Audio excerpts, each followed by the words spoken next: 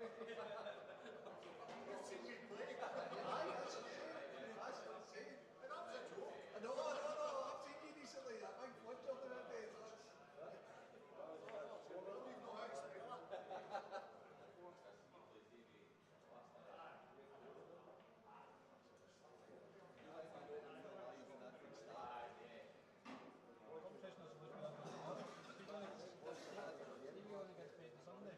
No, he's coming. He's staying to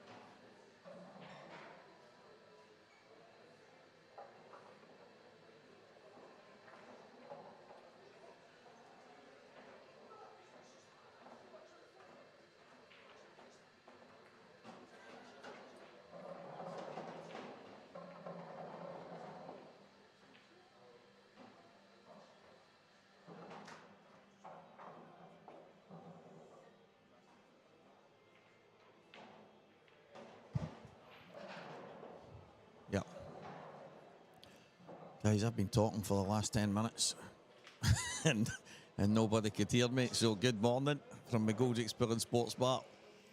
It is IM Series Event 3, brought to you by the Scottish Pool Association, live on Scottish Q Sports Streaming.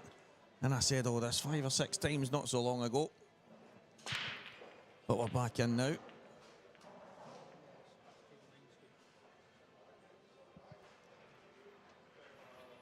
So 3 frames to 2. John McFarlane, couple of snookers there from Vince. They weren't the tightest, best snookers in the world, but they were effective. And as I say, I've been sitting here talking about throwing things out to you guys, and you couldn't hear a word I was saying. But we're in now, we're sorted now. And one of the questions I did put out a moment ago, guys, so I'll throw it back out. While this match has still got a lot of time in it, we're going to be looking to try and throw it to some of you guys and do a kind of poll to an extent. Obviously, if there's standout matches, we'll go to the standout matches. That's just the way we expect it to go. However, next up, looking through the draw, these are the selections from myself. And we're going to, if you guys give me an indication of what you would like, I can then relay that to the tournament director, Elaine, and referee, Alan Reynolds. They are the team on call this weekend. So the next matches, the 3 that I've kind of looked at as standouts: Scott Gillespie versus Alistair Hardy, Campbell Dunlop against Martin Keenan, or Johnny McDermott against Kyle Tully. If you do have access to type, please do it. If not, don't worry about that right now. Once we get things up and running and there's more people on, we will probably pick one of those 3 ties. So if anyone can get their fingers to a button and want to stick it on the Walker the Talker Facebook as well, guys, and I will get you guys to hopefully pick some matches throughout the day and keep us all involved. So please stay tuned throughout the day. It's going to be a cracker. It is day 1. There's a lot of pool to be played between now and finishing time tomorrow. Who will take the title? That's the question. Will it be one of the 2 guys on screen right now? They won't be anyone's favourites, but more than capable, that much is for sure.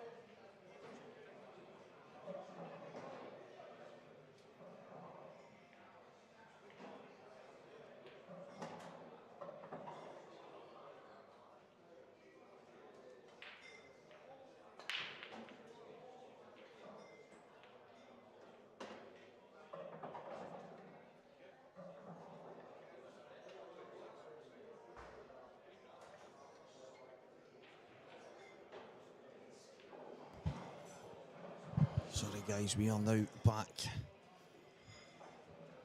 Just trying to iron out a few things there, but we are, I think, now all sorted. You can see a couple of comments on the chat, so that gives us some scope that you can hear us, guys.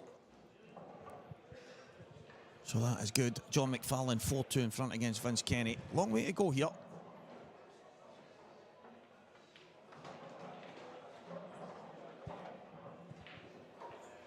4-3, sorry guys, 4-3.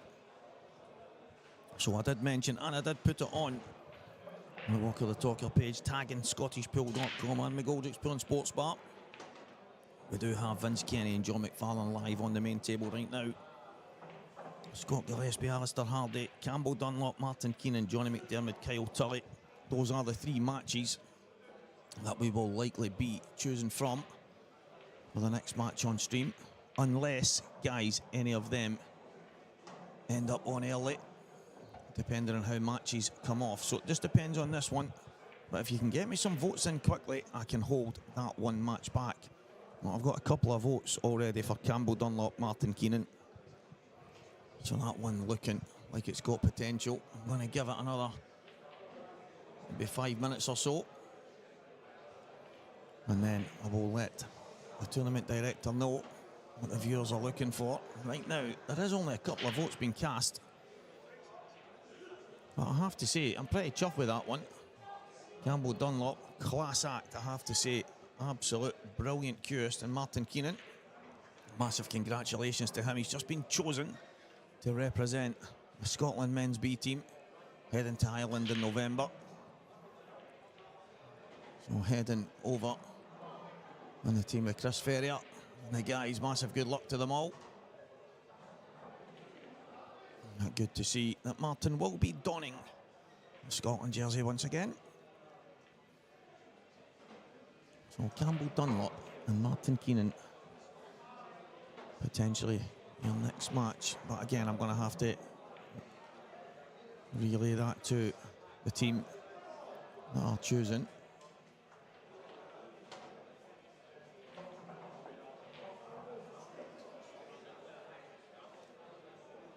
So John 4-3 in front here. As I say, race to 7, guys. This is the main stream table. We did have some kind of audio difficulties at the start. The main man, Craig. I think he actually, I don't know what it was, but he came in and said there's a mistake being made on one of the audio things. However it works, I don't really know all that stuff. All I know how to do is switch it on and talk. I was talking away for about 15, maybe 10-15 minutes. Basically not a single response. And it made sense because I was not switched on. Cracking opportunity here for John.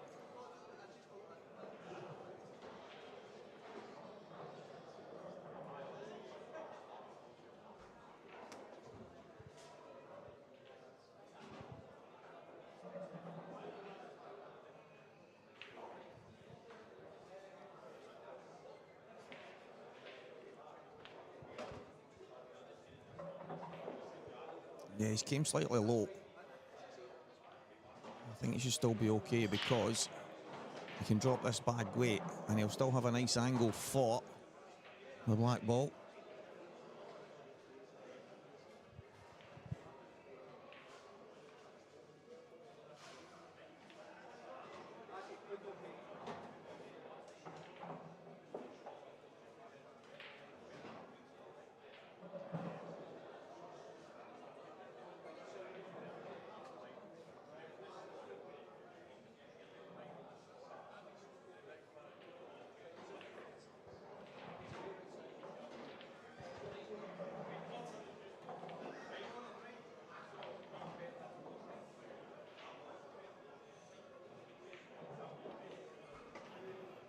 Yeah, just about perfect.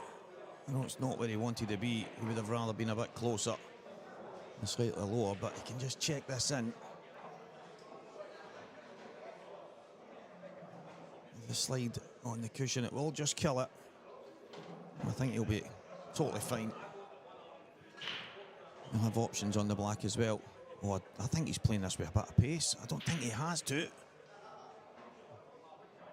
This cloth's brand new. You can hold it. Yeah. Oh, he's tried to cheat it. He's tried to nick it in off the near jaw. If we have anyone new popping on right now, next match options: Scott Gillespie, Alistair Hardy, Martin Keenan versus Campbell Dunlop, or Johnny McDermott, Kyle Tully. And it does look like Martin Keenan and Campbell Dunlop are getting the votes right now, so if anyone else would prefer to watch a different match, we've actually got another vote on the Walk of the Talker. Not that there's any bias. It's a vote for Johnny from his mother-in-law.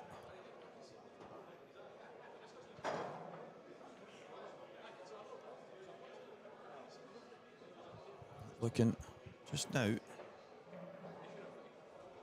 Campbell Dunlop will be going head-to-head with Martin Keenan on the live stream. Oh, John. This new cloth, guys.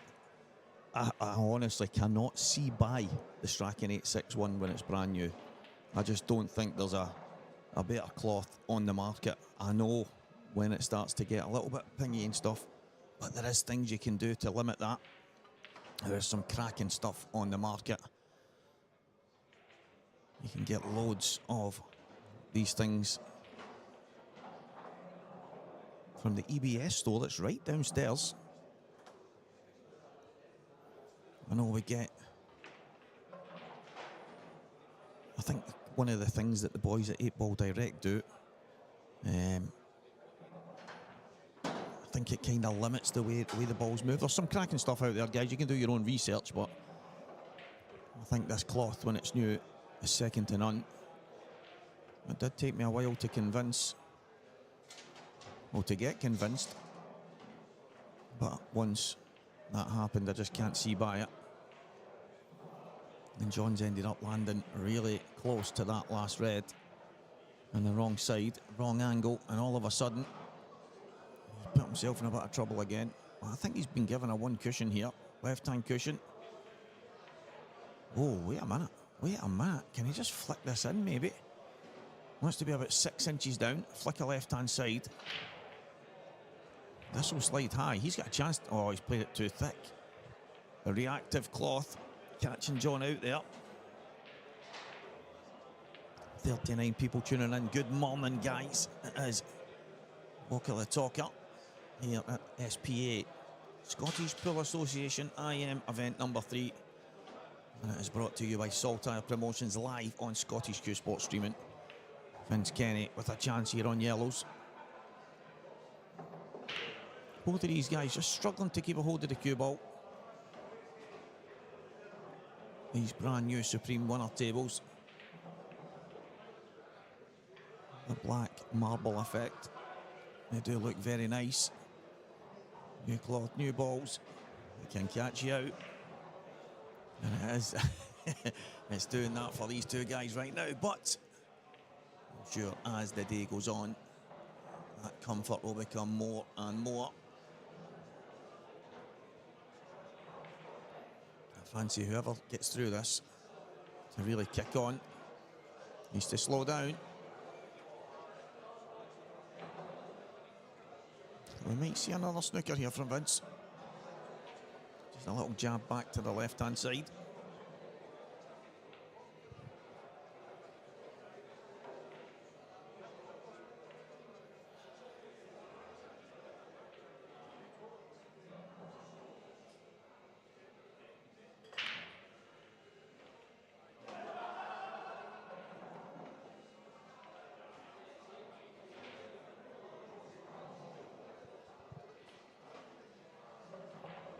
Yeah, it's what he's played. And that yellow coming back across helped a lot.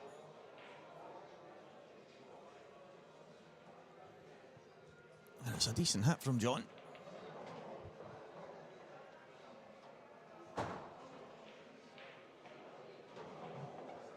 He's in a bit of trouble. And the red close to the black.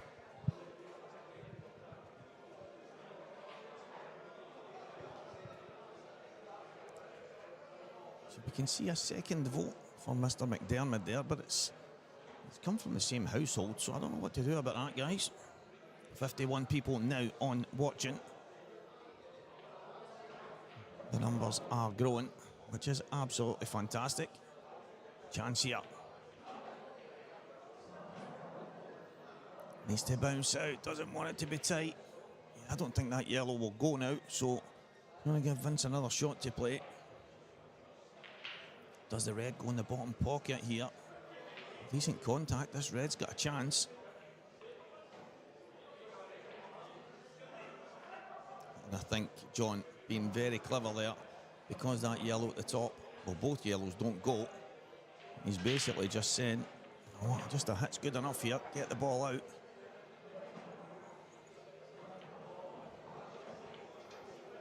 Vince might be able to get up the top of the table and put him in a bit of a snooker. He's had a look at this. Does it go? Doesn't look like it. We're about to find out.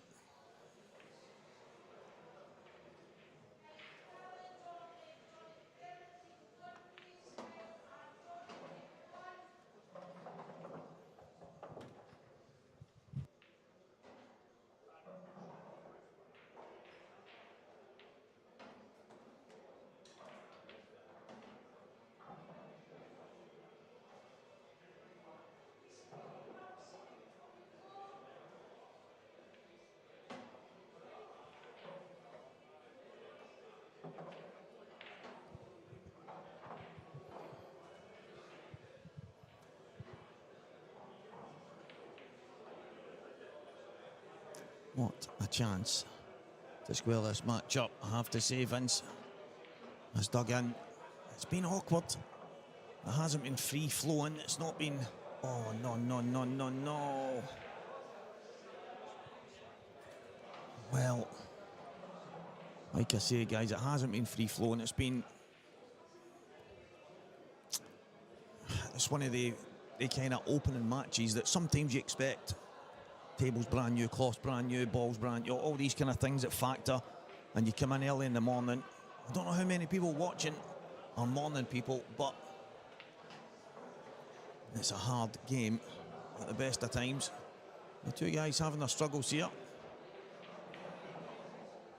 As I say, whoever comes through it will be better for it. However,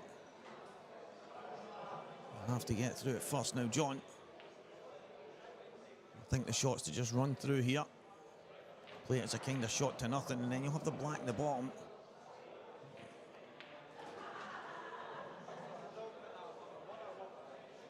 I'm not convinced he played the pot there. Not 100% sure anyway.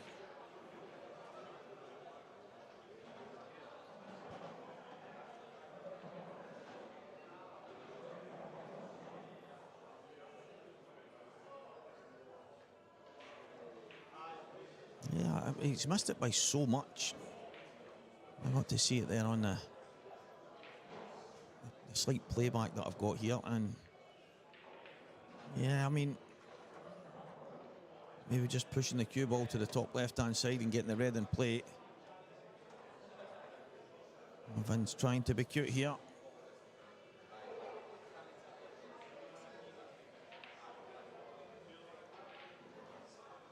Again. He's giving John a chance for me. I think John will just pop this in the bottom right, run off the top cushion. The civil right cushion, top cushion. Left cushion. Needs to watch the middle bag though on the left-hand side. You could decide to pop a double in and bring the cue ball back, but I actually don't think the double's on, to be fair. I think the black's in the way, so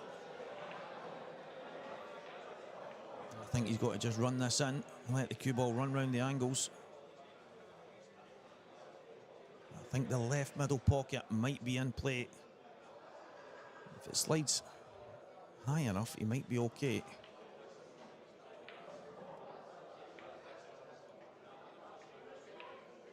Yeah, not even close to the middle pocket. I know he wasn't exactly close on the pot either, however.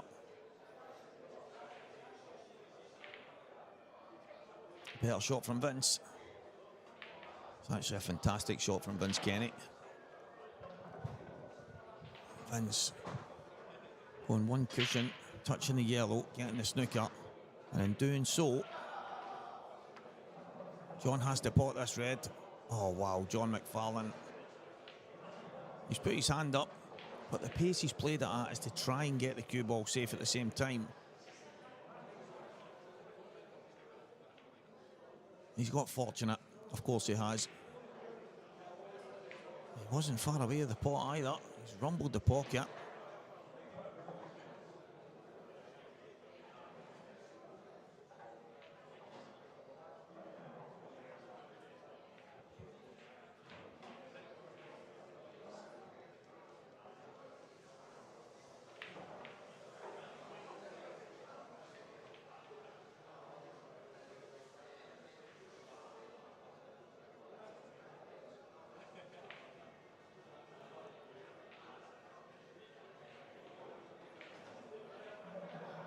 Well played, Vince Kenny. But can John just about nick the red inside? This is where the brand new cloth comes into play. He just slides that bit more. He won't play this hard. They'll just try and drift it in. Well, well, well. He's absolutely blitzed it. Is there a degree of fortune here? Does the black pass the red? I think it does. So I think this is he's not got a full bag. He won't have a full pocket. There's an opportunity. One yellow, one red. And we've got a battle on our hands here. It hasn't been a frame littered with quality. It's been a grind for both players. This black to square things up. Vince Kenny 4, John McFarlane 4. Fantastic stuff. As I say, guys, it hasn't been the free-flowing pool that we would maybe expect from these guys, but a long, long way to go in this event. The biggest thing is getting over the line in your first match, and everything from then can then fall into place. But it is four frames all here, and it's brought to you by Saltire Promotions live on Scottish Q Sports Streaming. It is the Scottish Pool Association Individual Membership Series Event 3. Who is everyone tipping to go all the way? Will it be the man that everyone's struggling to stop right now, Liam Dunster? He just seems to win and win and win. And if he doesn't win, you have to beat him in a final. And normally you have to dish every frame to do that. Will we get a new winner? Will there be an underdog story?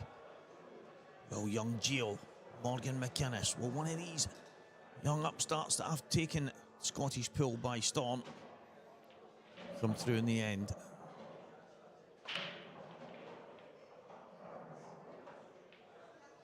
He's got one. And he's got a chance. Had a good opportunity in the last frame. Just struggling a little bit with the cue ball. And again, I think that's, for me, maybe a lack of playing on these kind of conditions, because he could have just jabbed out there, just drifted past the red, but he's felt he had to kind of stun into it.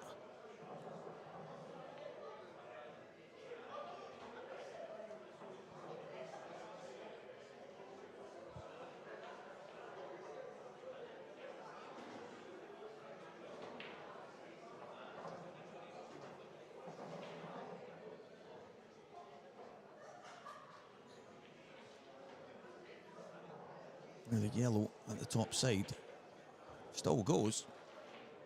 Just needs to get on it, and that's going to be relatively difficult.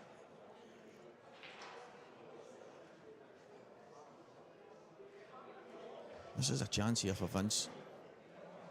The red is down at the bottom right. It might seem like that's got nowhere to go. All you have to do is drop on that. Drop on it, you've got it to the bottom left. There is really no issue with that at all. No need to be greedy and try and kick into anything down there. You just have to drop on it.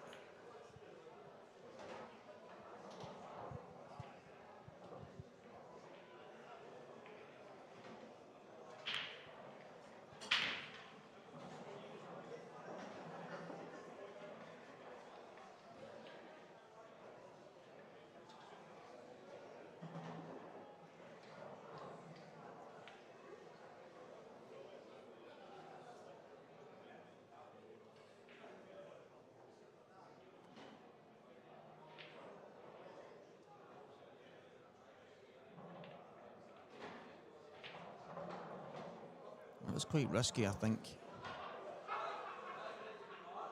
from Vince. He's basically laying down the gauntlet.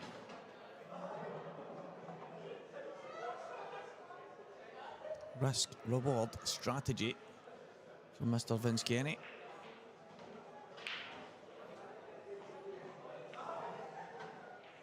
Big John has been about the block.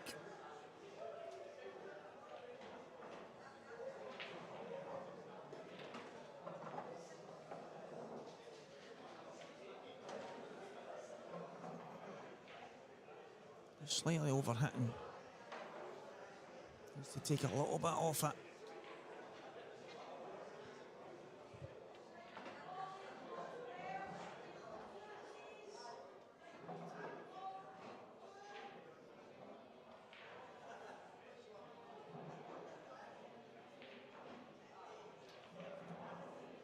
Yeah, he's in a bit of trouble now. That yellow does make things awkward for Vince. Maybe just double this yellow.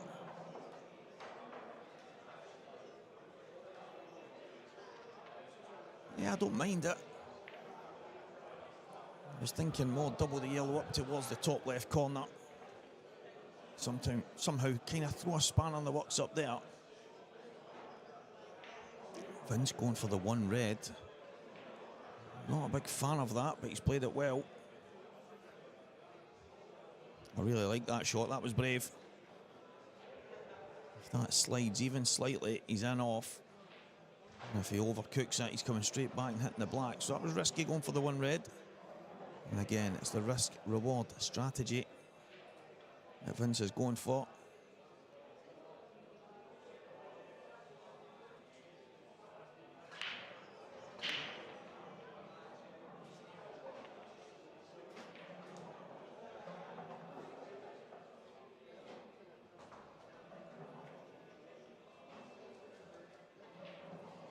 What is John thinking here? He's going to have to play this with pace. Not a bad result. I think the red down by the black ball. I don't think it goes anywhere. Possibly doubles. It's right close to the curve at the pocket. So John trying to get his balls into position there.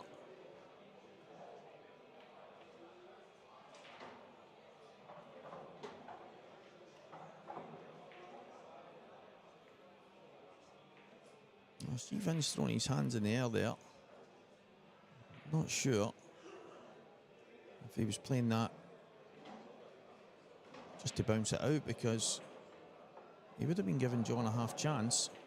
Oh, that was close to an off. He would have been giving John 100%. He would have been giving him a half chance, because I think John could have doubled the yellow that's close to the red, and then maybe given himself an opportunity. It wouldn't have been easy, but let's see how it pans out. Let's touch this nice and easy.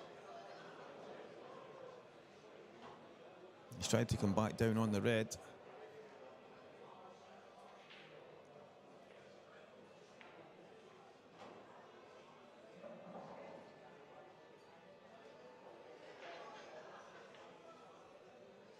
Yeah, he's not giving Vince much of an opportunity here. He's gained control of this frame, John McFarlane.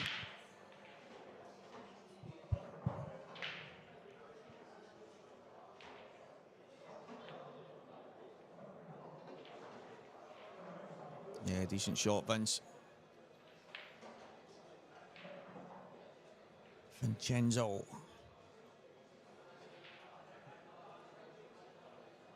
Scottish internationalist with a slightly different accent to the rest of us. I actually love that, and I love his passion. There's another guy, Scott Anderson, who has managed to kind of sneak his way across the border into the Scotland teams. He's been quite committed to travelling up and down, playing in qualifiers and stuff.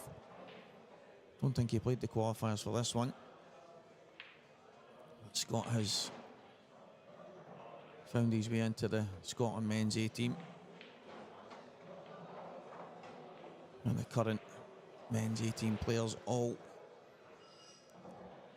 travelling for a major tournament at the end of the year that Scott should have been involved in.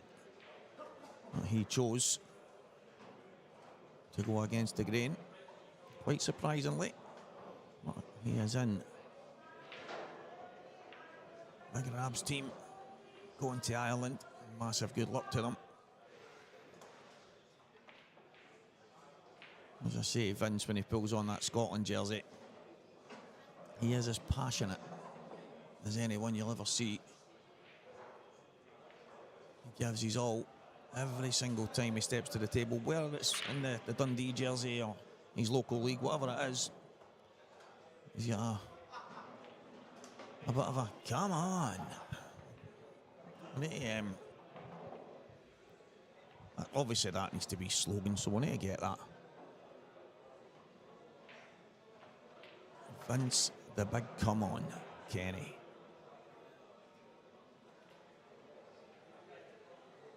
It's dropped in, and so I was going to say, so does a cue ball.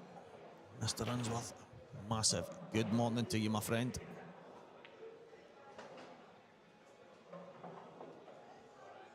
So next up on the main table will be Campbell Dunlop and Martin Keenan. Looking forward to that match. That'll be a cracker. As I say, Campbell playing the same Scotland team a couple of years ago. He is one talented individual. I'm not sure what his plans are in the game of pool, but that young man, for me, could go all the way if he so desires. He's going against seasoned international. Been in many a winning team, leagues, counties, Martin Keenan. So it should be a good match. Keenan playing well just now. As I say, Campbell, one of the most talented players with a Q in the country. That'll do, Vince. That'll do just now.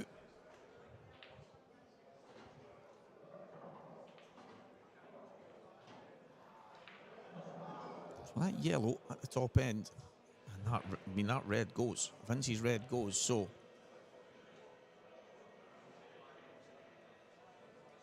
it's all about the yellow.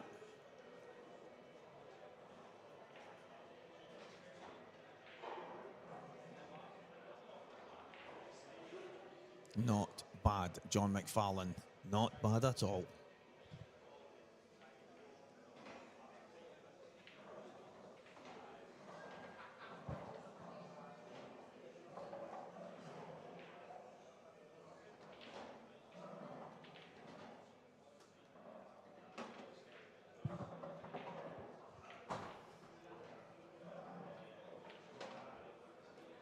What can Vince do from here? He's going to have a double on this black. Bit of a shot to nothing there. He's got it and given himself a chance. Is he going to play the plant? I think I prefer just dropping the red in. Yeah, I prefer just dropping the red in, and then you've got the red along the cushion for the red in the middle. So now he's going to have to cut this in or play the double. But playing the double, can he get himself back to the top cushion? Let's find out. Yeah, so sacrificed the pot for position there. I think if Vince watches this back, just dropping the red in the top corner and just popping the red along the top cushion for the one in the middle for the black would have been the shot. Has he actually left, John, that the yellow to the bottom? It looks tight. Looks very tight. Even the yellow to the left middle is super tight. However, he's having to jack up here, so he's not left John anything easy.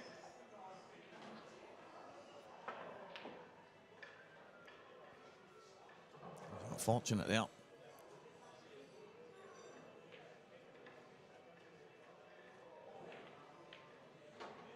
In fact, I think this red goes.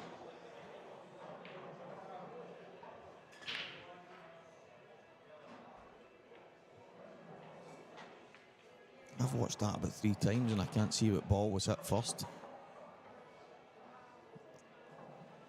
I don't actually think the cue ball can get to where it is without hitting the yellow first, so definitely yellow first, but it was so quick.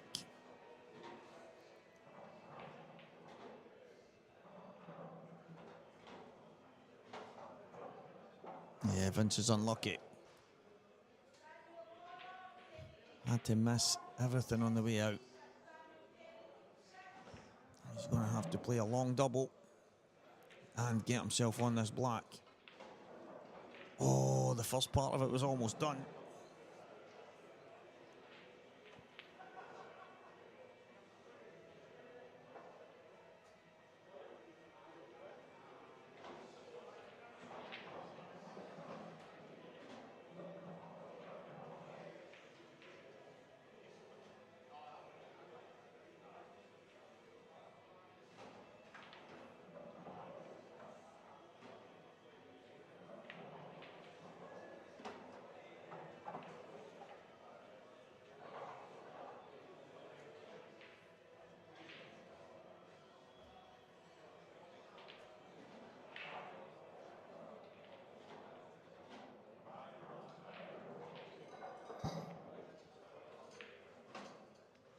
Still work to do here. It's never straightforward.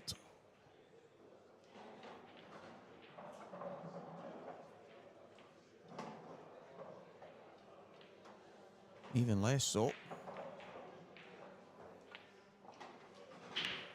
I actually don't know why he's not kind of jabbed down 6 inches above the middle and just drifted through the gap between the 2 yellows.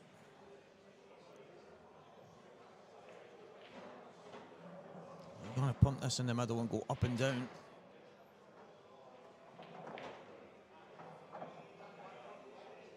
Yeah, cracking shot, John McFarlane. He's played that well.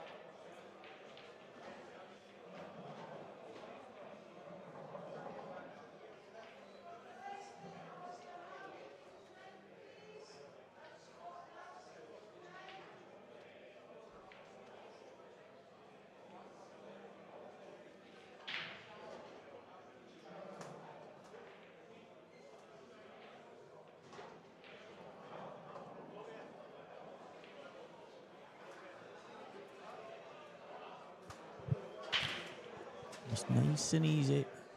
Oh, wow.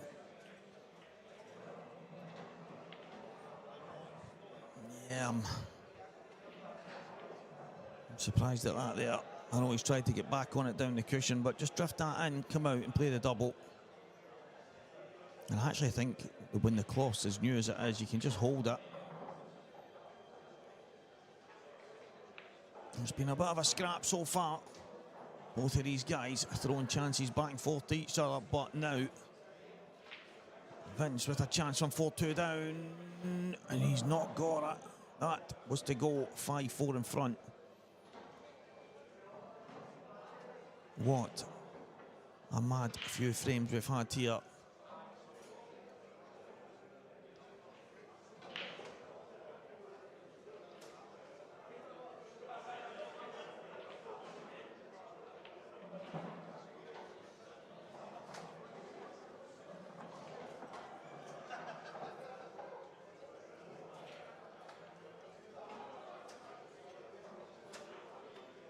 Yeah, not getting.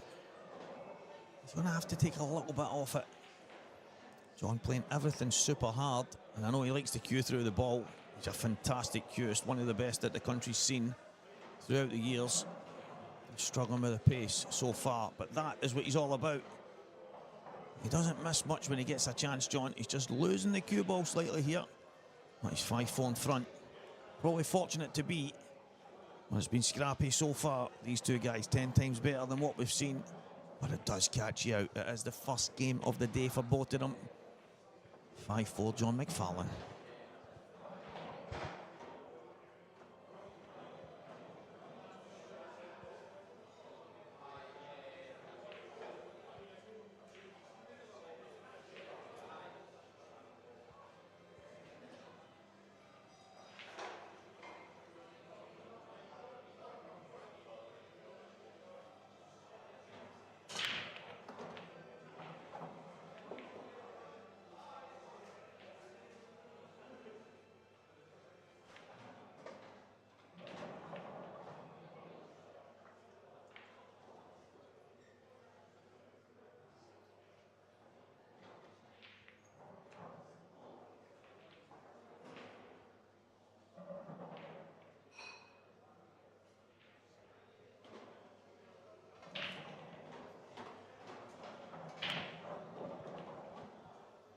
Yeah, he's going to have to keep the head here.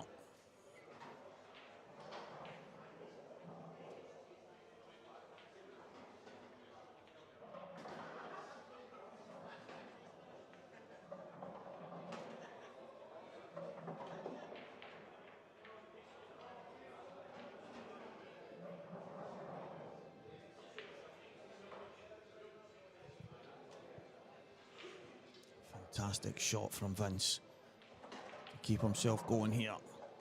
And I think just what he needs here, a little break and dish. I've not seen a lot of it.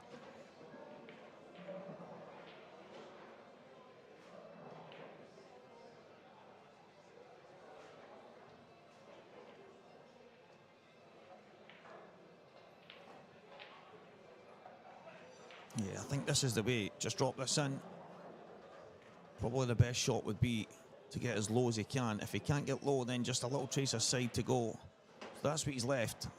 Probably slightly high for me. But if we can push towards somewhere, he's going to have to get towards the yellow because he wants the red to the middle last. Should be okay. Should be able to just kind of screw off the side cushion and come out past the two yellows. It's close to each other for a drop in the middle.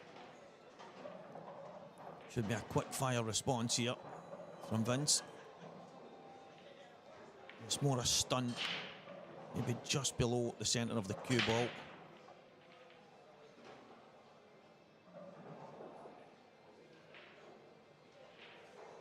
He's landing slightly awkward. Should be okay. Needs to bang this in. That'll do nicely. And this is the shot. Let's see how Vince controls this. He's opted to just drop it like that. For me, just a little delicate screw. Don't even have to touch it, but good frame for Vince to get back all square here. No messing about. It is 5 frames all.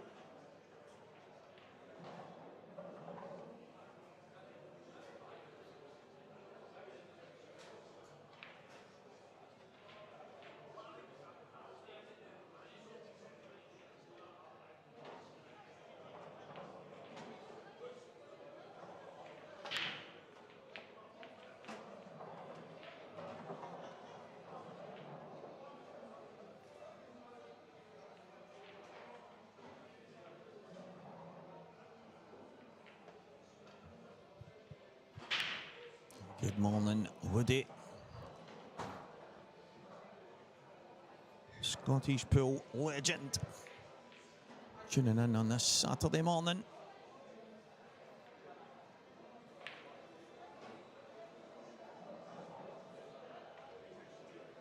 You get yourself out of retirement, mate. Get back in that Scotland shirt.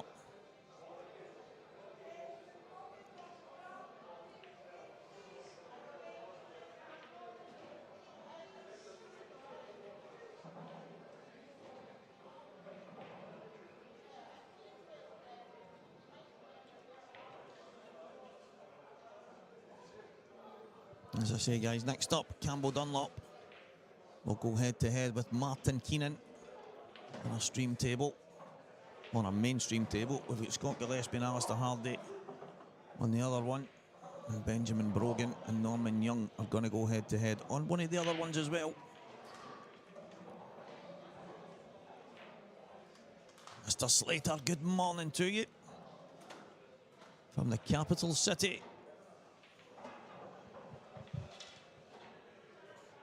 All the way to the big city.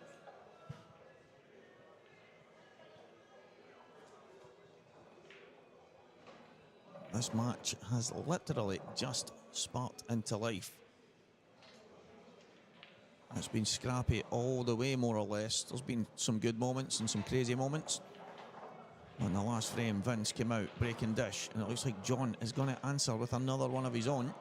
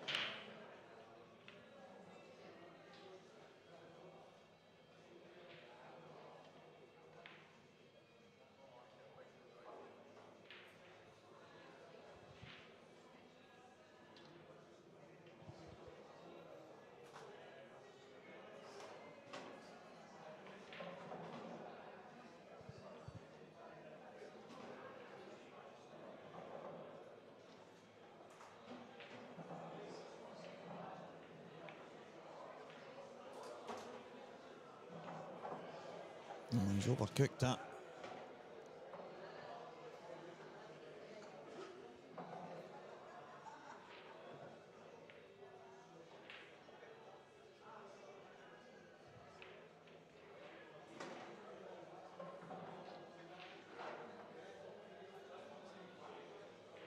It's not going to fall.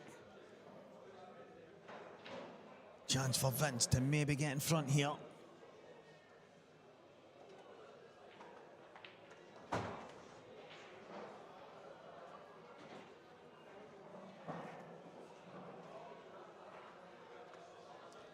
Hope everything goes well in November, Woody. I'll be praying for you, mate. And then, who knows? Who knows? Get all that sorted, and then it'll be definitely class to see you back doing what you do best. That's play the game of pool. But there is, say it time and time again, there is a lot of things that are more important. They 100% have to be dealt with first, mate. I tell you what, Vince, this is one of the things that I've probably noticed from guys like Gareth Hibbert, Mark Boyle, Robert Stephen even. Robert's probably the one that stood out to me in the beginning. That red down the bottom. These guys, they don't care about moving it. They don't care about trying to land on a 2-in-1. If they have to do that, they will. But 90% of the time, they'll just drop on it. So that red to them, they're looking and thinking, oh, yes, that's great. Loads of space. Just drop down the left-hand side of the table, pop it in the bottom right. Probably last ball. Maybe just leaving yourself slightly high on the red and then just coming down, dropping it in then for the black, and it's, or you can come down and leave the one over the middle for last. There's so many options. I think a lot more of the pool guys, maybe not with as much experience, think they have to clear that pocket or kick the red out. Getting to see more and more when you watch the quality players at the top of the game. They don't move it. If it's got a pocket, and it has, you just have to drop on it and pop it in the bottom right, and all of a sudden this frame could and should be over. Well, that's pulled out. Yeah, I seen Vince's reaction. It's came out.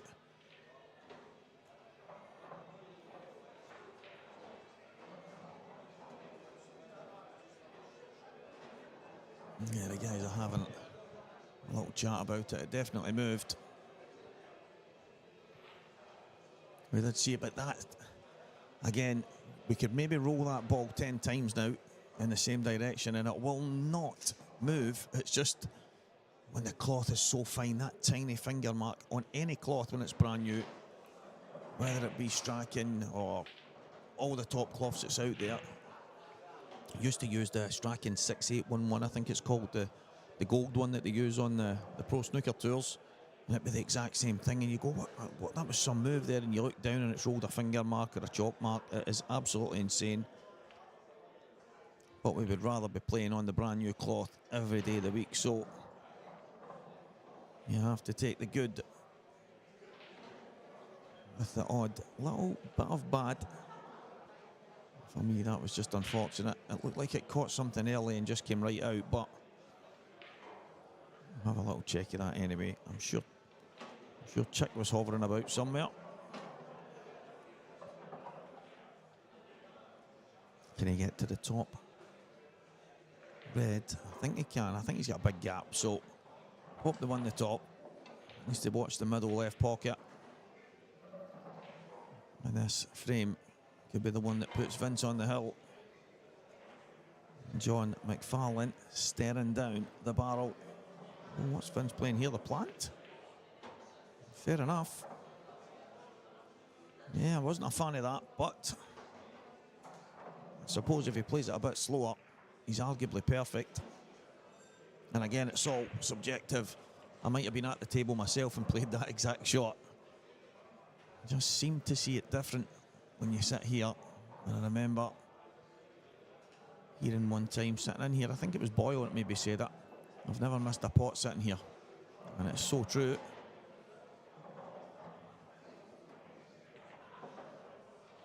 Just making sure he got the cue ball out. He's done that.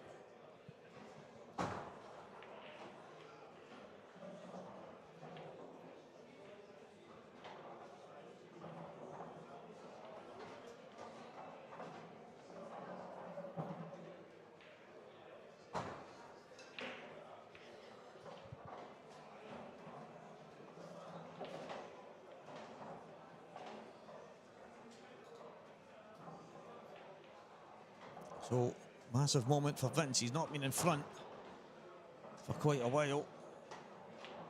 He is now. Vince Kenny 6, John McFarlane 5.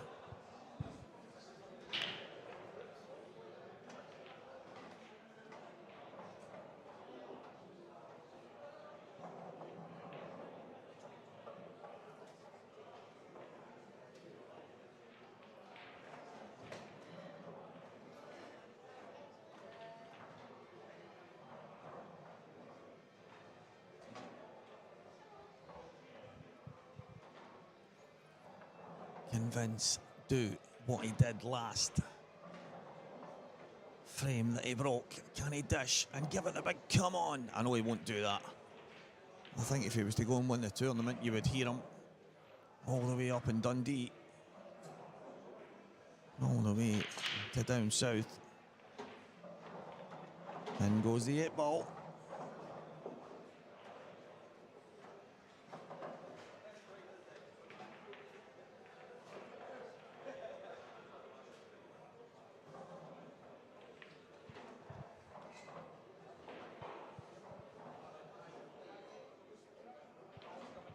Decent break. I have to say, John, not being at the race, he's struggling to control the cue ball.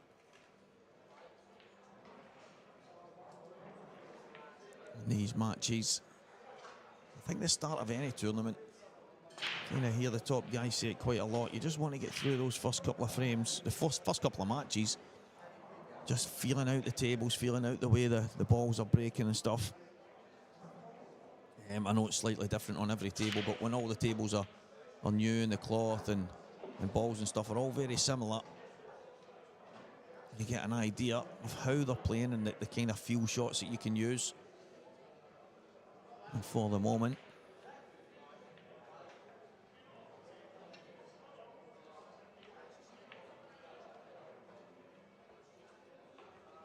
chance, Vince Kenny.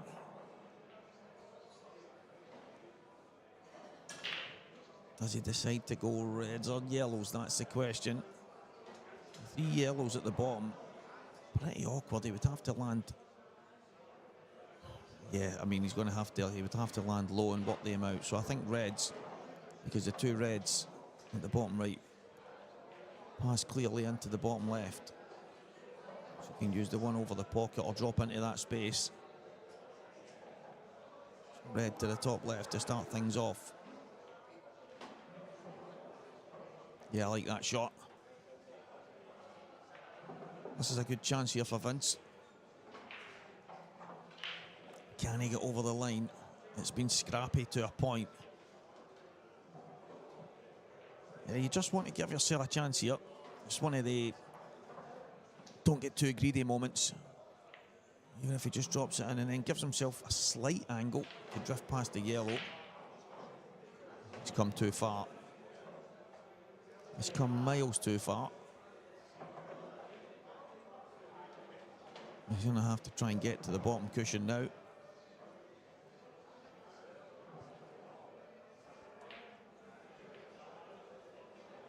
Yeah, it's really awkward.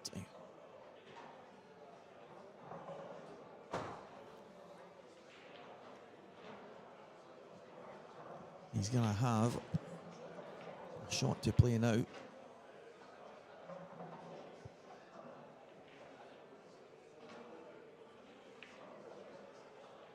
The middle yellow of the 3 would be absolutely perfect. Cannon that full in the face. Oh, wow.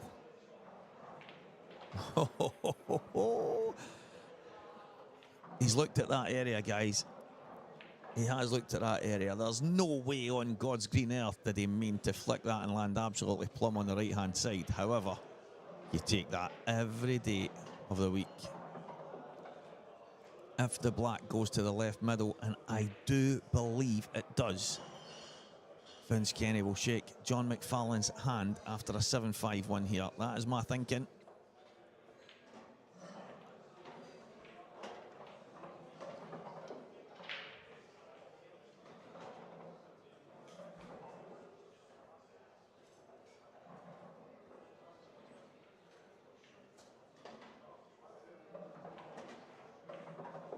He's killed the cue ball nice, and it is this moment now.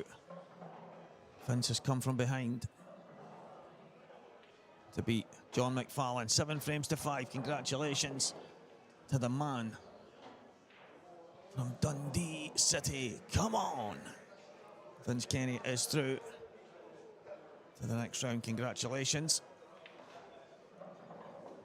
We will be back in the next few moments, guys, with, I'm sure, Campbell Dunlop and Martin Keenan.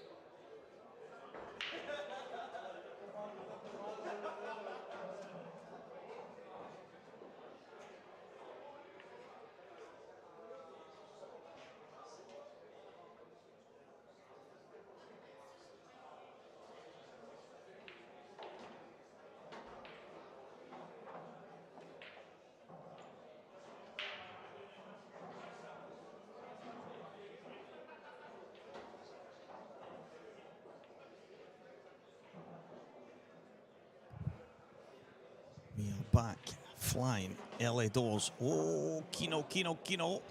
Frame number 1. There is no messing about here. This is one of the 11-15 matches. But we do try and get a couple of the early matches on.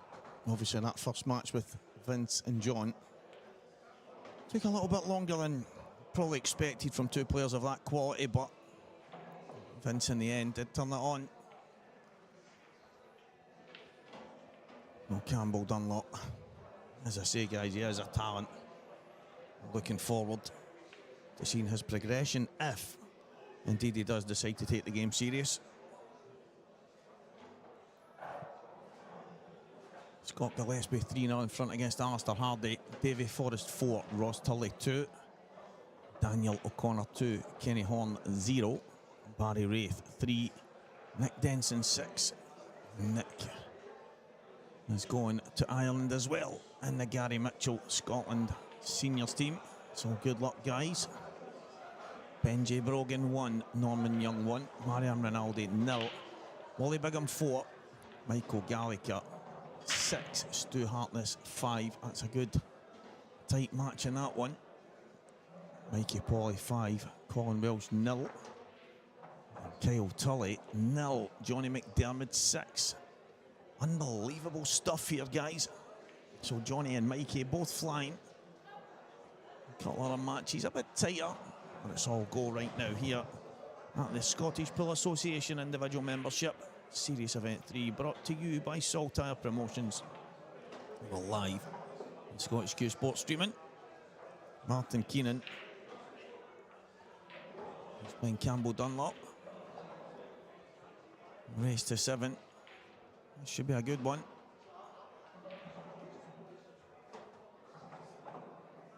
Yeah, these are done, guys. He's just so... Yeah, it's like a type of culture that he's got in him because he's a snooker background.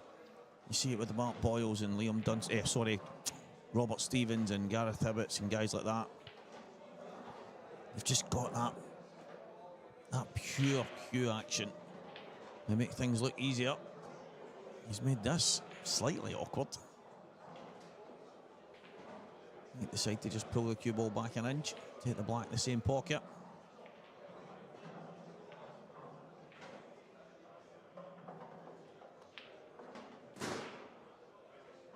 Yeah, he's landed awkward. Such a precise player, Campbell.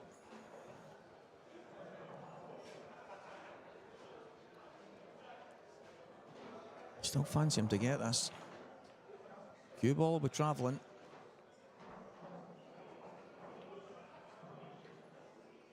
Yeah, 1-0, Campbell Dunlop. Martin Keenan going in off.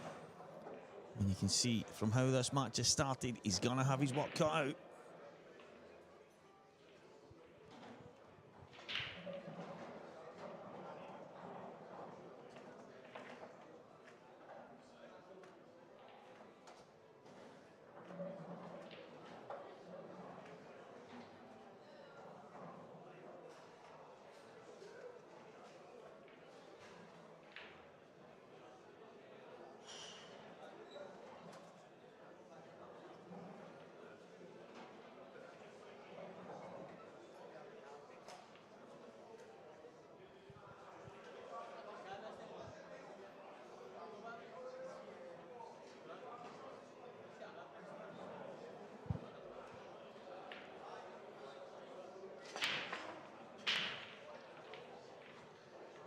Monster break. Almost every ball has ended up at the top end of the table. That's exceptional.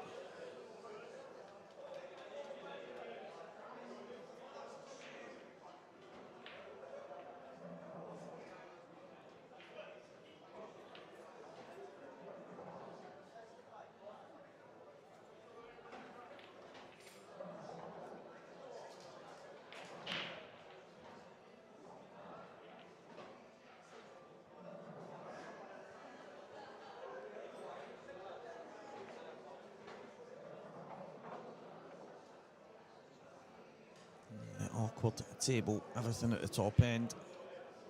Not going to be straightforward from there.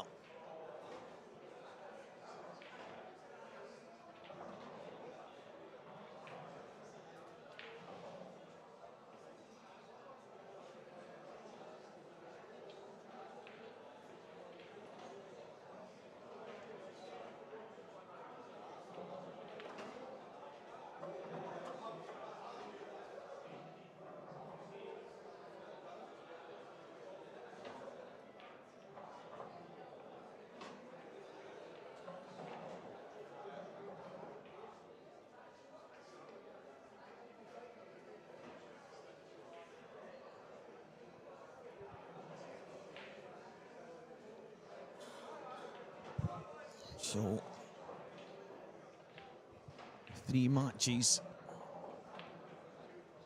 that we have possible for next on stream, guys. We're going to try and get 3 matches that stand out, or at least stand out enough in this early stage for you guys to choose for the main stream table. The other stream tables will have people on and off as the day goes on, and loads of people will get an opportunity on those tables, but on the main stream table, we'll try and get 3 matches out for you guys to choose from.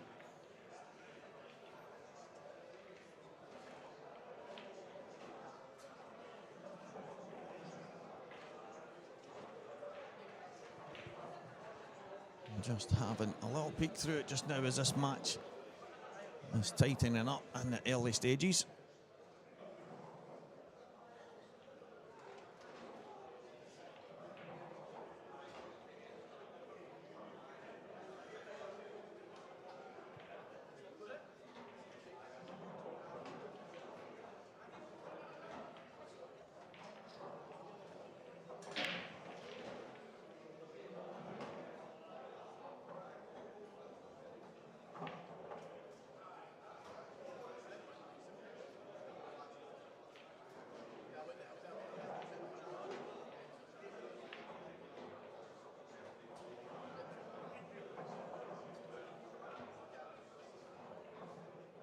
Yeah, a lot of work in this one, I have to say. Martin Keenan playing the kind of pull shot there, I like that. Trying to get the yellow. He was hoping not to get the double kiss, but it was obviously slightly difficult, the angle he's playing. He's trying to not give an opportunity for the pot kick from Campbell, but there's a lot of work. There's a lot of work to be done in this frame.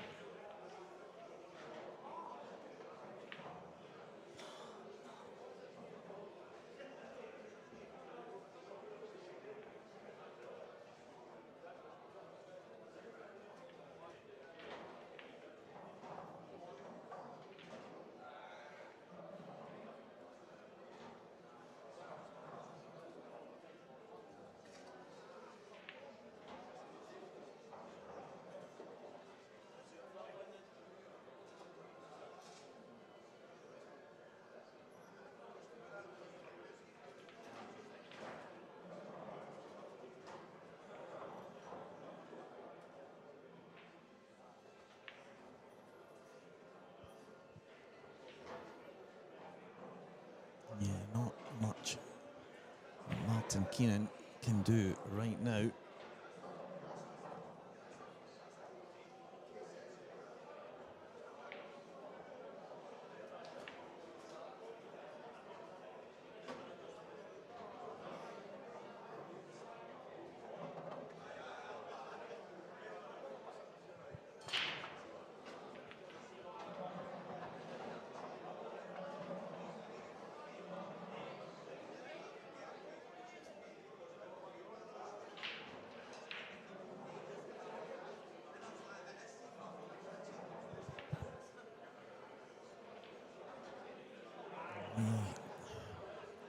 It's one of the frames, when you break the balls open, I mean, it was like a hammer blow. Almost every ball, I think, bar 3 or 4, whatever it was, ended up in the top end of the table, but all covering each other. There was nothing kind of straightforward, nothing standing out.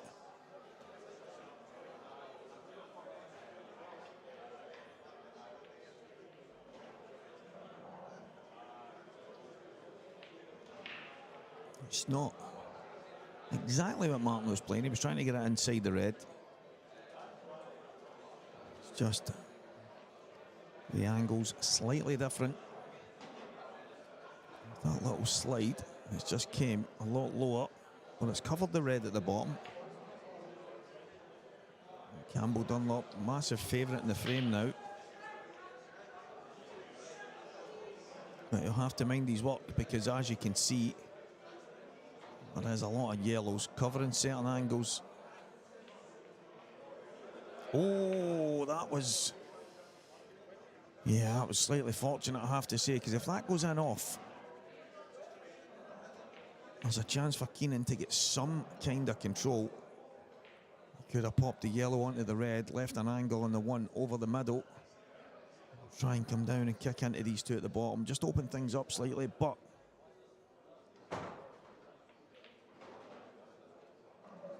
I mean, I have to say, Campbell's pretty fortunate there. It would have still been a lot of work for Martin to do. However, it would have made life a little bit.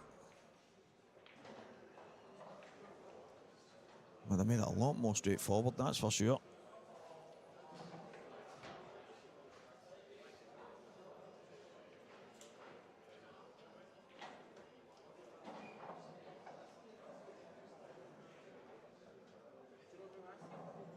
So Wally Bigham has come through against Marianne Rinaldi.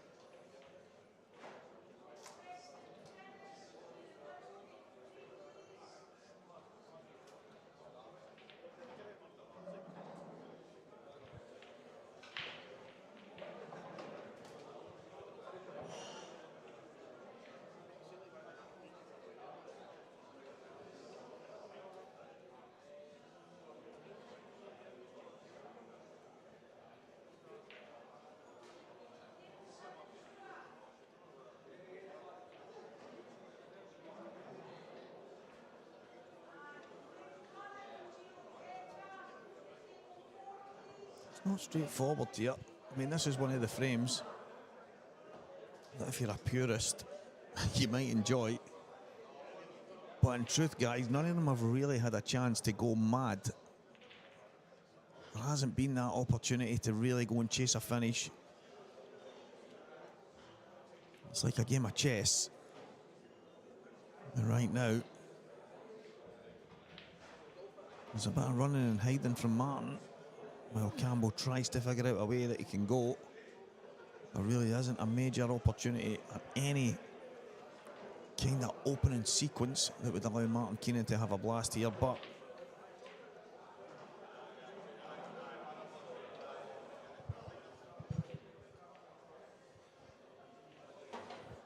trying to just get that out. And he's given himself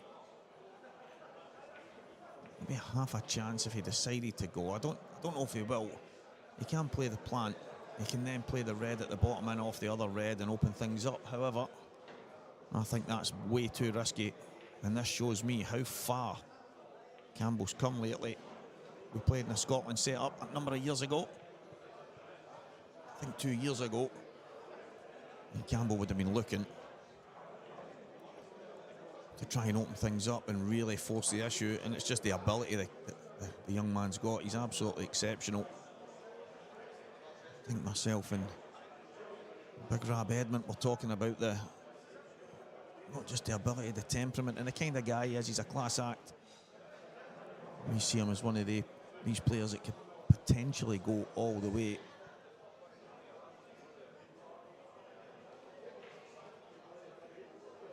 And just there, the shot to kind of bide his time. He's not executed it the way he would have liked, however.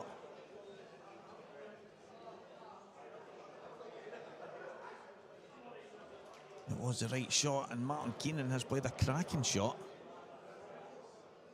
to bring the yellow down. He's just going to knock this yellow down, I think. Oh, well, wait a minute. Wait a minute. He saw something. He saw a chance to be aggressive. The fact that the yellow isn't inside the red. Yeah, he's got a chance.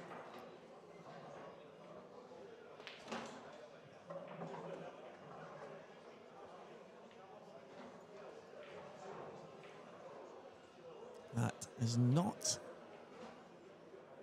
It's not the worst result.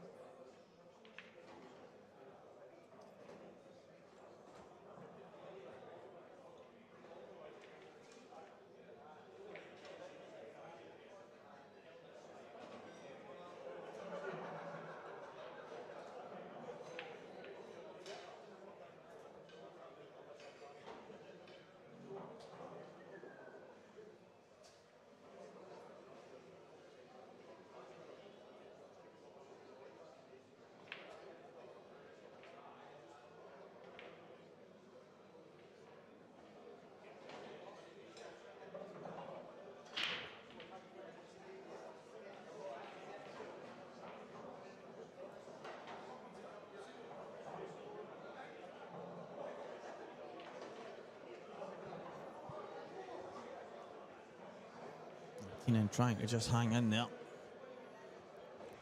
There's not a lot he could do. But hit the yellow.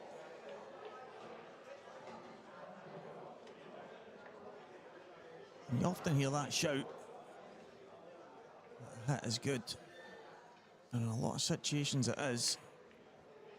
The black not sitting pretty here. Campbell going to play the offset plan. He'll need to play it at pace, I think, to get the other one out. So that's what he's done.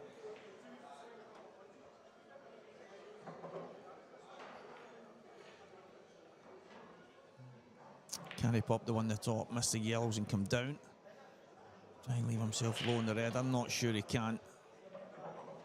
Worst case scenario, might give himself a double in the black, but we'll see how this pans out.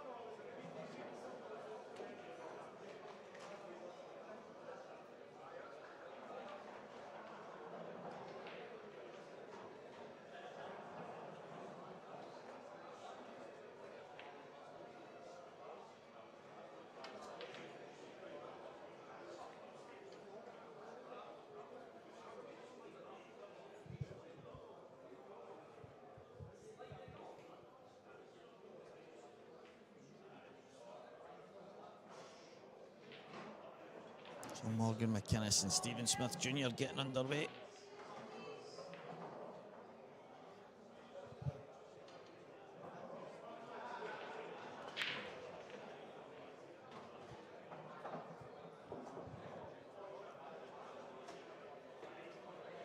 Guys, there's not many major options from the half-12 session.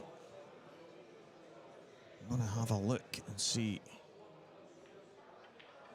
what we've got. The next one's a 13:45. This match in its early stage. Well, there might be a standout match in that one.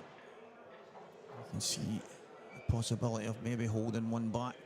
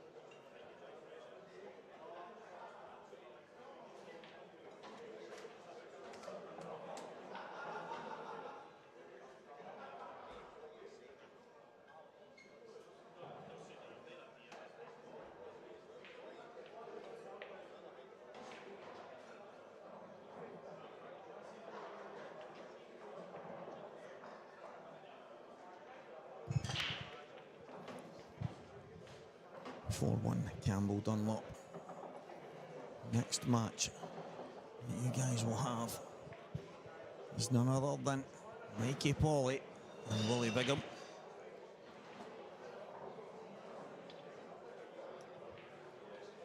A big break-off shot.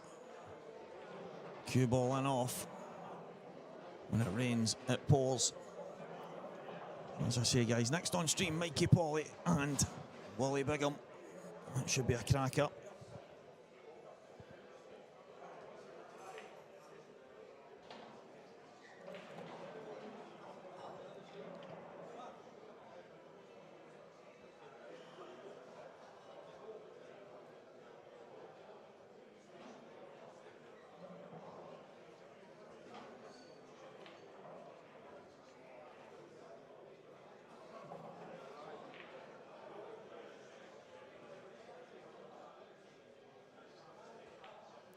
Can't really see much in the way of Campbell making it 5-1 here.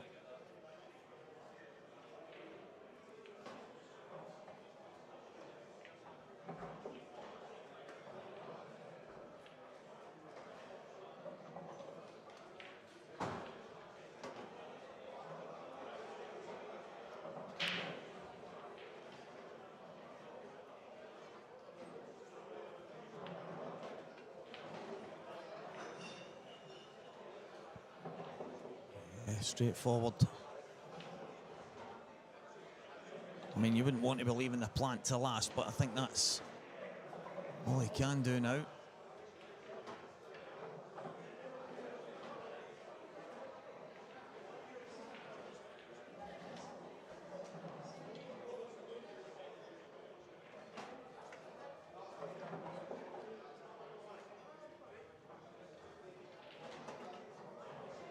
Just out for the black to finish up and go 5 frames to 1 in front. It is a mountain to climb for Martin Keenan.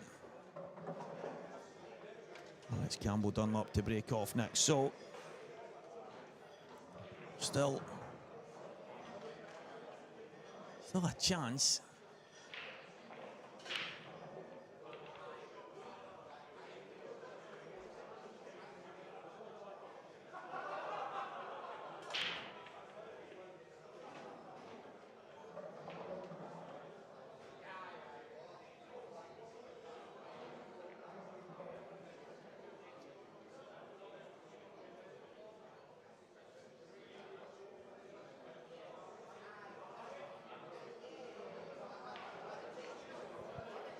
So guys,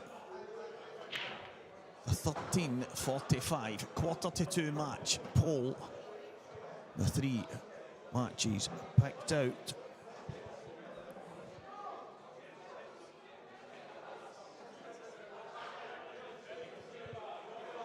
Colin Downey, match number 1, Colin Downey versus Keith Robertson. Match number 2, Mark Fleming versus Lucas Brydon. And match number 3, Anton Riley versus Fred Williams. Those are the 3 matches. So Colin Downey versus Keith Robertson, Mark Fleming versus Lucas Brydon, or Anton Riley versus Fred Williams. One of those 3 matches will be a 13:45 TV match. So those 3 set up as a standout matches. There is loads of other cracking matches on at that time, but those might end up on the other streams. But for the main stream, we are looking at one of these 3. Colin Downey, Keith Robertson, Mark Fleming, Lucas Brydon, Anton Riley and Fred Williams. So guys, get voting.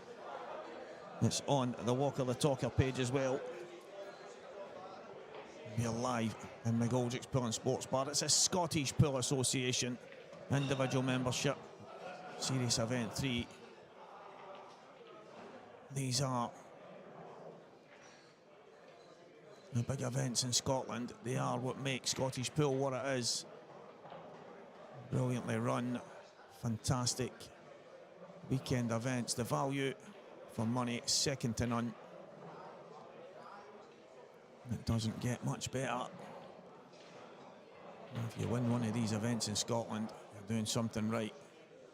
The qualification process takes you all over the country. I think you're talking the best part of 1,000 players from all over the country playing down to that magic number. That leaves us the 128. And these are our main ranking events. We also have the Scottish Championship coming up soon, the Scottish Open.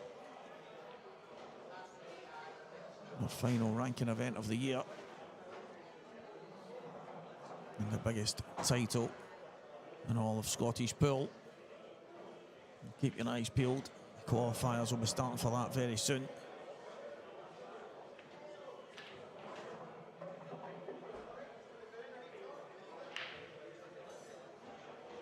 And remember, guys, the SPA IM events for 2025 brought to you by Saltire Promotions, and as always live in Scottish Q Sports.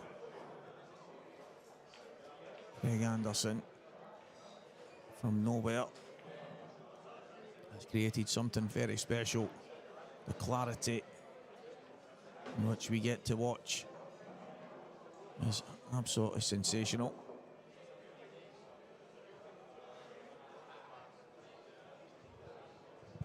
Well, a lot of credit goes his way.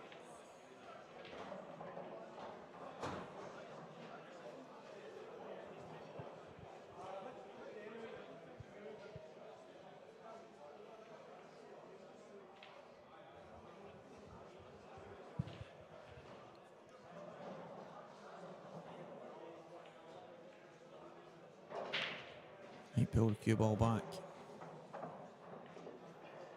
Now I think Martin looking at playing the pull shot here. I think he's looking at maybe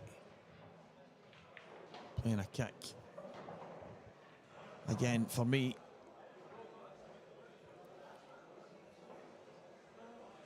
I think guys like Robert Stephen, who's in the building, I've just seen a bit of him not so long ago, would maybe be playing to leave himself high on the one to the middle and just dropping down on that red.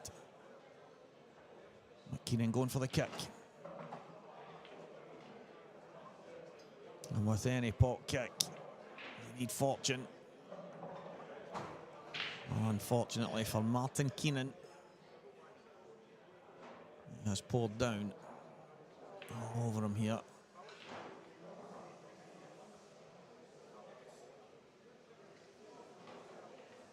Yeah, he would have loved to have had the chance to play that shot a bit earlier. Unfortunately, he couldn't. And he snookered. And out with pulling something out the back here. It's going to be 6 frames to 1. I can't see Campbell making any errors from here. Yeah, harsh. That's the game you love.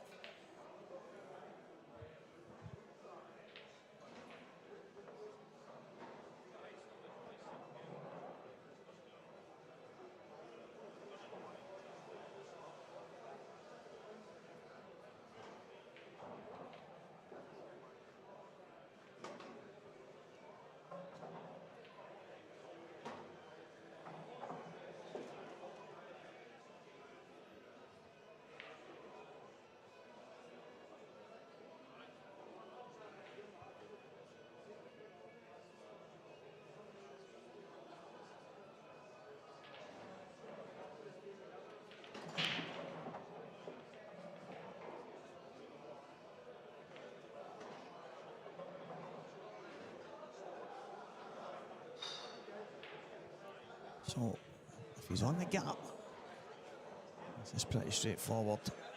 Let's drop this plant in on the one to the right-hand side. He's going to play the plant again. He's slipping the cue ball through the gap. Could play this as a kind of 2-in-1. He did do, but that's fine. There's no issue there. The fact of the matter is, there's so many options and how he wants to play on the black. Yeah, for me, though, take the one to the middle, because if he lands...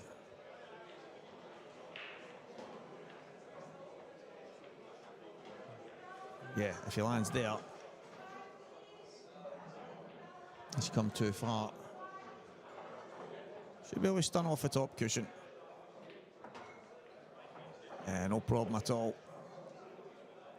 I think a guy that cues like Campbell would find a way, regardless of where the cue ball landed. So it's 6 frames to 1. It's just not gone the way Martin would have liked here. And he's been punished. He's played the pot kick. He's got the kick. Not too bad, but you're always relying on a little bit of fortune. And it didn't go his way. 6-1 down. Mountain to climb to get to 7. Can Martin Keenan do what seems impossible? It's going to start from this break.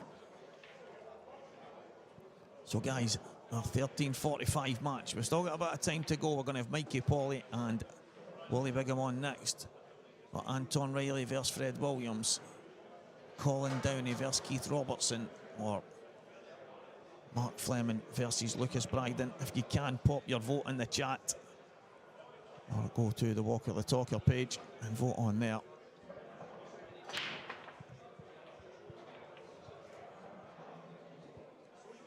That is the 3 matches for the 13:45 one.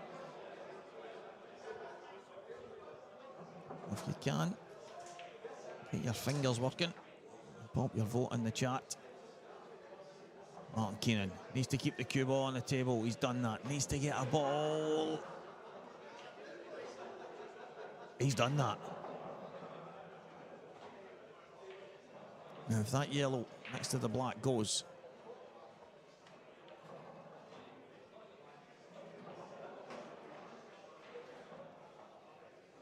he's spotted that.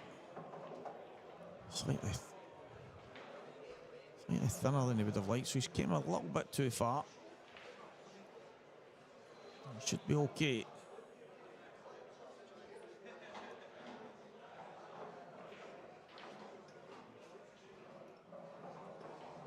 Could have maybe just pulled the cue ball back to the baulk line.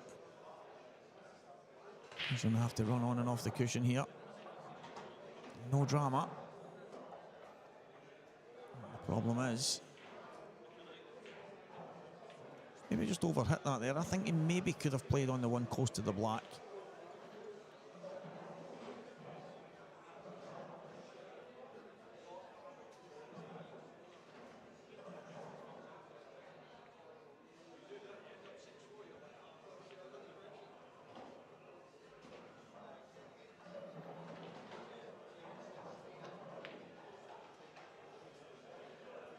Yeah, it's all gone Pete Tong.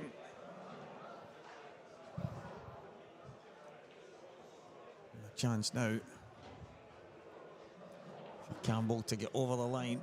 The red's not easy. There is a chance.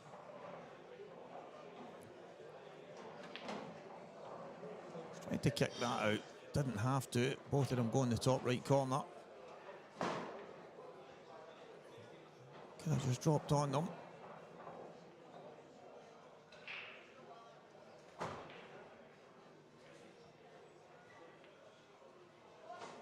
Yeah, playing a safety now. Not forcing the issue.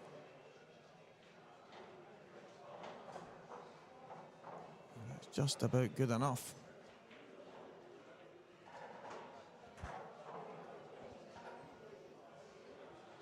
Jack Park has gone 1 up on Paul Crawford, the birthday boy. Happy 40th, Paul. Jack is not in the mood for handing out birthday cake, so you're going to have to beat your best today.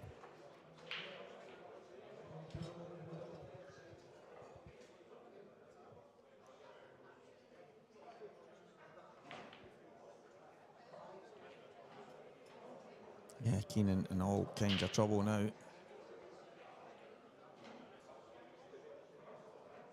Has he been given a chance here? Maybe banging in a double.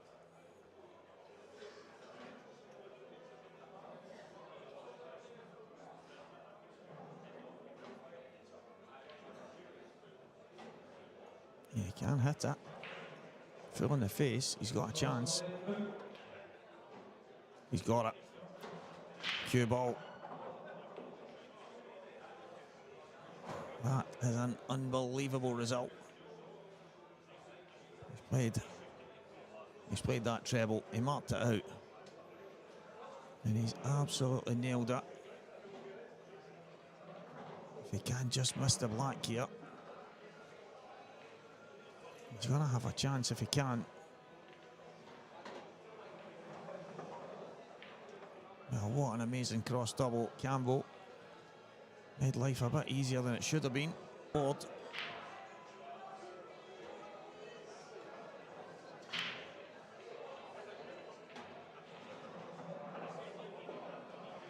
Oh, you'll take that off the knuckle. He was losing the cue ball there. And it's going to be 6-2. Arguably, a moment ago, it was looking like 7-1. So, Keenan gets one more on the board.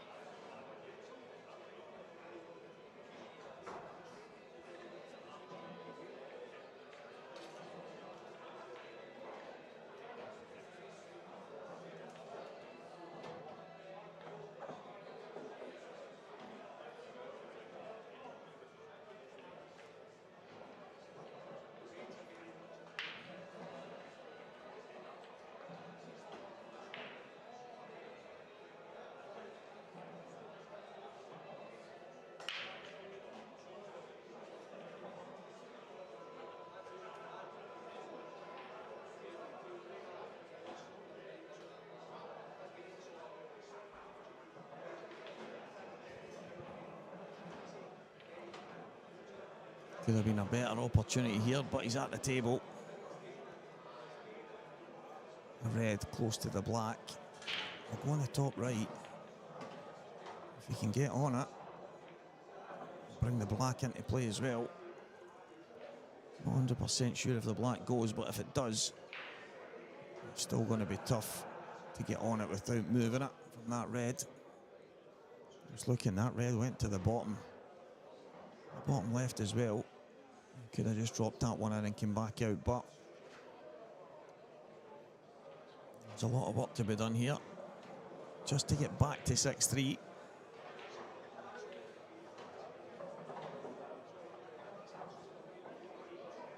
Yeah, I think he would have liked to be on the bottom ball.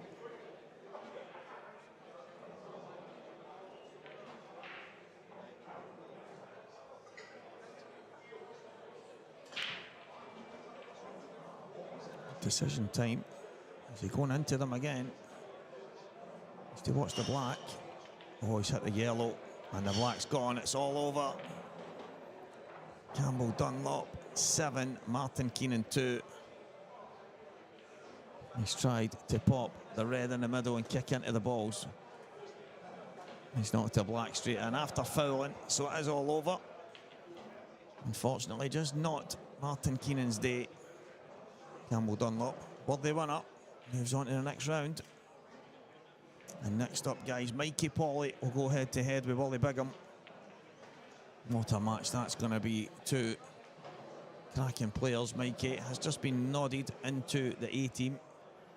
Grab Edmund putting his faith in him, going to Ireland. And he's going to represent Scotland with the letter A next to the name. And that's not an easy thing for anyone, so I hope he seizes that opportunity. Cracking guy, cracking player. And he's going to play against Wally Bigham, who, for me, Mr. Solid, one of the best players I've had the pleasure of playing with through the years. So they will be up next on our main table.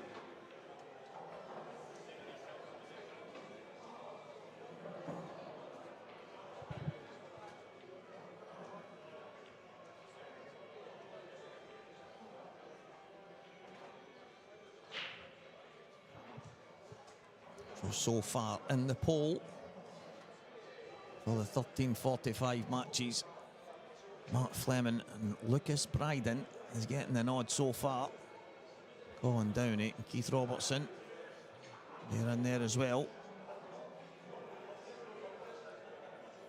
Well, we've got a full match to go through, or at least 3/4 of the match before the decision gets made. So Anton Riley, Fred Williams, Colin Downey, Keith Robertson, or Mark Fleming and Lucas Bryden. As I say, Lucas Bryden, the youngster's in good form. He's going to play Mark Fleming, and that has the most votes so far. So keep them coming, team.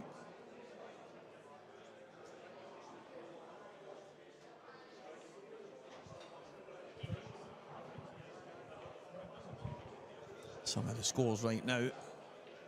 Aaron Coltman 2, Scott Dunbar 5, Morgan McInnes 5, Stephen Smith Jr. or Senior, Stephen Smith Senior 5-1 to Morgan though. Preston McInnes has just gone 4-3 in front against Kieran Riddell, or Kieran Riddle, whatever way you say it. Scott Higgins and Ian Wilson just underway, 1-0 to Scott. Mikey Gallagher 1, Mad Mental Mick for Midlothian is 1-0 in front against Alan Barnes. Daniel O'Connor, Kenny Horn 4-all. Stuart Smith 1, Patrick McConville 5, just gone 5-1 in front. And Jack Park 2, Paul Crawford 0. No happy birthday so far for Paul. Jack floating about in a purple shirt this morning, turns up in a green one now. He's either got a packet of magic pens in his pocket or he's got 10 shirts in his carrier bag in that toilet that he's getting in and out of. Actually reminds me of Superman, in and out the phone box every time he comes out. He's changed.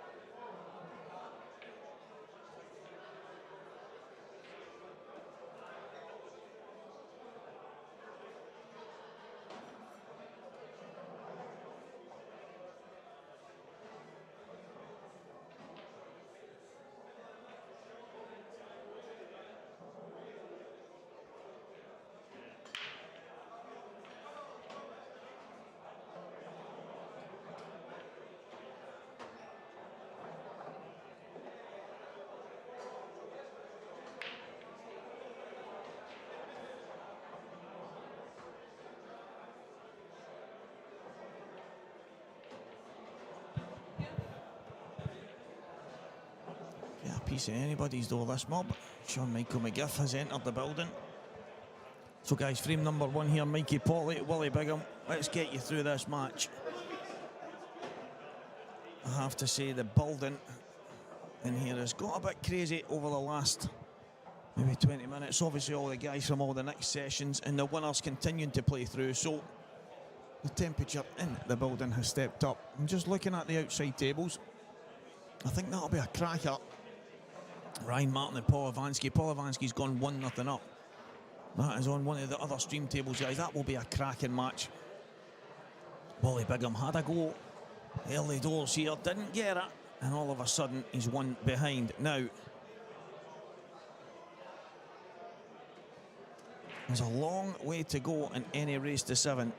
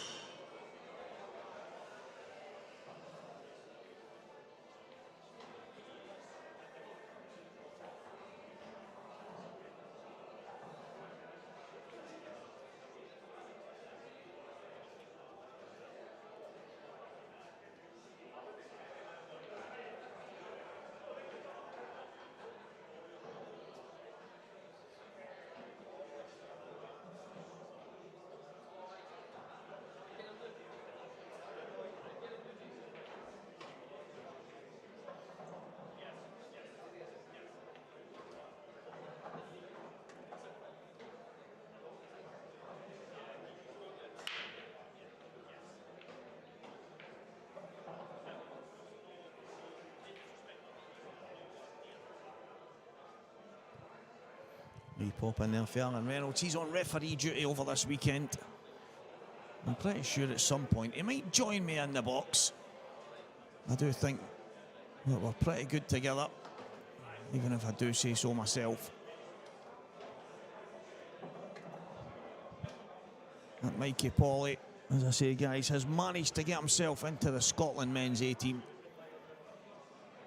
And Wally Bigham is as tough a match as you'll get for any player at any stage, especially the early stages. So it'll definitely be a statement win if Mikey can take him to the cleaners.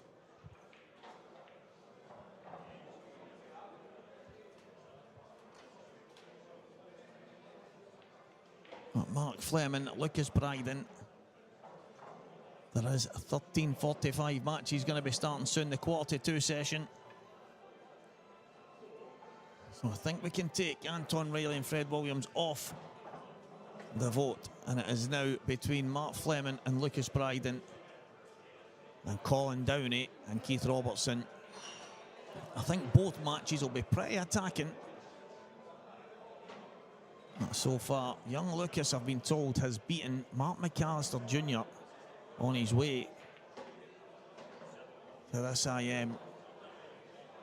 And Mark Fleming, now he needs no introduction. He's an IPA professional black ball player. He's a top talent. He's a men's A-team champion. Won numerous titles. And into the bargain, he's a class act of a man. Colin Downey, one of the most attacking players I've ever witnessed in my life. He just literally can light up a match at any point. And also Keith Robertson, who has won an amateur title at the IPA already this year, and he is last year's amateur series champion. So there's no doubt that would be a cracker as well.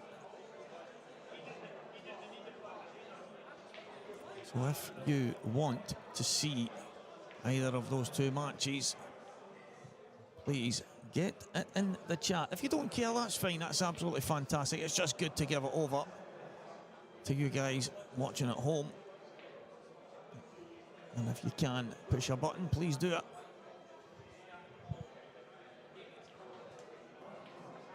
Oh, it's rolled the pocket.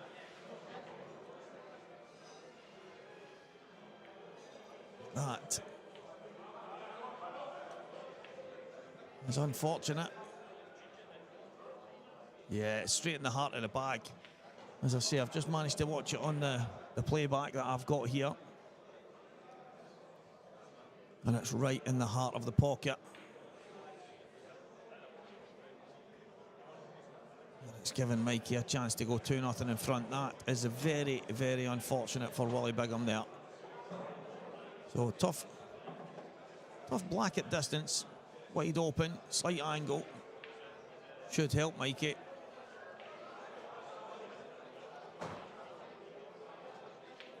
And it's 2 frames to 0. You can argue Wally Bigham hard done by there.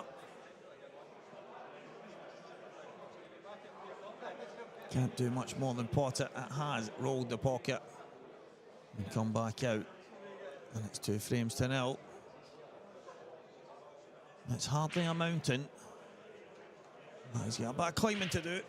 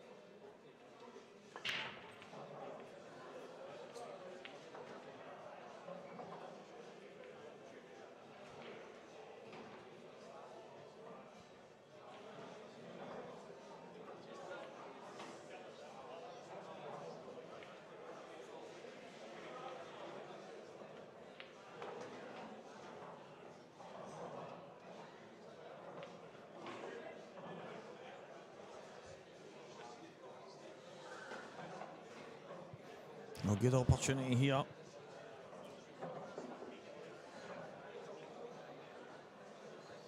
Just has to mind his work a touch at the bottom.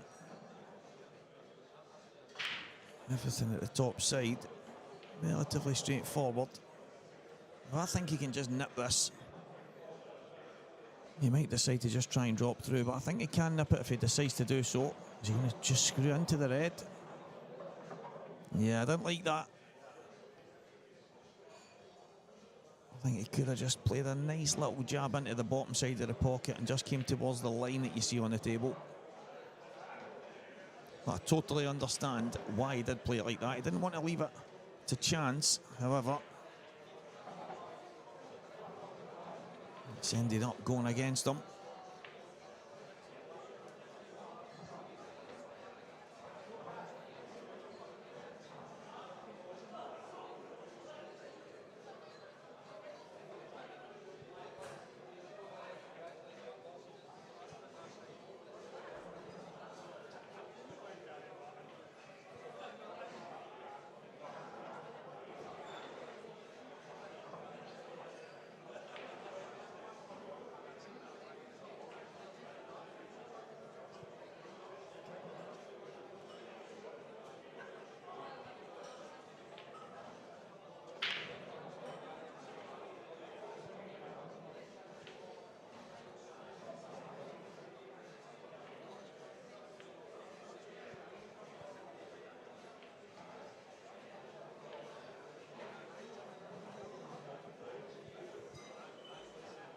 Wally Bigham up against it here.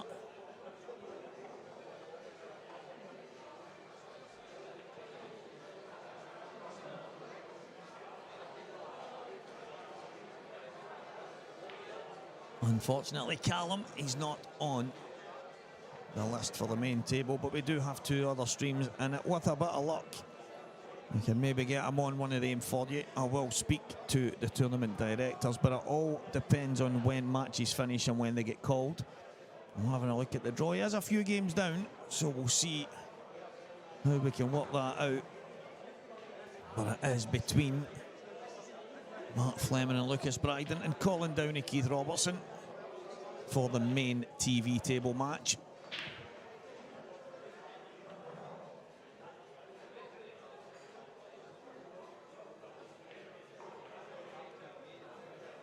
Wally Bigham just putting it, well, he's tried to put the yellow on top of the red. He hasn't succeeded.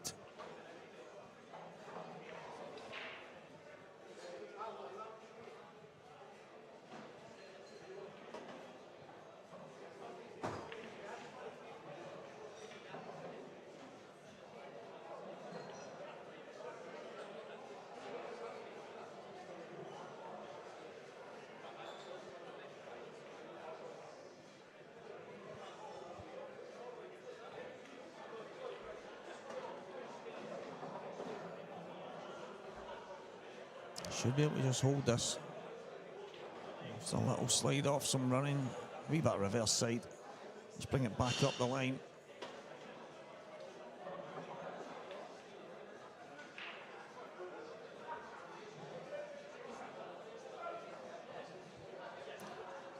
Both of them in the same pocket.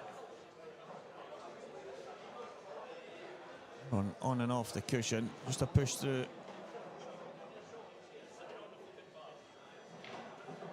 3 frames to 0, Mikey Polly.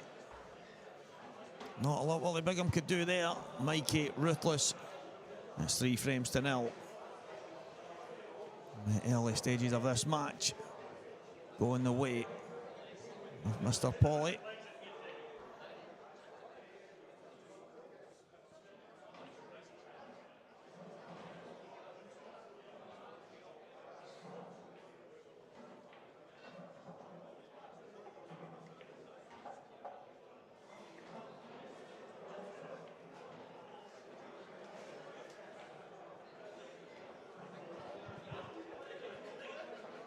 Mikey to break off.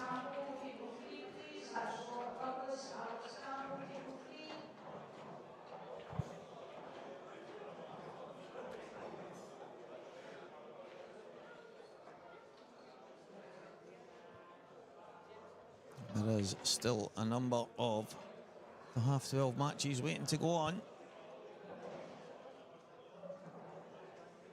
Bob Douglas, Alex Campbell, just been shouted. Davy Forrest and Robert Stephen will be coming up shortly as well. A massive game in itself. The only problem with that is we can't hold it back. Nick Denson, Johnny McDermott. Another good match to come in the half-12 session.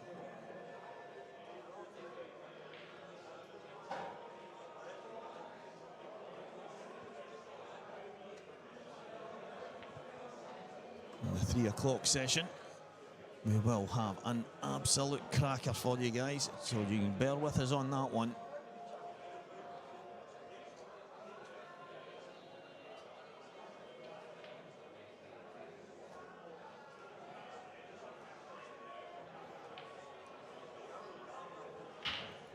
So Wally, yellow to red, get things open.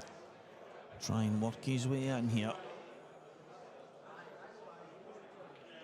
That's okay, I like it. It's obviously reds. It'll be just working out his pattern here. Needs to mind his work just a bit.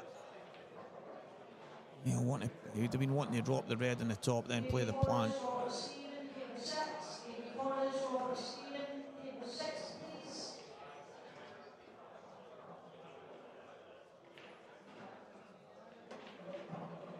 That's actually even better that he could get through to that. It didn't look like he could. Yeah, you seen him having a little peek, but the fact that he could get down and just pop that in, he's giving himself a good chance here, Wally, and he needs to take it. The way the yellows are situated, you have to think if he makes any kind of mistake, and he's played this left-handed, the problem with that is didn't have much control over the way the cue ball was going to go. We might have to take. Is he still going to? Can he? Let's see what he's thinking here. Ah, fantastic shot, Wally Bigham. He would have loved to be on the red to the top, but he wasn't being greedy, just making sure he had the cue ball out.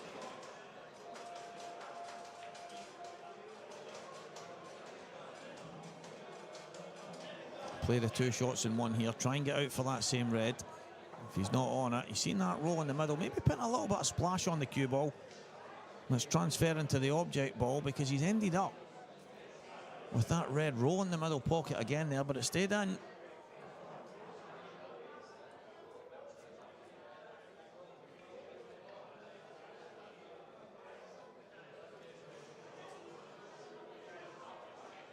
But that red, the one that I felt that maybe he could have taken first, is now looking like it's going to be a problem ball for Wally. So drop this in. And then he's going to have... I wonder if he can push through and take it to the top left. Even all the way through and take it to the left middle. Because if he just drops it and then tries to come round the angles, I think it's tough to avoid all the yellow. So he might just push this through. Yeah, I like it, Wally Bigham. I like it. He's going to have a tough black. And it's a black that he should be getting. Over the distance. With a cut back. And the cue ball will be travelling, but it won't be in any danger. Just don't be greedy, Wally. Do not be greedy. Oh, he's controlled it fantastically well. I honestly didn't think he could get to that side. Well played, Wally Bigham. When you're at the table, you know better than me, that is for sure. And it is 3 frames to 1, and a good finish from Wally there. Even though he had the free shot and visit, there was a bit of work to be done.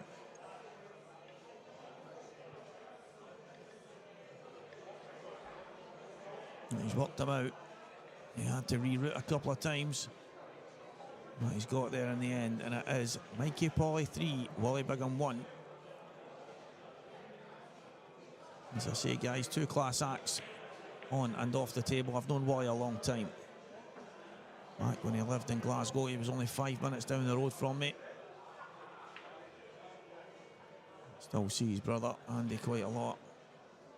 His father Roy is an absolute legend. Massive pool family, all mad on the game. His uncle Jimmy as well, God rest him. Cue ball is going to track and off the top left. And what he giveth, he taketh away.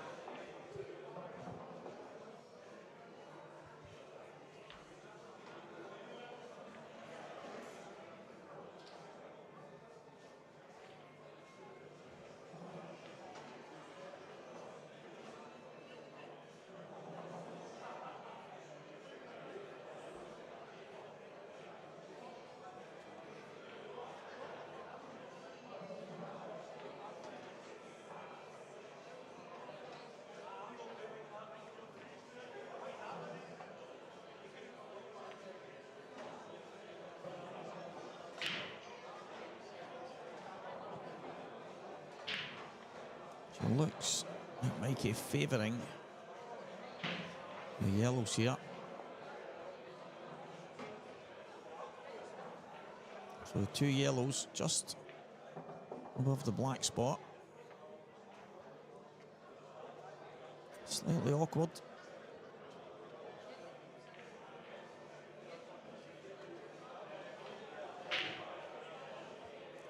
Maybe the yellow at the top goes in the bottom. Doesn't look like it does. But I do actually believe that it might go. So nothing. Just needs to mind his watch slightly. Just needs to mind it slightly, but I think from what I can see, the chance is there to take these out. And I think if it didn't go, he would be potting that yellow in the middle and running into it. So that's given me the indication that the yellow will definitely go. Cued fantastically well there, Mikey Polly.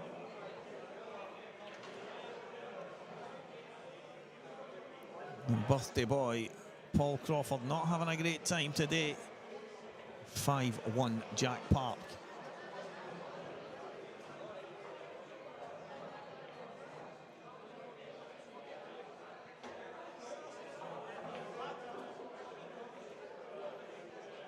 So here he is on that ball that I mentioned. I think he would have liked to be further back, and he's having a close look at it now, so it must be tight in such a way that he would have liked to be right behind it. And I think also now he might have to run into the yellow. Nah, it's okay, he can just come out. He can just miss it by the looks of it. He's digging down on the cue, so that tells me he can. Flies in. Opportunity knocks. Yellow, does it pass the black? I think it does. And if it didn't, I mean, you just play on it in the top. Relatively straightforward.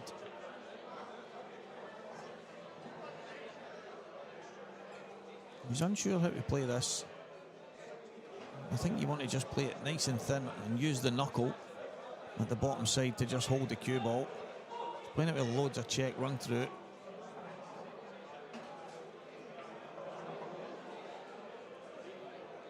He's come a bit further than he would have liked. Can he just about miss the half ball? If he can cannon straight into the red, that's the highest, then he's not got a problem. If he catches it thin, he could end up landing behind one of the reds. We'll find out here.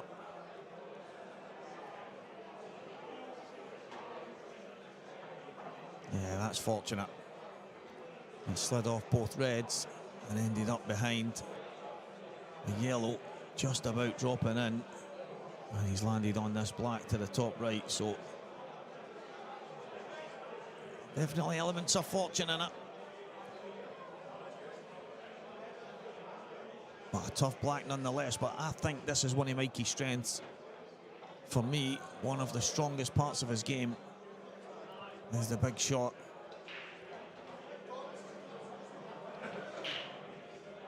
And let's call it the commentator's curse. How often does that happen? But I tell you what, reds, not exactly Rollins. I fancied Mikey for that black, I have to admit, guys. As I say, I got to see it back there. I think worst case scenario, you try and get it really close to the top bag.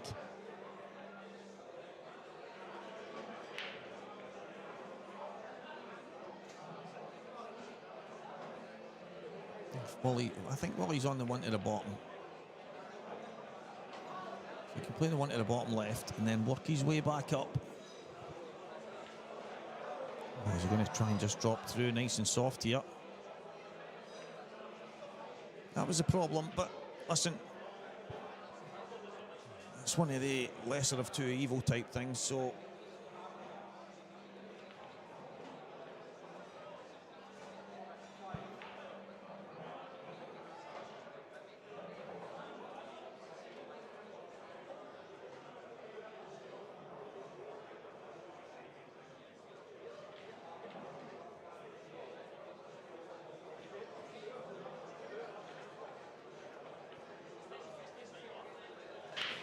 that might just be good enough with the two reds at the top. Slightly awkward, and there's not anything like that ball was the obvious one for getting a snooker, but there's nothing majorly obvious now.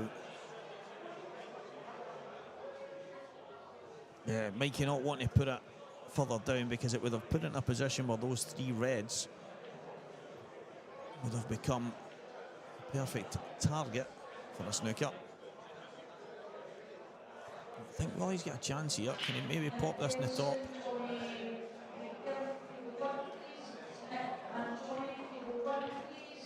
Can he pop this in the top? Sorry, pop this in the middle. The thing in Wally's mind, though, he's had one pop out the middle and another one slightly roll the pocket. So he won't want to bang this in at pace. So I think in an ideal world, if he could have if he did have the angle, run up and nudge into them, and then he could just bounce the red out and play a snooker behind the two reds.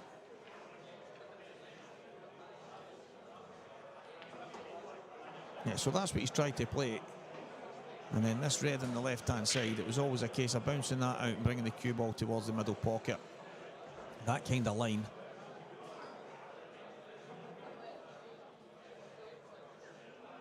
And you just bounce this out and run the cue ball down.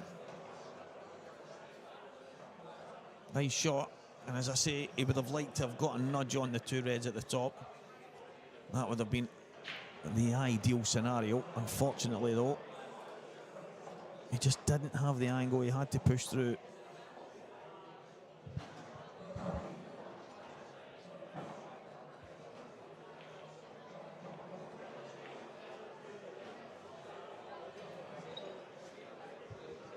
It's a fantastic hit.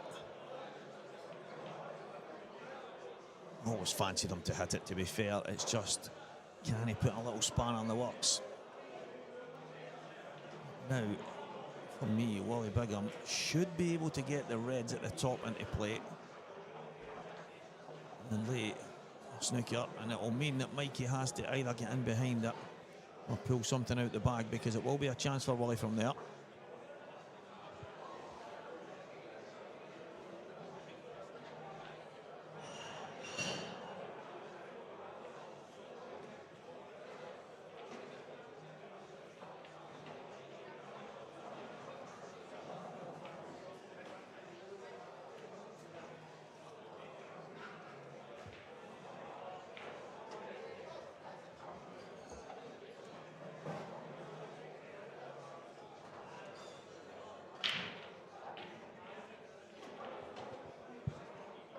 You could argue that that's even better, the fact that he's not left a total snooker.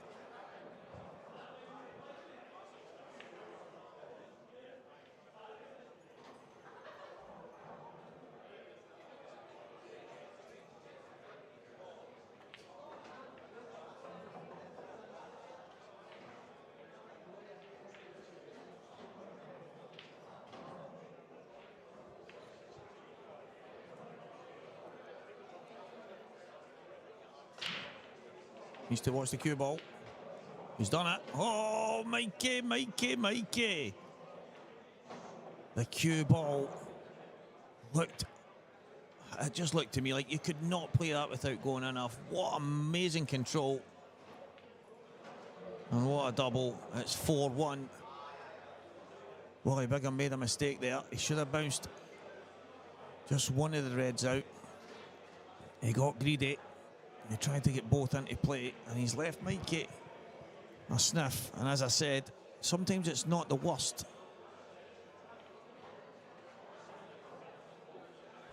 when you leave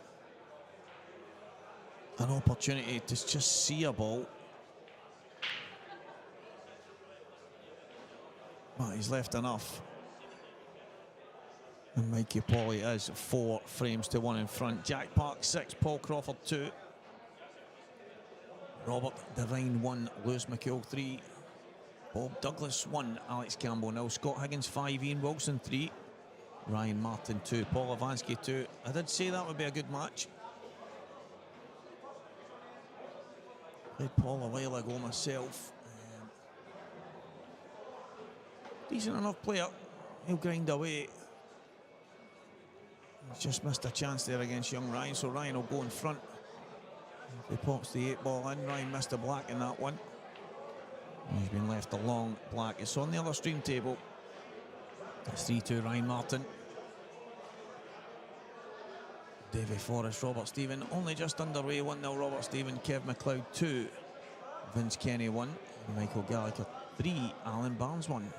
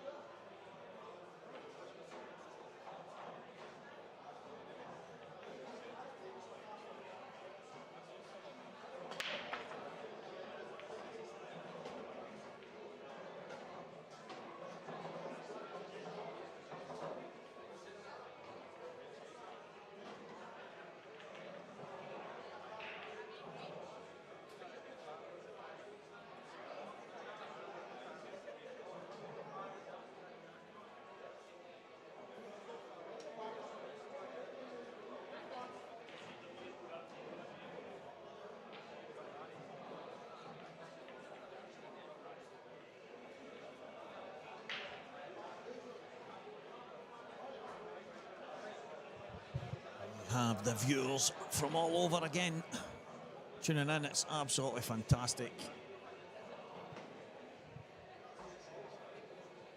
All the way from Isle of Man. Andy Neil, hope you're doing well. We normally have guys like Sebastian Coleridge all the way from South Africa. We get viewers from Canada, America. Well, it's thanks to Craig and Scottish Q Sports Streaming putting on these amazing streams that people can tune in and enjoy.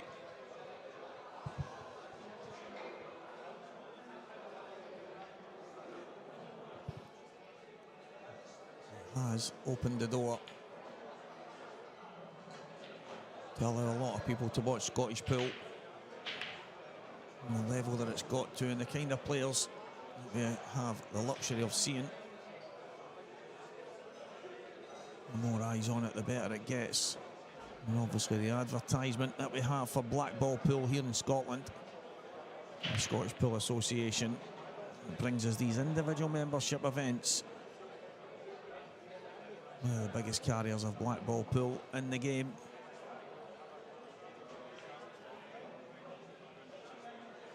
I hope everyone can understand me.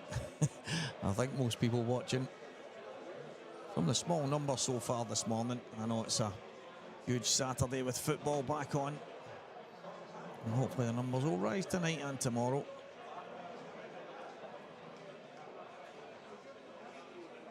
Well, apparently some character down south can't understand a word they say. This is absolutely mad, the amount of interviews I've done over the last while. Everyone seems to be okay. Wally Bigham is not okay. He's 4-1 down here against Mikey Polly. And as I say, huge congratulations to Mikey. He has got himself into the Scotland men's A team for the European Championships in Ireland later on in the year.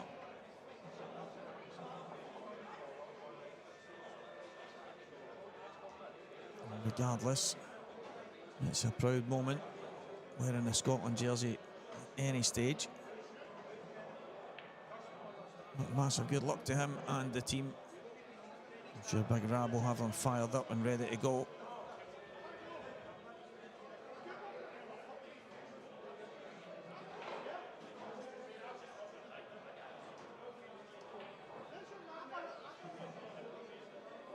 Wally trying to play a kind of containing shot. Not much more on. As he maybe left Mikey the one to the top right. Top left, sorry. Top left. I don't think he can. If he could, he would. He's just going to slide off this yellow. Or can he cut it in the middle?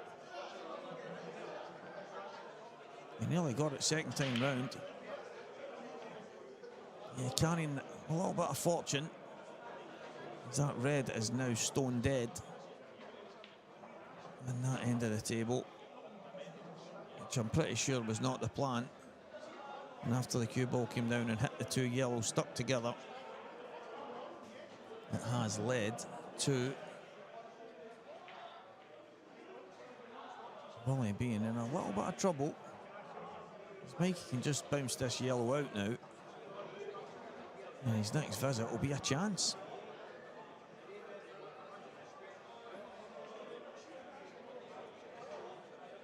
And that's one of the big things.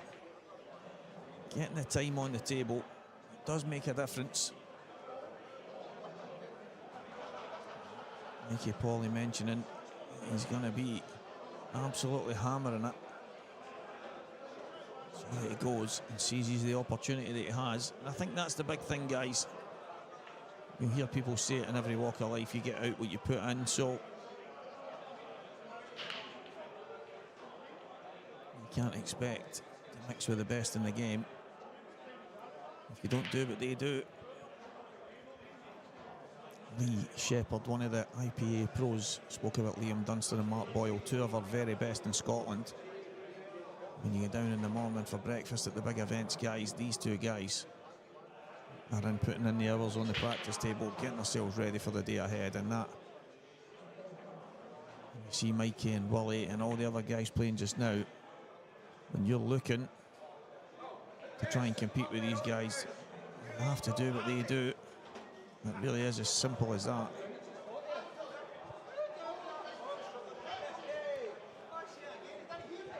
You want to be one of the top guys, you have to do what they do. If you're willing to put in the time, then I hope that you get all you deserve out here. It doesn't always work that way.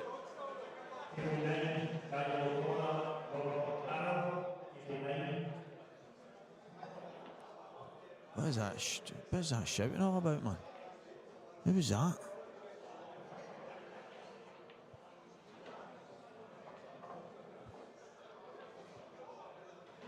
Somebody get their hands on Elaine's microphone there, and I've got earphones on.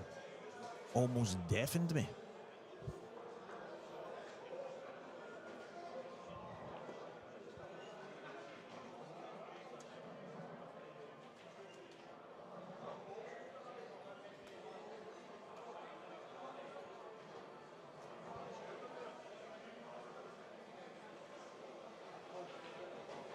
Yellow balls look pretty good for me. That one at the top right definitely goes. I would be nicking this in the middle and just opening things up. Maybe Mikey thought it was too far down. But the more visits you give Wally, the more opportunity he might end up with.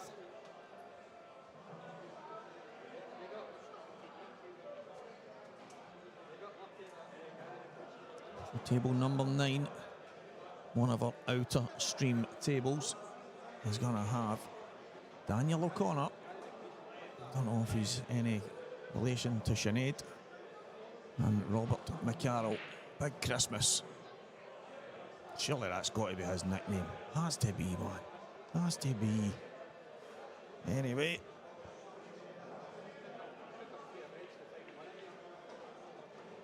Wally, Bigham, Mikey, Polly. Bigham and Polly, Polly and Bigham. It could be a double act, these two guys.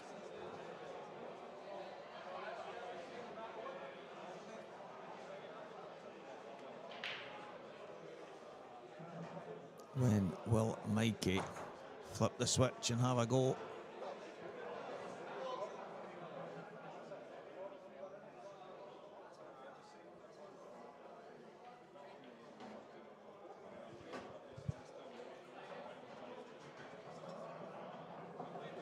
The thing for me is these yellows are all there. I'm just wondering why he's not pulled the trigger sooner. I think now's the time, Mikey boy.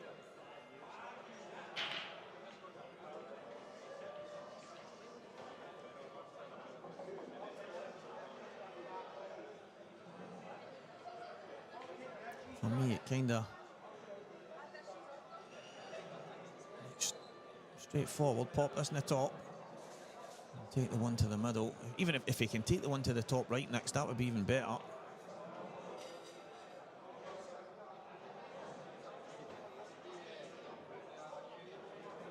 Yeah, I mean, I'm seeing it. Mikey's just not convinced that maybe the finish is on yet. Wally has now managed to play himself into this. I know Mikey will just double this out, but it's another ball. I'll tell you what, that red will go in off that yellow now. You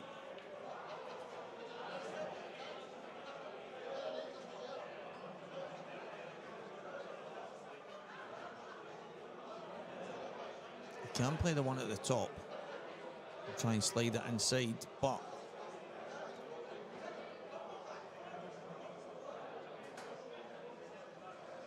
it's obviously, yeah, he's looking at that. He's looking at the red off the yellow.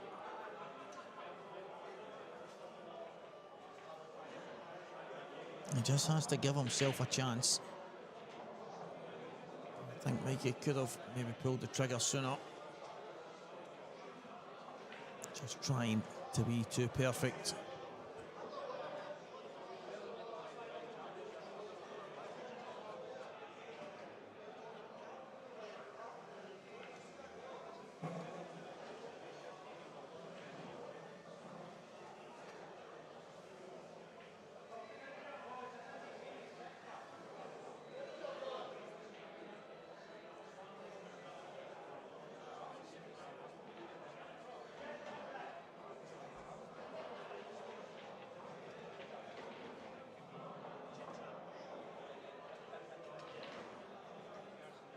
Yeah, Wally's tried to get that out and pot the red at the top.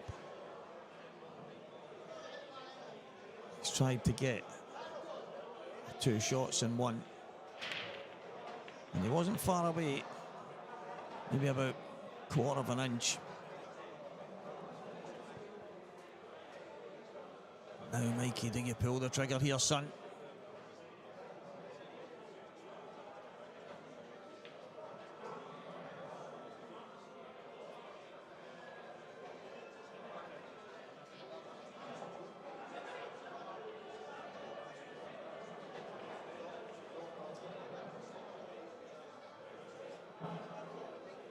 Okay. I think Wally will be able to get that red inside that yellow at the top.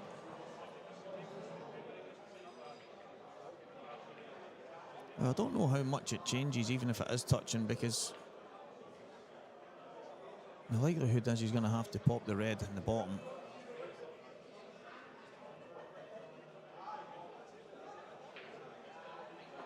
Anything else, and Mikey's got roll-ins here. Nothing's ever straightforward though, guys. It's never straightforward.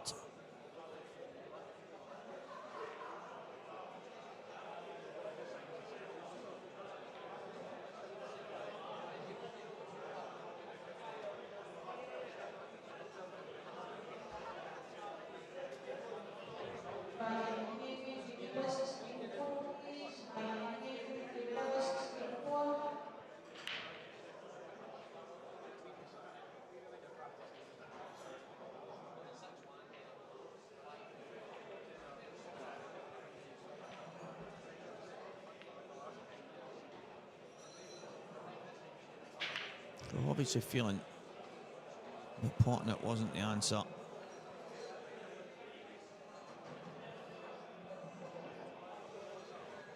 don't know if Wally thought he couldn't pot it, maybe because it was touching, but it looked to me like the cue ball was sticking down on the right hand side, that he could always play down the table away from it. So I don't know. I would need to speak to him after it, and might do so, but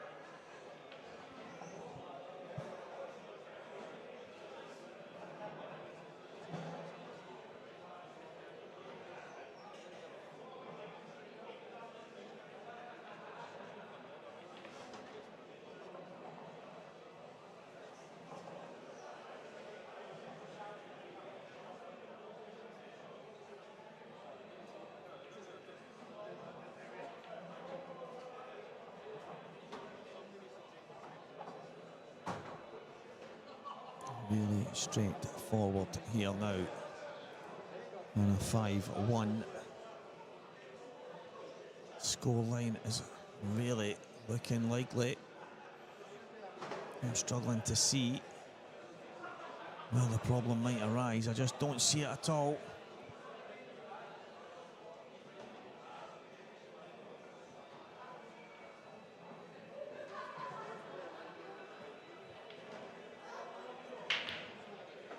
Get the wee man, future McDermott, that's going to take over the world of pooling, having a little look at the 6 screens, all these bright lights.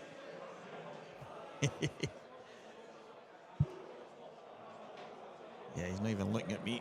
No interest in the talker. Too much going on in here. Watching football, maybe going to be a football star. Here to support his dad. He's doing pretty well just now. I'm actually sure he's on, isn't he? He's on right now. 2-1 up against Nick Denson.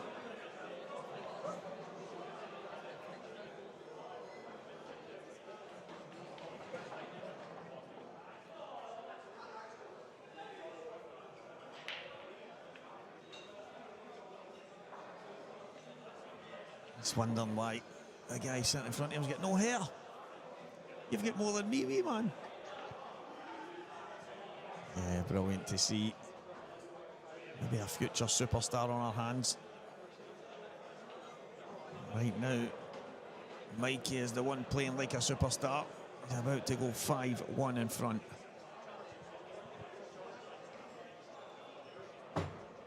Absolutely brilliant stuff.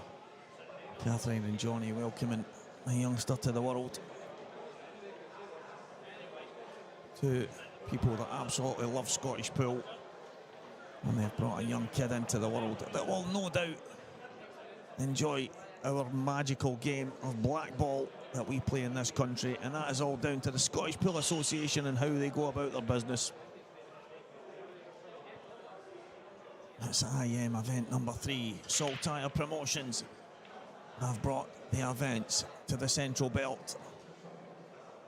We play these events now into Scotland's premier event. Buildings, if you want to call them that. The venues are next level. We are spoiled in Scotland. We've got some amazing venues up north, through in Edinburgh and Dundee, all the way to Ayrshire and Kilmarnock. We are very much spoiled. We do have the Players' Lounge in Falkirk, which is one of Saltire Promotions' venues that's used in these events and all the other events. And of course, where we are situated today in McGoldrick's Pool and Sports Bar.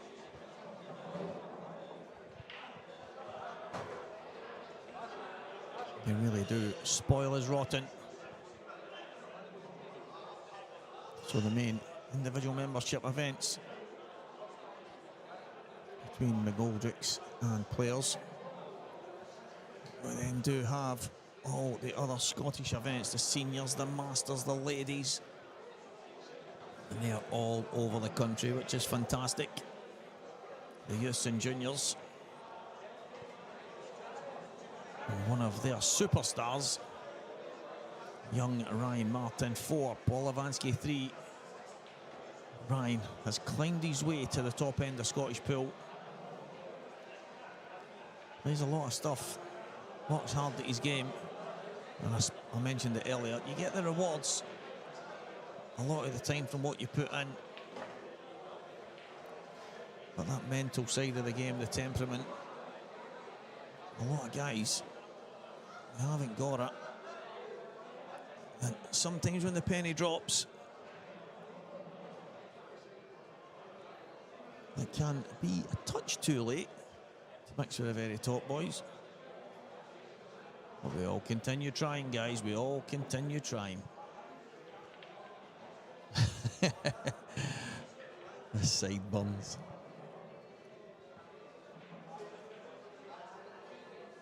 Yeah, I'm sure he'll get himself trimmed up, Socko.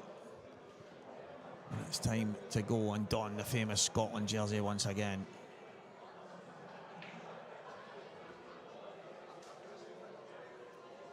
Playing some good stuff just now, Mikey Polly. 5-1 in front. To be fair, Wally hasn't really laid a glove on him. Mikey's been fortunate once or twice, but he's good value for his lead here. There's no doubting it that the best man is in front right now.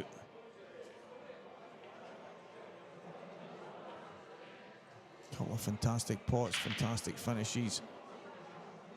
He's good value for his lead. And you cannot, there's not one single person that goes all the way in any event without having a slight run. And as I say, it is only slight. I'm taking nothing away. He's by far and away a deserved leader in this match. And Wally is going to have to do something pretty soon if he's going to hang on to Mikey's coattails. It's going to be 2 wins on the bounce for Mikey. And a place in the next round.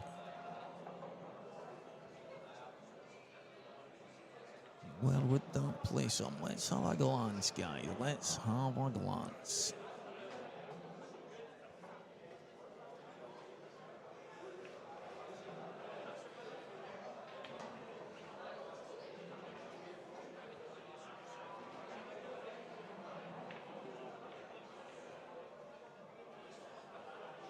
We already have Morgan McInnes in round 3 who'll play Jack Park, and Scott Higgins and Lewis McCuller in that round as well, but they are awaiting the challenge from who comes through.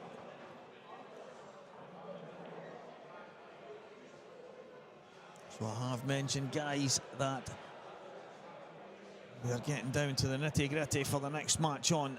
Lucas Bryden and Mark Fleming, or Colin Downey and Keith Robertson. And Lucas Bryden, he's had a fantastic run to get here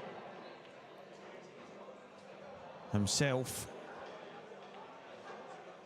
and Mark Fleming are leading the way in the poll. So if anyone wants to make a change quickly, they're going to have to do it, because I'm going to end it in the next few minutes, maybe 5 minutes, and the decision will be Mark Fleming, Lucas Bryden. They are ahead on the vote. Can a couple of late votes for Colin Downey and Keith Robertson come in? If not, then it's going to be the young, super talented Lucas Bryden going head to head with IPA professional Mark Fleming.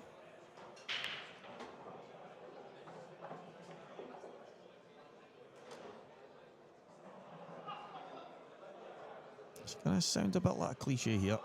Wally Bigham needs to get these.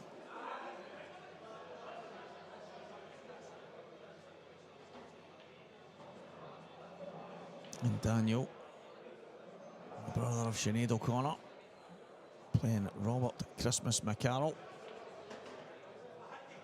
That's on the other stream table, and these two guys, I'm not sure how long ago they started. It seems like a lifetime ago. Nah, 20 minutes. 20 minutes, still on frame number 1. There's been a few bad misses involved in it, but they are close to ending the first frame.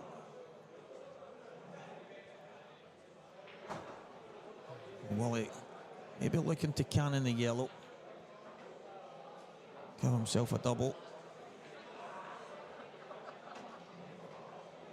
That should do it.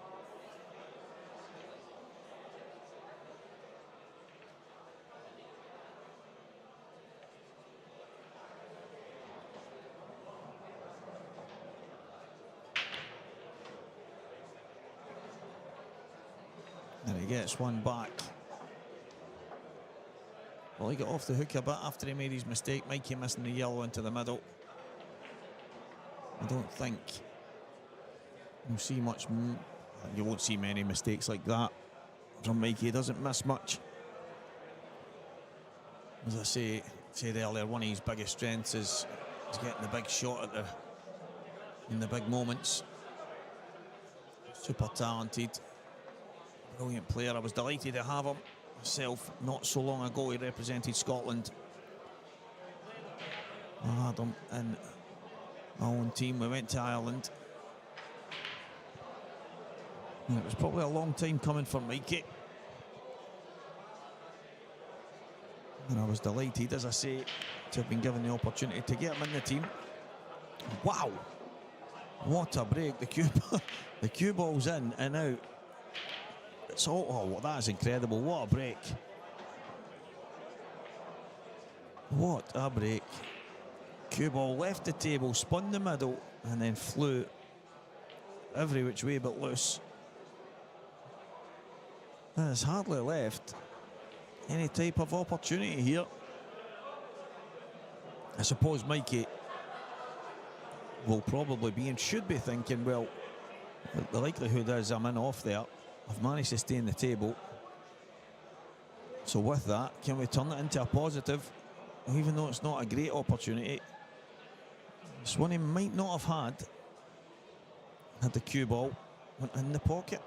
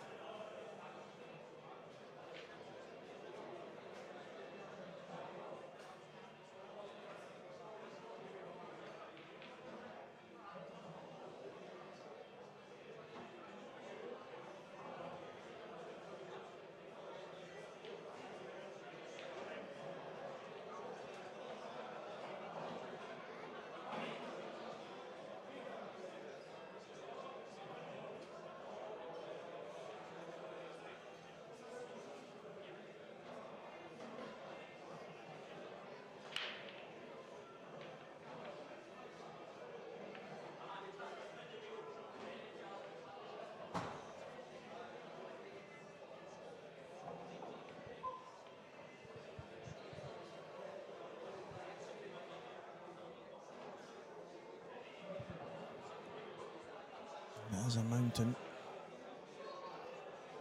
5-2, race to 7.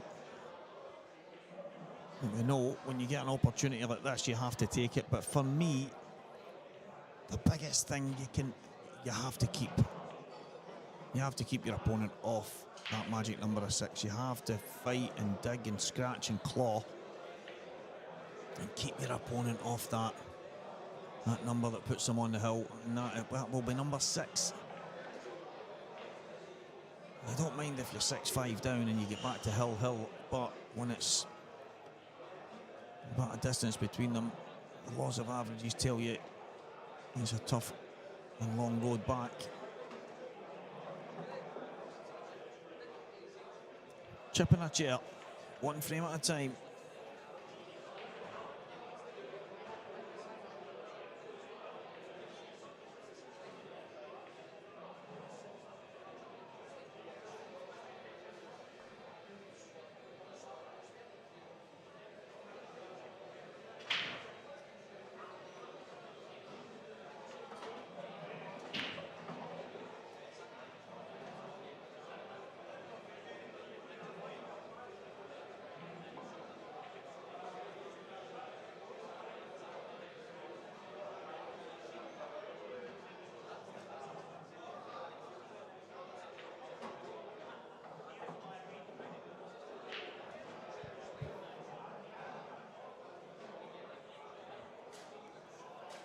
Not easy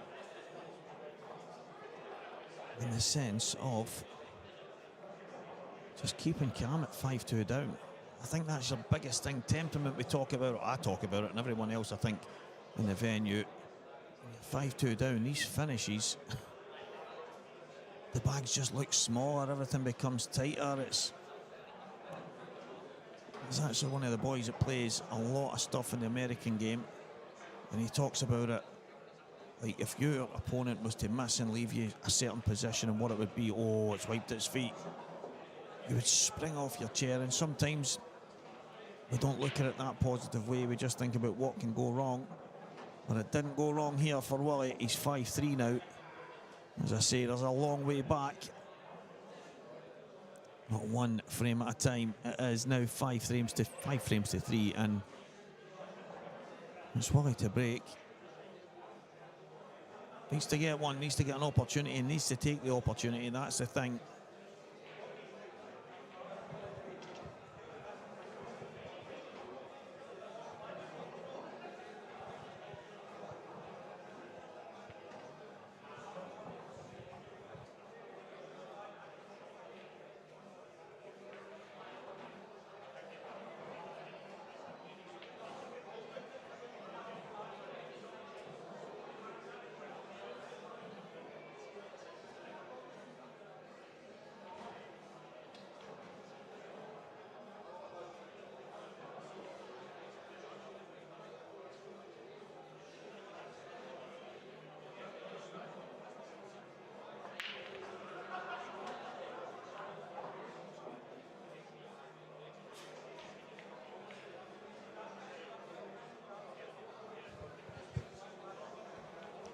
Worst thing that can happen to you when you're fighting back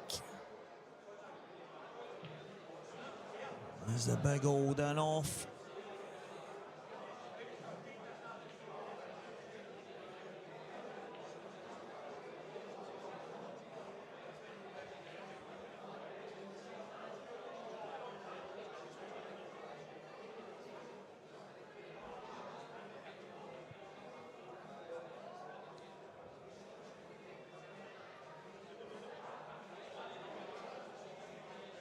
Now, the frame I spoke about, can Mikey put himself on the hill? If he does so, I can see only one winner from that position. Now, he's opened them out well. I think there's an argument for taking the yellow straight to the top corner just now. There's also an argument for reds here. He's on the one to the bottom right and then the one to the right middle, and all of a sudden all the reds are there.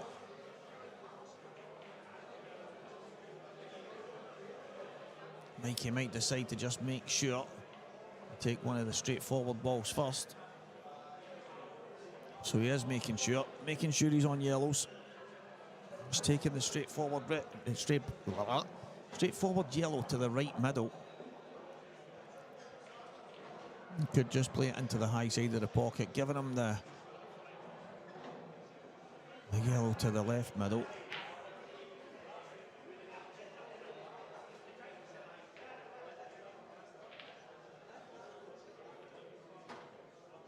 Yeah, nice kick. Did it really positive.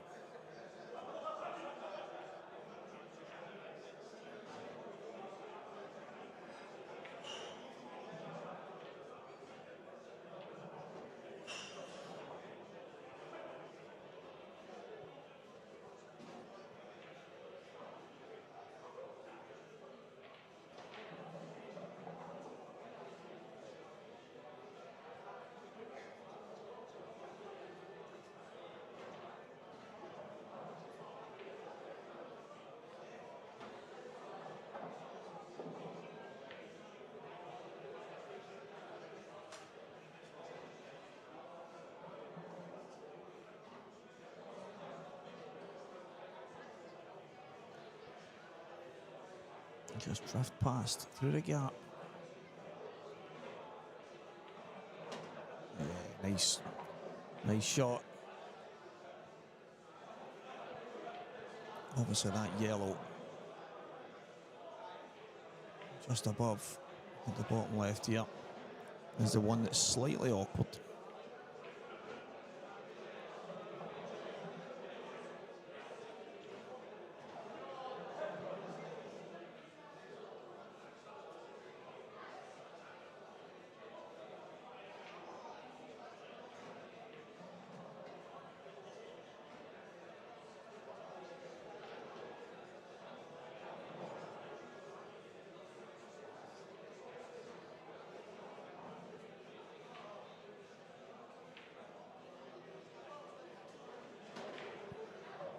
Fantastic shot, Mikey Polly.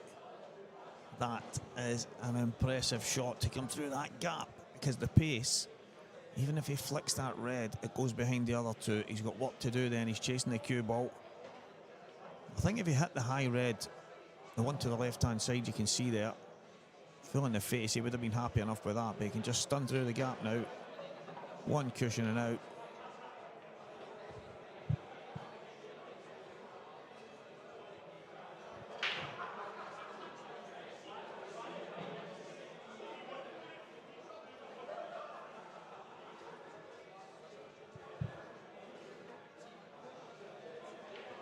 So the black to the middle looks slightly high and looks slightly awkward, but it must be. Well, it's not as straightforward as it might seem, because Mikey just taking his time over this, and I like that.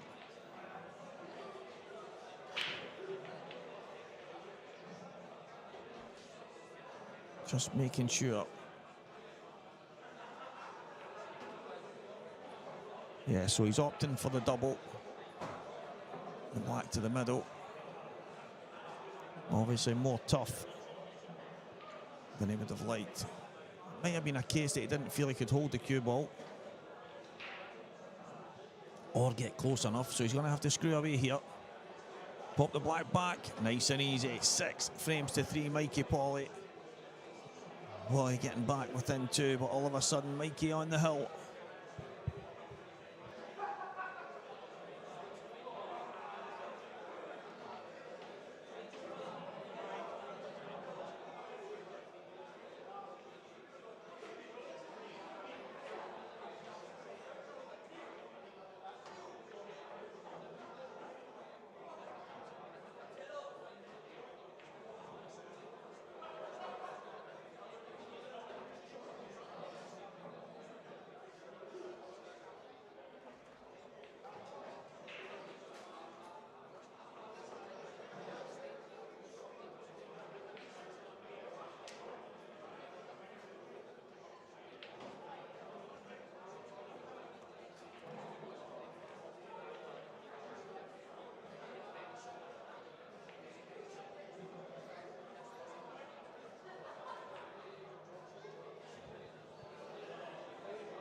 Mikey to break. Is it going to be for the match? Got red straight in the middle. Red's flying all over the. I mean, that cluster you can see there, not really open. So he gets the red straight in the middle. The yellow managing to get in the bottom left. Just looking at the way they've opened up. Yeah, there's an element of work to be done here.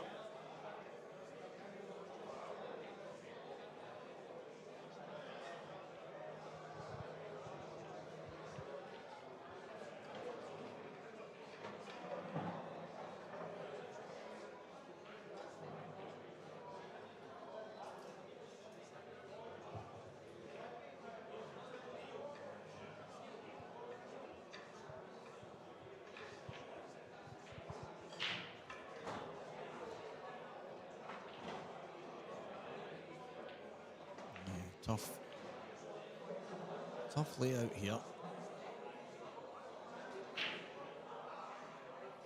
Mikey deciding on reds.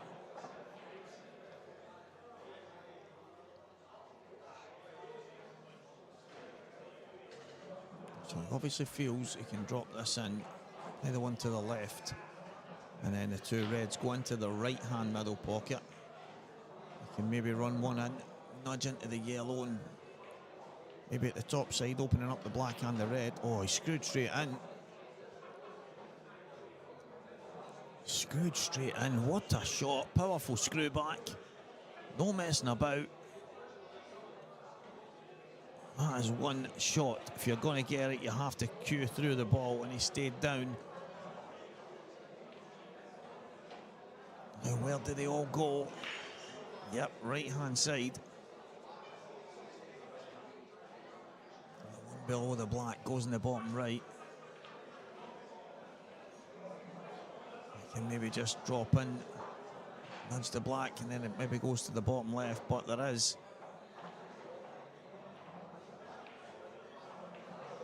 still work to be done.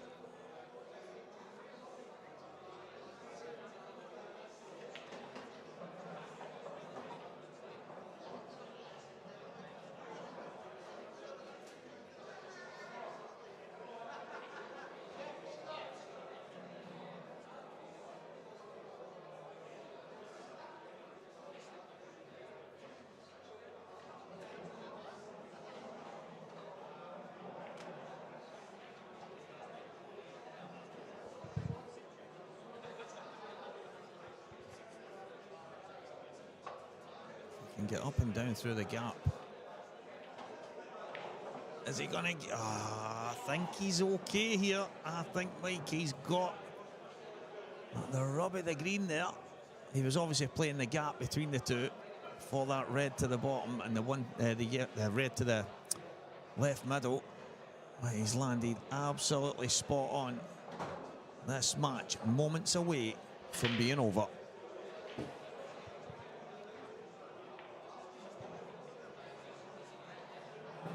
Just on and off the bottom cushion.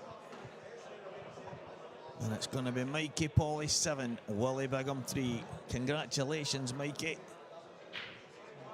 No doubts about it. The best man has won. It's all over now. Congratulations, Mikey Polly. Commiserations to Wally Bigham.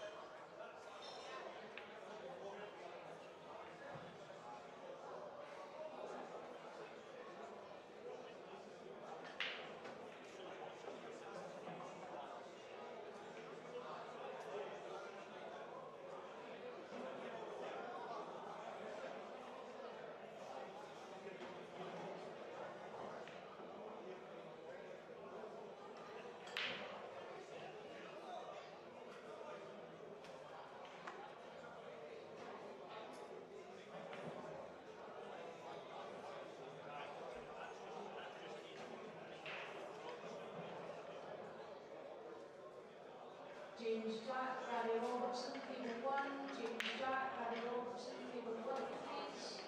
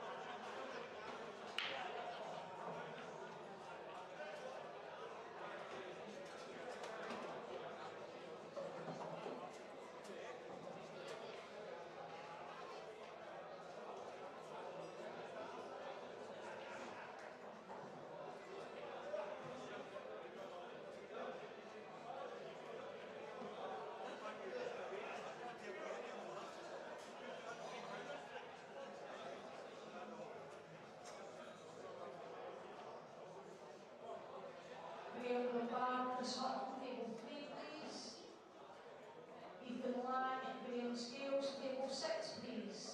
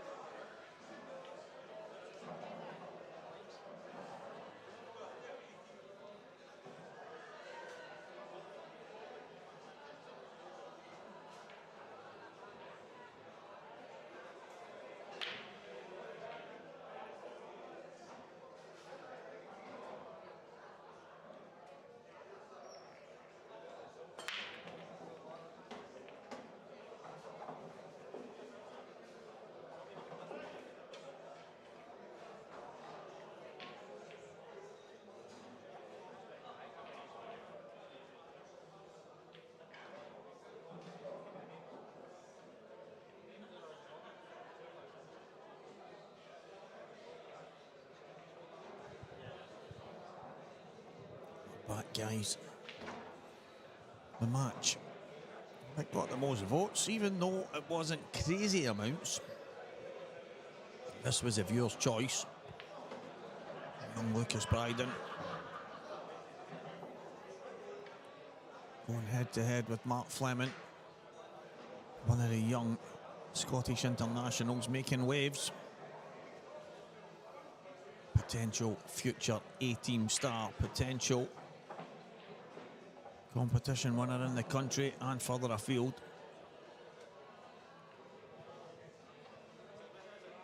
And he's going to have to stop the likes of Mark Fleming. We've obviously got the Dunsters of the world and Morgan McInnes, Gio Edgar, Scott Gillespie, Robert Stephen.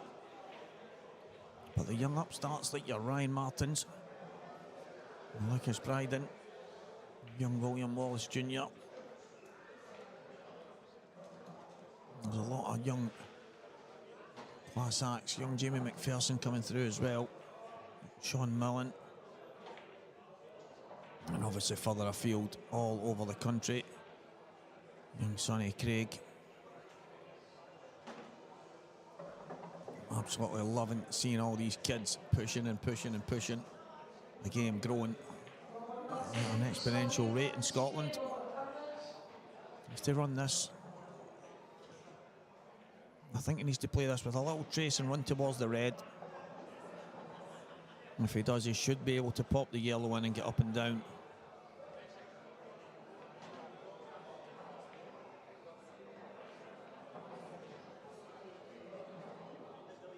Changing his mind, I think.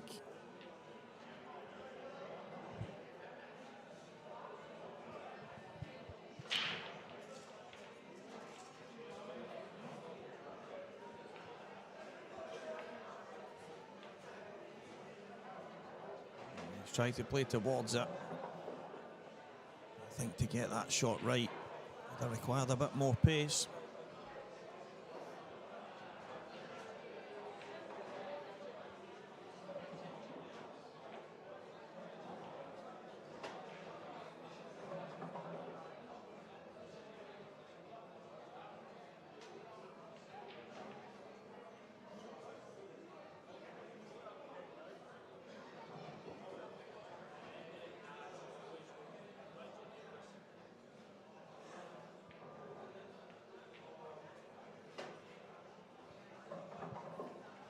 Lucas Bryden, take a bow. It's one frame apiece here. I think one of the ways to describe Lucas is fearless. He's obviously a kid that puts time in on the table. He's got the utmost respect for the guys that are leading the way in Scottish pool and further afield. But he's just a super talented kid, a cracking kid into the bargain. He's one of the brightest talents in Scottish pool. He's one frame. There's one frame each between him and Mark Fleming here. I have the utmost faith that Lucas can take Mark all the way. And it might even be the case that Mark is the one that has to hang on to Lucas's coattails. You're going and beating guys like Mark McAllister to get yourself into these kind of events. I think the quality is just going up and up and up.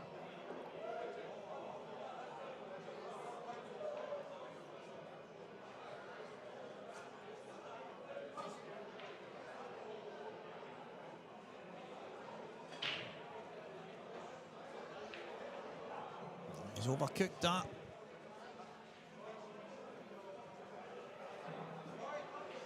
That is one frame all, just in case you're looking at the screen.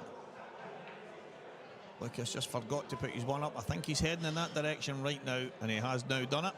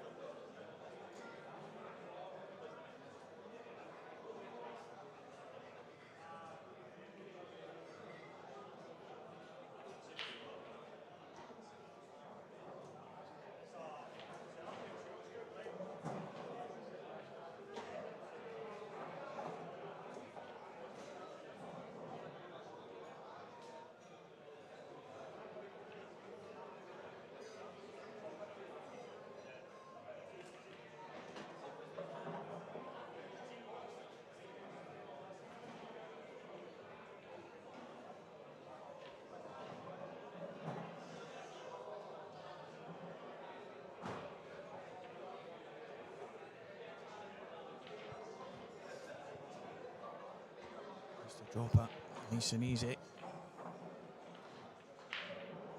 That's fantastic cueing from that situation.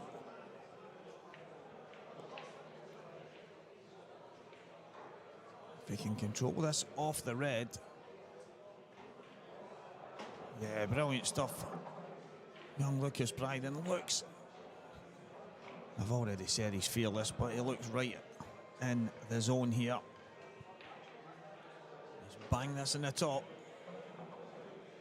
Yeah, that's fantastic. Great temperament to stand up there. Someone walks past on the left-hand side. Nobody doing anything untowards. It's just as he's down on the shot.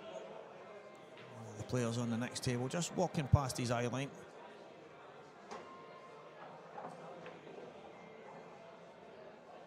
Even better. I actually had him banging that in the top. When you think about it, the shot he's played is by far and away the best shot. Unless when he got up, he changed his mind. I don't know, but that's a fantastic pot. Perfect position. 2-1, Lucas Bryden.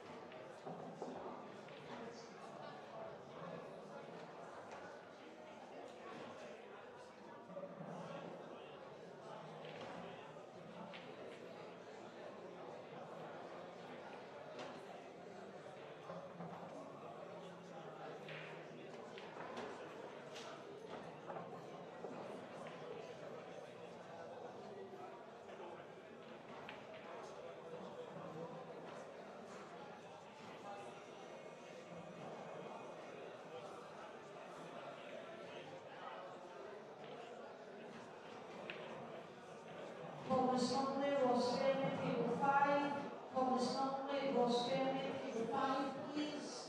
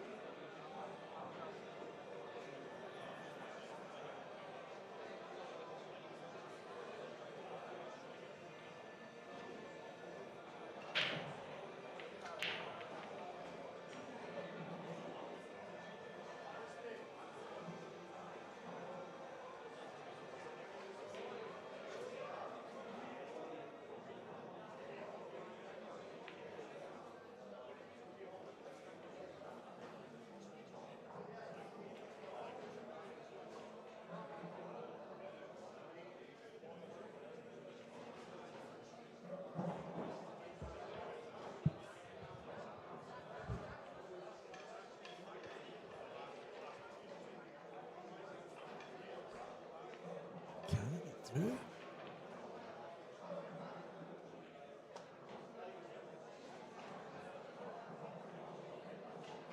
Yeah, it's tough to see. He's tried to just flick the yellow and he's done that.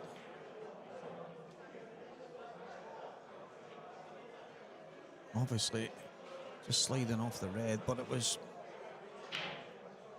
If it was touching, it would have made life a little bit more straightforward. But I was just wondering why he's not played it to the opposite side. But Reds are obviously in more control here.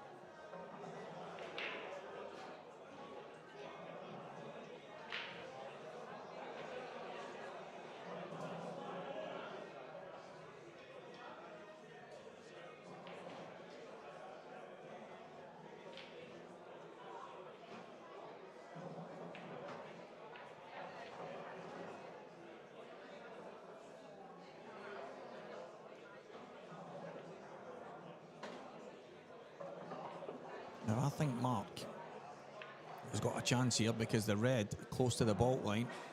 If he runs into the yellow, that'll push the red towards the yellow over the pocket and open things up. I think he's got an opportunity here to get this done.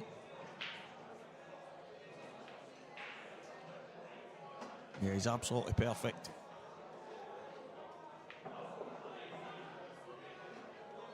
Having the red.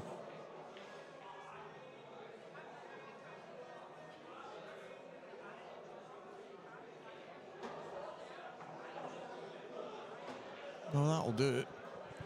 Touch surprised that he played it that way. But he's obviously got a different plan for it. It might be a case, do you know what, the more I'm looking at it, maybe that red's going straight into the top cushion. Maybe it was just too far away. So he's got other balls that he can obviously move it. He's looking at it from there. So I don't know. Mark's at the table. When you're sitting here, you kind of see things slightly different. Been there myself, and everyone will say, I thought you were going to do this and thought you were going to do that, and then when you tell them that you actually couldn't play that shot that they're thinking about, it always looks so deceiving here. Mark, too long in the tooth, been there, done it a million times over. So he knows the right way. When he's at the table, he has got the full visual of every angle. So does he decide to just try and screw off the yellow? Can he just stun off the red? give himself a chance on either both. Oh, I love that. So controlled, little bit of running right hand side, just to make sure the cue ball flicks forward.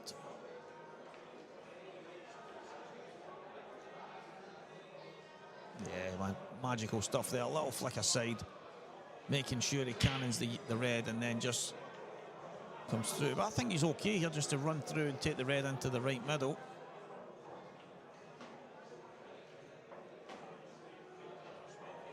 Yeah, so he had a bit more angle than he would have liked, but still fancy him to get this. The option to run towards the yellow and just nudge the yellow slightly, or to stun off the top cushion and out, but I still fancy him. It's not easy. And that might seem quite an obvious thing, but it's never easy, no matter what, at any level of this game, to get to the top, to stay tuned in, to keep that kind of temperament in your head in the game. A big shot in the grand scheme of things. He's 2-1 down. Does just run and nudge the yellow.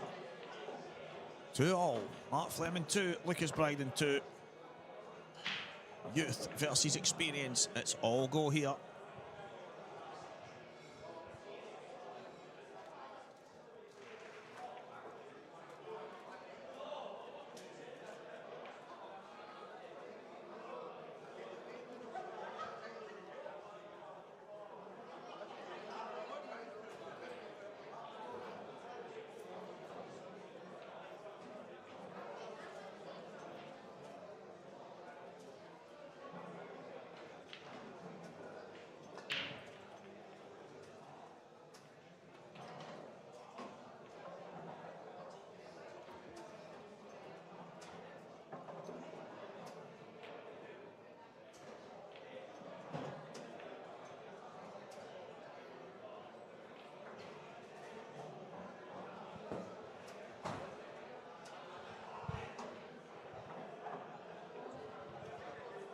No messing about here.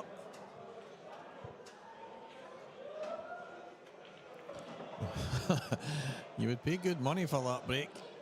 Young Lucas absolutely hammering them home.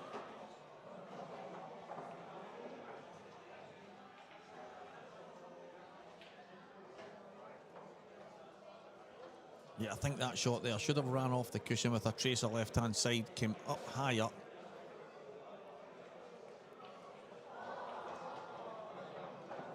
And this is why it would have allowed him to drop on that ball.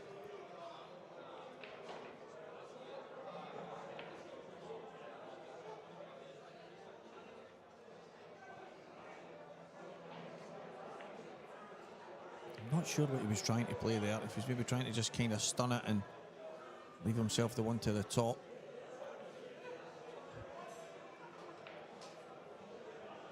Regardless, it's a bit of an error.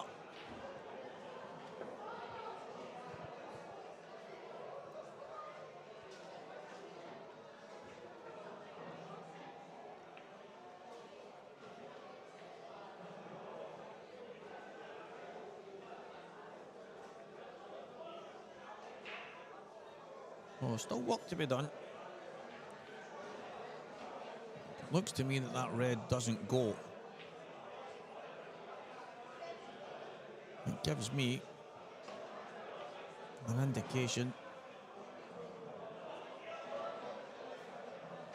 That's obviously why Lucas had taken the yellows. The yellows were always the balls, there's no doubt, but it makes things a bit simpler when the opposition balls aren't as perfect as they maybe could be.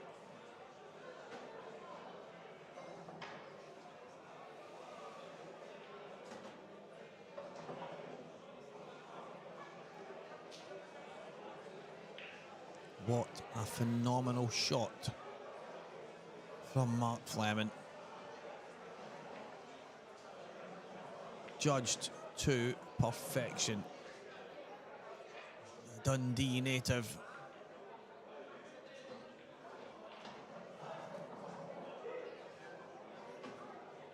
He's pulled off a bit of magic.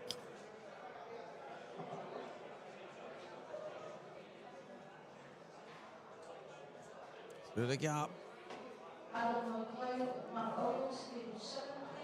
So going to have to be a bit more switched on, Lucas. He's going to have to be more ruthless. Well, that was a great opportunity from the break there. Probably played a touch too quick. He has to mind his work a bit more. It's a chance, I believe, that Mark Fleming would not have expected.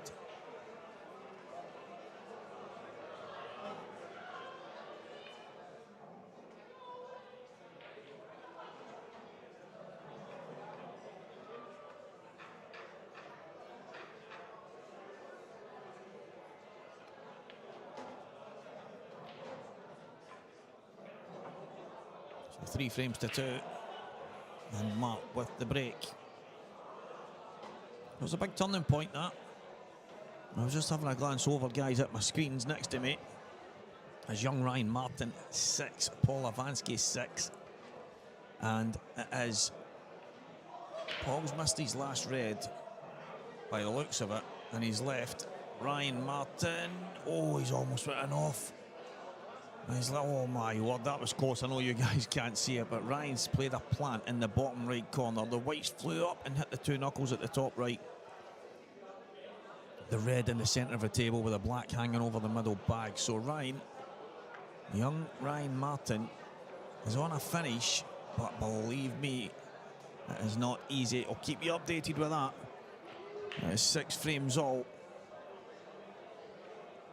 It's gone all the way. Paul Avansky has taken the young upstart the full way. Mark Fleming nails one straight in the middle. Red in the middle. Cue ball, top right. So Lucas Brydon. Let's work these out, young man. Let's work these out. Get the yellow away from the red.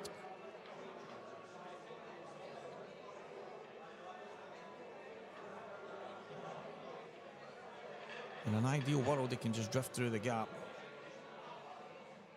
Just drift the yellow through the gap, nice and easy. Oh, is he fortunate? We can call it nicely judged. His plan was to go reds. He's going to stick with the reds. The yellows aren't bad either. Yeah, that'll do. I fancy him to get these. He's looking at the one on the closest to the cushion, but that doesn't really matter.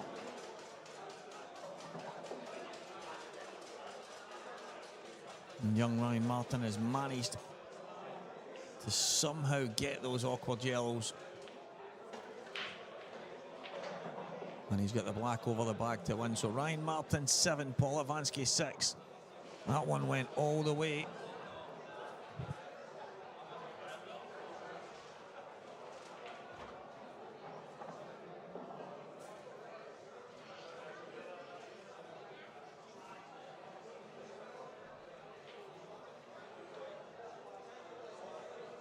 Lucas.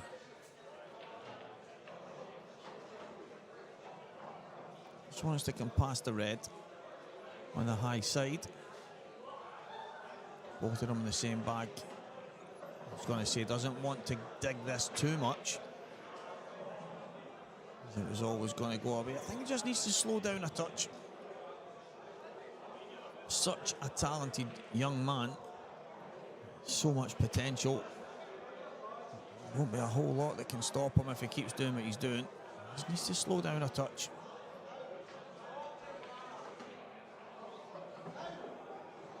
Well, slice of fortune. That's a fantastic pot, well controlled. Lucas Brydon does square things up here. Mark Fleming 3, Lucas Brydon 3. There will be someone that will message me, no doubt, and say this young Canadian boy is absolutely flying. For me, he is flying. He's been absolutely buzzing to get here and beat the guys that he's beat. Qualifiers aren't easy these days. You have a look through Glasgow where I am. You're playing a lot of tough matches just to get to these events. And I'm actually saying that like I've been trying. I've been unfortunate because of a lot of things going on in life. I haven't been able to make a single qualifier. But I do get the luxury of sitting here and trying to give you guys a voice rather than staring at a quiet screen.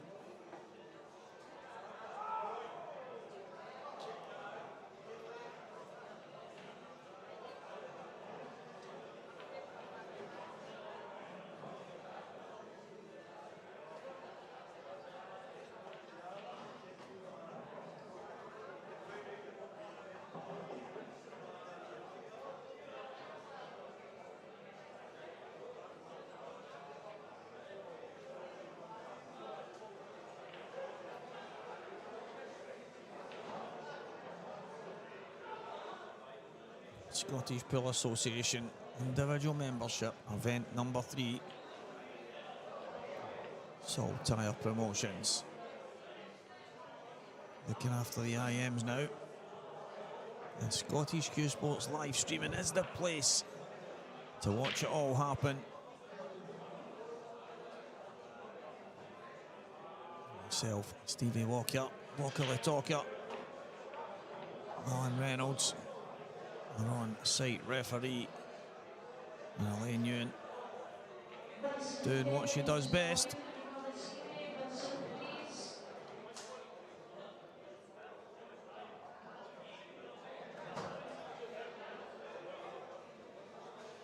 The team for the weekend.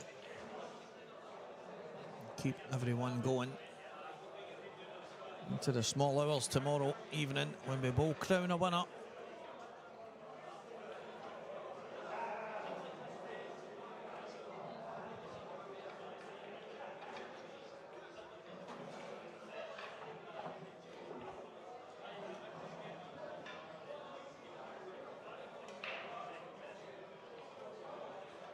Needs to just softly nudge the yellow. Very intricate finish. The way he's gone about it has been unbelievably well.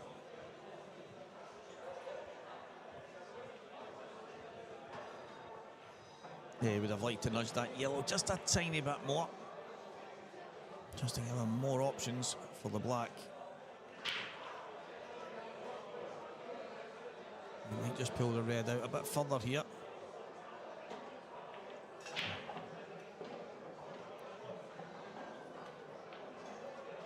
There's a couple of options. He can stun off the cushion and back across to the left-hand side, or he can come down past the yellow through the gap. Needs to watch the middle pocket right enough, and then he could have the black into the left middle. But does the black go? Does it go? He's had a look a couple of times there.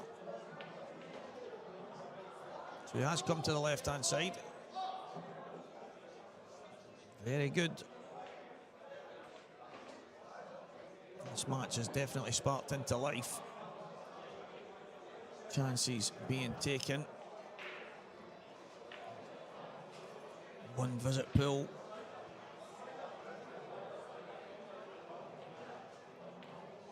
Mark Fleming 4-3 in front now against young Lucas Bryden.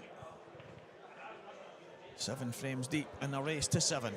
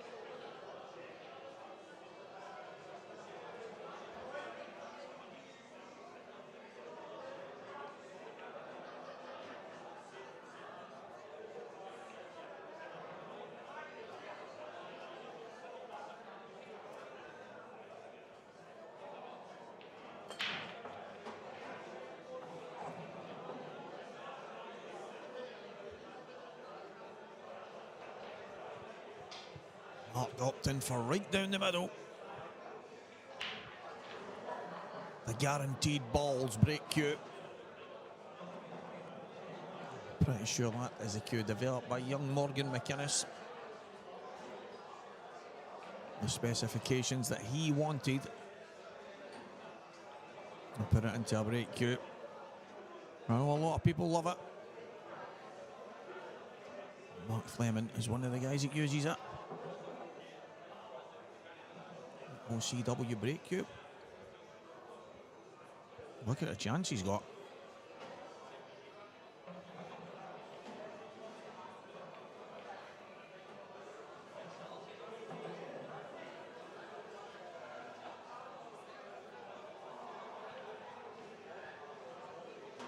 Really is fantastic how spoiled we are. Having two amazing places, East and West, with all our needs for all Q sports.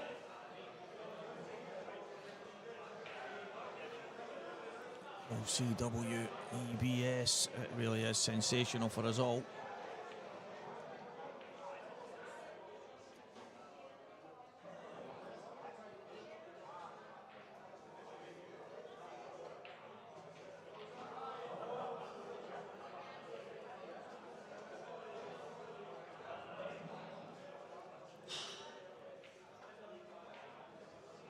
Yeah, just from where he's landed, you don't want to look the gift horse in the mouth, so you're going to play this. Yeah, he's okay. He's okay.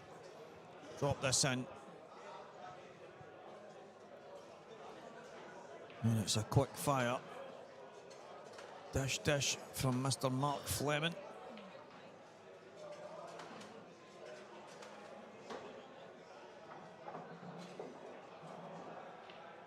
All young Lucas can do is look after what he can when he's at the table. And that'll be in just a moment when he gets the chance to break again. His last break was a beauty. If he gets the opportunities, now the time to take them.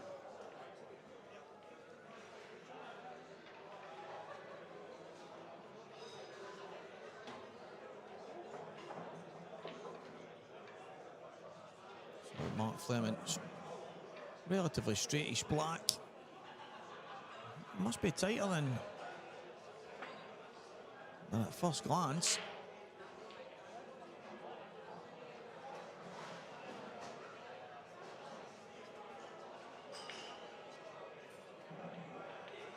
Ah, he's missed it. He's missed it, but he's played it past the red. Quite a gap. He's probably missed the red by 5-6 millimeters. So he had more of the pocket than he probably thought. Yeah, I've managed to see it back there. Mark will be kicking himself when he watches that back, because it's obviously super tight, but he's adjusted way too much.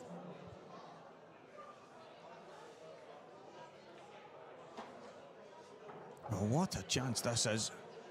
Lucas Bryden, if he gets these reds, will go 4-all with the break.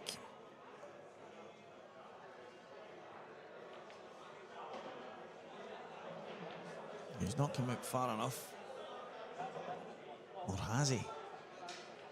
Just wants to leave it just below the red.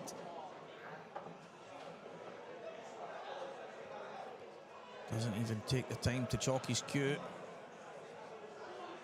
For me, something he's going to have to work on. Needs to slow down, take a walk around the table, and just chalk your cue, just enough to give yourself a little bit of time to compose yourself, because he's some talent. Definitely one of the bright stars in Scottish pool right now coming through. And here he is mixing with one of the best. I think that moment there, that shot down the cushion required your full attention. I just think he was down and on it far too quick. As I say, not even a split second to chalk his cue. But it was one of the moments in a over. He's given Mark a chance at the back double. And that's what happens. Unfortunate for Lucas. That huge slice of luck for Mark. But the thing there for Mark, all he can do is maybe bang it out as hard as he can. If it goes in, it goes in. If it fires all around the table and goes in, it's a kind of... It's a chance that he shouldn't have had when you consider it. I think if Lucas takes the him out, what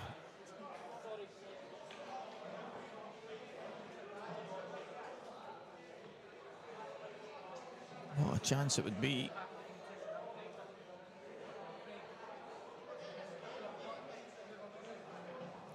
Four all on the break. Mark using all his experience.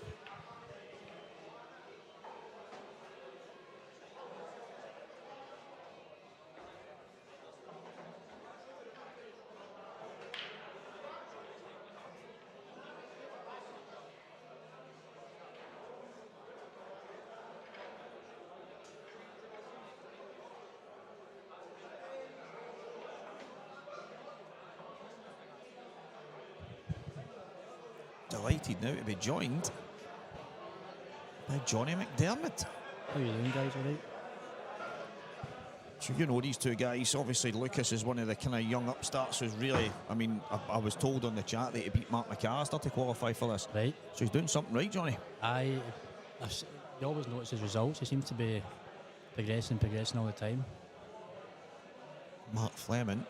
He's in a game here as well, and he's not out this yet. No, I mean, it should have been 4 each there. Lucas is, I mentioned on it, I think one of the things he should maybe work on is just taking that wee second, because the red down the cushion was not easy, but he was down on it like it was hanging over the pocket, and he's missed it by a long way, and then it's cost him the frame. But Mark's, I mean, he's got away with murder, he's flicked to black, but that can happen. It happens a lot. I think that happens when you make a mistake, though, doesn't it? You almost deserve it. But Lucas, he's a good player. He's young and he's quite flamboyant, isn't he? So I'm sure when he's a bit older and a bit more battle scarred, the things will stop happening.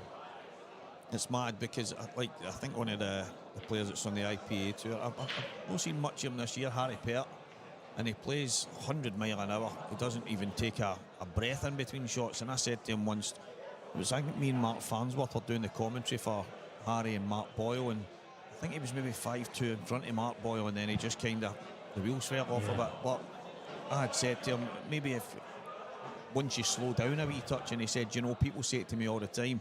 He went, but I'm a young guy, I'm in the pro ranks, I'm mixing with the best, and that's all happened with the way I play. Yeah, that's true. And he was kind of like, he says, but I'm not saying, Stevie, that you're wrong. He said it's just loads of people have mentioned, maybe if you slow down a bit. And I think, well, it's playing the way I play that's got me here. Yeah. I think sometimes when I slow down myself, I go down a level, start seeing problems that aren't there. There's a fine balance in there that's hard to find. I think the shot clock, Johnny, is, see, for getting yourself in the flow, I think it's fantastic. Whereas you've just said exactly what I was thinking, that if you've got more time, you generally start to think about what can go wrong. And often if you see, whatever shot you see in the first maybe 5-10 seconds, it's generally the shot that... Most of the time it is, isn't it? If you're at a certain level and you've played at a good level, 9 times out of 10 the shot you see is right. Very rarely you'll get down and go, maybe that was a shot, but... There'll be times where you've maybe played a shot and you sit back, and as you're getting back to the table you go, oh, what have I done? Because you've maybe not thought about what can come next or whatever. But I think most of the time, if you execute the shot right, then you know you've probably played the right shot. I like the 30-second shot clock myself. I just think it stops people second guessing themselves, and that's, to me, it improves the spectacle of what you're watching as well. Because you say, I mean, we've all done it. I've watched some of the guys that play maybe a really good pool when they're in the zone, and then you watch them maybe on the outside table and you think, that's not the way they play it, and it sets you back. I think it's something that needs to happen on most tables, but again, it'd be too hard to implement, I think, because you would need referees at every table, and it's never going to happen. There was a thing spoken about when people play chess, they push the wee button and it sets a timer in motion, and somebody was saying that maybe on the outside tables you could have 45 seconds to accumulate for when you play your shot, that you would obviously need your team, your opponent to maybe help out, or you would have to play your shot and then press the button yourself. Right. Maybe it's on the screen we've got all the tablets here, so you touch the tablet and it resets to 45. It gives you that extra bit of time because you're having to go and press that button. Black ball rules are a minute. Yep. Maybe it could just be the minute. I don't know. Even on the outside tables, I think a minute's loads of time. But I know. I actually think people talk about the minute rule and the league pool and stuff. I think it's so rare for someone to take more than a minute to play a shot. yeah, I think it's mad. it should never happen, really. You consider you've played obviously in the TV and you know the 30-second shot clock and how it goes. Lucky enough, I've done it myself. You've actually got. I know you've not got loads of time, but it's longer than you think. I think my first ever time playing on it, I felt like I was running about. See, when I get used to it, you almost start to realise you get so much time. We were just talking about it. Lucas has made a mistake. Mark's flipped the black, and then he's been kicked in off in a really good break. How often does that happen, Johnny? You seem to get punished so often. Every single time, I think. You make a mistake, you get punished, and then you seem to just get punished again straight after it. It's incredible. And Lucas he might be feeling hard done by that he was not even in the lead in this match, never mind 4-all. Yeah. And all of a sudden, it's looking like 6-3. And I think Mark's so clever, Johnny. He's used his experience there. He's got a massive fluke. He's walked over, put his cue down, and just walked off to the toilet. That's a bit of experience, isn't it? Leaving Lucas to kind of stew a bit on it. And I know how I'd be feeling in my seat if I'd done it and I was made to wait. I can imagine me a few years ago, and I've seen you at your best as well when the chips are down. And Lewis McCool, he's been in fine form. You and him had a tasty battle down in Wales, and I'm just thinking of some of the mad stuff. I could imagine Mark coming back and looking at the scoreboard and the match is done. Lewis just going, I'm not having this. I'm conceding. No, it's incredible that you just seem to get punished more and more. The thing is, he's going in off. It wouldn't surprise me if Mark went and broke disc the next one as well. It wouldn't surprise me at all. I was wondering whether Mark was going to play the kick there. I know he didn't have to. Almost felt like a kind of free shot, but... Did you see that more now, Johnny, in the pro ranks? It's all right me watching and seeing in the screen, right, and I get to see what a lot of these guys do, but when you're playing against them now, tournament after tournament, it's a rare sight to see the top pros go and kick balls out. Yeah, it is rare. Obviously there's certain guys that play that way, but most of them, I think, moving from the amateurs to the pros, obviously there's top amateurs that can beat pros, but I think when you're at the table as an amateur, or your opponent's at the table, and the table looks tough, you normally go back to the table. Whereas when you're playing these guys, they'll just play a shot and it's like so simple, and next thing they're in amongst 3 tap-ins and they can't miss again.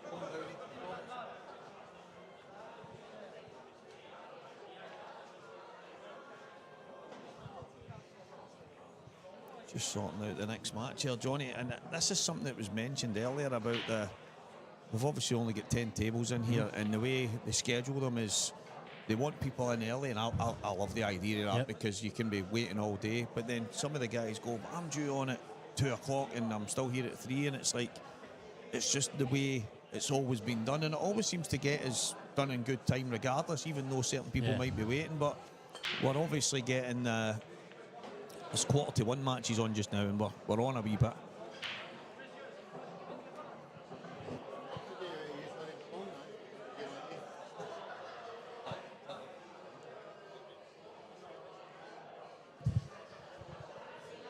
Just about to get papped out of the commentary booth there. I think what you were saying there, I think the way they do is right. No, I think they used to have the 2 venues, didn't they? But I didn't really play at that time. But yeah. I've not heard many people asking for it back, so No, I know there was a wee bit of talk not so long ago there, and I think that the idea behind that, the players that are asking for it are really wanting to basically say that they made it to the finals. But then if you've got 256, you would have to basically rank the 256 or 128 players are going to these finals for no points. It's to me, it kind of works its way out the way it's done, and it's obviously tough to qualify if you're not in the top 16. A lot of areas are really hard, and Lucas has had to beat Mark McAllister to get here. That tells you in itself that. And you'll end up playing Stuart McCullough the next one. Yeah, exactly. Thompson, Campbell and Lop. It's a tough area, come on. Yeah, solid, absolutely. And that's, I think with all these youngsters coming through everywhere, there's going to be a few kind of upstarts where people are thinking, I was qualifying quite comfortable, and now this young diamond is coming and just kind of causing mayhem. And obviously, Lucas has put a dent in Mark McAllister for this one. Yeah. He's struggling here against Mark, right enough. I think I was led to believe that there was going to be a change to the IMs. I think it was next year. But I'm unsure whether that's been spoken about or confirmed. I think there's always things in the pipeline where they're thinking on how they can improve them and stuff like that.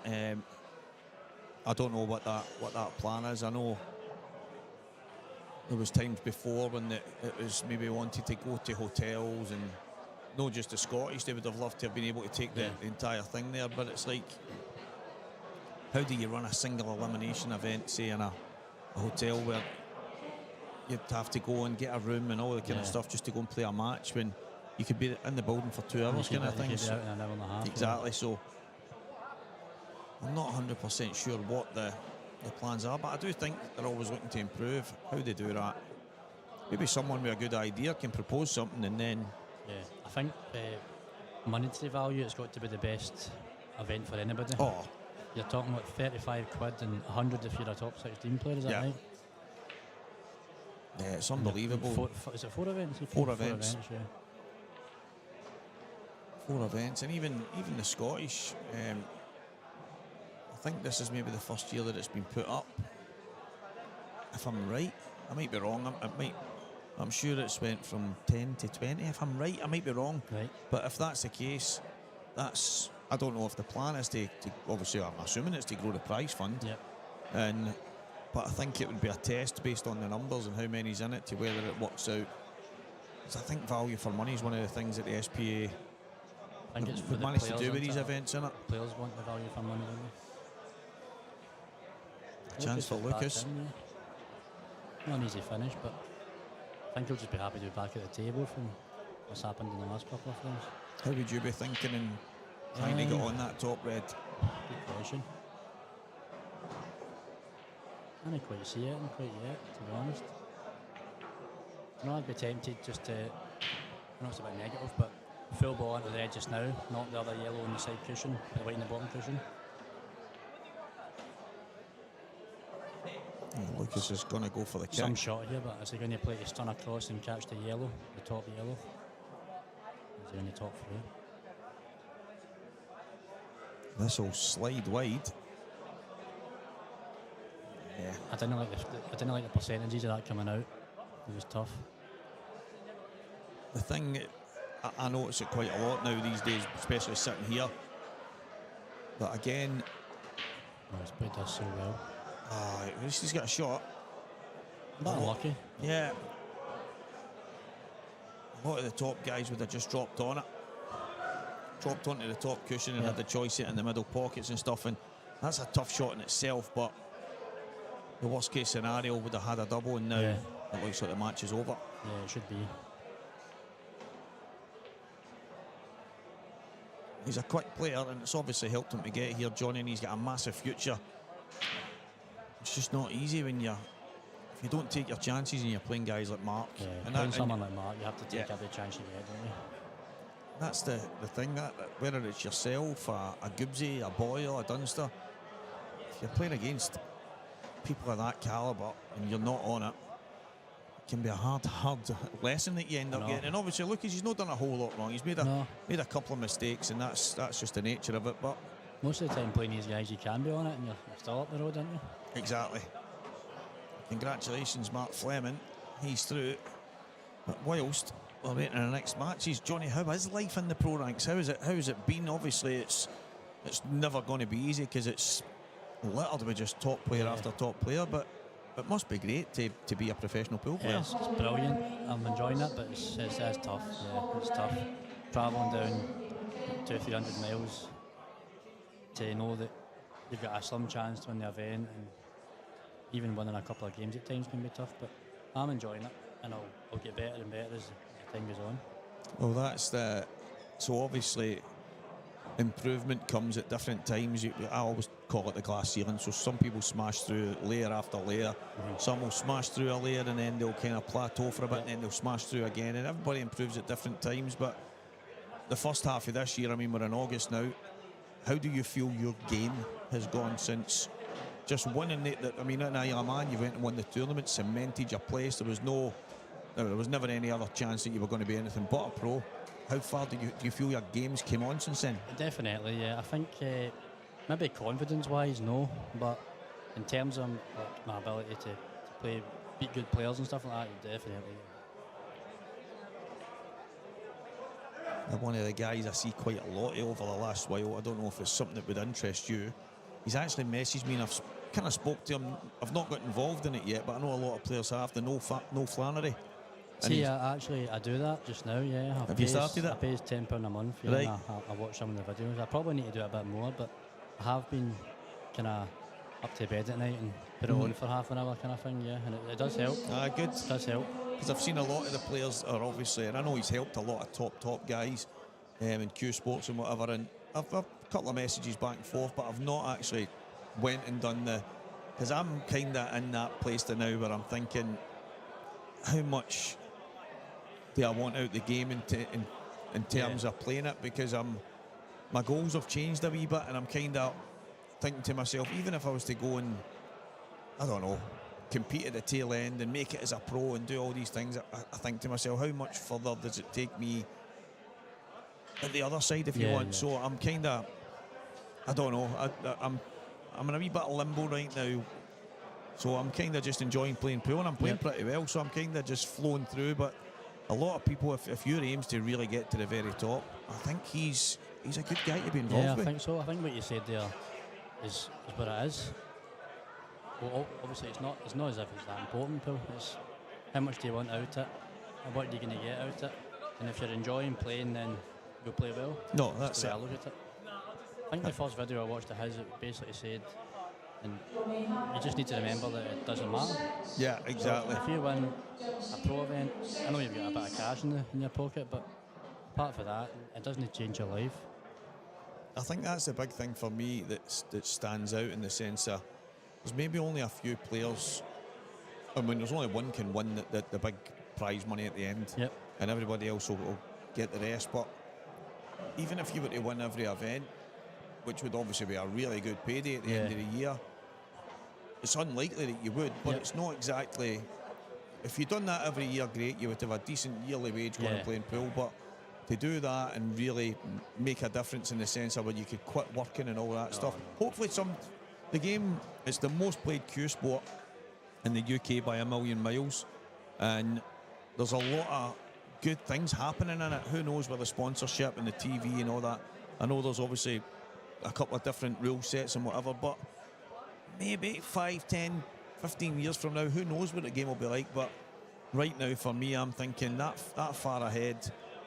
It makes me think I'm as well just going and enjoying it, and then what will be. And if the game of pool leads to me having some success in and around it, doing something else, then so be it. But it's made a difference when I'm at the table, because I feel like I said to Renzi, I'm playing probably the least amount of pool I've played in a long, long time. I feel like I'm playing really good. I think we practice as well. It's all about what kind of practice you're putting in. I've seen myself do it at times, playing 2 hours at night, and it's just useless. Whereas you play maybe an hour and you're zoned in, you're doing the right things, that's almost worth like 5 hours or 100%. pointless practice. these two guys, Colin Downey and Keith Robertson, these were mentioned earlier. The way the matches have kind of ran themselves down. These were, it was either going to be Lucas Bryden and Mark Fleming or these two. Yep. It's ended up we've got both of them now because of the way the matches have kind of worked their way down the draw. But two top players, I think. It's hard to predict this one. Keith, who won the amateur series last year, could have, maybe should have, been in the pro ranks this year at the IPA. Did he turn that down? Yeah. But he ended up, for whatever reason, he's not managed to get into the pro ranks, but he went and won the first event. I know, I had a wee flutter on him. I got his price and I thought, wow, Jason Hill must not know him, so I had a wee Exactly. It's mad because there's been a few guys, the Scottish guys, and Jason he'll have people that he'll speak to, but he's messaged me on the odd occasion and he'll say, what's the script with him? I've had about 10 bets on him and I've never really heard of him. Yeah. And it's like, he's handy, and you get those, you always get the one that will slip through the net, but you always get somebody that even that maybe we would know and maybe not fancy, and all of a sudden they've had a great run. Yeah. Like Keith's, he's obviously a quality player, and he's far up the rankings and could be in a position to maybe take pro status next year, but it can flip on its head. He won that first event, but he's not had much really go for him since I then. noticed that since then, yeah. Could have lost one here as well. Yes. Disappointed when he has a good chance. And I know the cloth being new and slidey and stuff like that, Yeah. you've got to judge that shot so much better.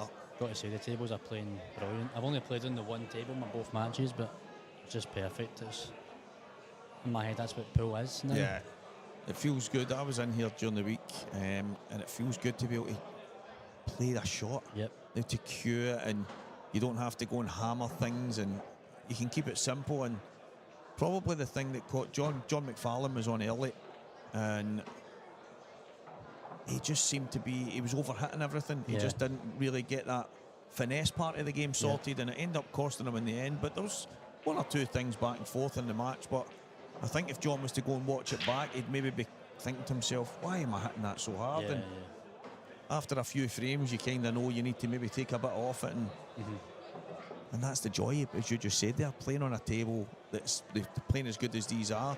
You don't have to go and... No. And the balls always seem to open up from the break, and it's like... It's just like chances all the time, it's no fudge frames, and...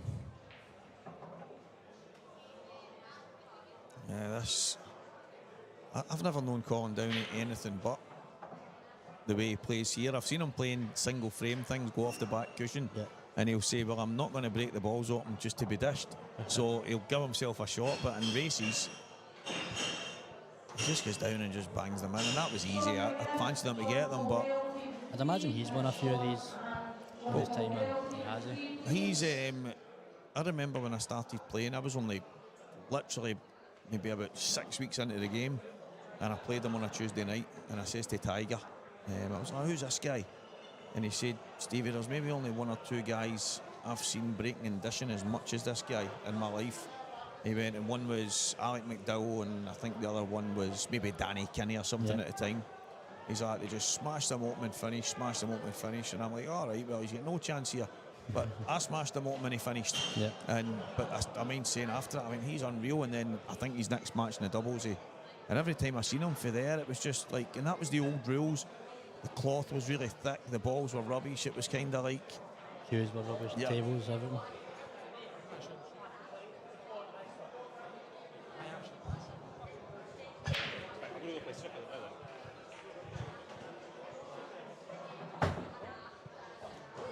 And Preston coming in saying, am I actually on stream? But that match with him and Gio... I don't know who's more shocked he's on the stream, him or me. It's on the 3 o'clock session, which is obviously going to be... I think his match will be... There's a lot of other matches to be played, but that match will be... I think that was a standout for the 3 o'clock sessions. There's a lot of good ones, right enough, but there's a couple that's already been on. Graham Sillers, Anton Riley looks tasty as well. That's a good one, huh? But yeah, I think Preston Gio was probably the game of the round, didn't he? Yeah. Renzi actually used the words box office. Yep. He's come on so well in the last maybe year, Preston, hasn't he? Yeah, I mean, I think we've spoken about it before, Johnny. That if you're playing a lot, no matter if it's, and we spoke about having good practice and bad practice and stuff, but even if you're just getting in important balls and not really in the zone, it might not get you to the level of a Liam Dunster, but every time you get to the table, you'll be dangerous. Yeah, you feel sharp when you're playing. I think that's what Preston. And you know, someone mentioned to me the other night about Gio, and they were saying it's like no matter where he is, if he needs to pot like a big, he makes it look easy. Yeah. And I think that's just that sharpness. It's not that we maybe make it more difficult than it is because we're just not sharp enough. Whereas if you're at the table and you're just queuing regular, then things become that bit more easy. Keith made these look easy. Yep. He's a massive breaker, isn't he? When he's breaking well and he's on it, he's a tough one to beat. I like it because it's like an effortless thing. You see a lot of us, you throw your body at it and everything, and everything's moving from head to toe, whereas Keith's just got a timing and obviously a bit of brute strength, but all of a sudden, one each. Colin Downey with that kind of, I asked him before, I said, is that like a dark maple? I think he said it was like rosewood, or it's like a totally different kind of wood altogether. And looks quite thin, is that right? yeah, it is. I think it's quite short as well. I think it's maybe like 56 inch or something like that. And it's had a fair amount of time. The dark kind of colour always stood out to me. Certainly stands out, aye.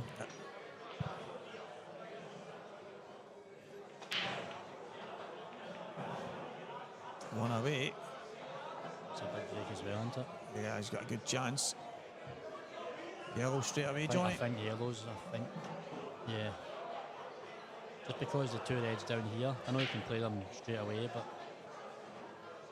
yeah, I think yellows. It's not the easiest though. Maybe flick the black out here.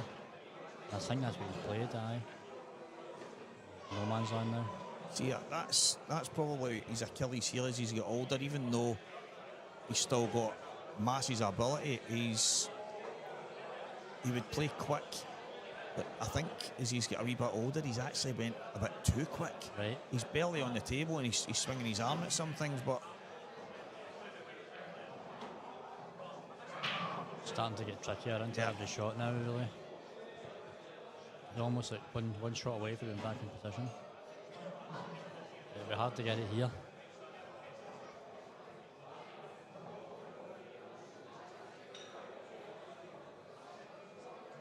walked away from the table to get a drink there. I think sometimes in that position I'm just telling myself, like, you're going yellows.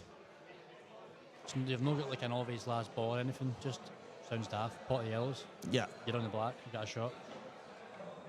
Obviously it's not as easy as that, but then again, if he kicks it first shot, it's probably really good. Pace of the table's helped him there, isn't it? Yeah. I think it's actually quite big, that, because he's playing this frame. It stands out, kind of the pool player, because he's never been a snooker player. Yeah. But the way he's kind of gone about this is more like a pool player would try and kick the black out, Yeah. and it's cannons and kicks and flicks, whereas That's not a bad miss either. Yeah. The fact he's covered that bottom pocket. I think a lot of the guys, in fact, Gareth Abbott, he's not even touching that black. No. He's just leaving it sitting there, and I notice that more and more with the top pros. What do you think here, Ang? He's going to hit the two reds that are together, the right one, full ball. Just a nice, With simple the drop snooker, through. aye. Not sure he's playing this with a bit of pace. Similar shot, struck the red. And he could have played that dead weight and just left the cue ball right behind the red, but I think Colin will flow the boat here and try and pot something. I think he'll just accept it. It's a hard finish, and he's fortunate not to knock that red in.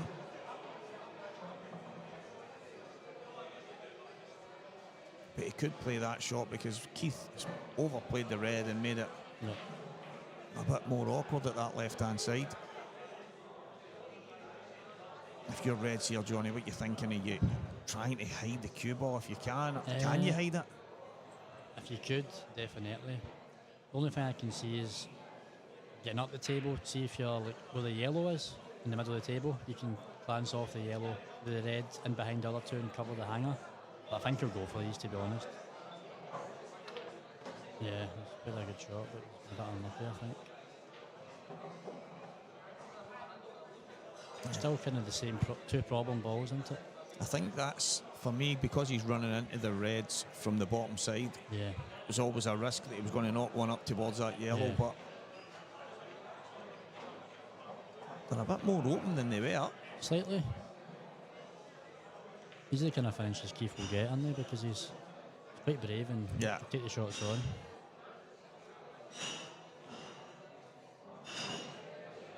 It's one of the reasons actually that he won that amateur series, because there was a lot of people that weekend struggling with those tables. Yeah. When we were down in Nottingham, and he just seemed to go and pop balls. Yeah. And I think in the end that was it was like a puncher's chance in the boxing ring. If he can just pot the balls, then who knows? And all of a sudden he's won the tournament. So the finish he had in decider was really good. Yeah. I remember watching that, it was brilliant.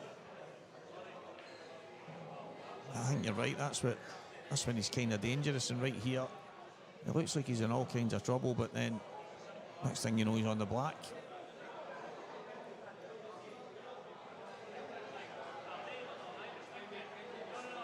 So he's going to drop on a double, or can he dig this? He could have dug it as well. He could have. He just, I don't know if he believed he could. Yeah, so he's kind of pulled out. Yeah. I think he's half quit on it. Up against it now.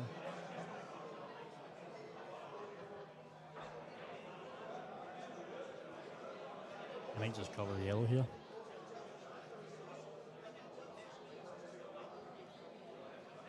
If he could cover the yellow, wouldn't be a bad shot, but I'm not sure he can. It's not an easy shot to play, is it?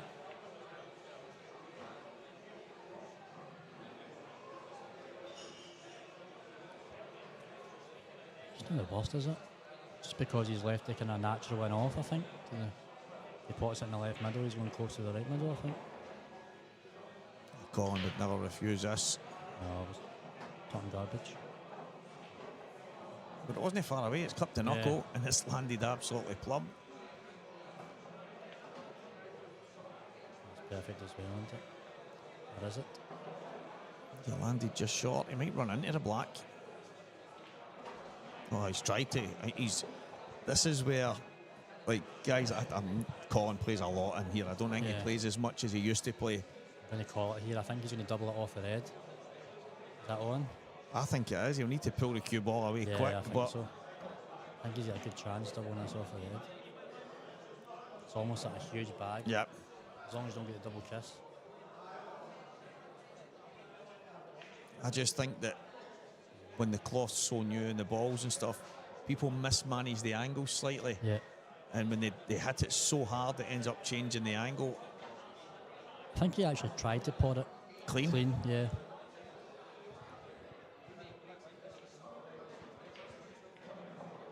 Yeah, he's Bit of a shaky start for both players, isn't it? But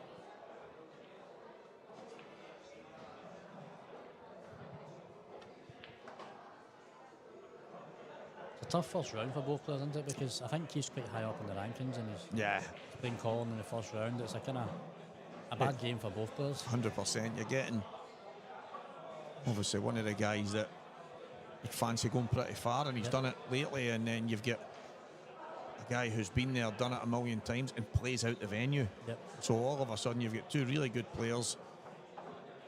Also with Colin, he's not scared of the MD, is he? No, He'll exactly. He'll just play what's in front of him.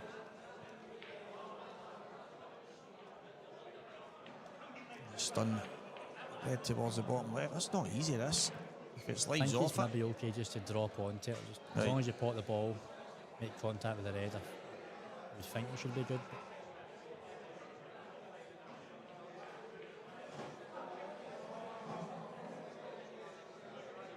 He's taking a bit of care on it. I think he was worried that he was going to slide off it, so he's dug it that wee bit more, and then he's overcooked it. you think he'll actually play the pot to come up and down here, or will he play to clip it over the bag and good white? I think he's playing the pot, isn't he?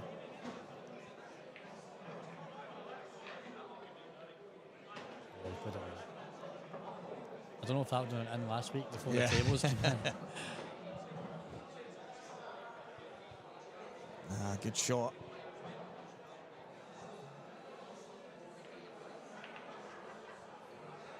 Taking his time and making sure over the black.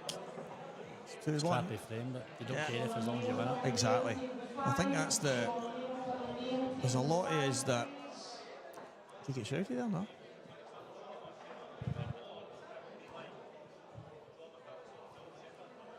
I think that's the big thing when you're on a finish where you've got to move balls, you've got to flick things and stuff.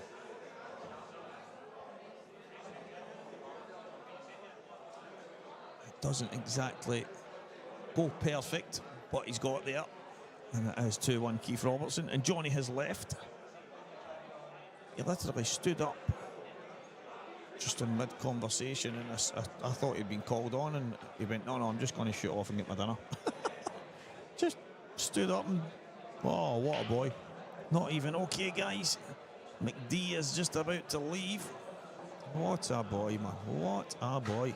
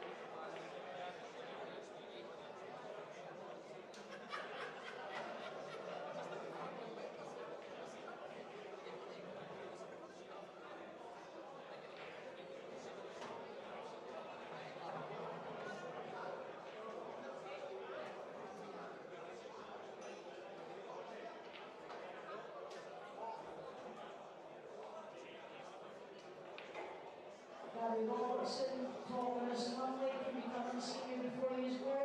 That's Gary and Thomas, please.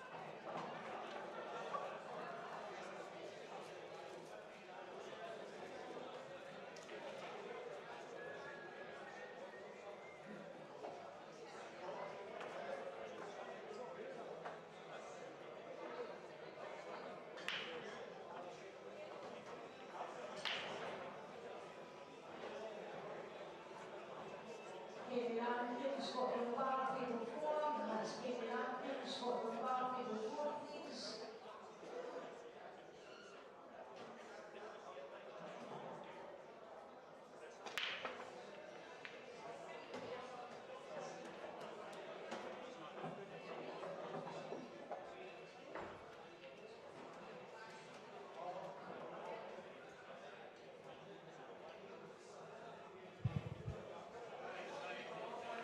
Confirmation for everyone that wants to spread the word. It will be Gio Edgar and Preston McInnes going head to head after this match on the main table.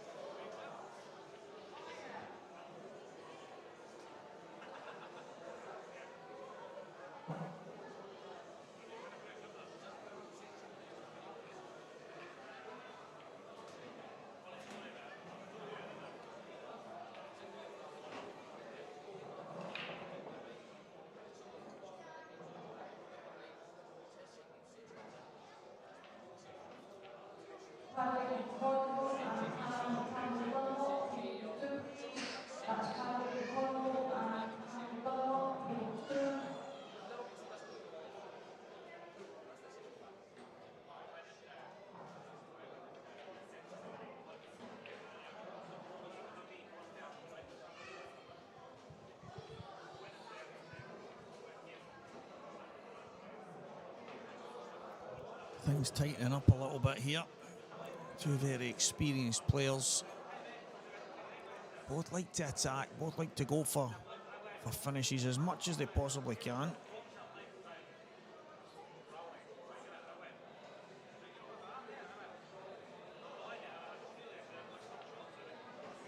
It's never as straightforward as just going and banging in the balls. 3 frames all. Long way to go.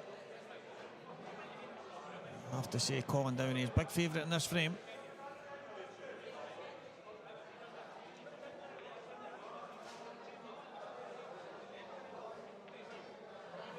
Keith is going to have... Can he just nick the yellow inside and try and get a bag?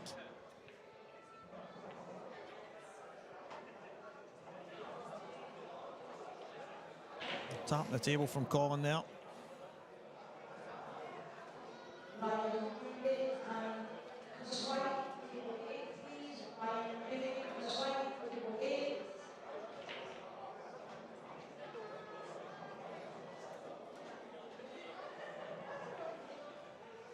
Did well to stay away from that bag.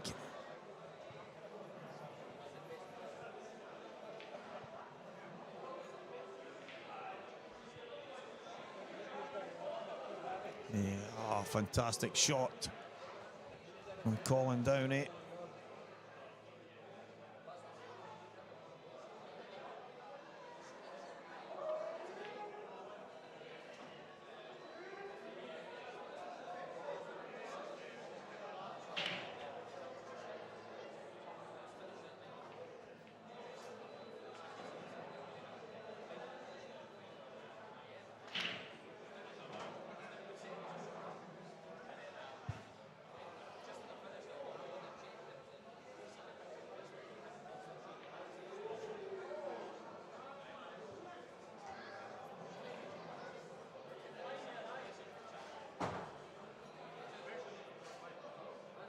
He's an off.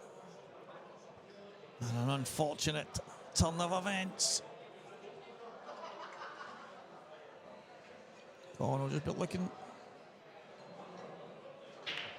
Back kick, bottom cushion. That'll do nice.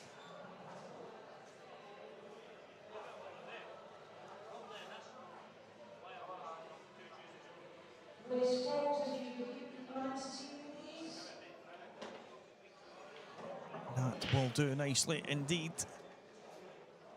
Can he just drop this in and play the gap? Yes, he can.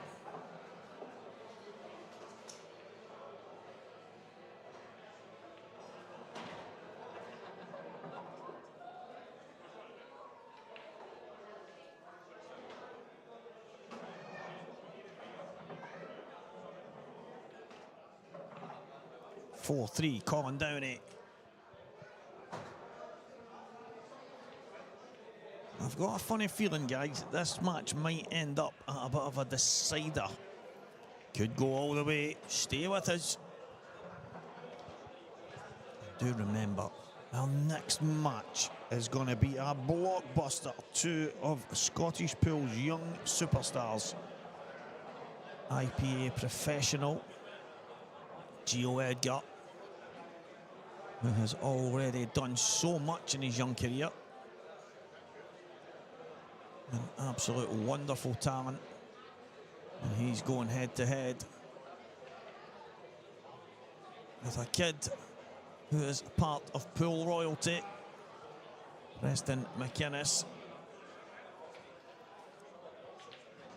And young Preston has managed to get himself into the Scotland A team, travelling to Ireland for the European Championships later in the year.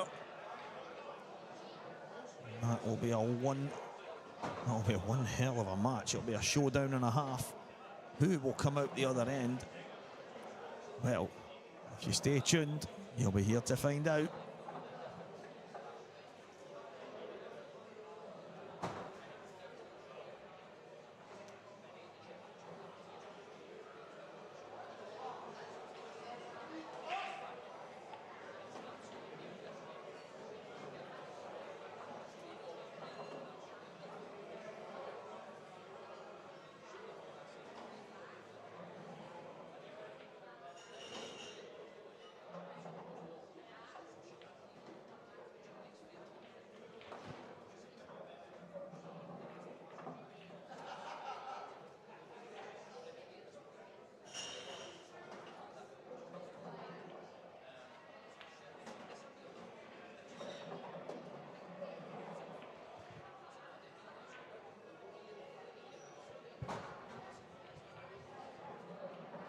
Colin would have loved to have been on that red at the top end.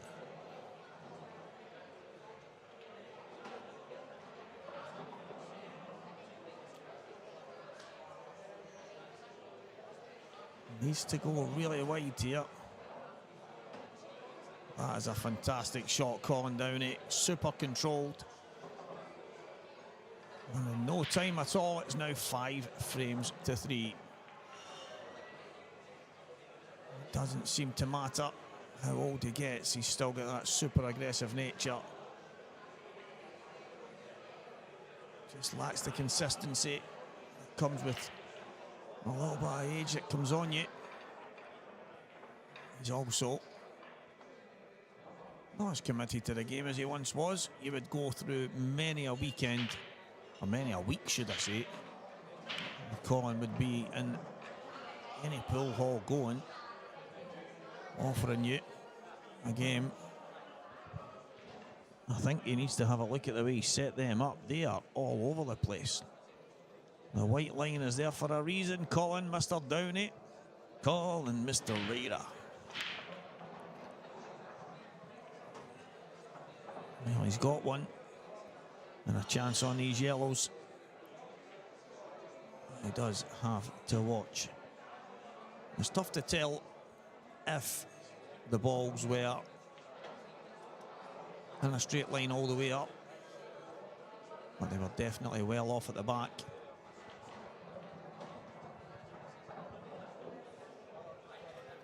That is something you have to keep your eyes on. It's a great thing for us all that watch, because we get to see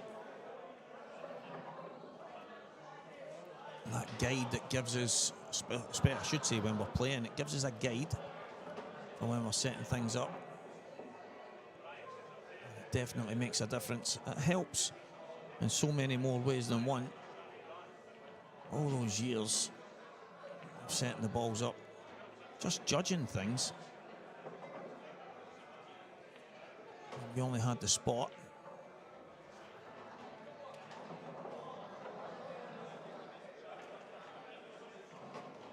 And then you can all see with your own eyes the pace that this man plays at. No frills, no messing about. Colin Downey is 6 frames to 3 in front of Keith Robertson.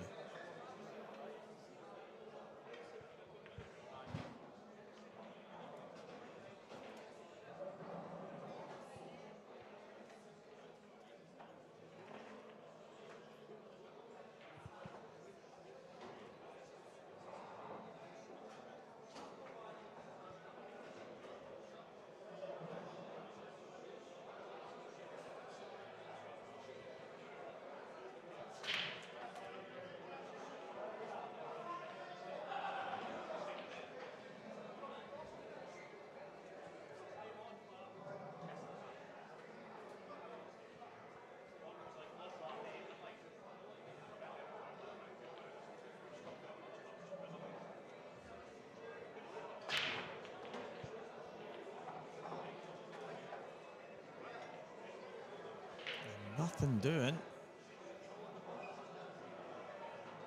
Yeah, there is a chance. I thought that red might just have been a touch tight at the middle, but I think he might be on it right away. I don't think yellows. In saying that, if that loose yellow on the baulk line at the left goes, he'll be able to open up the middle pocket. He will be able to.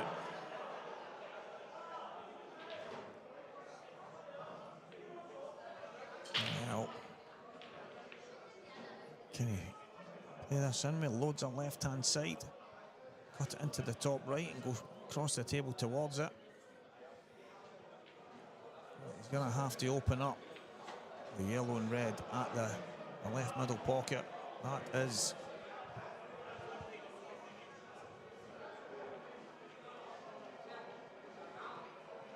guys, I don't know how many of you have been on most of the day, but the Daniel Sinead O'Connor match and Robert Christmas Carol, guys, that match is still in play right now.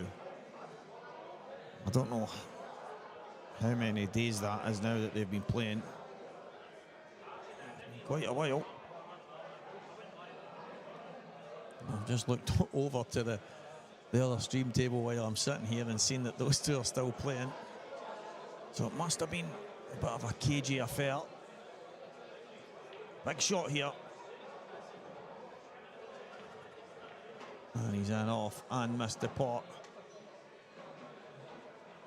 I'm going to suggest, well, I was going to say the writing's on the wall, but he's got the top right bag, he's got the bottom left bag, and even the top left is kind of covered to an extent as well, so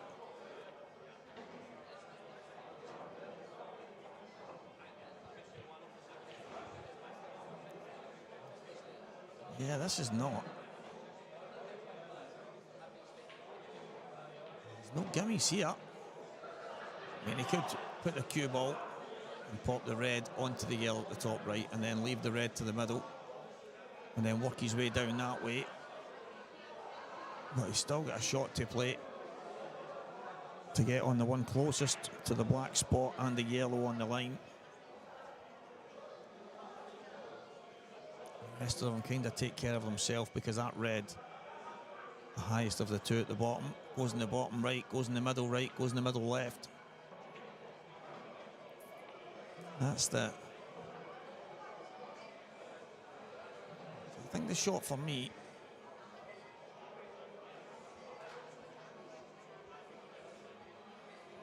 Yeah, I don't like this. I know he's going to screw into them up the top. I didn't like it. I didn't like it at all. There was no need. That red already went. It went in both middle pockets. So all I had to do was just screw back across the top cushion and just pop that top one in. And that's both of them out. The two of them are in the pockets, so... He's trying to... I don't get it. And all of a sudden... Yeah, I can see myself and Colin having a little chat after this.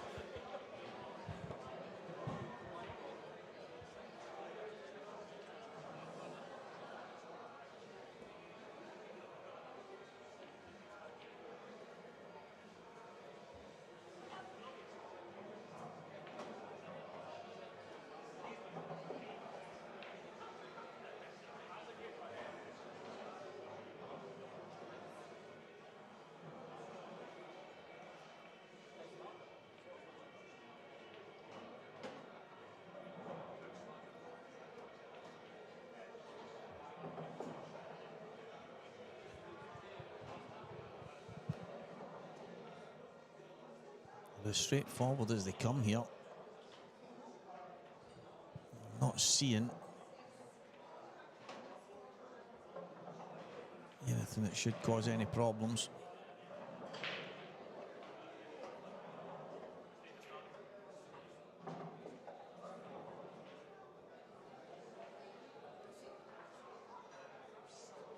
You wouldn't normally want to plant last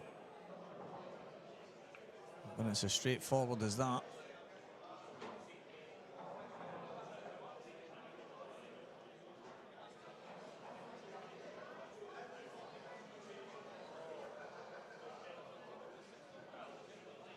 I want to just play,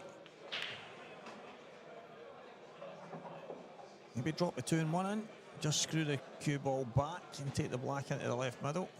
I'm just going to drop it bag weight.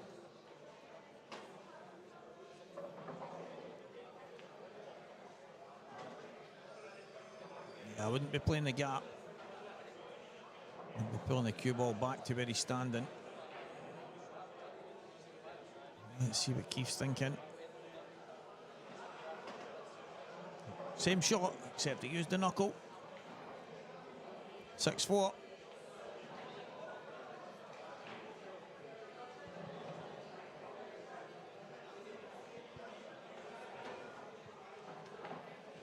I think Colin Downey will be kicking himself. It was always going to be awkward down the bottom as well. It was never easy, but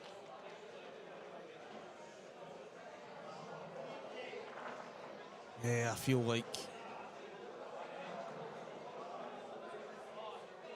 feel like he maybe just missed the boat a bit on that. Just pop it in the top, not the yellow one. Just bringing the cue ball across, and then you've got the red to the middle. But listen, it might have been a bit more awkward than it seemed on the screen, to me anyway. Oh. And when it rains, it pours, guys. When it rains, it pours, and it is absolutely bucketing down on your man Colin Downey. It's going to be 6-5. Keith will break to get the equaliser. And then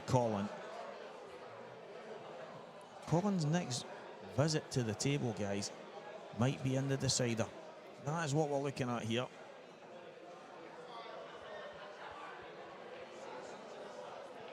Preston McInnes, Gio Edgar coming up next. As I say, we do have a royal family in pool.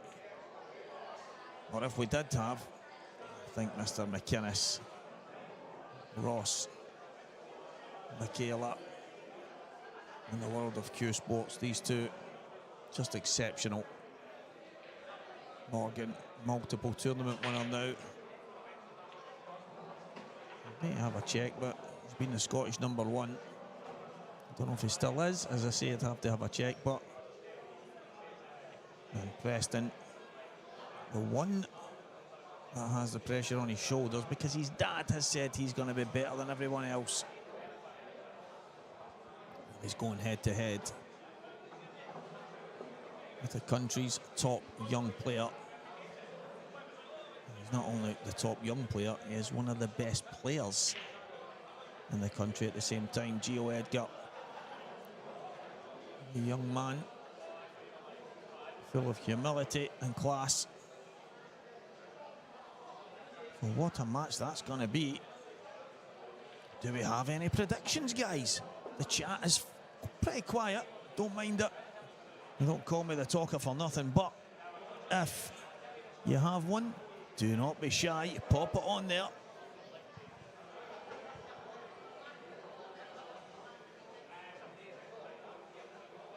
Saltire Promotions brings us the Scottish Pool Association Individual Membership Series Event 3 live on Scottish Q Sports streaming.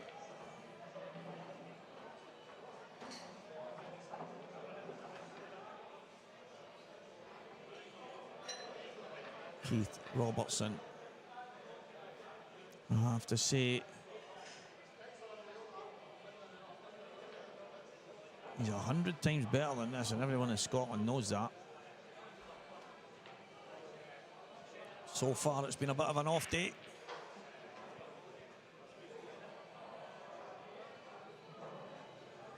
A bit of an off day, but he'll be okay. Heading towards professional status if he keeps doing what he's doing on the IPA. He's pretty well cemented at the top end of Scottish pool. I have mentioned, guys, when it rains, it buckets down, and on Colin Downey's head right now, I'm going to need to ask someone to get him a towel. Need to get someone in the building to get him a towel. Any hair dryers? Anything? Because Downey is soaking wet.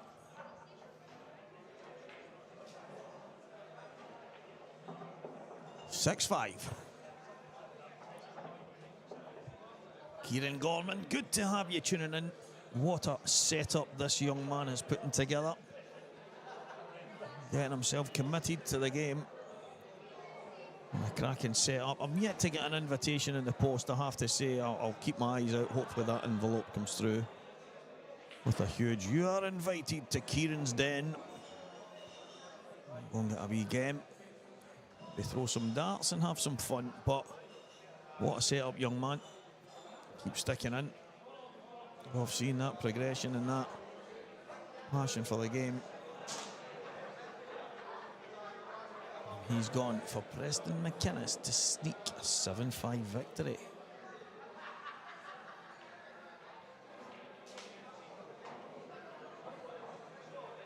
I wonder how Scott Grady would do the betting on it. Would it be 45 and 5-4? Would it be 45 and even money? Would it be I don't know. I don't even know how betting works. I'm just throwing stuff out there.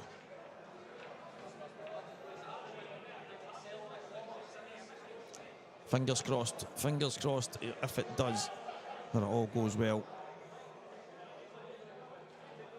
And if it doesn't, I hope the recovery is really quick, mate. Right, it has to be the Reds take the one in the bottom. Don't even worry about it. He's going to try and kick that right away. Oh, I like that. Oh, I like that. Top left-hand corner is absolutely mad with all the balls, the yellow and that in there as well. I think he would love to get in the top cushion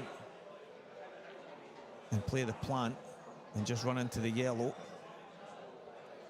That way he'd be on the red to the right middle. This is a shot I'm talking about. If he can, I think he'll just play onto the yellow here. He can do that now. So he's landed two straight in the previous shot.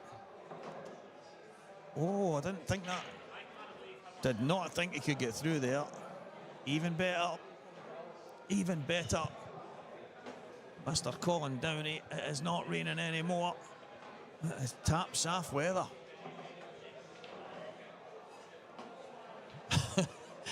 My apologies, guys, for just humouring myself with some of this nonsense, but Colin Downey is in the next round at 7-5.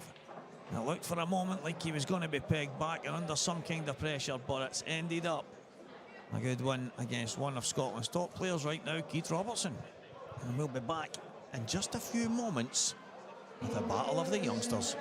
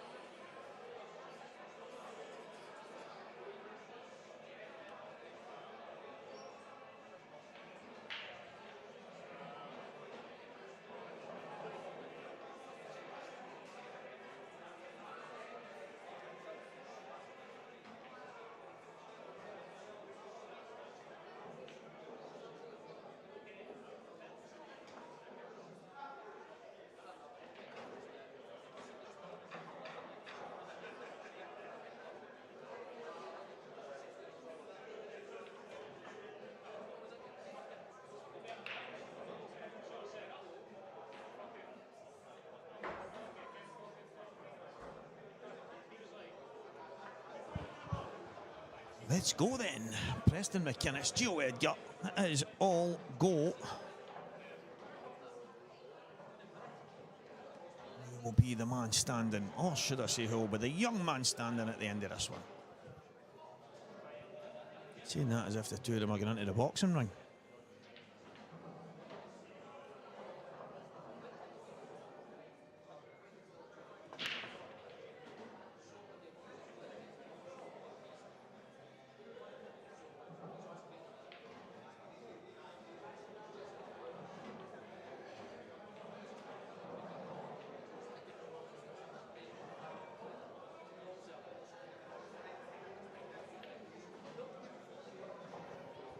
So an opportunity right away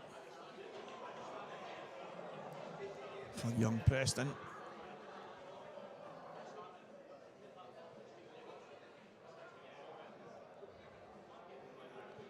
He actually came in and asked me, probably about, I don't even think it was an hour ago, but about 45 minutes ago, he had said, am I really going on the stream? And I said, yes you are. And he said, okay, I'm going to get a quick, I mean, it was like maybe half an hour he's ended up getting, but he said, I'm going to get a snooker table. And off he went onto the snooker table, himself and Morgan. And got his arm going. I will openly admit that I find that so difficult. Two totally different games, the balls, the cloth, everything. And I genuinely find it tough to come off of one onto the other. I think the weight and the pace and the way you cue and all these kind of things. But if you can do both at almost the same time, then that is a major advantage, because if you're on cueing nice on a snooker table, there is no doubt that you're going to cue pretty nice on the pool table.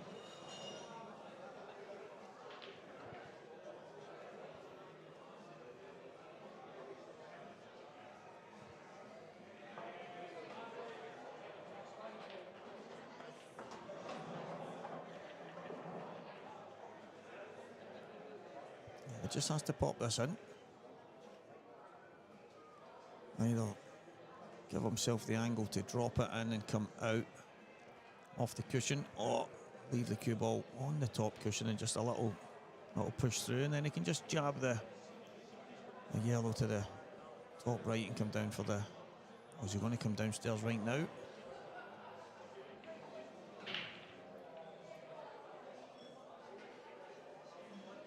I think top right and the one at the top cushion. If both of them go, then it's even better. If both of these balls at the top left go, and it's a whole lot. Well, obviously they don't, so he's on them onto the one that's closest. Should be able to just come on and off. Looks like he's going to screw back here.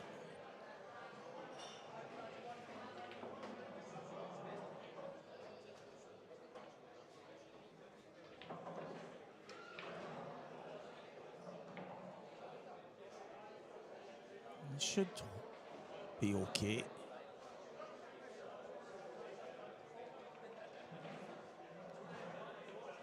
I don't think he really had the angle to get perfect, so this is just delicately screw this just above the knuckle. I would argue not exactly where he was playing, but a good shot nonetheless.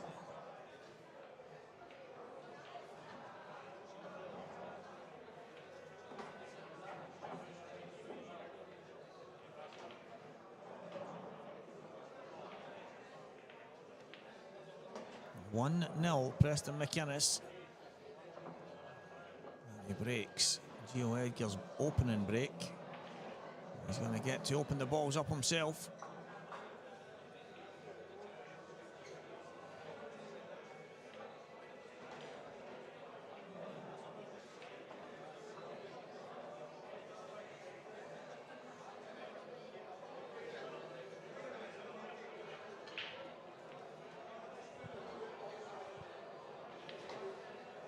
actually bumped into Colin Downey after his match, and I said to him about the 2 shots, and he said that's the worst 2 shots I've ever played in my entire life. So even he realised it was a bit mad.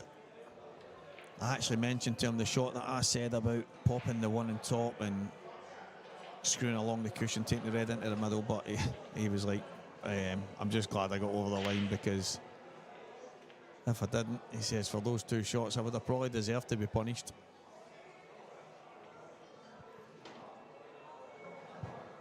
So break number 2.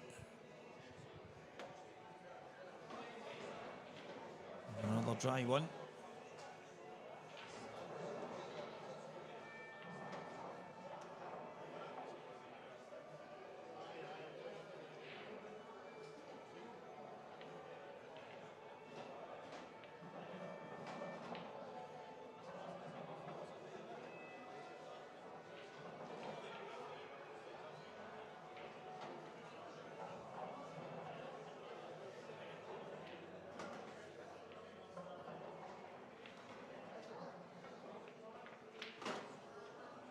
Yeah, cracking shot, Gio.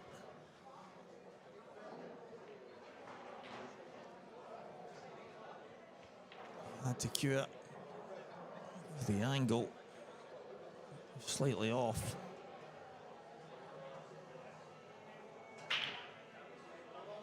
Probably slightly unfortunate not to land. A touch better considering all the yellows on the table.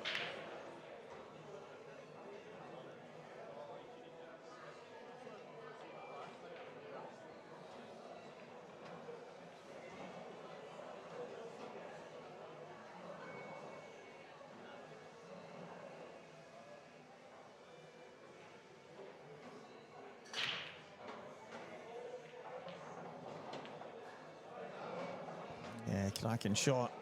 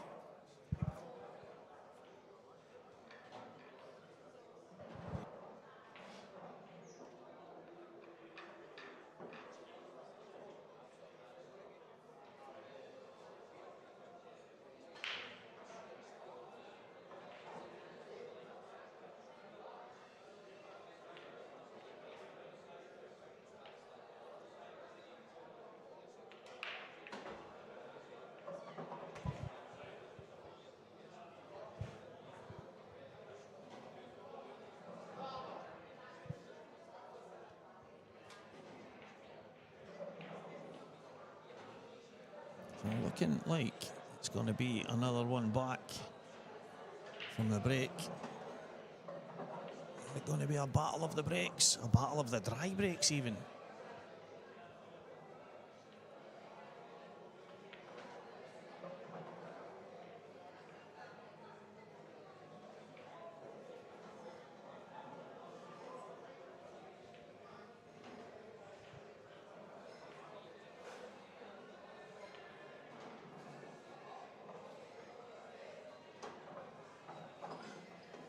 Yeah, pretty straightforward here now for Gio.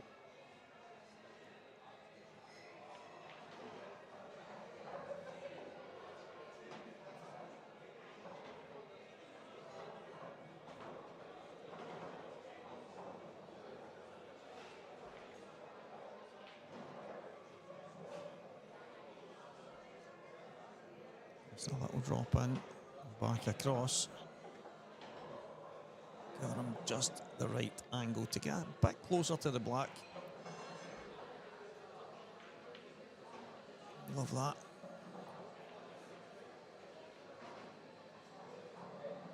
Just about perfect, as I say. And it's going to be one frame all here. Dry break, Gio, Preston dishes. Dry break, Preston, Gio dishes.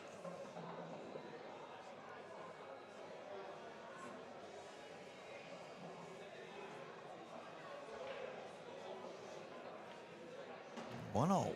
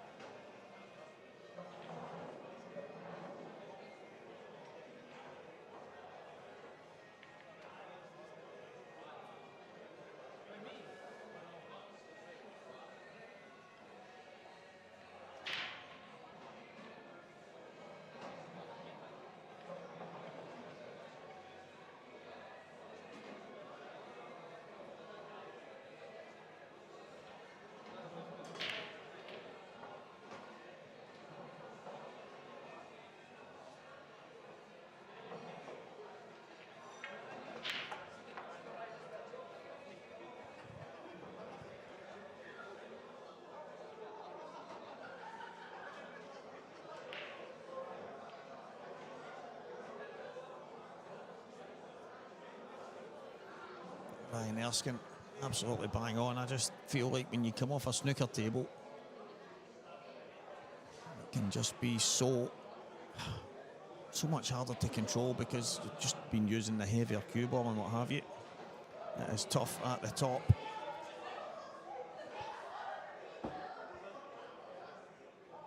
Just been joined by the very unbiased brother of Preston, Morgan McInnes. Good evening, afternoon. Well, it's afternoon. almost evening. 5 o'clock. Is that evening? I don't. There's a cut-off, but I don't know the cut-off between afternoon and evening. I'm going to have to Google it, or if someone can comment. Oh, Ryan Erskine. Hiya, Ryan. You're not going to know it because you're Gaelic.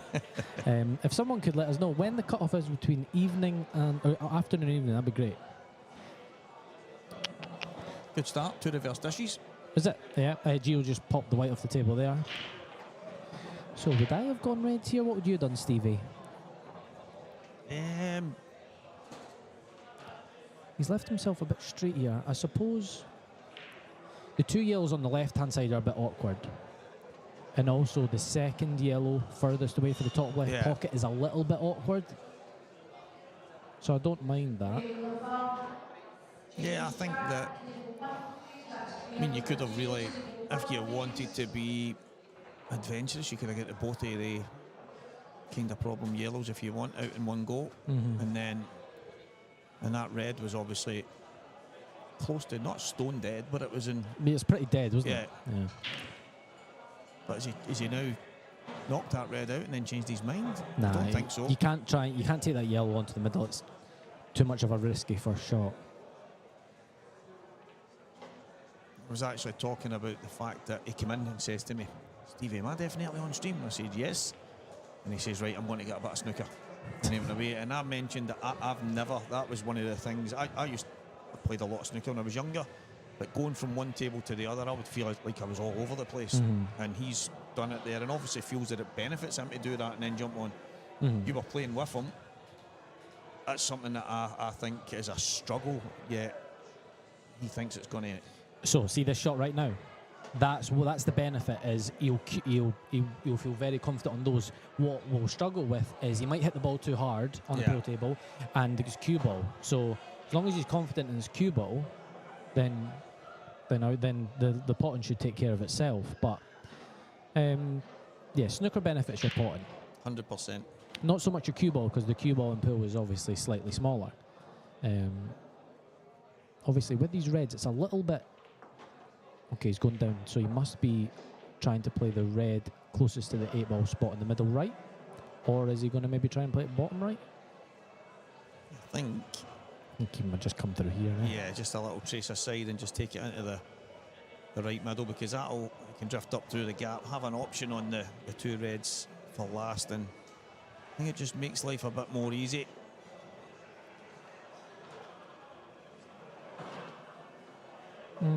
It's the thing, you didn't want to be too... I think he's okay. Because, I mean, what? He cannons that yellow, so what? As long as he gets the pot here, he's fine. He just doesn't want to miss that yellow, maybe got to the top bag and hit that yellow over the black 8-ball or something. Yeah, don't play it like you're trying to hit the yellow. Just drift it in like you would pot it normal, because you're going to be on the red to the top. Or the middle right. Yeah, sweet. There you go. Just needs to... hopefully, I think he's got an angle. He should be fine here. Thing is, against Gio, those type of opportunities, you need to take them because he's a fantastic player. He's playing well at the moment. You obviously had a great result against him in down in Wales. Wales, yeah, and Abercrave. God, that was some journey home. When did you get home? 8:30 in the morning. Oh, I was 6. 8:30. I woke up at 11. I felt awful. It actually knocked me for 6 the whole week. We actually stopped. Well, Jamie had a few hours kind of out in the car park. So when we set off, he went, Stevie, you go for a couple of hours sleep. You've been on the go, kind of. And I said, right, okay. But I couldn't sleep. I was tossing and turning. I was kind of drifting in and out of it, and then we pulled in. I'm thinking we're maybe obviously getting into the service. We'll get a juice and whatever it is. And then I looked round and Jamie's putting the seat back, and it was like, so we went for an hour, but we still, it actually said when we set off we were due home for 8:30. Mm-hmm. We slept. We actually stopped, put the seats back, slept for an hour, and still got home for 8:30. Right. Okay. So he had the foot down the whole way home, which was ideal. But I was all right with it. I went in, get a few hours kept, and then that was me back on the go. But I was used to it. Well, used to be used to that kind of travelling up and down the country and working the night shifts and all these kind of. So it wasn't too bad. But I went to stop and sleep. I know we kind of went off topic here, but anytime I got fresh air, it hit me, and I was just awake again. That's and it. Preston's hit them terribly. Went straight in off the middle right, which is exactly what you don't want to do off front ball break. I think that's one of the difficulties of there's a, John Dawson. So Dawson, his break's actually pretty good, and he just right in the centre, and he screws straight back. Now, I look at it and I go, that's some break he's got. Mm-hmm. And then I try that, and I go off the top cushion, go down and hit something and go in. Yeah. And it's like, it's one of the reasons that you hear a lot of guys talking about maybe only having one visit. If you keep the ball, if it jumps off the table, maybe you get the one free shot and then the visit. But what's your take on it? So I prefer cut break. It's got more safety element. Your cue ball's very rarely going in off. You sometimes make a ball instantly. Yeah. Like a wing ball can fly in. I actually spoke to Liam about this, Dunster, on one day. I just texted him because I was in practice and I was making the wing ball consistently, but I'm very specific with my racks. Like I would never tilt or high rack, but I've heard that people say, oh my word, that could have went badly. I've heard people say if you make the wing ball, it's kind of like cheating. And I messaged him and he was like, no, I've heard that, but I make it quite consistently when I would break well. So I do like the cut break for the safety aspect. You're very rarely going to give your opponent 2 shots, but you need to be cueing well for the cut break, whereas the front ball break, you can just lash at it and you can get great results. But, so with the way Preston hit that there, he gets right down on the shot as if he's cueing the break. So I don't know if you've ever seen me break. I've got different ones, but if I go down the middle, I actually stand up a bit like Gareth Hibbett, and it takes the middle pockets out of equation. Yeah. And those are the most dangerous. Those are the ones you see people going all the time. If you go in the top 2 corners, if you screw straight in, like, okay, it happens, doesn't it? Do you know what you've just mentioned, the 2 top corners? I find that there was one of the matches, I think it was Gareth was playing Dan Davey. Yeah. It was the final in Coventry. And the both of them, I think they'd went in off a couple of times each, and they were going close, but one was breaking for the right and one from the left. And both of the cue balls were going to the opposite top bag. They were obviously screwing straight into it.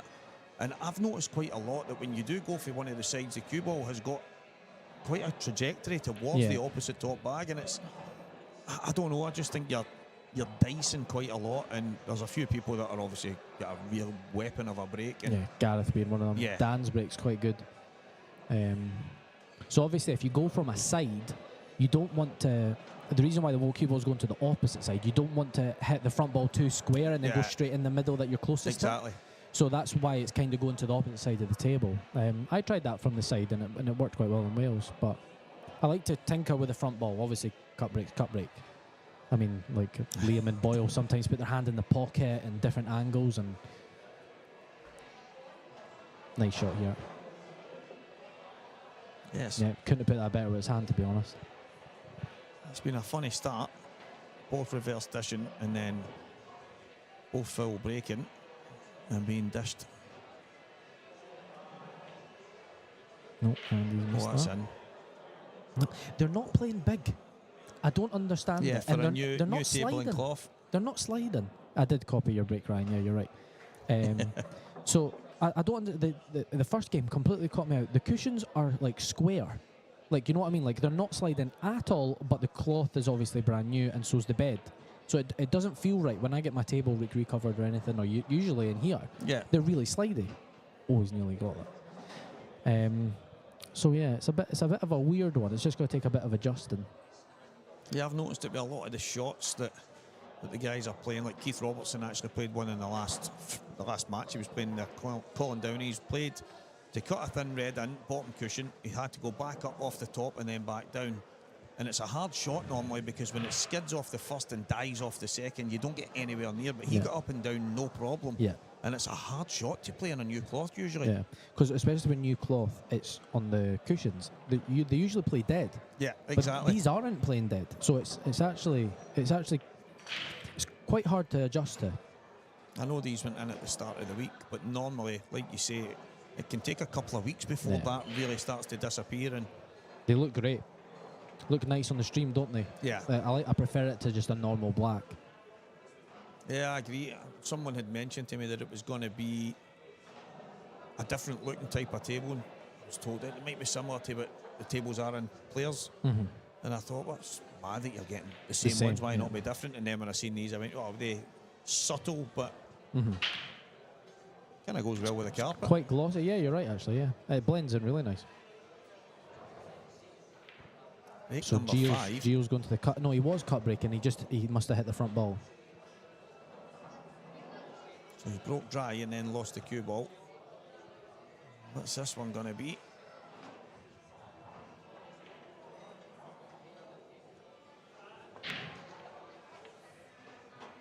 He's got one. Has he got a chance? They've not come out fantastic.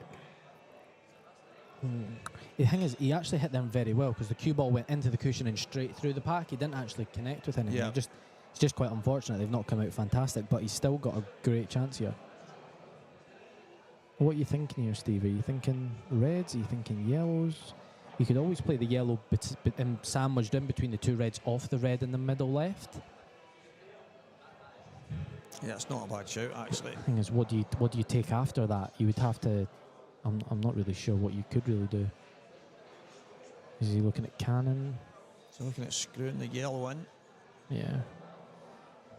And then you've got to be fortunate and land on something. I know, because if you're hitting the red that, like half ball like that, it kind of looks like your red, the white, would be tracking to the side cushion where that red is.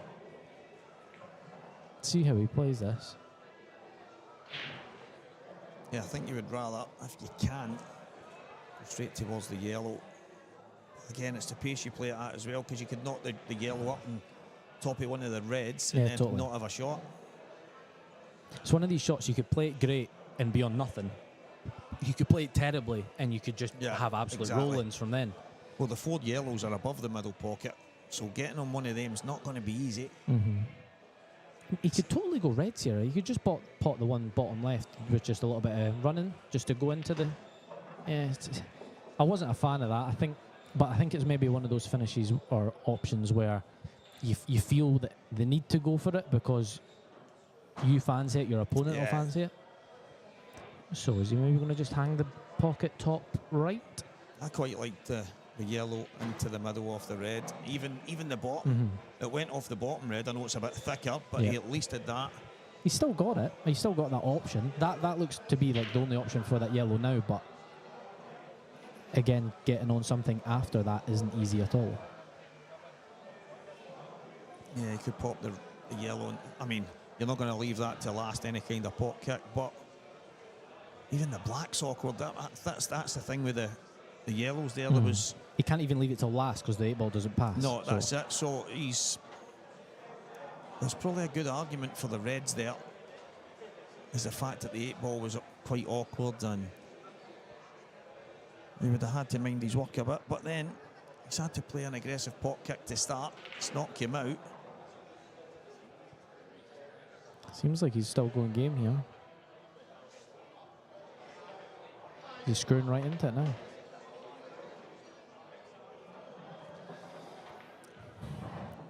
Thing is, if he pots it now, his little cue ball looks to be going bottom left, doesn't it? Yeah. That's the whole issue with the shot, the yellow off the red, is that you're really struggling to get on anything afterwards. I think personally, I'm a bit more negative than Gio and more other players. I think I would just be trying to put that maybe the yellow top cushion over the top right. I'm not saying that is the right shot or the right or wrong shot. There's that many options, but it just depends how you see it. Well, that's a when is, you know, some people say, well, you've been past the point of no return, so you're all in, so you're having to go and try and find the finish. But is there a point where you go, right, I have to just try and make it awkward? I know the chances are I might lose the frame, or do you just keep? You're saying it might seem negative, but there's always got to be a point when enough's enough. Or yeah, I agree. I mean, that's maybe if a game's getting away from you. You know, if you've done it a couple of times and your opponent's just pulled them out. Whereas here, obviously, like, it's went dish. He's not made a mistake really, apart from white popping off the table. He looks like he's going into it now.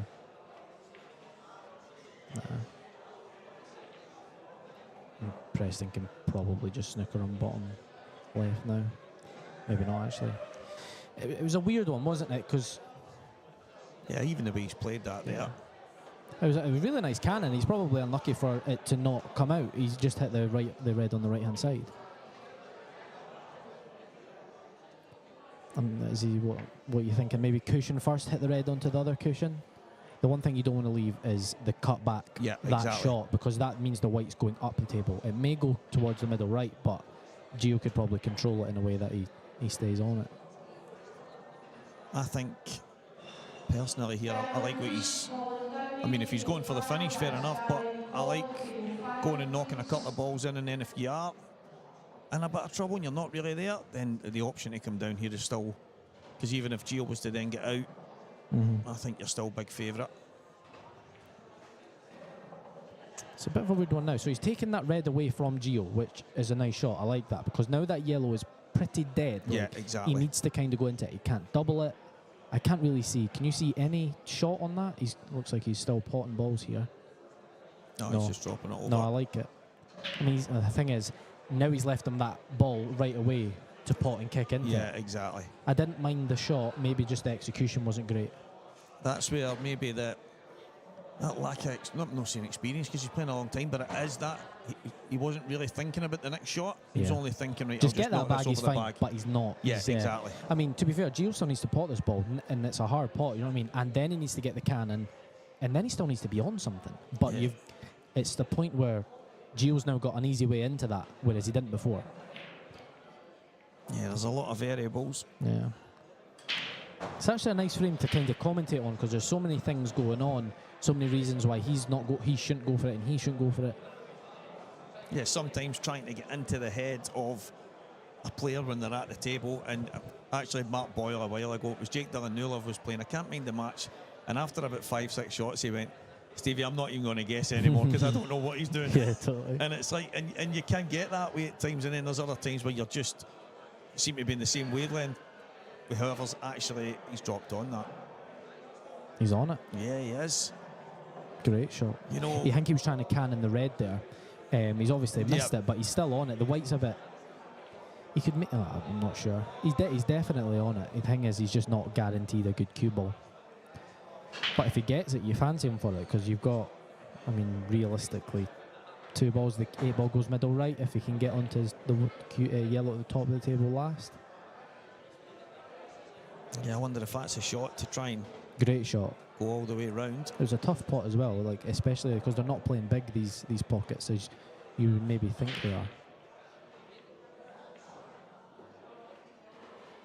I didn't even think for a minute that he could hold that You like could, that. yeah, you could. And that's when you know, when the new cloth, you can play that shot 2 weeks from now. Oh no, you're not getting that grip. You're having to maybe run yeah, round the look back at the of replay. It's crazy. It's got like such a big angle. Yeah. Yeah, there's no way you're playing that in a couple of weeks. He's a bit unhappy with his angle here. It's tough to get back on the 8 ball because it only goes in 2 pockets. Maybe on a double, maybe. And again, he's looking at running towards the red. I don't know if I like that. What's he? I'm not even sure what he's looking at. Is he looking at? I've not got a clue. He looked at running off the cushion towards the gap Yeah. between the black and the red, but I don't even think that's on. I 'Cause think it's the- too slidey yeah. for that. The yellow, it's not slidey at all. It's Oh, well, weird. you're playing on it, that's Yeah, right. the yellow goes bottom left, so that's probably looks what he's playing for. He's just trying to move this red so it does go.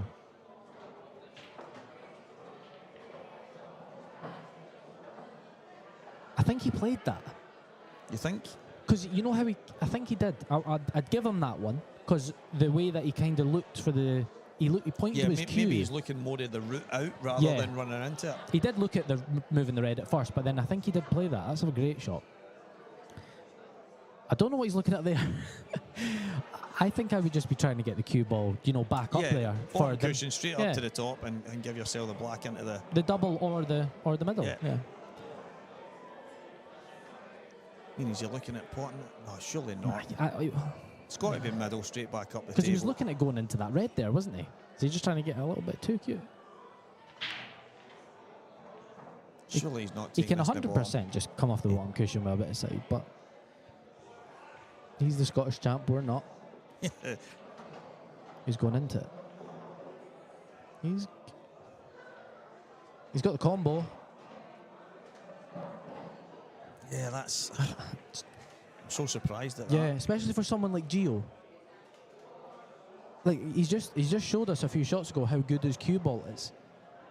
Why would you not just try and play on that, or even the double? Because he needs so much to go for that to go Exactly. right. I mean, if he hits the red, he's got a shot, and he's probably getting it. But even if he hits the 8 ball to the opposite half, it could still go safe. You know what I mean? So There's so many things that have to go for you in that circumstance. You can't... I mean, we say that's probably 4-5 to 1 against. shot. Fantastic shot, but he's had to pull a phenomenal 2-1 after, I think, a mistake. Yeah, I mean, I think he's actually fortunate to have that 2-1. If that 8 100%. ball goes on the top cushion, Yeah. he's got a two rail double. It was still a hard 2-1, but it actually came out for him in a way when it was kind of, I would call that rash in my opinion. But at the end of the day, they're at the table, they can see the angles. Yeah, exactly. Yeah, it was just a bit of an odd one for me. Yeah, he's managed to pull it out the bag in the end. Probably quite fortunate to have that 2-1, as Morgan just pointed out, but Okay, wasn't so, easy nonetheless. No. So Preston again, he's going right down on the shot. He went off middle right last break. He's hit them. Oh, Oh my. oh, wow. Your heart goes in your mouth when that happens. Eh? So he's hit them really well. Cue ball going straight to the top cushion. Obviously he gets kicked, but he's on nothing. Does he? Yellow He's off going to the go. red. He's going to go yellow off the red, and because if he gets it, he's basically won the frame. Yeah, he's unfortunate.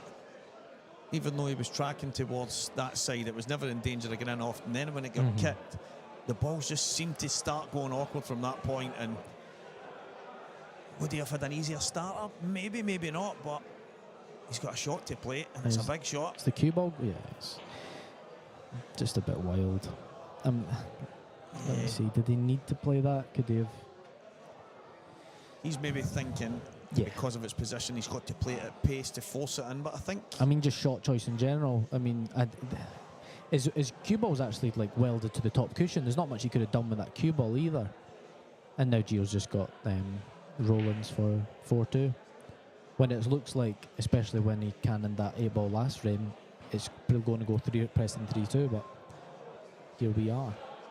yeah, I see quite a lot that you make a mistake, you get punished, and then all of a sudden maybe quickly you lose 1 or 2 frames in a row, a dish, reverse, whatever it is, and you get punished so many more times for that one mistake, whereas I would say Gio got rather fortunate, played a cracking 2-1, and then all of a sudden in the next frame he's gathered a bit of fortune off a good break where Preston's not really had a chance. Could have played that a bit better there, a bit more controlled, but all of a sudden, from staring down the barrel of 3-2 down, he's heading for 4-2 in front. It's funny because you can hit a break bad and have tap-ins, whereas Preston's hit that break really well and been left a fairly tricky like what's the word for that again? It's not like there's Well, an actual really word tricky for it. opening shot, but There's an actual word for like the ball off the ball. Carom? billiard. Billiard, yeah, something like that. Yeah, he's been left one of those. But Gio just needs to. He basically drops this in white to the left-hand side of the bottom cushion, the side cushion, sorry, and then it's just drop, drop, drop, drop. Nice.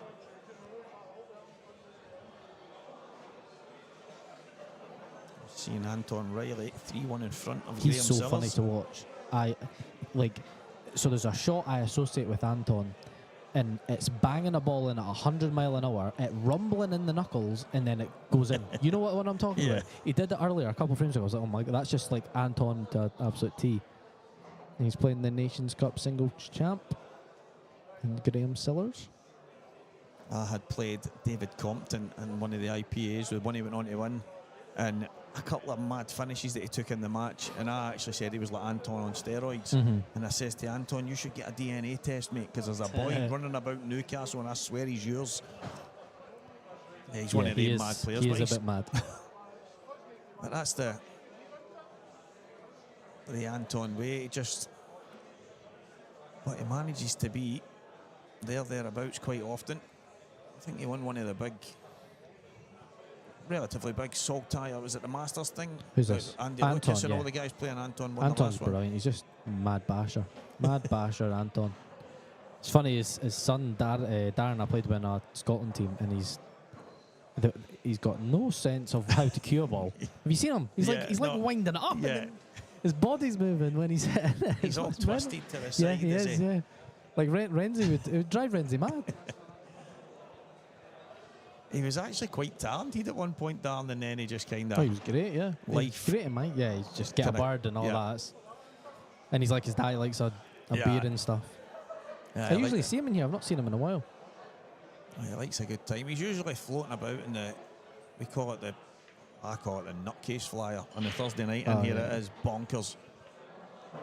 You usually see him in there, but that's like it's just like a good session for the guys that like a drink and a game of pool, and a lot of the locals come to it, so it's...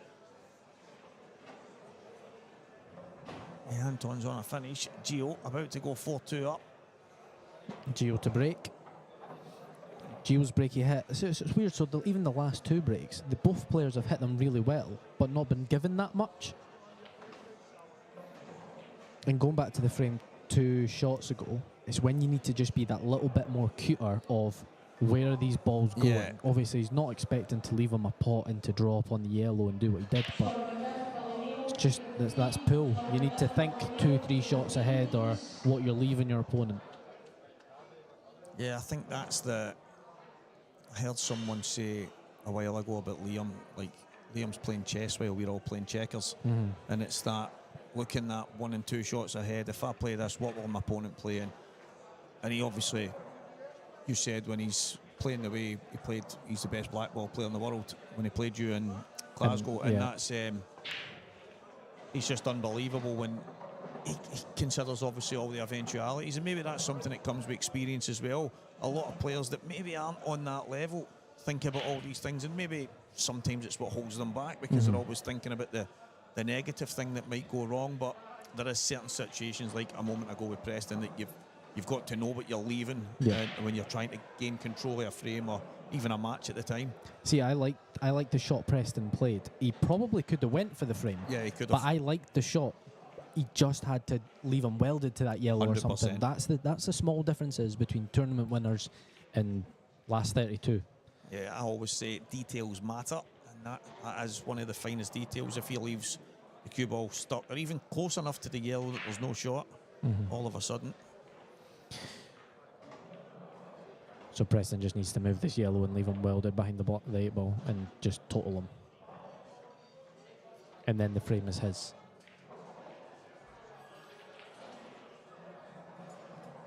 Scottish Premiership's back. Are you happy about that? Yeah, I mean, It's so much better when football's on. 100%. How much better is life just when football's on? I mean, unless you're a Rangers fan and they're getting battered all the time, but No, they're quite, they're doing okay, yeah, quite positive this year. They've signed a good few players, no? Yeah. They're now using dribbles is a success story now. I've just noticed there. I don't understand it, but he's having a right go here. Well, young man. The yellow at the top. He might have had it. Look, if you look at it, he might have had an angle. He might not have been able to play it.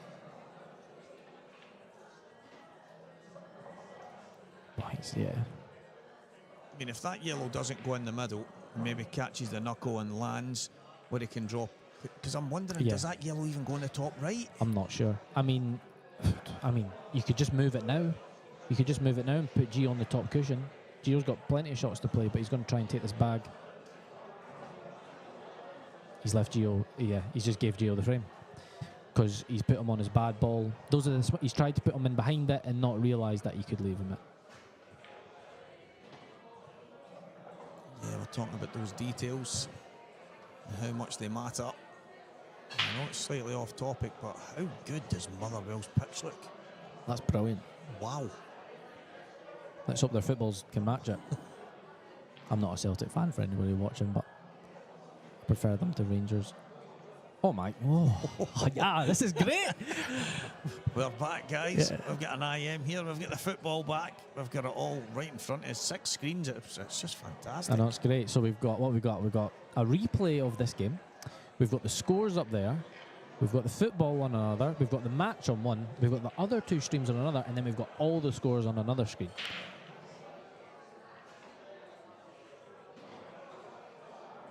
Imagine sitting in this when there's like so much sport going on.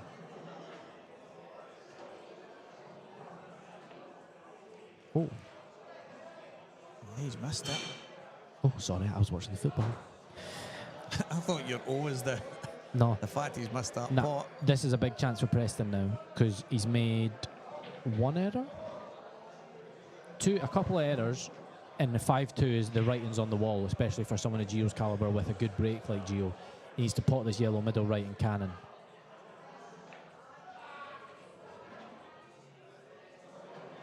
I can't see any other way, unless maybe he doubles the yellow beside the 8 ball.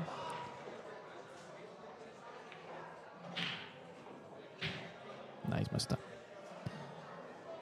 Yeah, maybe the fact that he was having to bridge just made that yellow to the right middle, the cannon a bit more awkward.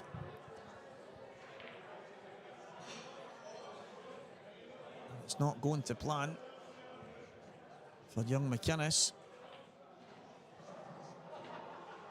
There's a long way to go, but it's a long way back when you're playing someone as good as Gio. And you kind of feel that everything has to go your way when you're playing the top guys. I know I just feel when it's me that I just want to take my chances, and if everything else falls into place, that's fine. But if things are going against you, break not working, and maybe shot choice and the little flicks here and there can become... It's the frames where you get multiple shots that get away from you when you're kind of favourite for that frame, and maybe you play a poor shot or your opponent just pulls something out. Those are the frames that sting you against the top boys.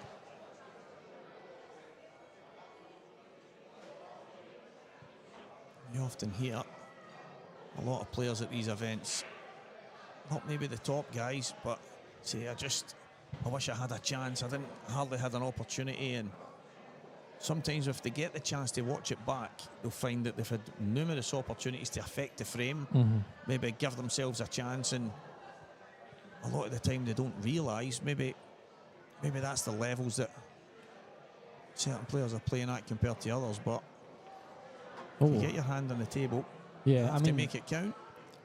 So when you're playing the top boys, I never had the chance, but realistically, you probably did. Yeah, you know what I mean. You just didn't realise it, or maybe like if you were at their level, you might have been able to take it. I think that's massive. Seeing the opportunity and being able to take it at the same time as, or maybe playing the wrong shot, whereas you think you don't have a chance, but if you pot a different ball, then it all opens up. So there is like, whereas the top-ish boys, they won't do that. You know what I mean? Or very rarely.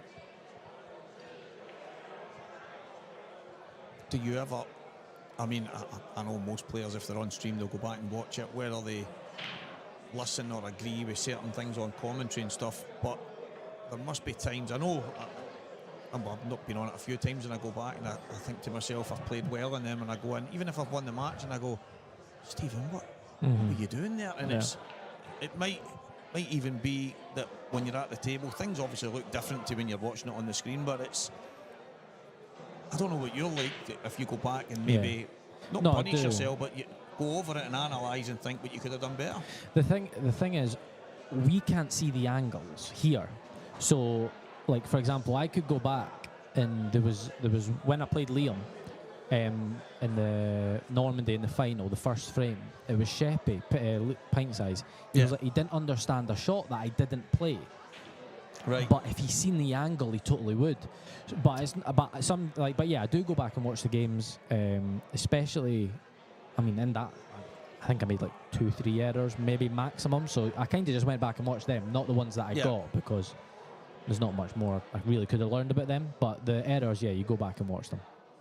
Oh, was he stunning? He's going off 2 cushions here and trying to play it top right.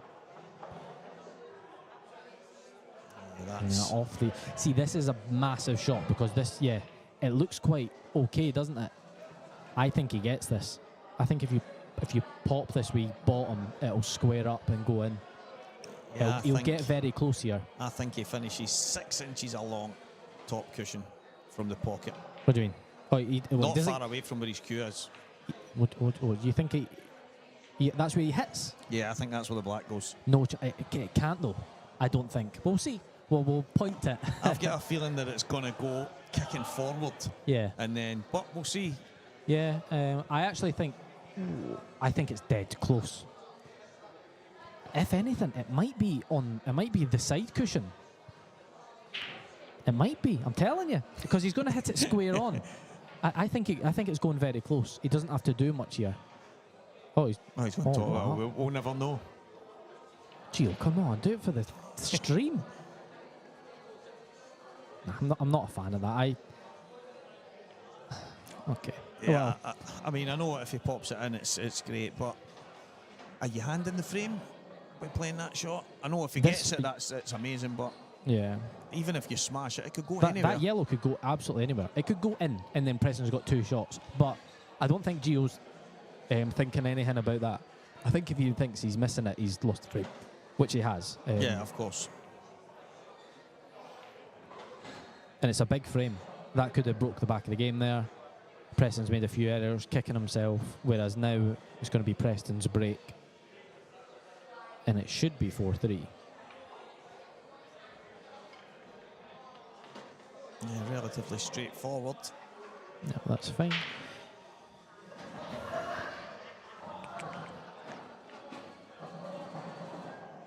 Quite a little tough section, this. Yeah.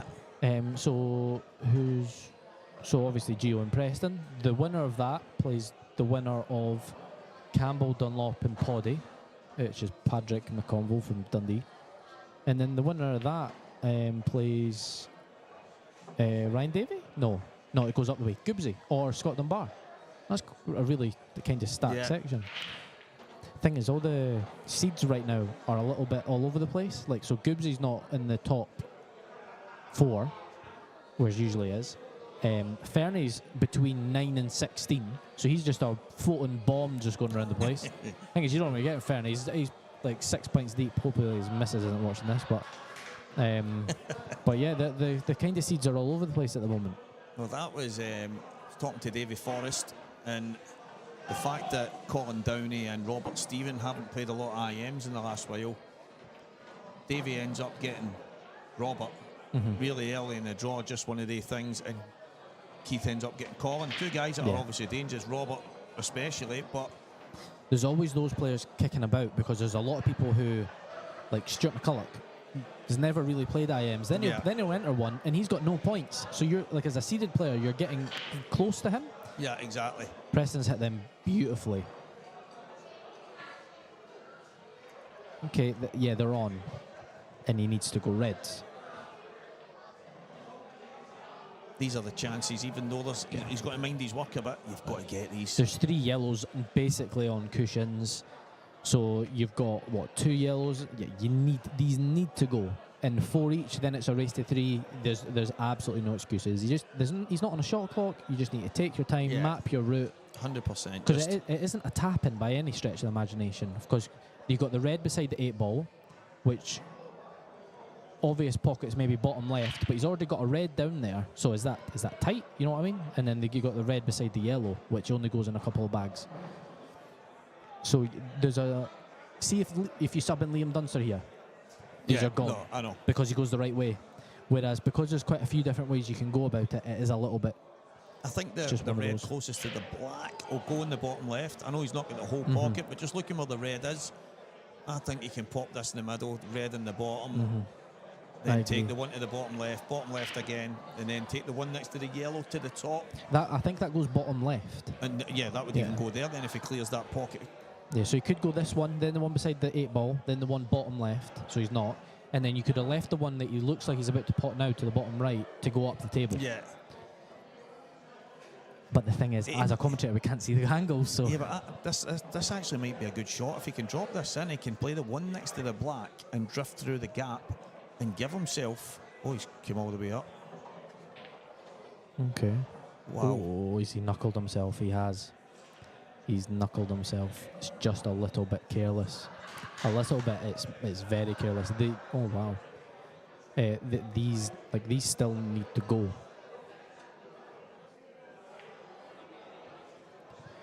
Just the new cloth kind of caught him out there because he didn't. I don't think he had put too much into that, and it's just kind of bit, and he's away up there. Yeah, so he's not on it. It looks like he's obviously going to dislodge Gio's bad yellow bottom left. He's nailed it. You see, he's not on. Sorry, he's not nailed it. See, now Gio's got a tap-in. Not a tap-in. For Gio, it's very good chance. Yeah, but that one yellow, even though there are two on cushions, that's the one. That was the one you didn't want to. Yeah, exactly. I actually take it back because he looks like he's got a fat angle on this where he can't kind of drop onto the yellow adjacent to the 8 ball. You've red, sorry. So there is still work to do, but you fancy Gio for these. Oh wait, did I just get called on there? No, I didn't. I'm the next round if it just scroll down a little bit. Nah. You're not on till midnight. I think they know I'm in here, or maybe they're saving the match for our stream table potentially. You're on at midnight, mate. Buzzing. That's the SBA just trying to say that they're 6 hours ahead. And Gio's missed it and gone and off. Wow. How did he? Oh wait, we get the luxury of the playback kind of thing. He must have hit the red. He's digging into it, so he's went straight past the yellow. Oh wow. Thing is, if he pots it, he would dislodge that yellow.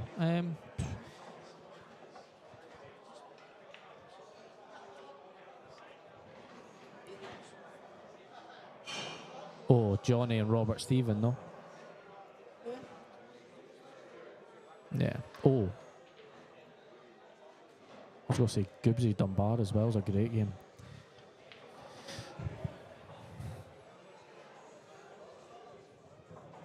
Commentator's choice comes from Morgan McInnes this time. So you were going to pick that anyway, weren't you? No, I wasn't. I was going to pick you. Oh, sorry. Oh, nah. You can't. You've got 2 much better games. To be fair, I was leaning towards Lewis McCool, Ryan Martin. No, well, see that. Well, even that.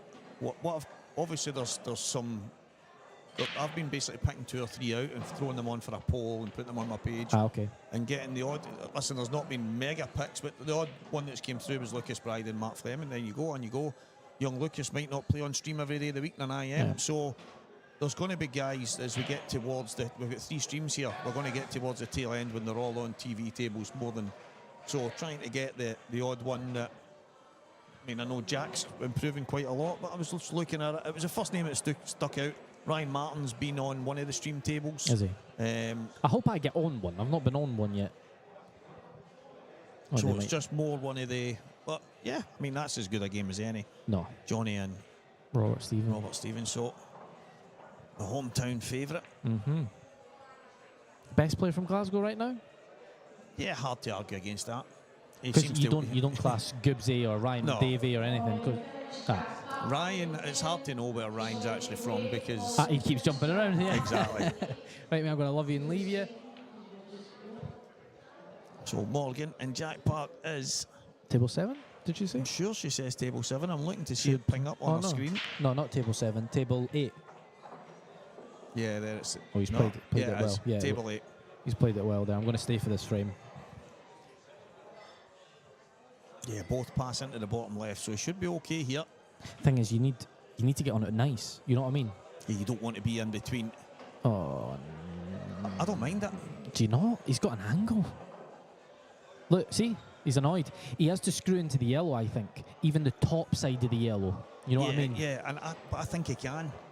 Yeah, see, look, he's looking at it there. Screw into the yellow, but top. If he goes bottom side, he'll have a cut the red to the middle left, but he just doesn't want to go top This side. is a when- shot I like, though, when you're on a new cloth, because you can get Yeah. that reaction.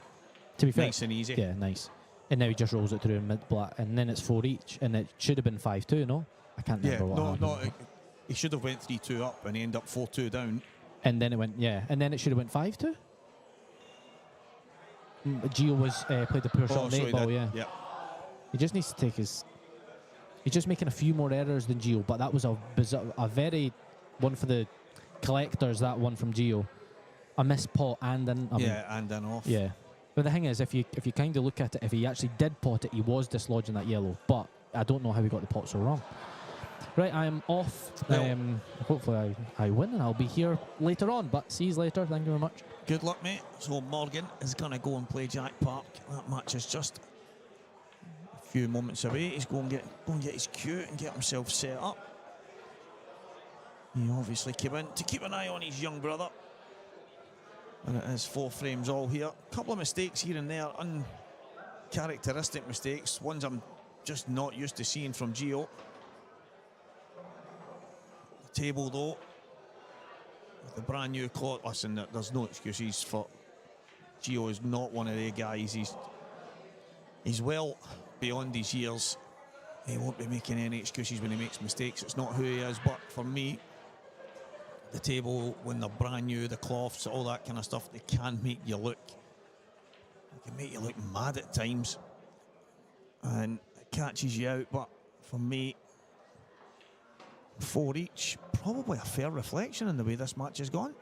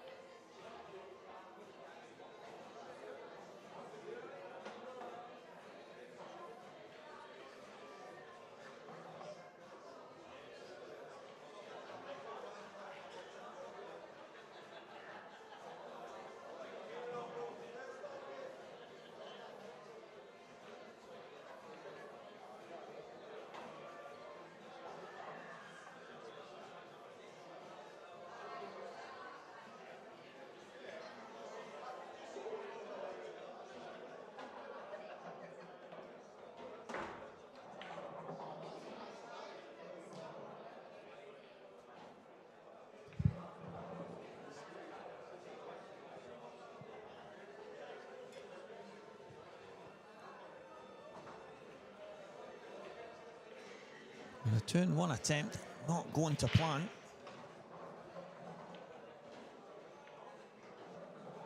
Gio opting to put the red at the top left-hand side.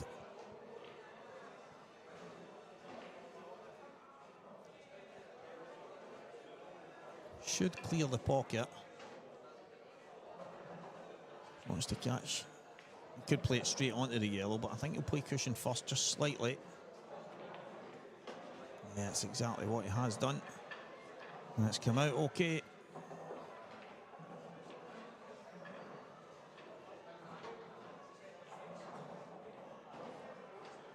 He would have liked to be able to get his cue underneath the cue ball. However, it has landed, I say slightly awkward, just because he can't just jab back and take the one to the bottom. Unless he can get jack up and play it. Just going to drop it in maybe. Yeah, it looked like he was maybe running away from it, but that's totally fine. He'll just come round, get himself up the top. Either one of the two reds is fine for last.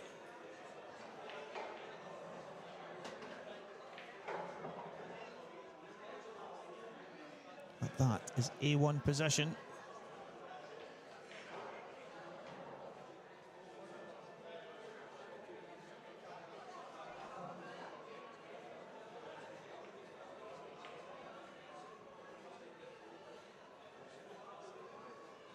I think I prefer knocking the one into the top right first. There's probably about 6 1/2 of the other. Yeah, he's absolutely perfect. No issues at all. I don't think there was ever going to be. You can take your pick on what way you would go. I don't think either is right or wrong. But the way Gio has gone is absolutely spot on. It's a little jab back for the black and a 5-4 lead.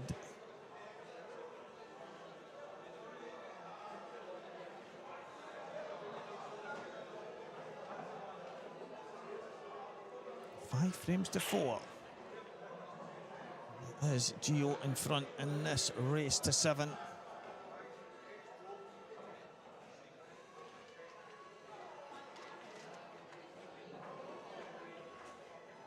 Can tell you that Anton Riley 4, Graham Sillers 4 is the scoreline now.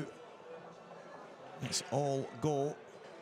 Morgan had mentioned that he hoped he would get on one of the stream tables today, and he is indeed on the other stream table right now. Both McInnes brothers have talked themselves into a stream match. To be fair, it was me that picked this one, and the other one was just the next available table. Cue ball. Yeah. It's all going wrong for young Preston here.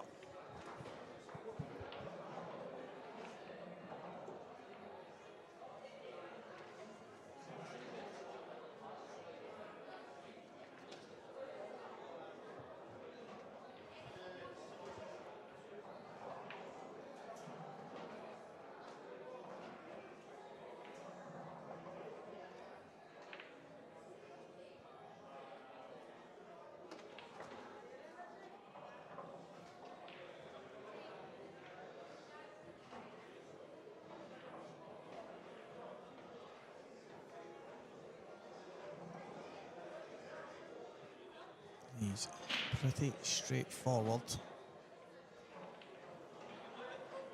Gio clearing the way for the red to the left middle. And then it will just be a case of working out the pattern that he wants to play.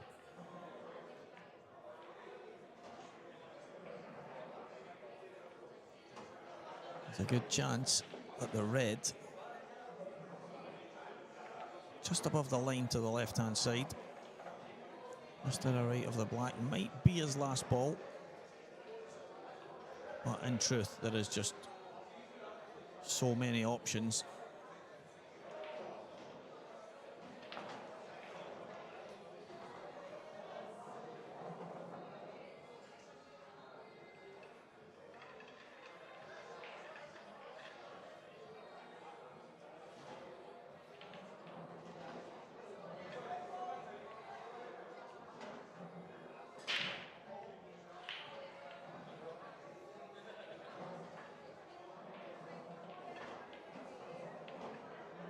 Is he considering coming down just now? Maybe going towards the two reds. He can do that. Does it make things a bit easier for him?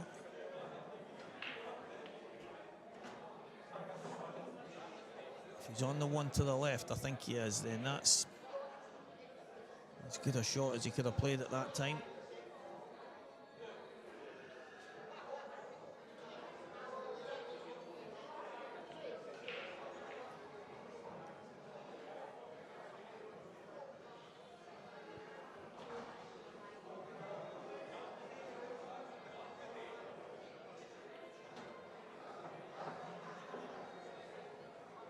Again, it's just the way you work out your patterns, the way you feel comfortable when the balls are there.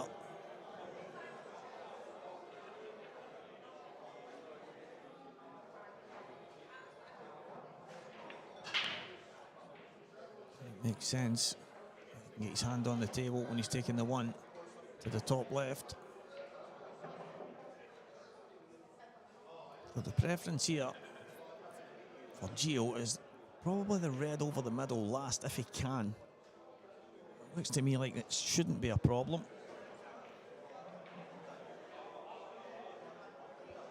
I think the red, he's looking at it just now, the middle red of the three should have enough scope to just drop in the middle.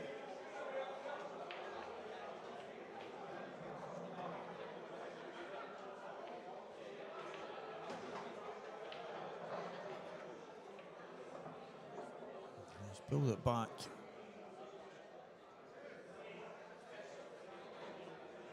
He's kind of landed almost where the cue ball was.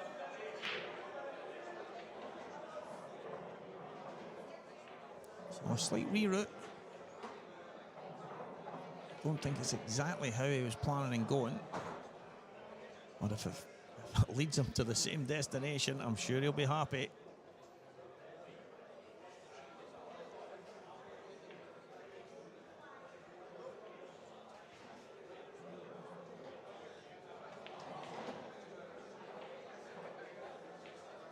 So 6 frames to 4 is what it's about to be here.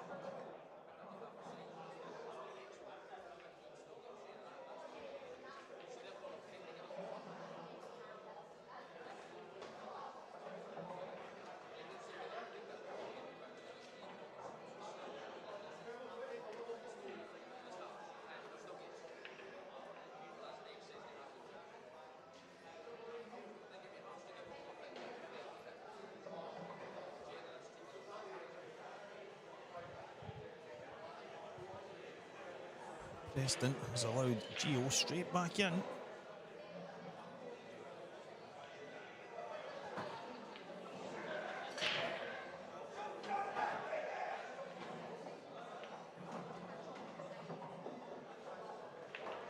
There's the writing on the wall now. I think it could well be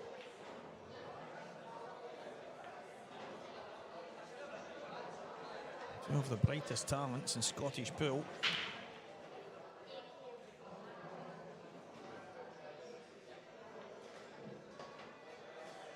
They haven't exactly served up a classic here. It's just been one of those games.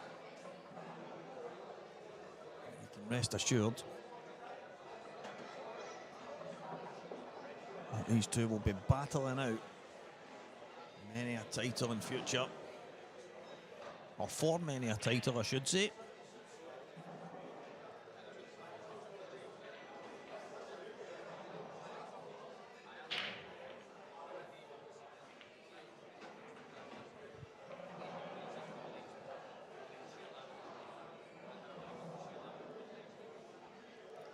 I think he's going to have to just pull it back. That's it. He's looking at the pattern, and that's probably the way. He has to drop it. Leave himself an angle to maybe, if he can just drop in and then take the one to the top left, that's fine, but he might have to go one cushioning out if he possibly can. He's trying to work out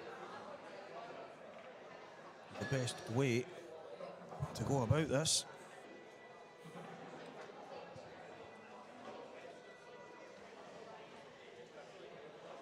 So deciding those balls down the bottom might be last. And I tell you what, it makes more sense, especially for getting on the black, rather than leaving the two at the top. The black kind of surrounded by yellow, so there's always a gap to play through.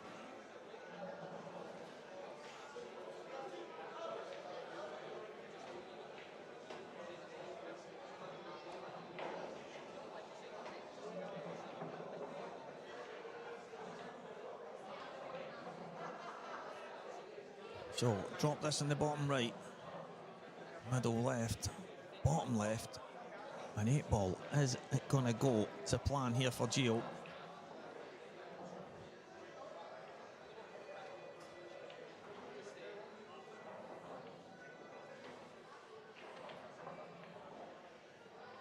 He's missed the red.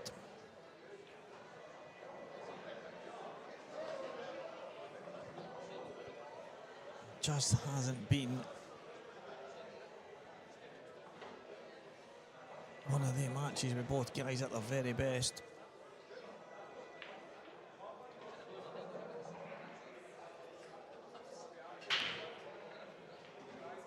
There's been chances, there's been missed chances. The opportunities that have been probably kind of tougher chances, tougher opportunities maybe. We've just got away from Preston, but there's been, Morgan was in here saying it earlier, maybe the choice of shot on one or two occasions. It could end up being the big difference. No one can doubt the talent. Both of these young men, just unbelievable talents.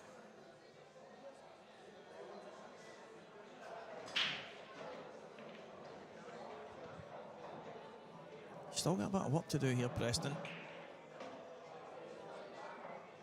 Yellow on the left-hand cushion, just below the middle.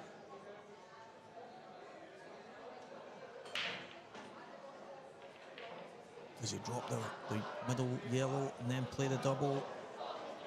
Does he try and drop on the one that's the lowest of those two yellows and maybe screw up and kick it out? There's some options. It's difficult. Could he drop this one in and then leave the angle to screw up off? I think he's perfect. Absolutely perfect. Just drop that one in the middle like he did. Cannon in red, full in the face. He's left the perfect angle. Nice and easy. Oh, nice and easy, but he's got into it too much. And just given a little point at the table to where he would have liked to be there. Or maybe not.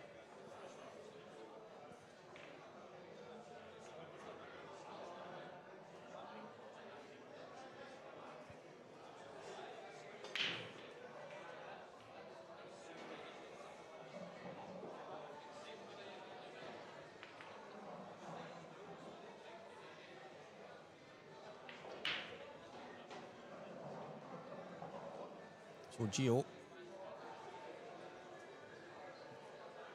not sure if Preston was trying to bring the cue ball back and land it in a position that would snooker Gio on all 3 balls. It's a place a little further up the left-hand cushion. He's looking at the cut plant, or the one to the top right. Red to the top right probably stands out a bit more.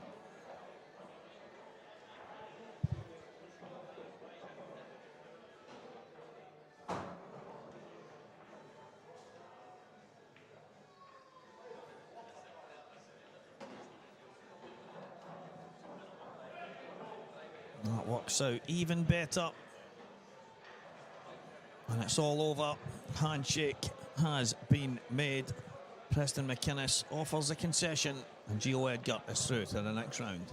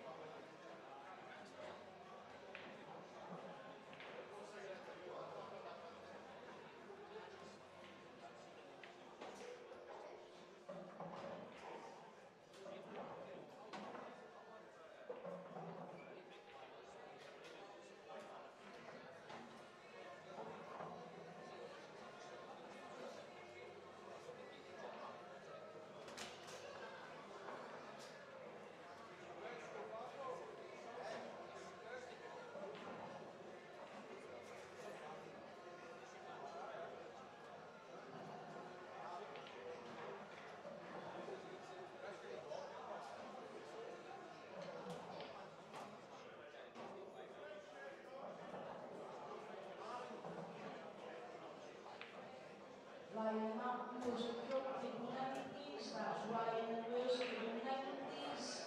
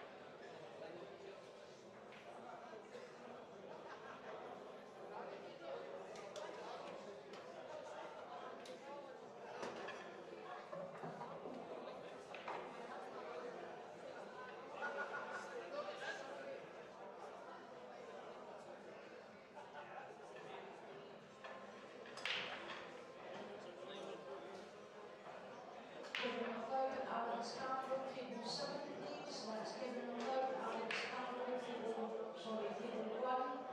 That's Given McLeod, Alex Campbell, table 1. Michael Wally, Robert McCarroll, table 7. Michael Wally, Robert McCarroll, table 7, please.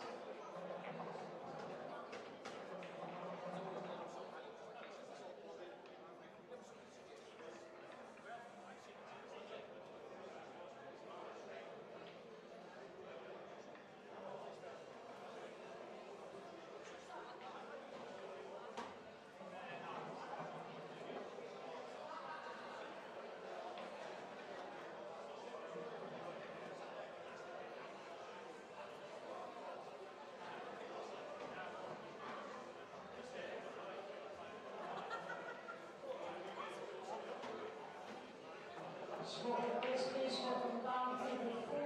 Scotland Lesbian, Scotland Bar, table 4, please.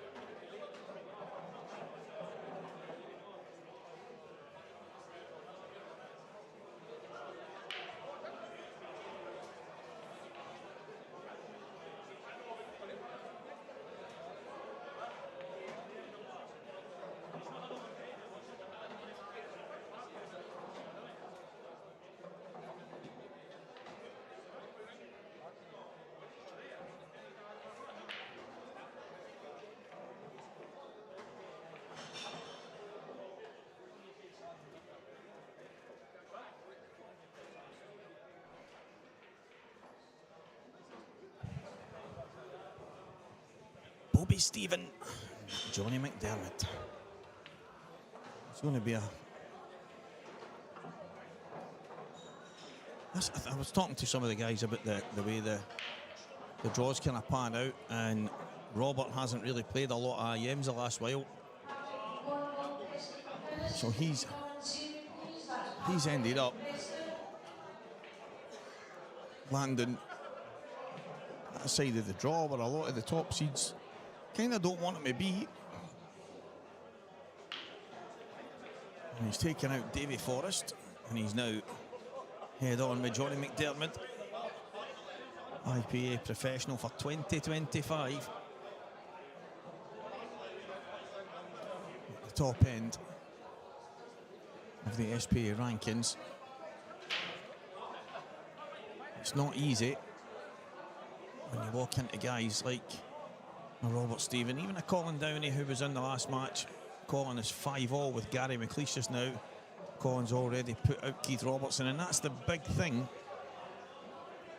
about certain players in certain areas where you're ranked. It can be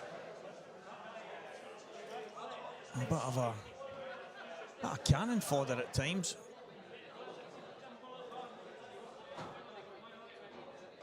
So Robert one up here, Johnny to break.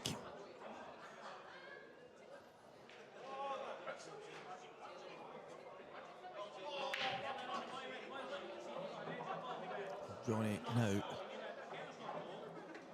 goes in off. It's a tough school when it starts going against you. The break is such an important shot, such a huge shot these days. It can be match defining, not just frame defining, and if it goes for you, great. If it's going against you, it can cause all kinds of trouble.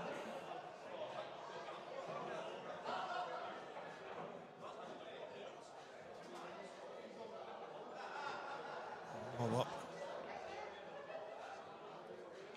It's going to bounce the yellow over the middle. Flick the black into a more open position at the same time.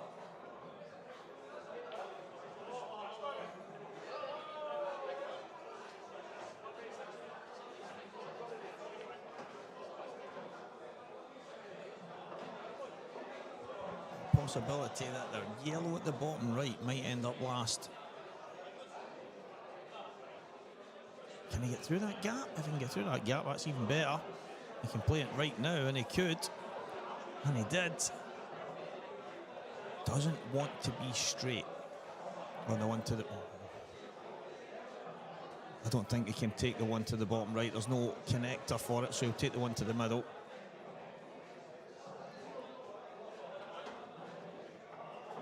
Yeah, it's going to end up last. Obviously, he was coming down to play for it. Doesn't want... I was going to say doesn't want to be off straight, but I mixed up my words because he would rather have been straight, drop it in, play the one to the left middle, right middle, top, and then black. But he's having to reroute. But again, I did mention that this yellow might be last. It's not a major that it is. Getting the black into the open early doors,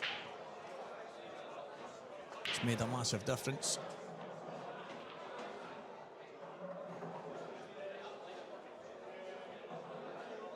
Yeah, just about perfect. One becomes two, and it is the Robert Stephen break next as well, so it has opened up nicely for him, the first two frames. Nice chance by Johnny.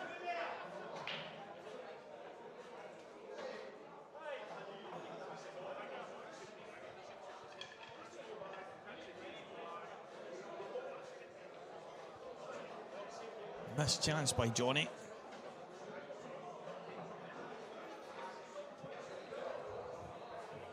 And all of a sudden it's 2-0. And just in time, Mark Fleming joins us.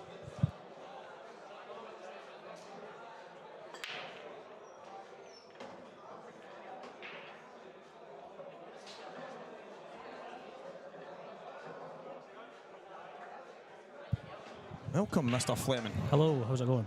How are you feeling? Oh, a wee bit jealous looking at whatever you've got there. What's that? Yeah, Custard I've ended up with some custard and cake. No, I'm good. I decided to come and join you after I checked when I'm on. Looks like it'll be tomorrow. Tomorrow? No. Is it that far down? Yeah, so I'm waiting on the winner of Jim Stevens' game, which is 5 each, to then play John Reid, to then play the winner of that. So, and I thought it was bad enough that I had a 145 first game, but here we go. So is that a 3 o'clock game? Oh, well. 3 To be o'clock. fair, it's only 6:30. That's not good. But yeah, no, I thought I'd come and join you, mate. So, Johnny Howell and Jim Stephen, that started at 10 to 4. What time was that Oh scheduled my for? God, it's 6:30. What time was that scheduled But even for? then, that's still nearly 3 hours, isn't it? And they're only 5 all, so. Yeah, they and were that's- playing. Well, to be fair, they were actually. I think they were maybe started when. Yeah, they must have been when I went on in my last game just there. And Yeah, me and Adam weren't really hand it's about. down So. that they've got started about 3:45, just after. And the next game is supposed to be a 3 o'clock game. Wow. Yep, that's not good. I feel sorry for whoever then wins the.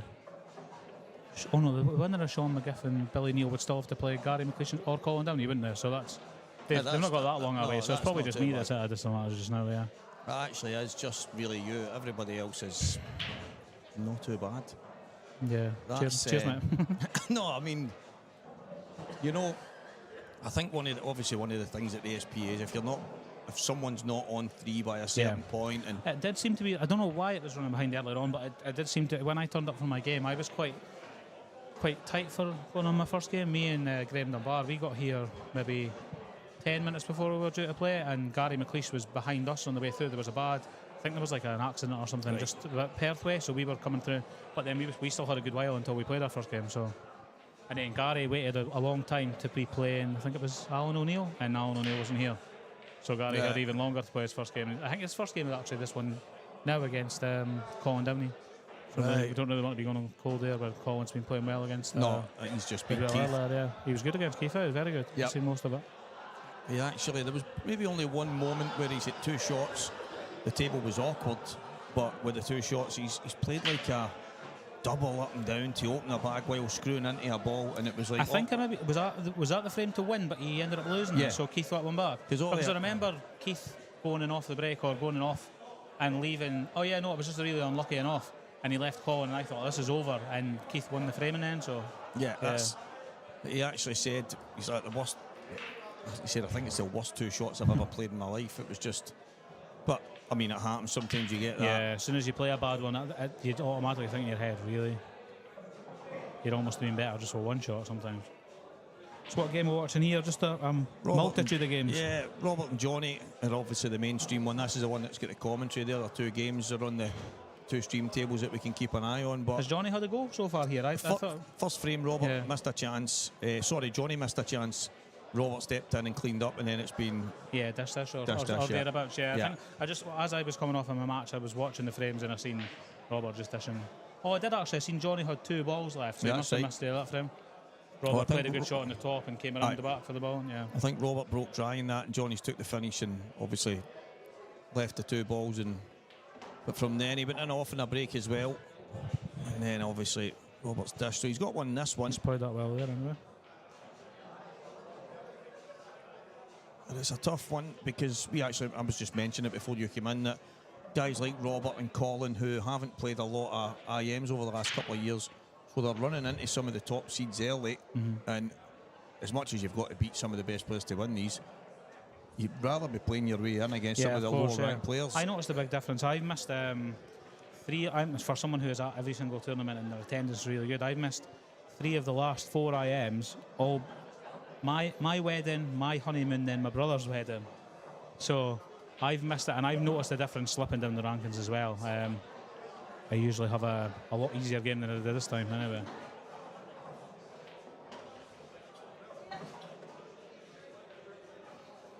There's some of my fans there, Mark. Yeah, I thought that, yeah. I actually I've never met her before. I met her earlier on when I was watching the end of Mark's game. It was a bizarre ending to this game, so I was watching it and she was there giving me the sort of running commentary on what happened. That's not came out well unless he's just still on this, is he? And there's no use anyway because the yellow's dead, isn't it? Yeah, I'll take a good chance a minute ago, but it's landed a bit awkward. Yeah, he was telling me that he started the no Flannery type thing. I think you pay a tenner a month or something. Yeah, my brother did that for a while as well. It is an interesting thing. Like, it's if you feel like something you struggle with is your sort of mindset and not the actual pool side, because Johnny plays a lot of pool. No, that's right. If it's anything, like, it definitely isn't with belief. He's a really confident guy, but if there's anything that he thinks is maybe a miss that he wants to try and correct or something, then yeah, fair play. And he's got a habit of thinking that not the world's against him, but certain things that someone else will get away with, he doesn't. Yeah. And it's all these kind of details where I've had 10 breaks from the cut break and didn't get a ball. My opponent cut break and got a ball every time. And why is that? And all these kind of small details that really drive him insane. But yeah, and the thing is, there's a lot of these things that are out with your control. Earlier on, my first match against Lucas, I think my first 3 breaks, I was kissing off twice and I went straight off once, or was quite unluckily, and I hit the brakes really well, and you know, it just happens. You just got to roll with the punches, really. Do you know what I mean? It's not, again, it's not really not an agenda thing, but you get people who think, oh, he's hit them not as good as I've hit them on the pot. It's just pool. Do you know what I mean? It's definitely the one thing that annoys folk the most in pool is the breaks. It's so hard to really. I hit my best break I've hit probably in my whole career just at the end of that match there, and it was bad miss from Robert. wow, Tried to put a bit extra into that because he was off the cushion, didn't he? I think if you were to ask every player in here as they walk off, how did that go there? It's definitely to do with that, isn't it? There's never about anything else. Like It's always, my break killed me. or running the ball, Yeah. but mostly it'd be a break killed you. I know it's crazy. It is crazy because that match I just came off there. I wouldn't say I was playing against Adam. I won, but I'd say that Adam done a couple of things wrong. But other than that, he was just absolutely robbed off his break. I was that really. But the one actually at the end was one where you stand and look. He's went off, and I think it's got kissed off, and he's left me. Honestly, you couldn't even play. You know, your first shot is to waste the shot or make it easier. There was nothing to make it easier. They were all over the pocket. It was incredible. I've never seen anything like it. It was great for me, but it was terrible for him. Just when you're wanting that frame to win. How is that match still 5 each? Well, Jim Stephen, that's really not good. This is a really good game on this table here, table 9. Ryan Martin and Lewis McCool. That'll be a good one to watch. Managed to sneak that in, Johnny. 3 good tables, 3 good matches. Yeah, it's really good, yeah. Morgan and Jack Park. Jack's been playing great, getting better all the time. Every time I watch him, he looks like he cues it unbelievable. I've just never really seen a full match of his, really, as it is. I've just seen sort of bits and pieces, and he looks like he should be a very, very good player, so I believe that he's very good, yeah. He plays quite a lot. I think, Does he play in here, yeah? Is that he plays in, yeah? But I think him and Mark Owens and some of these guys had, I don't know if they still play, they had a unit, Yeah, and I they would just remember that, play yeah. it all the time. But someone was saying to me today when I came in, he said, wee Jack, he'll be good pretty soon. I said, he was already good. He said, no, but he's playing pool full time now. Oh, okay. I was like, what do you mean full time? As in a job? He said, well, yeah, he's going to give it a go full time. And I'm like, well, I don't know what that means, but yeah, but I mean, for somebody, if someone's already good and then they're way to give it, apply themselves a bit more, then you've got to take notice of that, really. yeah, exactly. Johnny getting one back. Have a mistake for Robert there. Chance to go 4 up, but he's managed to give Johnny a chance that he's taken.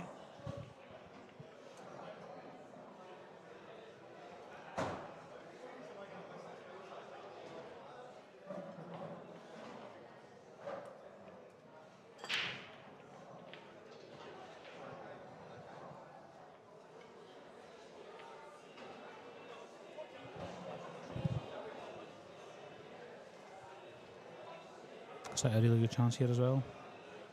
Nice open split. Yeah, he's hit them well, Robert. He used to be really, he would hit the cut break, but pretty soft. The balls would open, he would get them. And I mean, Barry Thompson was saying to me, Robert Stevens got one of the best breaks I've ever seen. You should watch what he does. He hits it nice and easy. But then he was having nightmares with his break. But do you know what I noticed? Robert when he used to break like that, he broke his playing cue. Then he got a break cue. Yeah. And then he's still trying to do the same break. And then that break cue's no good. I'll try another one. I feel like if you go to a break cue and it doesn't quite work for you, you should probably just go back to your playing cue. I get that if you've got, I don't think Robert's got a particularly thin cue. Like my cue's really thin, so my breaks has always been atrocious. So I got a break cue and it's worked wonders for me. But even if it didn't, I think I would need some sort of breaking cue because my cue is so thin. So I do understand that. But if you're Robert and you've got what I'd imagine would be close to the sort of specs of a snooker cue or something. Yeah, he's not. I think he's ended up at 8.75 for his cue, but it's still pretty big. Yeah. In the sense that you could break with it, no problem. Mm-hmm. But especially if you, like you say, there's people speaking so highly of this break, should probably just take heed and go back to that break. Yeah, I said to him a while ago, I went, Robert, do you know? Well, obviously he realises, but he's like, yeah, I know, but even when I've tried that and then I've went back to it, it's not been working. And I'm like, you're probably just hitting it different now because you've tried so many different things, changing it all. Now he's smashing it down the middle. So I'm thinking here for Johnny, it would be good if he's straight enough on the one to the left middle to take that now. So he's got a ball up there, he doesn't have to screw it off of this red. It looks like he's playing it, yeah. I like this better. Dropping this in, and you've got a ball sitting waiting rather than trying to get the white out of this next red. Has he gone too far? Looks like it. I don't think he's on it. No, I mean, that was the right way to play. Yeah, he's just seen him gesture like he's not on it. He didn't need to play that. I mean, he's still got a shot. He can play the one in the right middle and leave himself into the left middle, or he can come all the way around, or anything really. But he'll be annoyed because he played that shot for that specific reason to get on that there. He didn't really need to go that order. But I know what you mean. Even here, like I feel like I would already be just preparing for my next shot rather than feeling sorry for myself. So I get what you mean there, yeah. That's it. Johnny worked with me for a while, so I was with him every day for probably 7-8 months. And it was the conversations that we would have about these kind of things. And on a Monday after a tournament weekend, it would be more about things like this, like, just that half a ball and this, and I've played a great shot and it's just not, and you're like, it's just sometimes the way it goes, good shot. But it would simmer with him. He couldn't just shake it off and kick on. Don't get us wrong, you do get some really bad beats or some bad ones where you go away from the tournament thinking, what, there's a point in me practicing if things like this are going to happen. But the other ones that you've had chances in, like, see, even there where I've had a couple of things go against me in that match, I've then just had to regroup and just go again, because if you don't go again, then you really will be on the way home. Do you know what I mean? Exactly. I think that's people ask questions all the time on this kind of, when they're on the chat, and what do you think the difference is between the top guys and but John McFarlane said a number of years ago, he went, Stevie, see, for me, throw a blanket over everybody in this building. Most of them have pretty similar ability in different ways. They all might play the game different, but they're all pretty good at what they do. He says, but the difference is just what's between the ears. Yeah. And how certain things like a bad positional shot affect you, the break not working for you. Because I've noticed, but no matter what venue you go to, you kind of end up seeing the same guys heading towards the tail end of the tournament. Yeah. And they don't moan about the tables. They don't really moan much about the break. They might say after it, if they get beat, a break just didn't go my way there, but my opponent didn't miss much, or whatever it might be. But they're not really going and hammering in and digging down on one thing that went wrong. It's just nature of the beast type thing. Perfect one for me would be somebody like a Ryan Davey. Like, I've never heard him moan about his luck, about his break, about the table. You'll just see him at the next event, you'll be in the later stages again, and you just goes. It's just sometimes not your turn. Do you know what I mean? It's sometimes your turn to win, sometimes it's not. All you could do is turn up in the best nick possible. Like, put the practice in, turn up, and then if you get the chances in, perfect. Jim Stephen has edged into a 6-5 lead. Great news for me.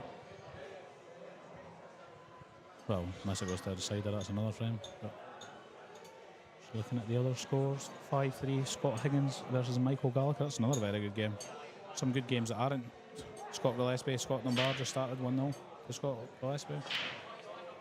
Yeah, such are the standard of the games. There's some really good games not managed to get on the stream here. Gary McLeish is now 6-5 up against Colin Dimney. I think he was 5-3 down. He was on the table next to me earlier. Yeah, I mean, there'll be a lot of people not surprised that Jim Stevens' match is taking ages. He does tend to take his time and kind of drag things down, but I understand the way the SPA do it. It's if you're not on a certain score by a certain time, matches get cut and stuff, but I think that should just be a time limit. And if your match just be saying, so what time did you say that game started at? Did you say 3:47? Yeah, 3:45. So it's just shy of 3 hours. Yeah, you're talking another 6-7 minutes, and you're talking 3 hours. So even if that frames a dish, it would probably 3 hour match. For 12 frames, that is, yeah, 12 frames. Yeah, for me, it's just there's just certain things, and I understand you need to be a bit ruthless, but it's one of the things. I know they kind of trialled it at the start there at the IPA, where they tried to do the SPA way. Normally the IPA, if you're running behind or there's a certain part of the draw, the referee will come and put you on the shot clock and try and get you back in line with it. And I always quite liked that, even though I ended up the shot clock a couple of times myself. It didn't bother me. Yeah, because you could understand. But I'd seen it at that last IPA, I'm pretty sure, as well, in Glasgow. Yeah. Seen someone went on the clock. Well, that's when they started doing it again, because this kind of thing. It wasn't really I think working at the big event. I might be wrong. I think that Ryan Davey maybe went on the shot clock because he had been in other events, so it wasn't even due to slow play. That's it. It was just because it was running behind. Yeah, exactly. Trying to get it back in line, and I quite like the idea of it. Yeah. There's obviously players. Ryan's one of them who'd mentioned he doesn't like it happening, say, in the middle of a match. If your match is behind, and someone the race getting cut. Yeah, and I'd much rather be put on a stop clock than my race be cut, because you set your sets on exactly what you have to do and what you have to, and then someone comes and tells you it's rest of 4 instead of 6 or 7, and you're kind of like, oh. Yeah, I agree. Obviously, I've not really got an issue with the shot clock. I don't mind it, but I would rather that than someone coming and telling you halfway through that your match has been cut and you could be a couple of frames down or whatever, and all of a sudden that fight back is a lot more difficult. So yeah, I agree, 100%.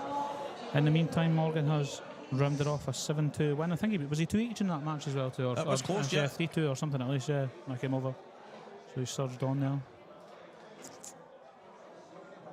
Decider, Gary McLeish and Colin Downey. It's not unsurprising, they're both pretty evenly matched. Gary is in. Try and see if I could. What's happening here? I can't see. Gary's at the table, that's all I know. There's quite a few tables down. Normally, there's not a couple of people standing in front of the box so you can see out, but yeah, it's one of the further down matches also, so he's table 5 at the table.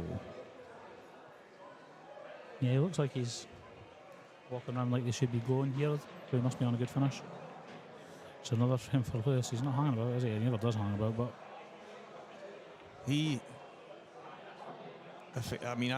I think you should go and see a hypnotist or something, because he has some player, Lewis. I've never seen anything like it, honestly. Lunatic. I remember, so I played, the last time I played Lewis was in here, right? And it was the first time that he'd beaten me, but the only reason being, he kept reminding me, he kept saying, you're my bogey. Every time I drew him, I would walk to the table to shake his hand and he'd go, didn't want to play you, I've never beat you. And I'm just like, why do you not, like, so probably one of the best players here, like, if it wasn't for to do the mindset part, if it was just the pool wise, probably one of the best players here. And he's already saying, I can't win this game against you. It's crazy, but no, he's actually, for someone who, he doesn't really go through form, it's whether he's on a going day or not, he's playing very, very well just now. I know, I was urging that in as well there from Motherwell. But yeah, he seems to be playing really well every time I see him now. I spoke to him in Wales, and I says, Lewis, you're probably dishing more than any player in the UK right now. And I went, I'm not exaggerating. It was like, yeah, I agree with that. I think his first match he won like 7-1 and it was like 6 dishes. And the next match it was 7-2, 6 dishes. But it was one of the matches he played Mark Farnsworth in here, and I think it was it was a race to 10 or 9, whatever it was. And he was in front, maybe 8-7 or something, and something annoyed him in the middle of the match. But he had so many dishes to that point as well, and then next thing he started scattering the balls, and you're like, I think it was the last Saltair event. Yeah, last couple of frames he's ended up losing the plot, and I'm like, I just find it absolutely insane that he's as good as he is and can do the amount of damage that he can, and he's. But you can easily have to maybe just play a couple of snookers, and that could be the difference against him. If he's made an error, it's just. You could play one snooker and you could just smash it, and then he could concede the next frame, they can concede the match. It's crazy for someone who is so talented, but he knows that as well, obviously. And the thing is, he's such a good guy, and like even if you tell him, he's not oblivious to it. He does own it, and he knows that. But I mean, I suppose he maybe wouldn't be as dangerous if he didn't play the way he plays. You know what I mean, off the cuff. But who knows? Gary McLeish is back to the table, but Colin has been to the table, so I wonder if I could see what's going on here. Andrew McPhee. Lewis played him to qualify and dished 6 out of 7 to qualify. That's the kind of way I've seen that in the last few months, especially the IPA and everything else. And I'll bet you, Andy, it was in no time at all. Like I bet you, blink of an eye. Yeah. No, it's like that. It's not like do you know, like when you say to somebody, "Oh, do you know what? I should get my chances," and he's a guy you can really just not get your chances against. Like I was thinking that earlier on in my match when I went ahead. Just there, I thought, right, I should get a couple more chances here. Just need to take my chances, but you could really just not get your chances against Lewis. And in double quick time as well. Right, Colin is back to the table. Don't know. Sorry guys, we'll try to give you an update on this. Beside there with Gary McLeish. I don't know what's happening with Scott Gillespie, Scott Dunbar's game. 1-0. It's been 1-0 for ages. Yeah, I was hasn't going it? to say it's been 1-0 for a while, unless They- maybe the tablet or something. Yeah, maybe. They started their game at 6:15. Was it half an hour ago? Just over? I wonder if I can see it from here. Yeah, that's it. Uh, Yeah, 6:15. Has it changed? Is it changed now? No, because they're. Oh no, that is still the frame. Yeah, Scott Dunbar is just. Yeah, it looks a bit messy at one of the pockets. I think. Robert is getting off. He was 3-0 in front here, Mark. It's now 3 each. Yeah, I seen that in off there. That was pretty unfortunate as well. It's one of the ones where you're cursing your luck. Well, that second kiss has helped so much with the yellow, isn't it? That has literally made this so much easier. Because I know he's going to play the one in the middle. I would be getting rid of these two at the bottom now, just to then leave the one in the middle to the one top left, and then they all add up. It doesn't make a difference, but it can do. Do you know what I mean? Like he's fine now. Got close to us. Shouldn't make a difference, but I suppose it's just preference. So a good finish from Ryan. It was a good finish there, 4-2.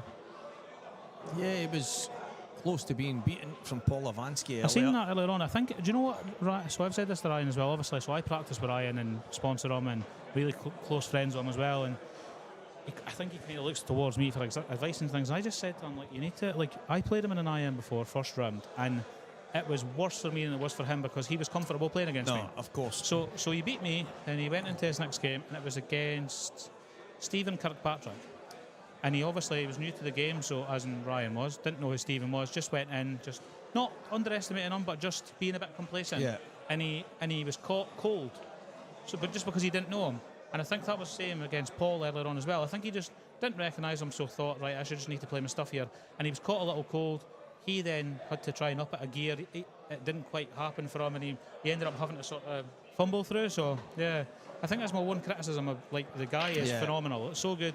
He's good mentally. He's good just pool wise. But I think his big thing is just play the same against everyone. Yeah. Just turning up and just I don't think it's. And again, that's with age as well. Johnny's under hit us a little bit here, isn't he? He just needed to. Could have been anywhere high and been good on it.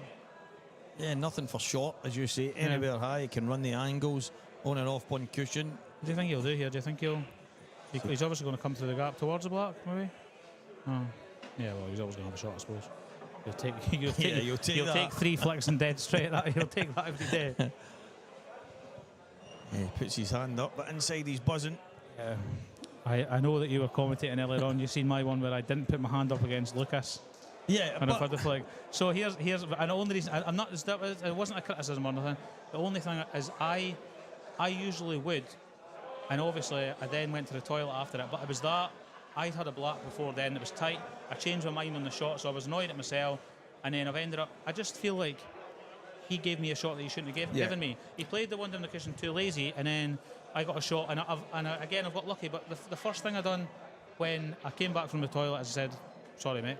Then at the end of the game, I said sorry about that fluke because it was such a big point in the match. But at the time, if you're wanting to try and kick on, do you know what I mean? You can't feel. I mean, at the end of the day, I'm delighted this went in. Do you know what I mean? I'm not sorry, but it's just common courtesy. I'm one of these that always apologises, but for some reason there, it felt like I was too annoyed at myself to sort of do it. So I don't know. See, the building we're in right now, McGoldrick's, and on the wall down there, old Mick, he used to go mad with any of us if we put our hand up. Because he would say, you're not sorry. Yeah. The match isn't finished. Finish the match, and then after it, say, I got a bit of a run there.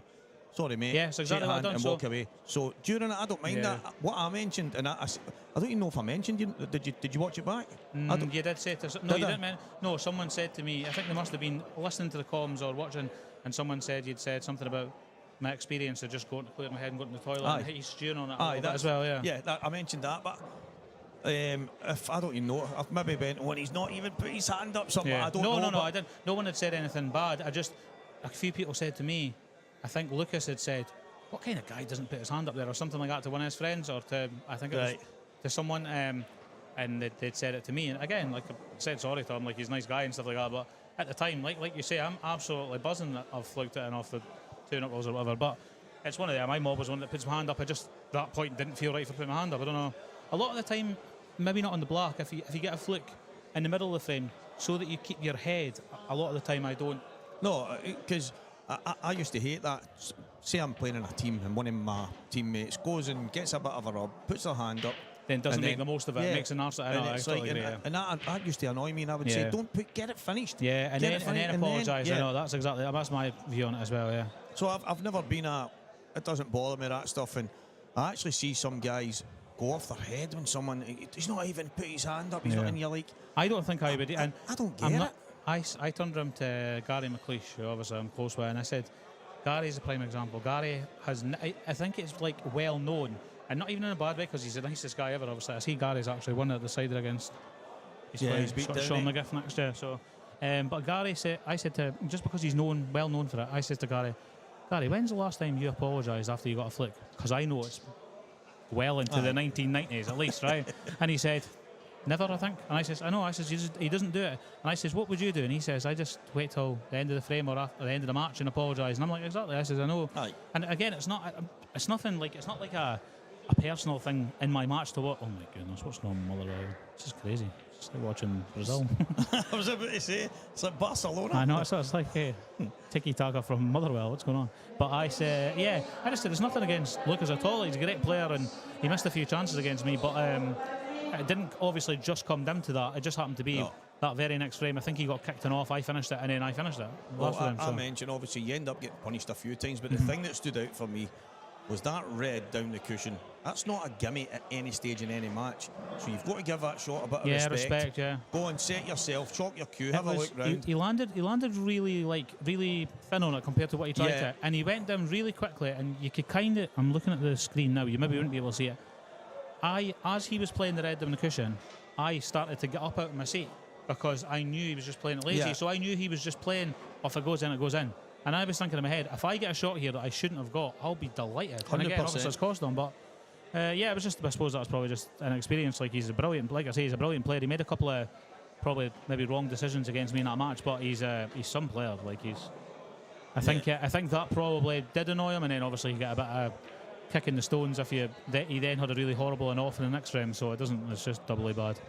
Yeah, I just seem to know. Morgan was in here not so long ago. There's a wise bit of advice from Bagel. Never apologise, I just smile. No, that's that for me. It's, hope you're well, mate. It's massive. I've never been one of the guys that complains about someone that doesn't apologise, because your opponent's not sorry. So when they put their hand up, it's a wee bit condescending to me. It's a bit of it's just a reaction because they know they've got lucky, but they're buzzing inside. So I was fleeing. I was absolutely fleeing. Exactly. So I don't understand it. After the match, you can maybe you've played a million matches. That's exactly yourself, what I said. I'm right then. I'm really sorry, because I know it was pivotal and like this. It was an important point, but I also respect the fact that whether it's because of that or not, he's then not won another frame, and it could be because he was that annoyed about that happening. So he's obviously, he maybe should have just. No, that's it in a nutshell, and I like that. That's why when you mentioned it, I couldn't remember if I actually think I might have went, and he's not even put, but no, even in the sense of. Probably in a sense of that's ruthless. Yeah. And I'm all for it. Do you want to know something as well, Stevie? I actually think a big thing missing from my game is because, like, I got home everyone. I think the ruthlessness is a bit like I'm switched on when I'm playing, but I'm also very like nice. And do you know what I mean? Not a lot of the nice players do well. Do you know what I mean? So it's probably something that a little mean streak's missing, but it certainly wasn't meant to be that. It was just meant to be more. I was annoyed at myself. I was actually going to clear my head, and then someone said to me, "You were away for ages there," and I'm like, "It probably just seems ages because of what happened beforehand." Do you know what I mean?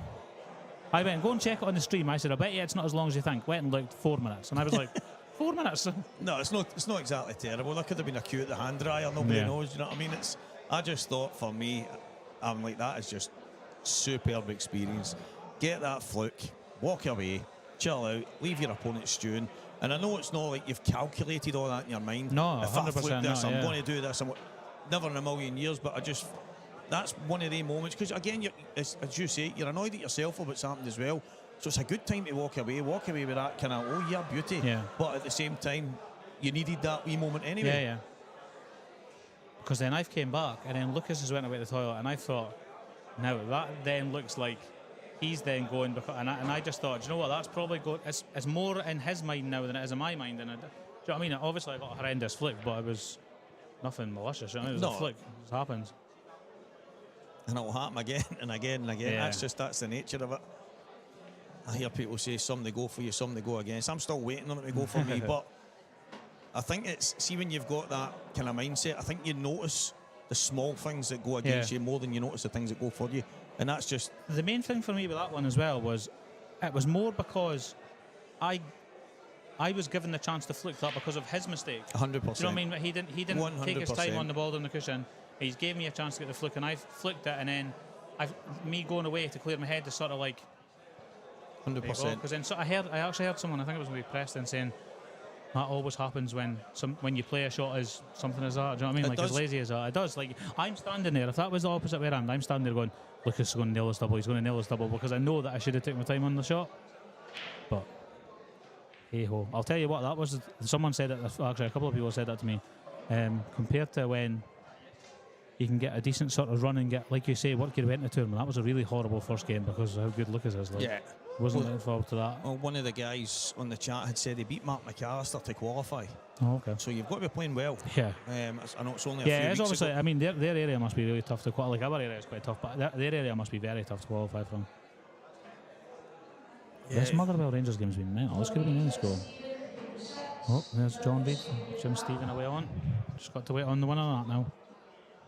Hopefully John's got his potting boots on and he can speed it up a little bit. Yeah, that's... I just think Jim's one of the players, as much as he's a good guy and what have you, he just... I don't know, you'd need to kind of put a rocket. Yeah, he completely dragged me to the trenches when I played him before. It was a similar, like it lasted hours. I was in here, I'm pretty sure, and it lasted forever.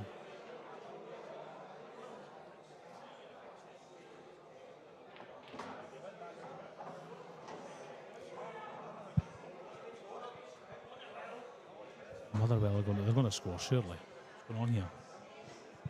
Could be 5. Big shot here for Robert. I don't think I would have screwed that. I think I would have topped that. I don't know if I would have came out any better. We'll watch on that thing. Right? I think if he tops it, he probably hits the... Do you know, this one's a little behind. He hits this one, towards the red instead. He's maybe tried to screw it so that he's leaving that yellow on, like catch it thin and leave it on to the same pocket. I mean, Scotland lucky where he's kissed this. This is going to be unbelievable. What? Cut this up the cushion twice across and knock the yellow out.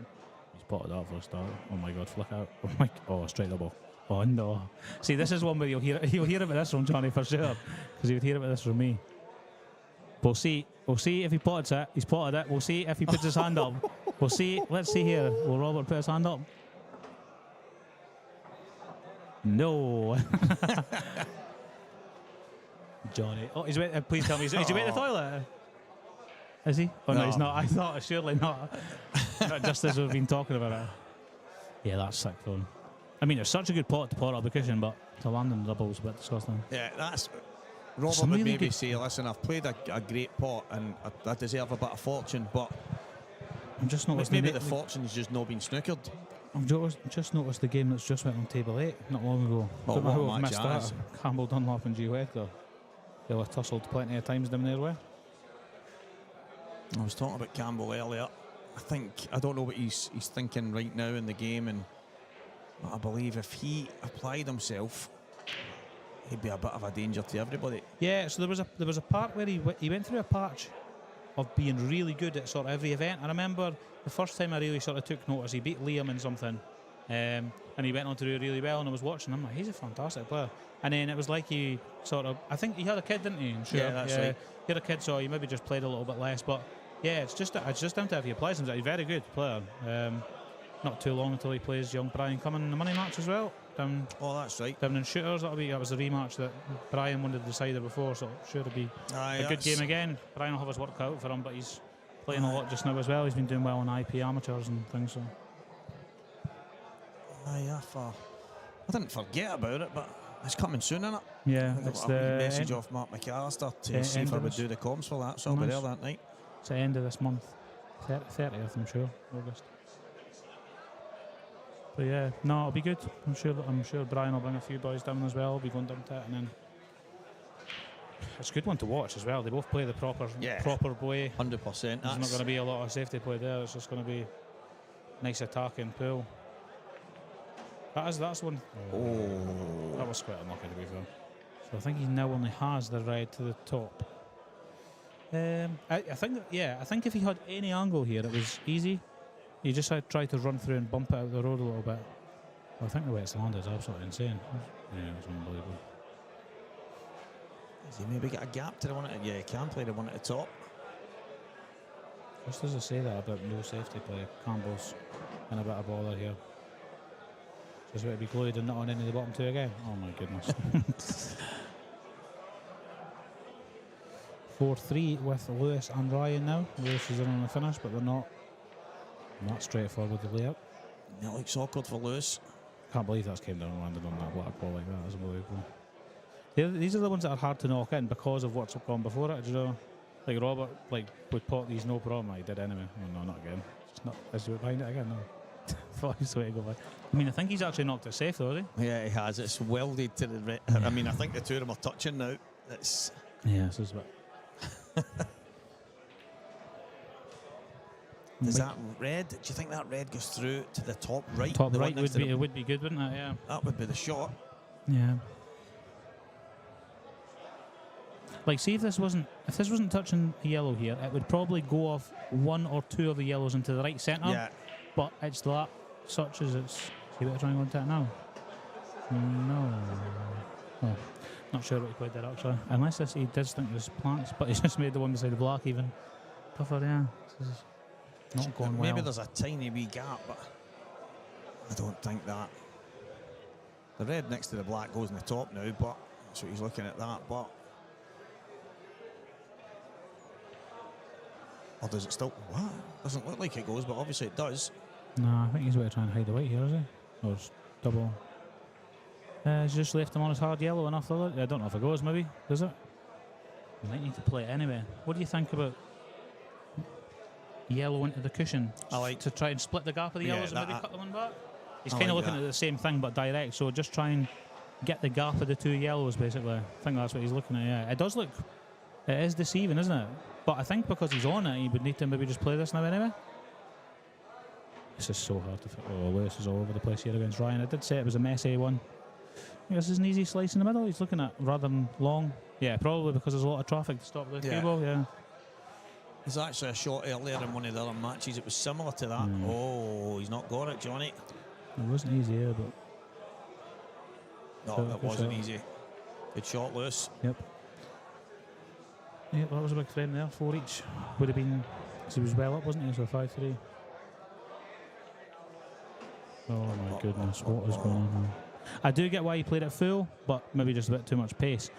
If you look at the camera, it doesn't look like he could pot both these, does it? So I don't really blame, but maybe just the pace again. I think I'd be rolling this rather than soft. He's a sort of soft. Just leaving it on the edge. I think he can't. He's just like off of that. This is crazy from what this scoreline was and what chances Roberts had. He's not really a guy who gives away a lot of chances. If you're Johnny, you playing the left middle and nudging this yellow out here first ball? Yeah, I mean, he could just drop on it. Yeah, I don't know if he can. Oh, yeah, maybe he can, but I think just make sure you get contact. Yeah, just so it goes. I think the fact that I seen the one earlier on, actually. You were commentating on it. The very first match of the day, John McFarlane, Vince Kenny. John tried to cheat one too much into that pocket. That's and right. He didn't really need to. I think you thought he was ramping up like he was about to come on the cushions. Yeah. And then he just tried to cheat it far too much, whereas even there, I don't know if he could have nipped that in there. I think there seems to, that was the one into the middle, John. Yeah, the left middle. He was on it for a while. It was a red, right. and I remember you saying it looked like he was about to come all the way down. He was trying to hold for the ball into the top right. That's right. I was watching it before I left this morning because obviously I'm good friends with Vince. So. But yeah, I just think that. It was a mad game, that. Oh, it was crazy. In the middle, it was nuts. It was. So I was in the least offensive way possible because I'm really good friends with Vince as well.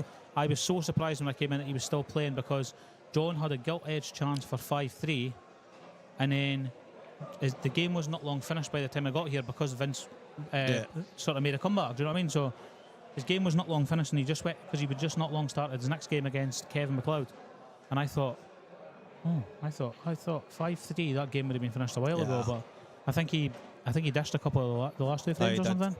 Two Because breaking it was dishes. there was a lot. It's hard to assess because there was a few chances missed either way. That's right. He's dished his last two breaks, and although I mean, I spoke to him about it. I said they weren't perfect, but considering the way 3 or 4 frames went in the middle, to go down and get them at that point when it really mattered was massive, absolutely massive. As I say, they were maybe slightly, let's say, all over the place, because the table can make you look mad as well when they're brand new cloth and stuff. Don't get me wrong, I overhit 3 or 4 shots early doors against Lucas because I was so caught off guard with the cloth, because it was so responsive and that, but and it's so fast. But yeah, when you get to the sort of the middle stage of the game, that's what it was. It wasn't really these sort of errors. It was misses and silly shots, and I'm not really sure here. I looked like Johnny was going to land good, but he can't. I would sort of put a bit of left hand side to throw it sort of wider, so you're just catching the 8 ball as we look at on the right hand side. It looks tough though, but I think he's just got to make sure he pots it and just he actually just probably took his medicine and just thought hopefully this comes out well here. Oh no. Yeah. It could have come out worse. This Rangers game's insane. This is like 5-a-side, just end-to-end nonsense here. The thing I can't wrap my head round is Motherwell should be about 5-1 in front. Right. Take your time here, son. Oh my goodness, what was going on? We're not biased here, guys. Don't worry. Sorry if there's any Rangers fans here. Oh my God! My word. What is going on here?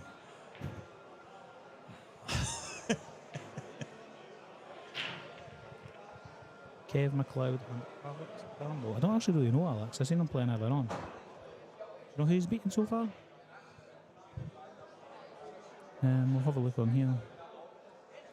It's very surprising for me. I'm quite good with, I know obviously you are too, quite good with names and faces, and I'm not sure I beat Robert Douglas, 7-3. And he beat Mark Boyle. Beat Boyle. Mark Boyle, I seen his. Where is he? I seen it on his Facebook. He's there somewhere. Tenerife, I think. Something like that. Oh, I seen he was in Palma. Yeah, so that's exactly what it was. Yeah, maybe Palma Nova or the La Palma Island, or maybe that was the name of a restaurant. Yeah, Alex Campbell. He's beat Bob Douglas, and I think Bob's no slouch. Nope, not at all. Gave me a doing one time in one of the IMs in corner pocket. Thoroughly deserved it. Really nice guy as well. So 5 each here. I think Johnny will be feeling the better of the two. I think Robert probably thinks the scoreline should read a lot in his favour, or the match should be finished, and the chances to on the face of it, yeah.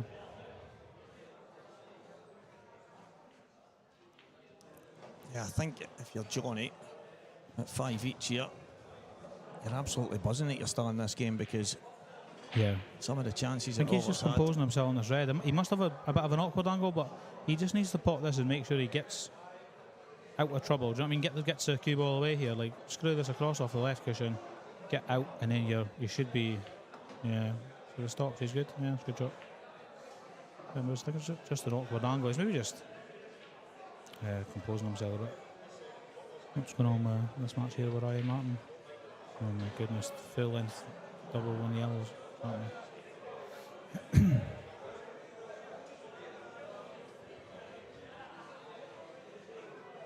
Just going to screw back on and off the cushion. Yeah, he's fine. Even on the cushion's fine, yeah. And what do you think? He'll float them sort of towards the pink spot for the one after? Well, obviously they'll leave himself the one in the middle here, and then try and get them onto the more awkward one. Leave the one out of the pocket till last. It's not. That's okay.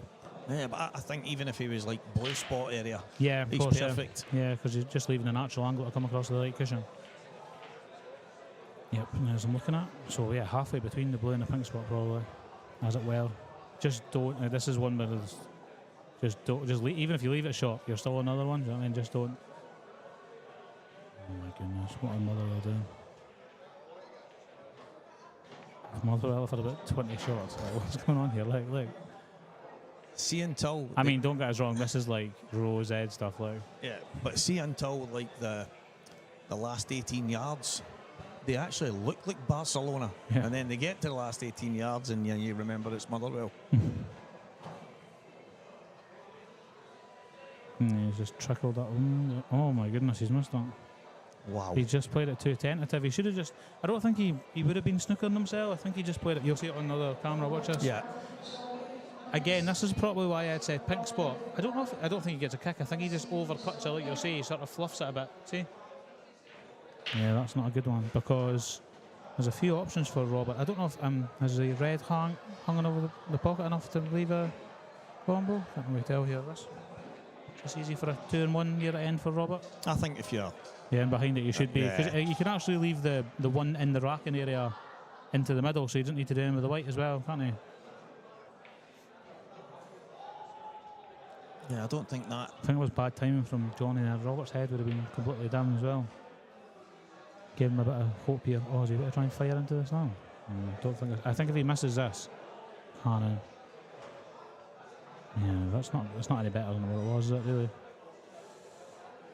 Play the one in the right middle and we'll kamikaze again, up and down. Yeah, he needs to watch in off. Is he all right? Is he close to it? Top left, top right, sorry. Nah, I think he's a bit. I think he sort of would look to be coming up and down. And I think just because, I mean, you see if he could drop in, but I think he'll be, coming up and down. That's what I thought he'd play. He's just getting worse. This is getting worse. So I said, I think he just he's seen a glimmer on that one into the left middle, the cutback, and I thought if he misses a cannon, he's maybe going to changing his mind really. Yeah, I've seen that happening now. For me, the 2-1 still on. So yeah, he has to just regroup instead of just playing something mad again. I would have said. Just drop the yellow, the yellow in the middle. Come round off two cushions, right behind it. Young Ryan Martin's just rolled a yellow into the middle to leave himself a long black, and it looks like he's snookered himself for all that I could see anyway. He had just a trickle of yellow into the middle, and he's played it as soft as he could, but I think he probably could have put something on it if he knew he was going to be snookering himself. I don't actually know what Robert could do here apart from going back up the table and coming back down for a combo. Oh my goodness, look where that's ended up. Gio 3-0 down to Campbell, and he's just been really unlucky with a cannon now. I mean, if he gets a hit here, he's probably still favourite in the frame, you would say. I mean, there's a double one, but Robert's snucking along. I think, did he try to flick the one in the left? I mean, even if he flicks one in the left there, I don't think. I like that shot, but just drop it in and then just play the 2-1. Yeah, exactly. Yeah, if you're near the bottom cushion and you're playing a cutback on it, your white plays itself. Yeah, I agree with you. Look at this. There's a replay now. Definitely could have just dinked in. He obviously thought. I mean, for me, I don't really get what potting that red would have achieved. No, you're not going to land short position on it. He's playing a long double because he's raging. Oh, he's potted the plant. No, he's missed it. Oh my goodness, what's going on here? Maybe he thinks he's natural getting into it, so he's not want to be stuck there. But Johnny's on the left, the right hand side one as well. Yeah, it's even better. See what Ryan Martin does out the snooker here. If anything, is he better try and he has to play a swerve. You can't really. Surely by the time you get to it, if you've got a side on it, and see a bit of Campbell's finish here. If he's going, he's perfect to nudge this ball out. Might just try and leave a double. He doesn't seem like the kind of guy that would play mad cannons, but that shot there from Ryan Martin was really lazy. Yeah, it was like, I just think you're full on swerving it or you're smashing the life out. Yeah, exactly. I just think if you're wasn't the shot for me, I don't think.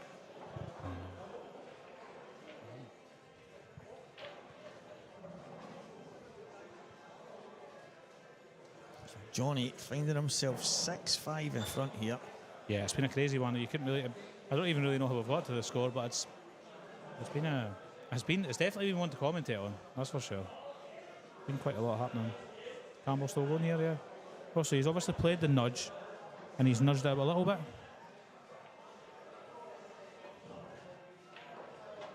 Oh man, he's offside surely. That's him, but he's offside. Offside, I think. But, oh, he's not offside. I was just about to say, and I'm not actually just saying this because it's went 1-1, but if the Rangers are coming, then do you think he's offside? Yeah, I think he's offside. Yeah, I think the boy's offside. While Johnny's at the toilet, I think the boy's offside. Unless there's someone coming out at the same Russell's time. Going mental on the sidelines. Yeah, he looks a mile offside, but someone could have just been playing him on. We'll see here. Oh, he's on by a mile. Not even close. By the way, good finish, considering what we've watched. By the way, I'm not going to lie, that's completely deserved. And it's Yeah, been buried that's- by this little Gervinho-looking hair-braided guy. Yeah. Good finish. Puts his bits right through it. wow. Yeah, that's it. It's hardly against a run of play. Yeah, that's been- one thing I would say that I think over time, as a Celtic fan, is every time I seem to look at a Rangers score through the season, they're 1-0 down or 1-1 or something at some point. It's not like they're 2 or 3-0 up and they're cruising. Like, I used to hate when we played maybe sort of like Hearts or something. But sometimes I look and we're like 2-0 up on Hearts in the first half, and you're like, well, the game's in control. Whereas, yeah, Rangers concede a lot more than they used to. I think that's because of I couldn't really tell you much, to be fair, about their squad, but the last few games that I've seen Tavernier, he's been absolutely terrible, to be fair. He scored here, didn't he? He scored first. I think Yeah. someone took the corner, and then was it him that headed it in? I think so, yeah. Oh my goodness, the white. Has he pot to? Yeah, he has, hasn't he? If that stops, he's on a finish. Oh dear. Well, not too bad, because that yellow and red down here, he would be delighted if he was on like a long red or something, but Yeah. he's going to need to take yellows in just one cannon, I would imagine, probably. Yeah. Kind of hate Yeah. these frames where you're forced to go for a finish where you don't really think you should be. They're going to score anyway, aren't they? It's going to be the longest 2 minutes plus stoppage time ever. The thing is, that full half must have been a nightmare for them because they've been He's pummeled. just fluffed it as a win in. Oh, wow. Just pot the plant and then take your medicine after it. So Gio won that frame that Campbell was in. It was a big frame. If you went 4-0, I don't know. I think it would have been plain sailing. John Reid 1-0 up. The disher. 1-0. Just I don't think it's going to a be. few to go, mate. I think it's going to be one of them ones where I'm constantly checking if I'm if I'm going to need to dash away from the commentary. What? Might not finish this match, Stevie. I might need to go soon, but I'll do my best. There was a game earlier on. I actually couldn't tell you. I should know his name. Left-handed guy, dark hair. I'm pretty sure he plays for Glasgow. He's playing on table 9 earlier on his match. At the same time I played Lucas, his match lasted forever. Like, genuinely forever. Go check who table 9 was. I do know his name. Left-hander. Go and go up to when I was playing Lucas. So probably went past it, I think. Go and go down a little bit. Down a little bit more. Right, I'm down a couple of games. Right, there's me.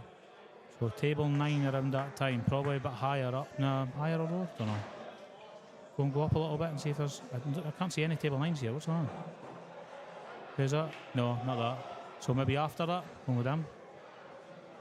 Keep going down till we see another table 9. Maybe the next round. No. What's going on here?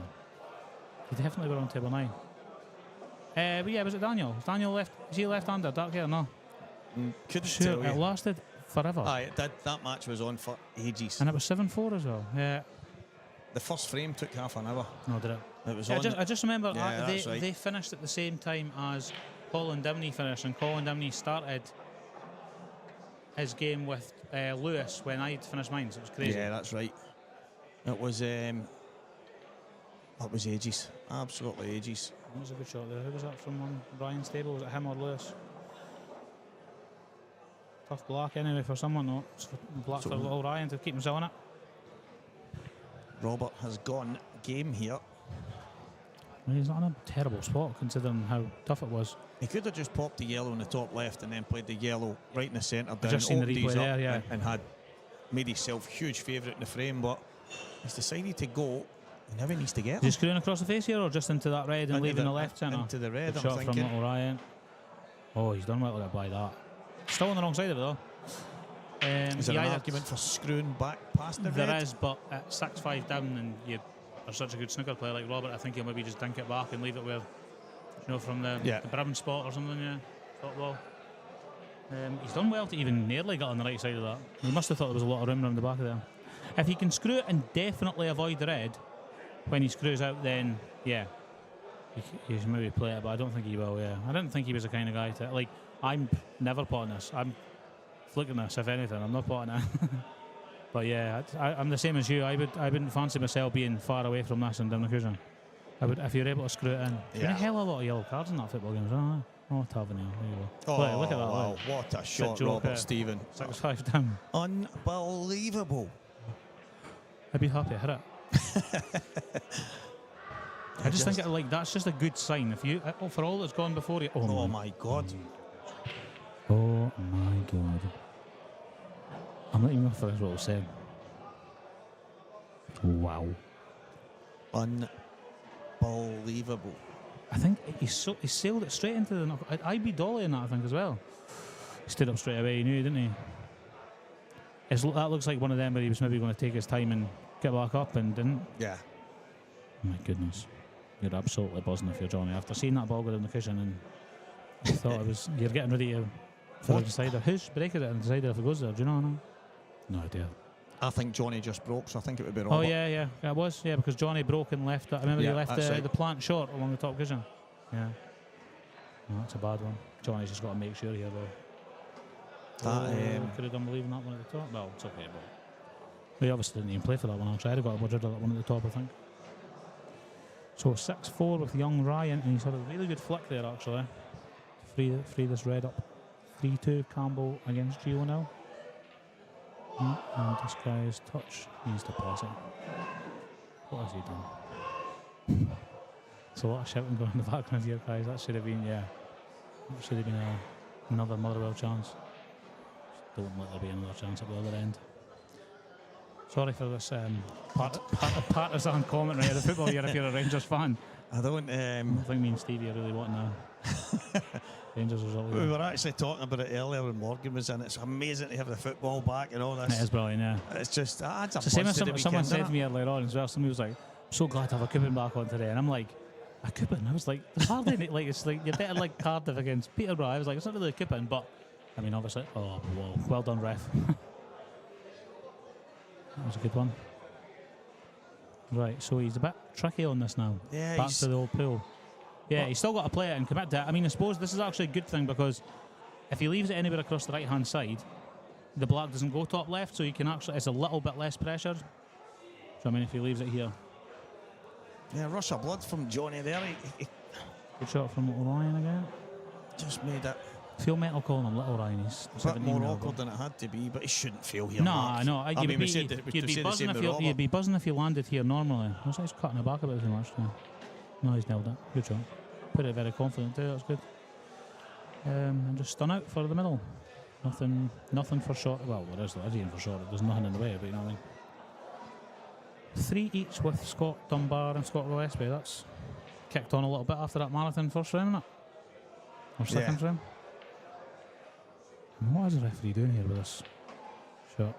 Should be game over.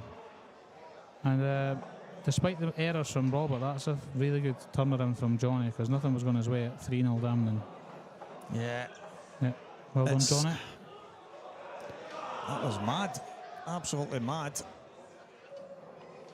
And if you weren't watching the Motherwell Rangers game, That was also mad. that was bonkers. That could have been about 6 each. Tell you what, but Motherwell looked good. Yeah. 2-0 John Reid against Jim Stephen. John is trying to help Marcus out here. So Jim Stephen, right, he played Derek Welsh in a money match not so long ago. Derek beat him.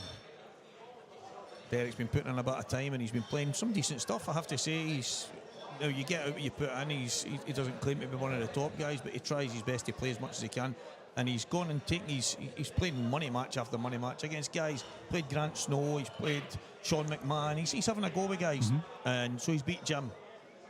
He messaged Jim because it was supposed to be like a rematch, and he says, so Jim, what's the script? I know you've got the rematch thing, so when do you want to do it? Well, just let me know when. And so Jim messaged him back and says, listen, I'm not playing any money matches right now. Some of the guys I'm getting beat off of, especially you, is no. Right, so he's basically just hammered Derek and then said, so once I get a bit of practice and feel like I'm hitting a ball good again, I'll play you. I'm not letting you get a win over us again. Just slaughtered them. Yeah. I says to Derek, I went, he's just obviously a bad loser and he's having a dig at you whilst, well, really shouldn't he be because you've just took him to school. Even earlier on, I was on the next table to him. 2 tables down actually, me and Gary McLeish were laughing at each other because who was it he was playing just that last game there, we said again? Oh, Johnny Hamlin. Johnny. Johnny said to him, he's looked, it's really tight, he's looking for ages, and he's went, it's not a total, Jim. He went, no. Just like, all right, you sound mate. It was like, I was really tight to it, and he just went, yeah, no, you can hit it. I was like, okay.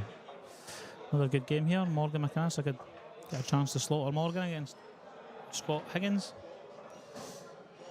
Higgy's another one that cues it a dream as well. Cues it unbelievable. Well, maybe it just looks like that because he's lefty, but it certainly doesn't look like that, and I'm a lefty, so. A couple of misses each in this. Oh, he's left them as hard ball too for Ryan Martin against Lewis. There's a big frame to it. 3 each with Campbell and Gio. Gio's right back in it. Yeah, a great chance for Ryan here if he can clear these. He looked right up against the wall. 6-3 down he was he? Yeah. Got a chance for 6-5. It's not easy, but. Jeez. Oof. Oh, straight enough though. Didn't look like he was going off though. Do you know what? Morgan was in here earlier, and I mentioned, well, he's actually went right down the middle. I had a chance to look back at it. And I was talking about when you break from the left or break from the right, you've got seems to be a large chance that you'll get in the opposite top bag. Yeah. When you really hit in. Obviously, I thought he was further left there, but same idea. He's just slightly He did across look it. like his body went a bit to put it towards it, didn't he? Yeah. Oh, Chris Sutton's is in the booth. He'll be lapping this up. Yeah, I mean, it's not like it was. There was certainly good value for that. 100%. Big McGinn. It's unbelievable to see him playing that. No McGinney though. Jeez, what a break that is on Campbell and Giles. Maybe. Campbell's. Is he a cut breaker as well, Campbell? I never actually seen it. I never seen it either, but it doesn't look like the kind of cue ball or table that you get smashing the front ball. Yeah. Usually you go cut, left cushion, back into them, and it's. Look at the Reds. That's incredible. Well, if it's not 4-3 Campbell in a couple of minutes, I'll be astonished. A straightforward chance here for Morgan. Yeah, played a good first shot with 2 shots. He's one of them guys that really can, well, the same as what we were saying earlier on, he could play some of the, oh, no, it's not a good shot from Campbell. I've totally jinxed him there. He's one of them guys that can play like an iffy first shot or 2 shots and then just say, what have I done now? Like, yeah. He's usually very good, very clever with his 2 shots anyway. Campbell going to play this long, or is he just cutting it back in the middle?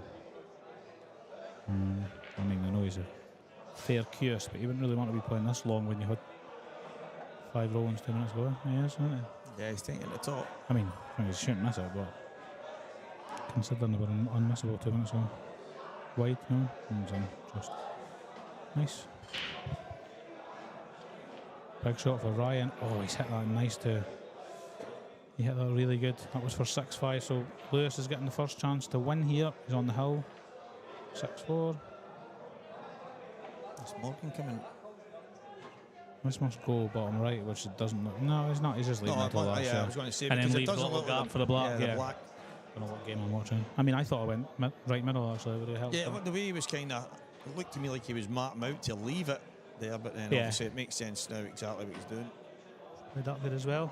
So bad to just, if you go on and off the cushion, then you just leave on this side. Yeah, probably less room for snooking yourself if you got the right hand side. Yeah, he's looking at. I don't. Yeah. Can he get as wide as a cushion? Maybe if he pushes it through a bit. Yeah, he tends to play these ones with a little bit like a side, but I just think here, if you're screwing this out to here, it's a lot easier. But I suppose it's probably harder to land dead straight. Whereas if he lands to the other side, he could land slightly below it and still have a.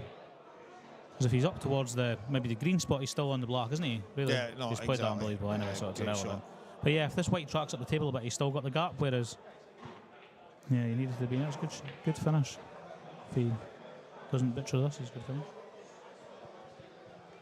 Lewis, 3 balls left, so he's going to have to leave the yellow up the line. Last ball.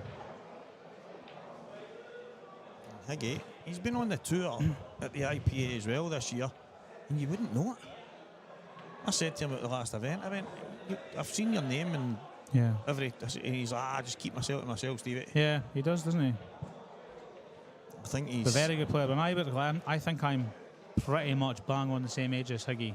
And when I was younger, before I'd moved from World Rules that I was playing, me and my brother moved over. Like him and Steed and that were the main guys, Aye. and Higgy was phenomenal. Ferney, Danny Lunn, that sort of era. Yep, good shot by Lewis, and that is the win for him against Ryan Martin. So Ryan will be, that's bad for me, that's a potential lift home away.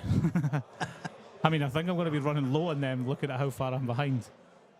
See, a lot of the tournaments when I'm maybe away doing the comms and they'll say, right, so what's the script with you? And I'll go, well, I'll try my best to head with the last Scot kind of standing. Yeah. And it gets to that, there's like loads of them in the draw, and it's like, they all just drop. Yeah. And their eyes go on me like, what's the plan? And I'm like, well, you better hope Dunster just keeps winning, or Boyle. Or yeah. It's not a bad person to be relying on winning. Yeah. I know. So what's the story? Still 2-0 John Reid? Oh, no. You start looking at hotels, I think. 7:30. That's grim, is it? Oh, Graham Dunbar, he's playing too. You're kidding me on. Oh no, McGiff just went on against Gary McLeish. Hopefully they're behind. We'll see what's happening. So McGiff just changed his name pre-tournament, like mid-tournament, sorry. It's changed, isn't it? It was Michael McGiff earlier, now it's just SNM Ice Cube. Looks like an ice cube anyway. Yeah, I'm going to need to probably be looking at... Mate, that's funny, he is. He's like a character out of Roblox. Isn't he? Yeah. I think the kids play that all the time in the house, but he's got that frame to him. Sean Michael Roblox McGiff.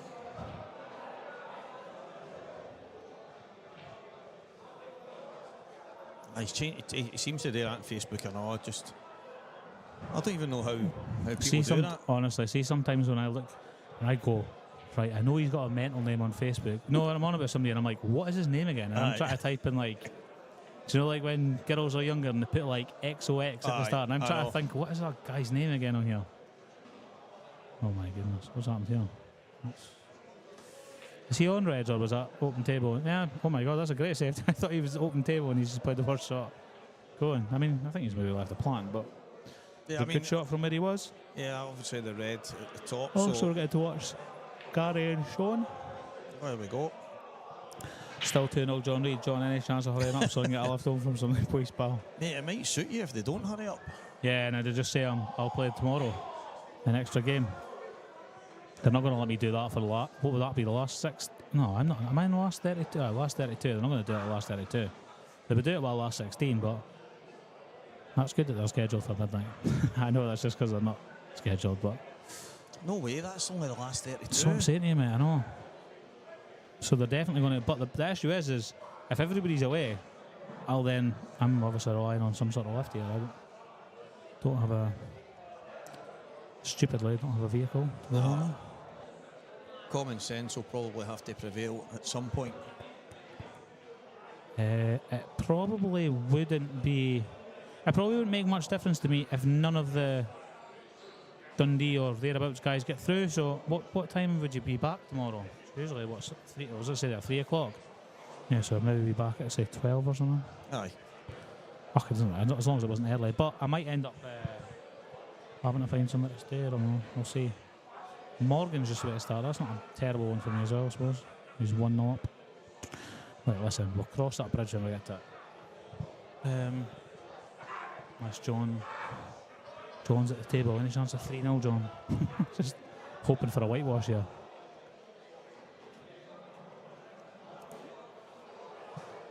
Right, anyway, what's going on in this for him here? He's just tucked up here, is he, Morgan? Yeah, he's played that really well. Just to tuck up. Seen a replay of it there. I'll keep you posted on the other ones, guys. 4-3 Scott Gillespie against Scott Dunbar. 5 each, Kev McLeod and Alex Campbell, sorry. Apologies if it's Alec or Alex. 3-2 Ryan Davey against Graham Sillers. That's on one of the back tables as well, actually. Just starting in these 2 TV table games. 4-3 Campbell against Gio. And who is in just now? I'm just going to check. No one is at the table. Let me look around. Oh, it's because. Is it because Sean's about to play at this side? I'm not too nip and tuck frame here for Morgan and Higgy.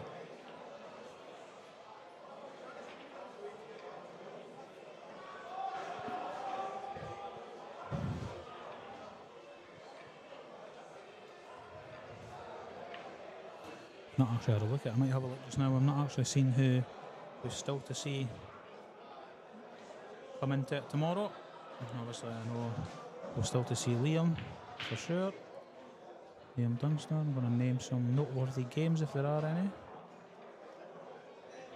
Still a lot of good players that I actually forgot about. But Jamie Burnett. Wasn't sure if he was still playing IMs. Martin Jones. Yeah, that's still a tough section. Stephen Benny, Chris Stark, Mark Henry, Struan Payne, Greg McMillan. Yeah, still a lot of good players to come tomorrow. So they'll be back here at 10 AM. I'll probably still be here. 3-0 John Reid. Let's go, John. Could do with that being brief. Unless John's fleeing.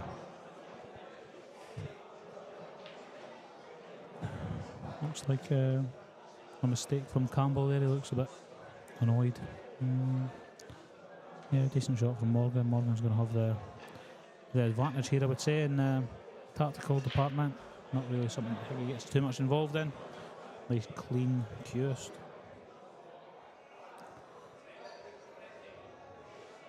That's a very good shot he's played there. And all of a sudden I'm speaking nonsense because it looks like he's got a finisher. Didn't even think about that shot.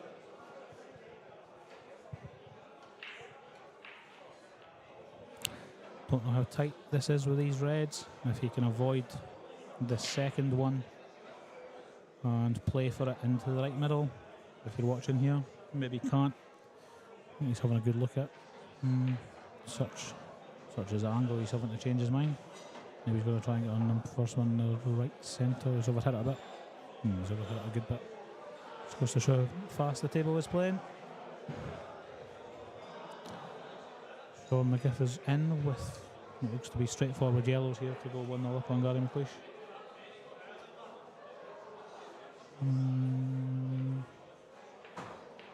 He's just left that shot. And that should be this frame for Morgan, you would imagine, on yellows. Quite straightforward finish here.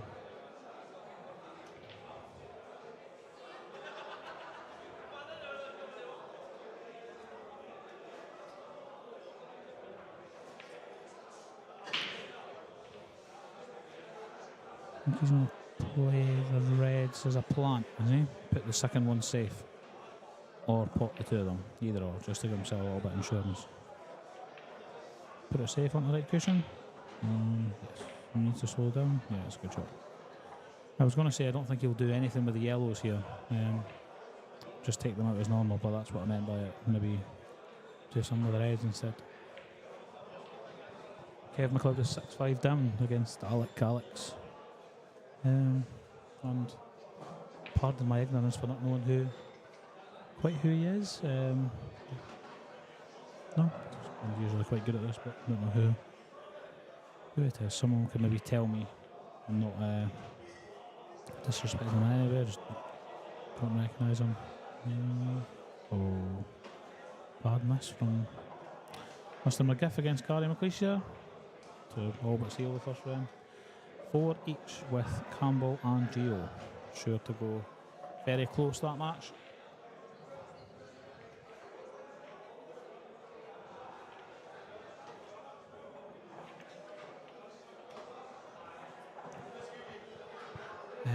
What's happening with John Reid now? Is he at the table?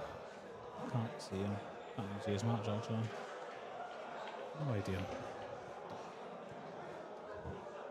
3-1 Ross Fernie, another good game against Graham Dunbar. Graham, obviously from my neck of the woods, sort of, Arbroath way. Plays out of shots in Arbroath. Very, very good player. Just won the Arbroath singles there, long overdue. He's been a great player for years. Since I've grown up, he's been one of the main guys in Arbroath and finally got what he deserved. Got the hoodoo away from him. Sean got back in against Gary, so Gary must have made a bad mistake, but it's not an easy chance for Sean here to get the yellow and get down for the black. Perfectly controlled from Morgan here for 2-0, sorry. 1-0.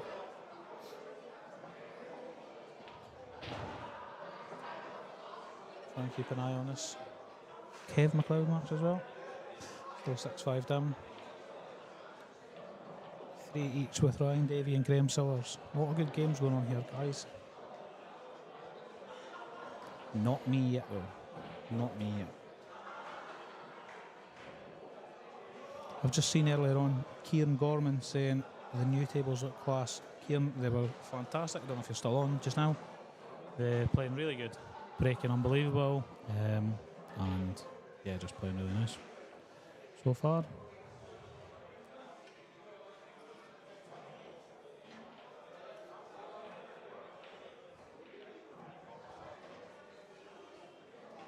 Who's else still on the live chat? Anybody who's viewing? Don't know if it's a good thing that you're stuck with me instead of Stevie. Stevie's popped out for a little bit. That was a fair smash there as well. Was it dry again from Biggie again? He's absolutely flushed that as well too. It's disgusting dry break. 96 watching. I feel for you guys.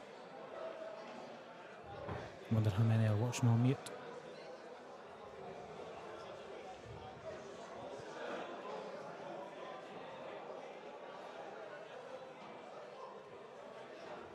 Should be straightforward here for Morgan for 3-0. Not playing what I would have played there, so yep. Speaking nonsense. Thought the rights were really easy there. And he's taking those. What else is happening? Sean McGiff and Gary McLeish still 0-0. Sean had a tough shot to get down for that block earlier on. Didn't manage it.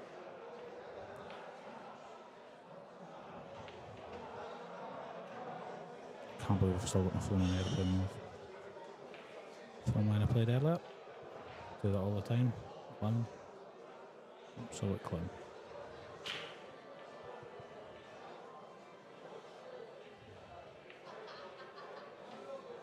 Apologies if you were trying to get in touch with me.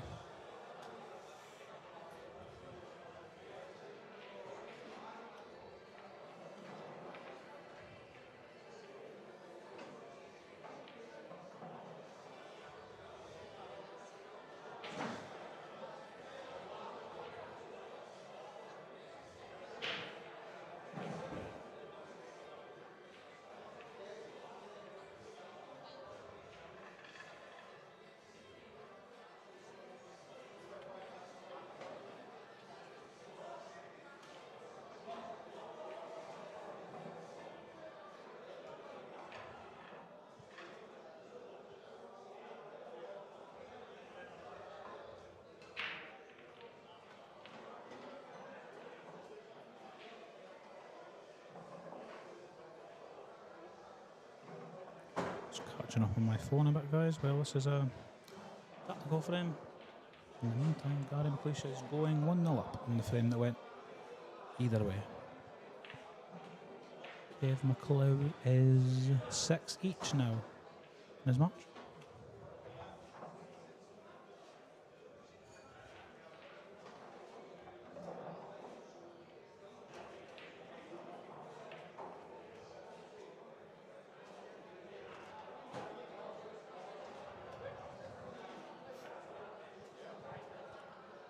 Shot from Campbell there against Geo's. Been a good standard match from what I've seen.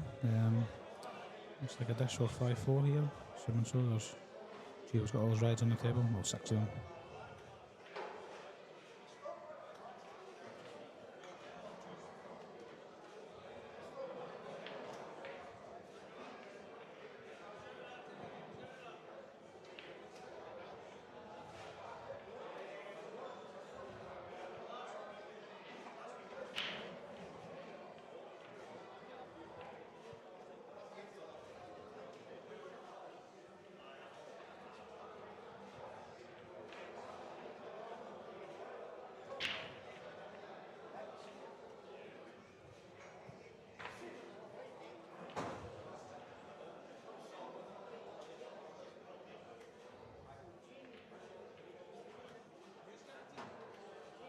Looks like Morgan's ready to go game here.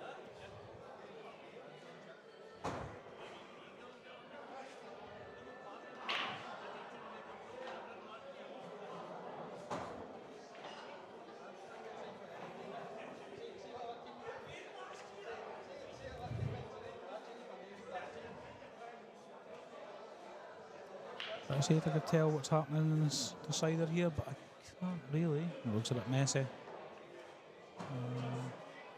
Bit messy. Boys try to roll on a ball. I think it's rolled off. Has Alex, Eck, whatever you want to call him. What a shot Morgan's played here.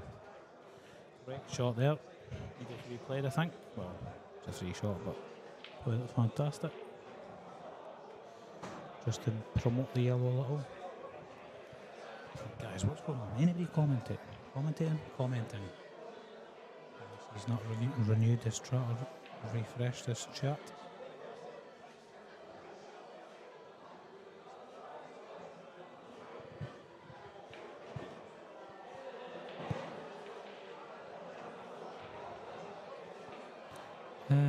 Yeah, Morgan just played an absolute stinker.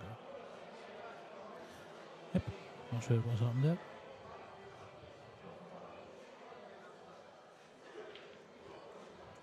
He stood up straight away, so he's either not hit it right or not played it properly. 3-1 with John Reid, not good. Not good at all. Please motor on, guys. Please motor on.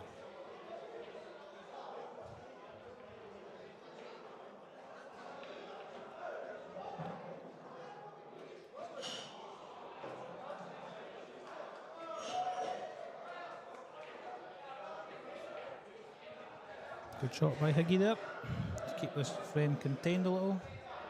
Check the draw again. This is not good for me. What an absolute eternity.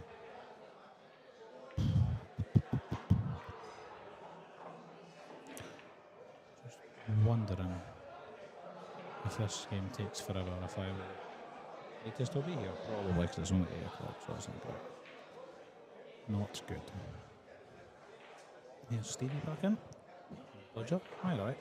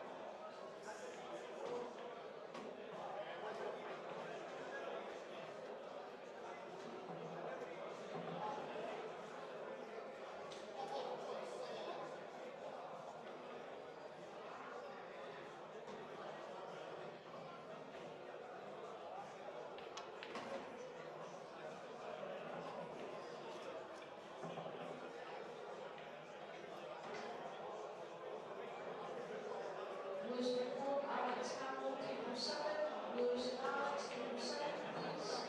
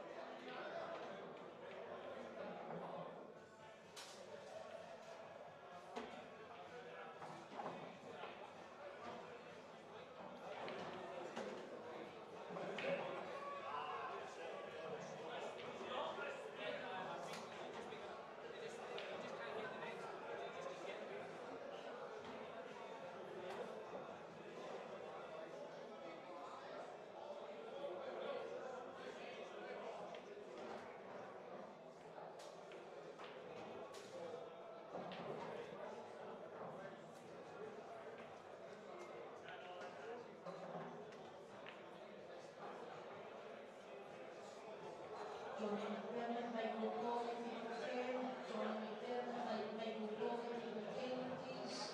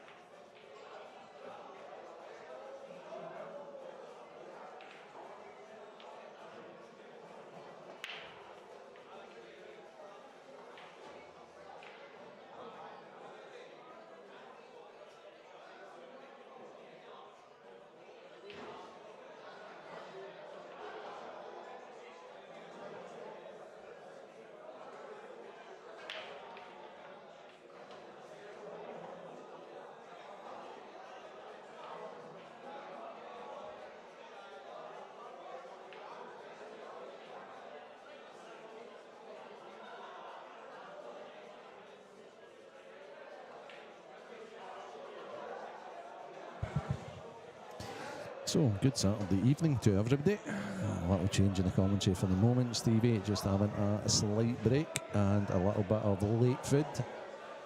He's been doing so much in here today. That was a great performance from young Morgan McInnes. He's breaking like a demon and full of confidence. In the match, it's just started. We have Johnny McDermott. He was on the stream a couple of matches ago against a local Robert Stephen. And beat Robert, I think it was 7-5 in the end up. Been a very busy day here at IM3 in McGoldrick's Sports Bar. The award-winning McGoldrick's Sports Bar. And the match in progress. Johnny's opponent is a new A International, Mikey Polly, fake collecting manager. So well done to Mikey for getting the call up to the men's A team. Well deserved. He's been in the top 16 for the last couple of seasons, and it's good to see Mikey progressing and play quite well. He's always had the ability. There's 1-0 down at the moment, but great chance on Reds.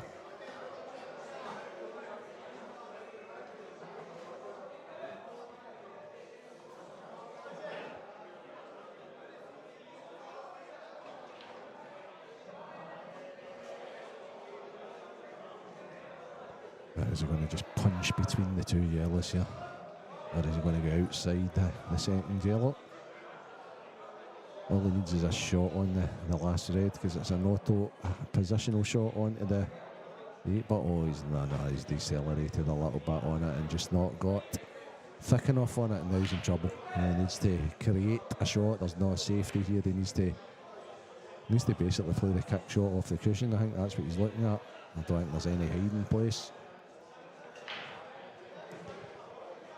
So I think Morgan and is en route back to Dunfermline. He's already in the last 8.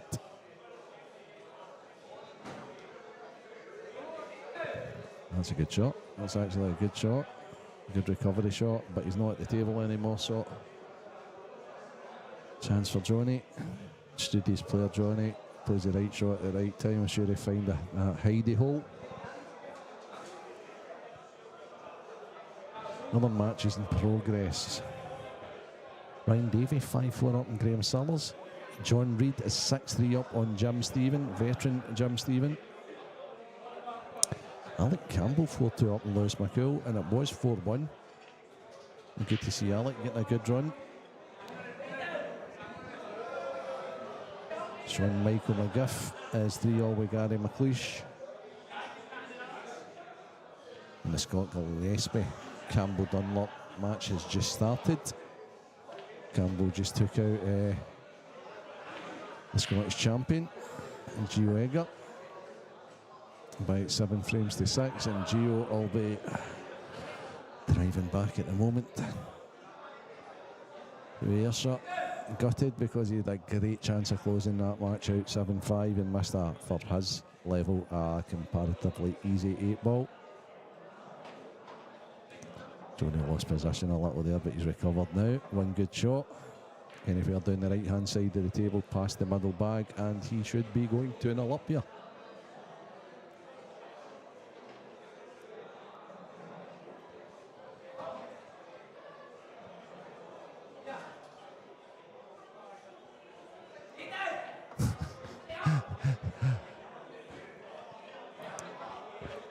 I don't think Ivan, how you doing?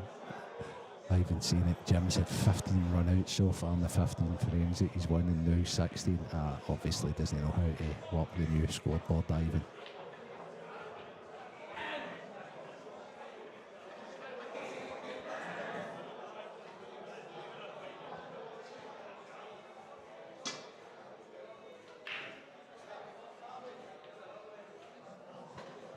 Yeah, good job with Johnny.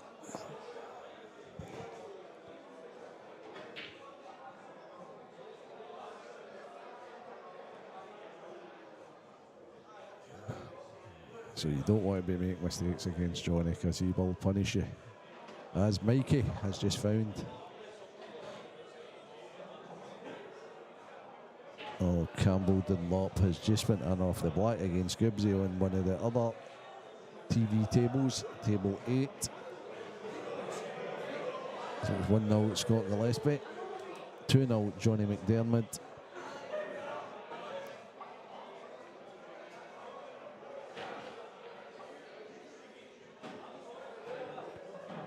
Five-4 now to Ryan Davey.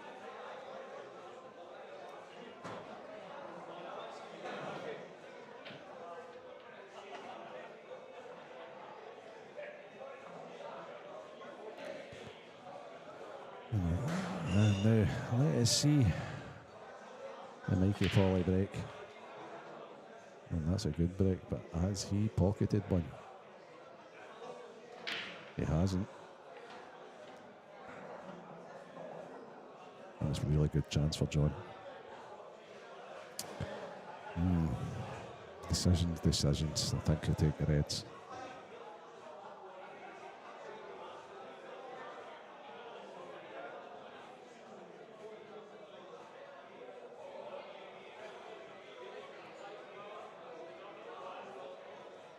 Easy start up.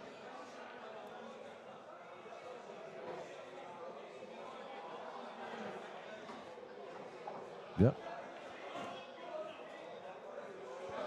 Interesting to see what one of the two Reds he takes. He's got to take the inside one that's closest to the cushion, I'd say.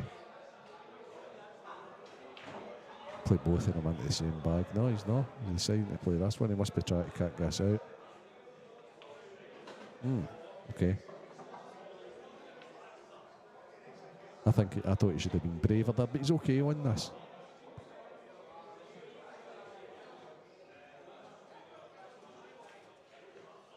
Now the problem's like maybe holding the fight here, can he? Definitely, yeah. Nah, he's okay. Because he's got options here, so he's okay on this. Okay. Yep. Okay. I wonder if Johnny was to watch that back, if he would have said, like, I should have actually took the other ball first there. But he's still in a very, very, very strong position. The Reds are obviously sitting much better in the yellows, but I'm sure Mikey, I think he's forced to have a go. He won't be in a strong position if Mikey plays the pot into the left middle and pots the red down here. Then it's in the balance again. Big frame in the match. If Johnny goes 3 up, he'll take a bit of catching.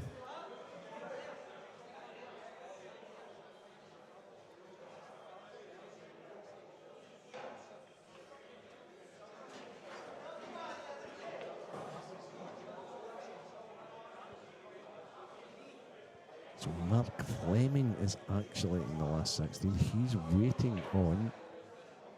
Oh no, he's not. Mark Fleming's... Oh, they're going to be here. You're a while tonight, guys. Mark Fleming's waiting on the winner of John Reid and... Is he?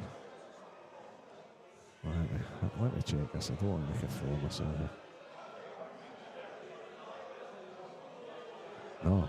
Mark Fleming's waiting on the winner of it. Sean and Michael McGough. And no. Sorry, guys. He's waiting on the winner of John Reid and Jim Stevens. The winner of that plays Sean Michael McGough or Gary Licklish. We got there eventually.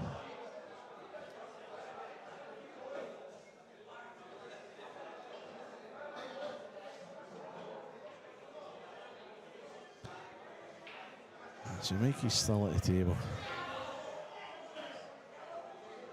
Seems in a more precarious position than he was at the start of the visit.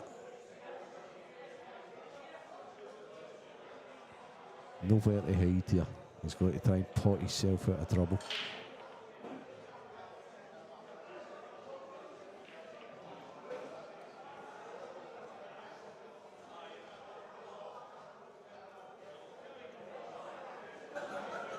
No.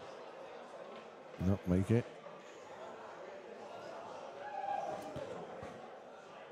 If Johnny can, he see the ball that's over the left corner that he's looking at just now. Yeah, he may have another shot in this. No, he can get it. He can get it, so. That's a lovely little nudge.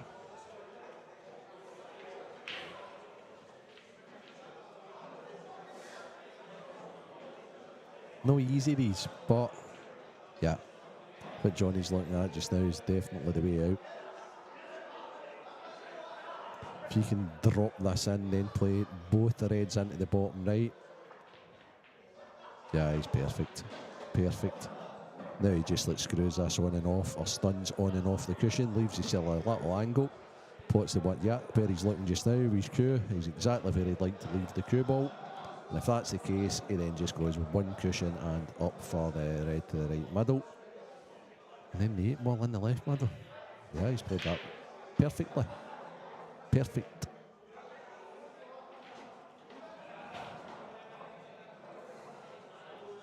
Now just a wee flick of left hand side.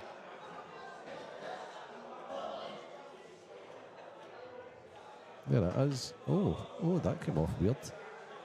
I don't think he played it. He's had the touch here, but he didn't play with enough left hand side.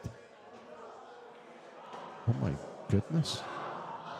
None too convincing this visit at the table, but nonetheless, this easy 8 away for a 3-0 lead.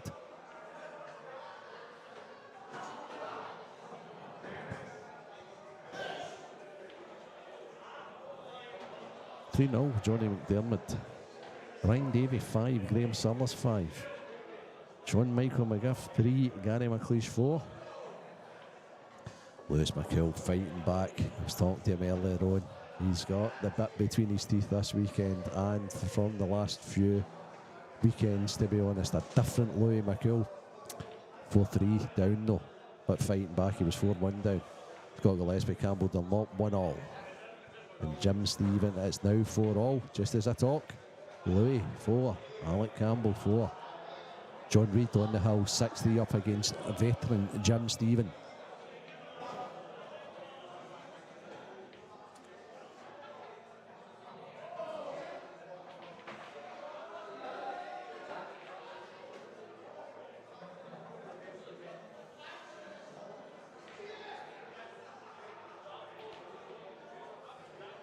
So I notice, Morgan's break but that's the best I've seen this weekend. And Morgan has 2 good breaks. He knows the side breaks as well, but his front break was frightening. Let's see how Johnny's goes. Because these boys have worked something wrong. Like that's the exact same, to be honest. Oh my God. Oh my goodness. Whew. Great chance on both. I think my preference would be reds.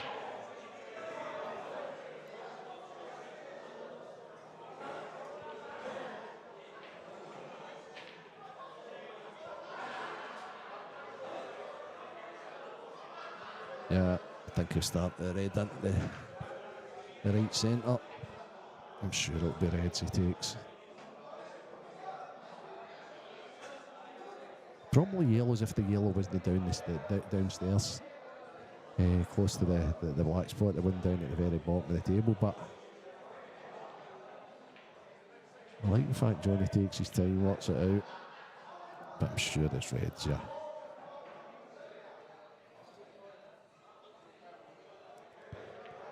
Gary McLeish goes 5-3 up on Sean Michael McGuff. Johnny does decide on reds.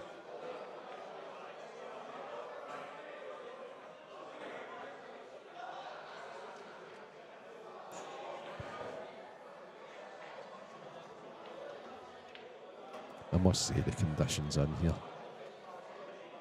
Brand new Supreme pool tables. 8-6 on cloth. Great staff. Great food.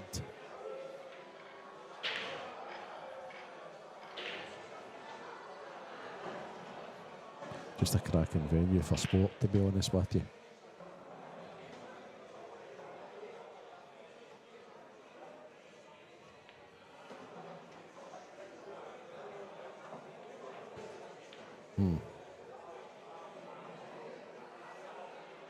Okay. He's got a bit of work to do here. I don't like where he's looking. I think that's a hard shot. I'd probably go forward here and leave the red into the top left. But Johnny feels as if he can come back. In fact, that is the right shot he's playing. Has he hit it hard enough though? That was a nothing for aye. Okay. So that little bend of the legs tells me that he is the wrong side of it.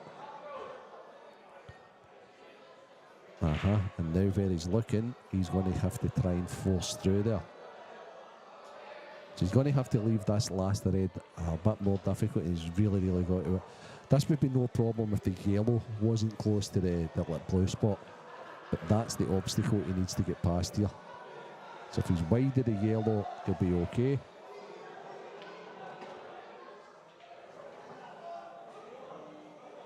I think he's okay, but he's obviously got a little low on it, and he's taking the fight up a bit further than what he wanted to. Has he got a shot at it? So yeah, Johnny's got a bit too low on it, and that's stunned up instead of stunned across, but I still think he's okay.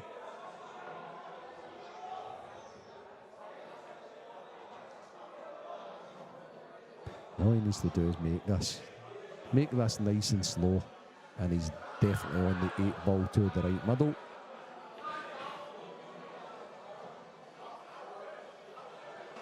Johnny's he's getting there. There's a lot to be said for that. Yeah, good finish again. One little loose positional shot, recovered well. Johnny's playing well. He's doing a job here on Mikey. Mikey needs a dish here. Scott Gillespie just about to go 2-1 up on a table 8. Jim Stephen, the veteran, pulls another one back against John Reid. 6-4 now.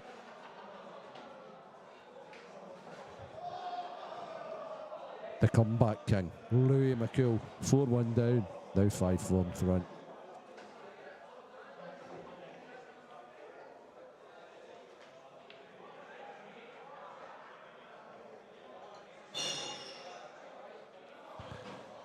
And that's the winner of the Louis McCool Alec Campbell game. I would set up a last 8 tie tomorrow against no other than Morgan McInnes, the #1 ranked player in Scotland.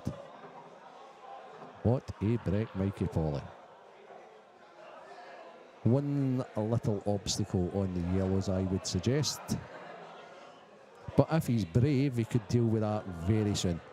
So for me here, if I'm yellows, I'm putting the one into the bottom right, taking the cue ball back maybe 3-4 inches, and then I'm playing the pot into the left middle, coming off the bottom cushion and bringing that red out, and then releasing the yellow to go to the bottom right. Now, if I would do that and leave the ball over the bag, is it something to fall back on? I think Mikey's seen it. He has.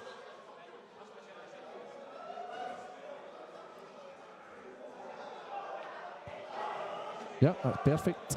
Perfect. Now, this always interests me with players, whether they use the bottom cushion to bring the fight off or they go straight into it. I think more can go wrong if you go straight into it. So I always like to go to the cushion and then kick it out. I'm saying I like to do that. I like to do that when I mess about on a Wednesday night, because that's the only night of the week I play. And he's played it perfectly. Perfect. Perfect. Now he can just pot the one he's closest to. Even if he nudges into the red, it would be really unlucky if he wasn't at least on the ball upstairs. I think he might even be on the ball upstairs just now. Maybe not. That's the shot. Just bought this. Go into the red. Yeah. No. That's about the worst he could have got, to be honest with you.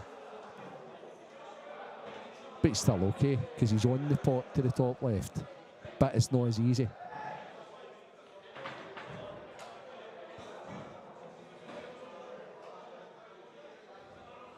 Seem to play the shot a little flat, I don't know. Maybe a little, if he would have played it a little lower. when they lost the cue ball, but now this is a shot. Oh, he's got to play a shot here. This could get away for you so easy. What a shot. What a shot, Mikey Foley. That's a lovely bit of cueing 4-0 down.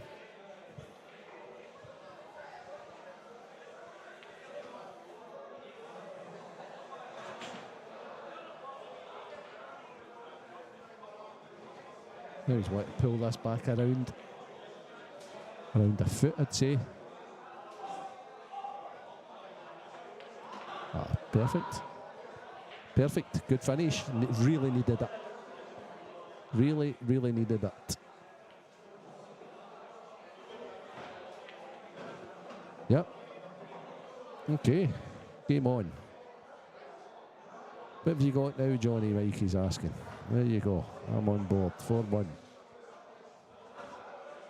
Danny McLeish, it's a 5-3 option. Michael McGuff's at the table on our featured table number 2, table 9. Also in table 8, we've got Scott Gillespie against the conqueror of Gio Egger, the Scottish champion, Campbell Dunlop. It's 2-1 Scott Gillespie at the moment. Outer table action. John Reid 6-4 on Jim Stephen. Louis McCool 5-4 on Alec Campbell. And Ryan Davey on the hill against Graham Sellers 6-5.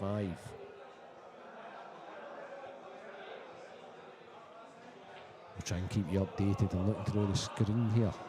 In the commentary booth, in the McGoldrick's Pool and Sports Bar in Rutherglen. John Michael McGuff on table 9 is the 8 ball away from getting another one back against Gary McLeish. Johnny McDermott's break, it was brilliant the last time. Didn't get there as good. Still pocketed one. It's not as easy this time. It's not as easy. What to do on the yellows. He's got a bad red. Okay. So I'm sure you'll see Johnny take a wee bit more time here.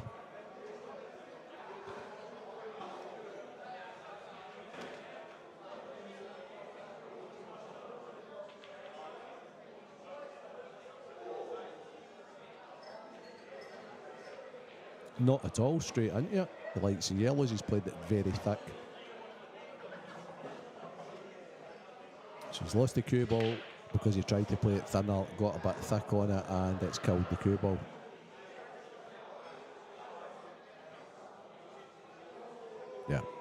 Yeah, if that went straight in the middle of the bag, it'd have been okay. And off the left knuckle.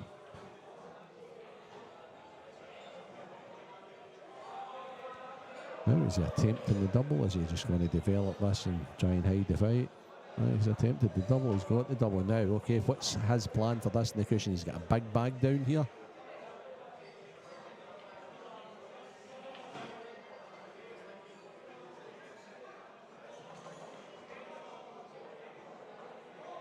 No, he's just developing it. It's a good shot. Really good percentage shot with Johnny. Has Mikey got a chance? Yeah.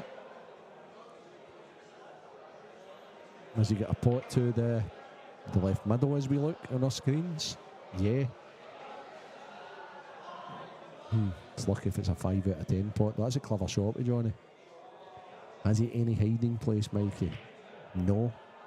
So he's forced into it pretty much. Johnny's forced his hand. He says, right, I'm going to give you a wee shot at this. So is there any wee clever shot Mikey can play? 6-4 Louis. Louis on the hill. Louis a frame away for setting up a mouth-watering clash against Morgan, his stable mate and practice partner tomorrow.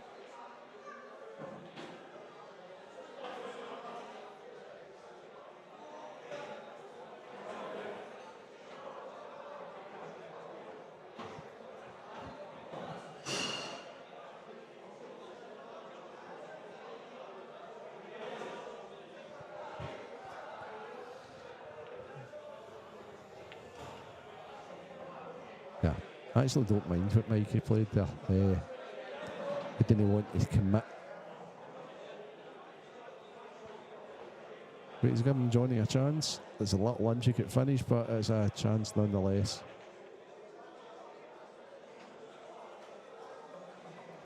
So as I say, Morgan plays the winner of Louis and Alec Campbell. And the winner of this match plays the winner of Scott Gillespie, Campbell Dunlop. And Ross Fernie, who's in the last 16, is awaiting. Lots of things happening.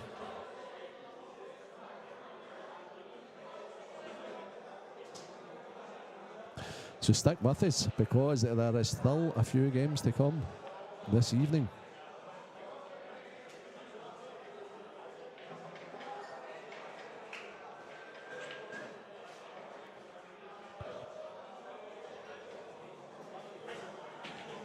Ryan Davey has put his crew away against Graham Summers, so I can only imagine that Ryan Davey has defeated Graham Summers.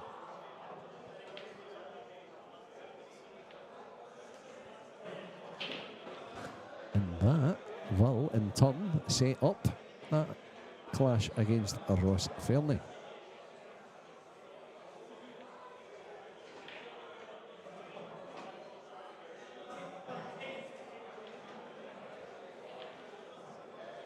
Six-four Gary McLeish, he is on the hill against Sean Michael McGiff. Campbell Dunlop's just potted an 8-ball. It's 2-2 against Scott Gillespie.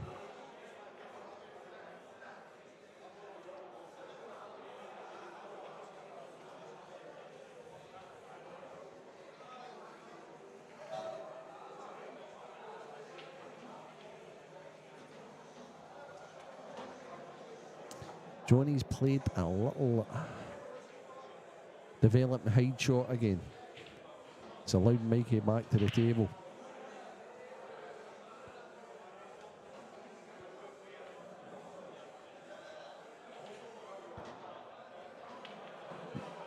Okay. Very creative from Mikey.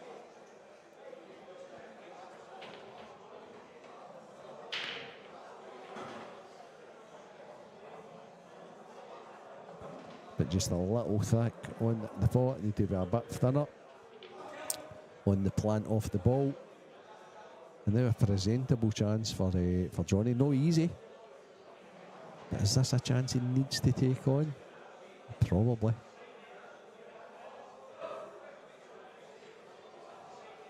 I think I played a long plant first there. If it was Johnny.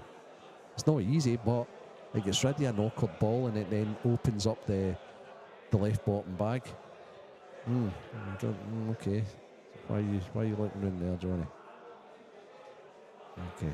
Why are you looking round there at the plate? That is a plant after you pot this to the middle. Okay. Obviously, this is the easier starter pot, but it's the shot he needs to play now. This isn't easy. There's a lot of distance between these balls. Yeah.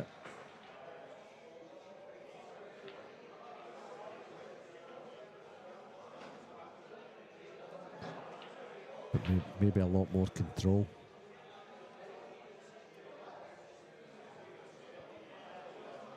So you find he needs to... He's not screwing into the other yellow, is he? No. Oh, he's played it great.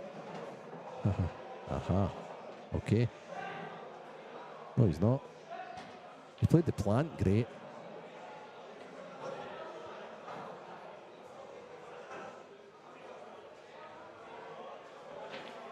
But he did look at that other yellow. He knew he was flicking into that other yellow, so that's a little risky. He's a tad unfortunate, of course. But the yellow he flicked into, ideally he wanted to keep that there. No, to be on after the plant. Need to ask him about that one. Oh, he's not on this, is he? Yes, you know. Oh. He'd be disappointed with that after falling on it.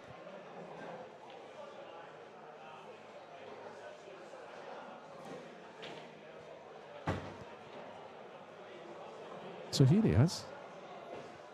I'm getting back to the day job just shortly, Stevie, because it's been a long old day. So Stevie had a little bit of food break there. It was great the boys staying open for him because he'd been doing so much in there. And then doing a wee bit of his rounds, chatting and this and that. The next thing, so I'm going to hand you straight back over to the talker, Stevie Walker. You disappearing? Well, You didn't run us, do you know what? I might hang about just for a wee while to do a wee bit of catch up.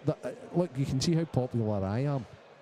Not a single comment for about an hour. They must have been like, what's he doing in here now? And do you know what's mad? It's actually been, I think if we scroll up, there's maybe only been about 20 all day.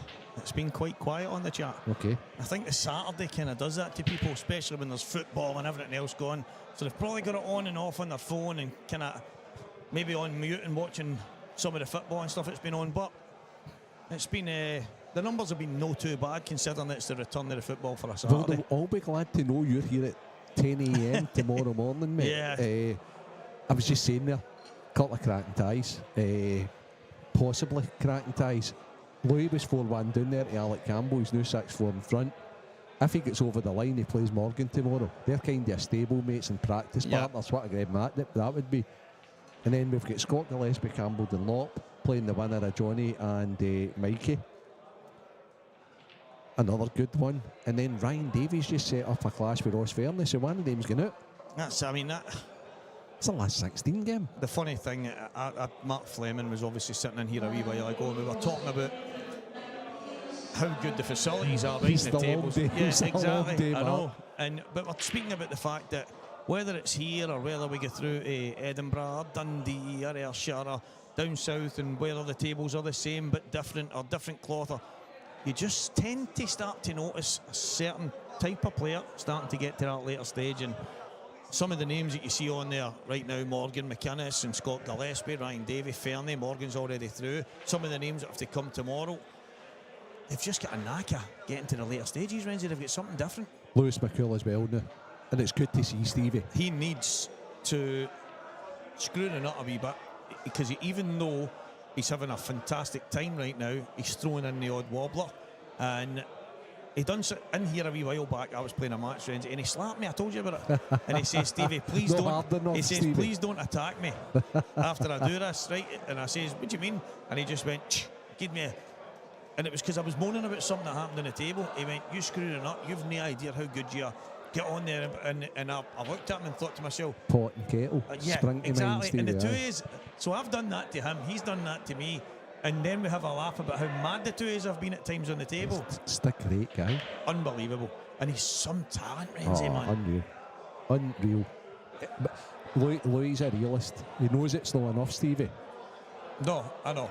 And he didn't respect the game, and he respects it now. And it's great to see, you know, and it's great to see him respecting himself as well. 100%. He was up for a pint for Fernie earlier on.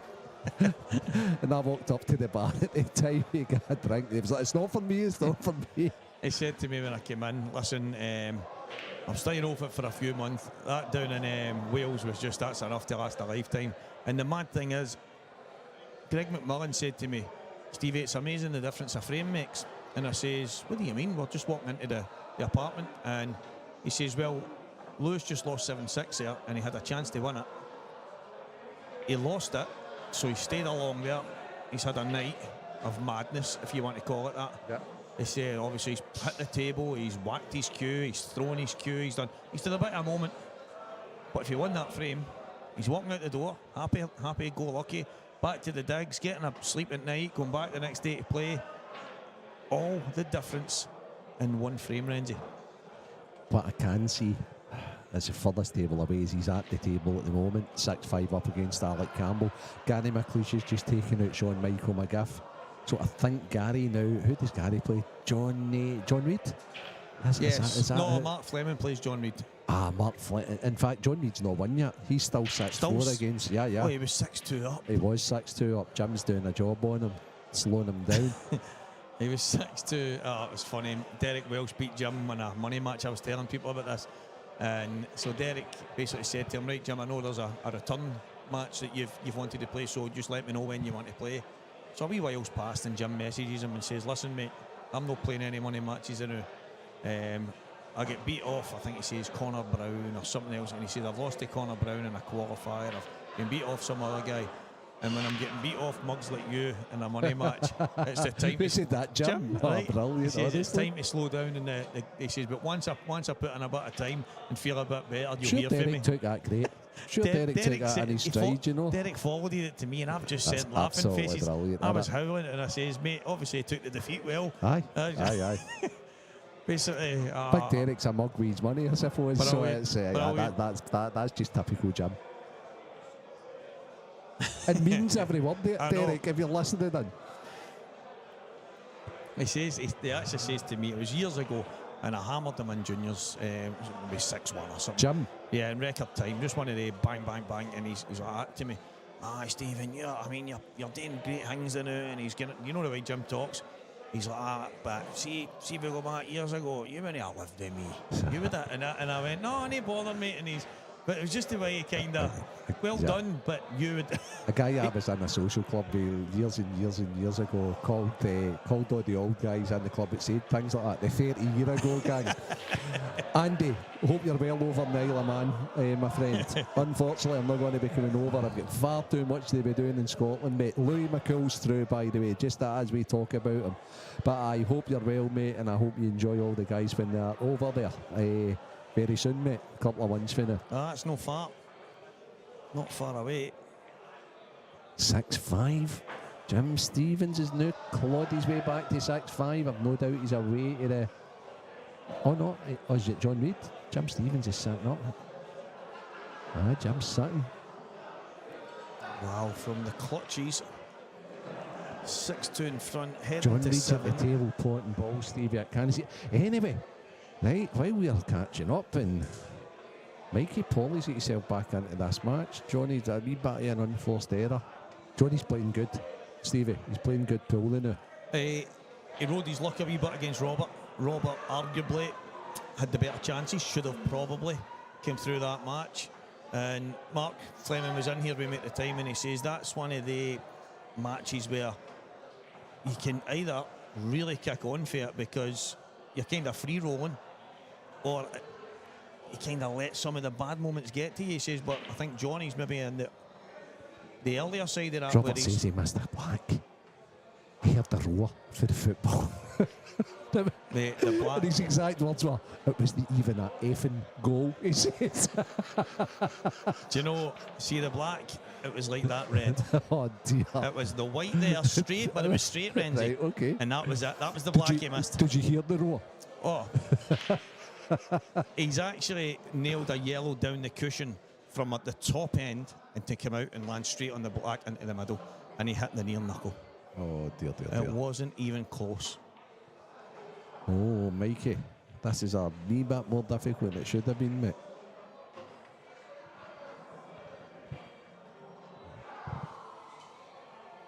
(4-3) Campbell Dunlop. He's still showing some good form after beating Gio. I spoke about Campbell at the top of the show today when I was looking at some of the stuff, and I had mentioned that if I don't know how Campbell's seeing the game right now, if he's applying himself to do some damage, if he's just in it for something to do. Yeah. But if he does really put the time in and he wants to do damage in this game, I think he could be a danger to everyone at the top. I agree. Because he pots the ball's good. Stereotypical snooker player that Yeah. comes into the game and he's got the ability. And now I think he's realising that, hold on, there's a bit more to it than 100%. break building here. It's like it's a different game. Mikey Paul is right back in this. That was a great black. Aye, it was. And the thing, this is probably the stuff that Johnny has to work on more than anything. When things are going great for him, but then the tide turns, how he handles that and how his temperament is. And he was telling me earlier, he sat in for a wee half a game, and I said to him, you should maybe try no Flannery and some of that stuff. I know a lot of the guys are doing it in the pool. And he says, I'm already doing that. He said, I'm signed up to the £10 a month thing and doing the stuff. He says, but I maybe don't go on it enough. He said, I maybe check it for half an hour here and there. He says, And with he's videos. chatting about that in the comments. Fair play to him. So he openly said it, and I was only saying to him, not necessarily you have to go and do that, because I've had no message me a couple of times. Once I wrote something on one of his posts, but I've never really got to the stage where, because like I spoke to you about, I'm not really sure where where I stand right now and what my goals are. It's a tough one for you. Because obviously you've got your own page, you've got the Walk of the Talker thing, you've got lots of plans for that. Yep. But you're also, without putting a load of practice in, which you have done over the last couple of years, you're at that crossroads, you know, you're playing really well without putting the time in. So, listen, there's only one. The good thing is it's a very individualistic sport. And there's only one person that can decide that for you, and that's you, Stevie. That's probably the horrible part. Is and it's maybe the reason I'm feeling, not just feeling it, I'm not playing well. The reason I'm playing well is maybe because I've took the shackles off a wee bit. I'm not on my own back. I'm kind of free rolling, but and I'm kind of like I'm walking to the table thinking this is easy. It's good when you know there's something to fall back on. No, I think it's weird. It is weird because obviously I think the thing for me, and I think everybody else in here, I spoke to Mark about it actually not so long ago, and it wasn't me talking about me, it was just how many players in the game can actually go and earn a year's living from just playing pool, and it's not many. It's not many at all. So whether your decision is to go and knuckle down and really and go and try and win a tournament, and I actually says to you in the Normandy, although that would be an amazing thing to have, would it change my life? No, never. It's never going to. It's just it would just maybe be an accomplishment that you've sought for a while. While we're chatting, John Reid has defeated Jim Stevens, and he's now talking to John. And John will be dying to get away. I don't know, Mark Fleming will be dying to get. I can just imagine Jim right now saying, I shouldn't be getting beat off mugs like you. With the mugs like you. Big Derek Bell sat at the back corner, enjoying it. The thing is, right, Derek's put a lot of time in the last while, Renzi, and he actually deserves a lot of credit for some of the matches he takes, because there's a lot of them, he's second favourite in them, and he still goes and he takes them, and he puts the hours in, and he gives it his all. And see, for me, I actually said to him, see if you don't mind the losing, whether it's £100 or £1,000, whatever it might be, if you don't mind that, you're only going to get better because you're just putting in the hours, and then even the matches, you're going to learn and improve playing the matches, so fair play. Everybody does it different ways. If that's the way Derek likes to do it, that's fair enough. Some people practice with better players, some people practice themselves. It really depends. But no, he's put a load of time. He's a nice guy, Derek. Derek's brand new. A class act. I think these all go. I just think Johnny needs to be perfect on this. What's he looking at here? Okay. So, does that red go past that yellow into the right middle? Yeah, flies in. Okay. Does the one beside the 8 ball go to the same middle? I think so, aye. I think right, both of them go, aye. Right, so now he's got a choice to make. His choice is... both of them fly, and Renzi, both of them fly. Okay, so I'm just wondering if he's as well just playing this just now then. I think that's his problem, that he might have to use the 8 ball to try and get the right angle. Okay, so that's what he is deciding to do. Is he pulling back off this? Yep. Okay. Right, so where is your last red now gone, Johnny? Because you're dead straight on that. I have seen 2 balls absolutely nailed in this bag. Yeah. Roll out. Pop out? Yeah. Aye, okay. And it's not like even the angle he's at, they were like straight in. And he needs to play this and the way it could pop out. He's played it fine. So this obviously goes to the right middle, isn't it? I think he could have been doing me coming back another inch or two there. He's maybe going to have to. Can he maybe screw on to it? Can he? Looks if he's pushing through here. I maybe get past it. Don't like it. He's really fortunate. He's. That could have went so horribly wrong, and all of a sudden, from 4-0, you're 4 each. I mean, Dunster would have hated that there, wouldn't he? Because he wasn't in control of it. Johnny's not caring. As long as he gets a little bit closer. Yep, exactly. I'd asked him the question, Renzi, and it's, to me, it should be an obvious answer, but I'm one of these guys, as you know, I look at things, I see the details, I see how certain people flow back and forward, and there's a lot of players that go into the pro ranks. I know it's slightly different now because it's expanded as well, but there's a lot of players that he can be a fish out of water. I know Johnny's not had the best of results, but I'd said to him, do you feel your game has improved just because you're another 6-8 months on and you're just slowly stepping up the levels, or do you think it's improved being in with the pros, even though you can only play a match, and whether it changes anything or not? And he said, he's like, oh, 100%. He went, although you see them from afar, although you watch and maybe play, or you might play them in a salter, he says, but now I feel like I'm just playing these guys all the time. He's like, and the level you need to be at to beat them, he says, but not just that, the things I'm seeing them do, when I'm sitting at the table thinking I might have a chance here, he went, and then I go, I never even seen that, wow. He says, and it's so simple, a lot of it, and I'm like, well, that's a massive thing in its own, just playing at that level, playing better players. That's we talk about it in football and everything else. You only get better playing better players. Of course. You said it to me when I was going to chuck it a few years back. You've got two choices: go and play better players or walk away. And it was a no-brainer. It's mad. It is mad how it works, but it's good. Yeah, playing them and competing against them is great. 100%. There's no doubt about it, because you can look from afar and then say, I would like to do that. In order to be able to do it, you need to be able to compete with the guys you're playing against. You don't do it to make your numbers up. You've got to. It's pointless. And to get there, you need to put the hard yards in. I think that's... I spoke about it with Mark Boyle after he interviewed me in Wales after the Geo match, and I was talking about the fact I would rather play the best guys every single tournament. I'm not a big fan of handicap tournaments. I'm not a big fan of category tournaments. I understand that we've got them and that's the way it is, because certain players, their ambition is just to go and play pool, and they don't want to go and play the best guys because they're going to lose. But there's obviously more than just me that wants to play the best players, and that's probably what separates the... I was talking to somebody about the exact same thing earlier on. I'm not 100% sure who it was. Even if I was, it's kind of a private conversation anyway, right? No, aye. But the conversation was that, how can I beat the guys that aren't as good, right? And what I say to them is, it's a totally different game. Because when you're playing pros or what have you, they might snooker themselves in the black. They're going to break and dish a lot of frames, right? They're not going to miss a second ball. Aye, Right? so They maybe snooker themselves on the last ball or the black or what have you. Right, whereas like some of these ties, especially early rounds, you get people like maybe missing a second ball, and then you're like, you're between a rock and a hard place. Do I go for this now, or do I put the ball over the right? So it's like two different games, Stevie. 100%. And I found that with international pool, right? And I think the B level's got a lot better over the years. But see the A team stuff, for the best teams, it was like a total. It was like a total shootout, And I feel as if that's what the professional ranks are like. Yep. You've got to be able to dish all the time.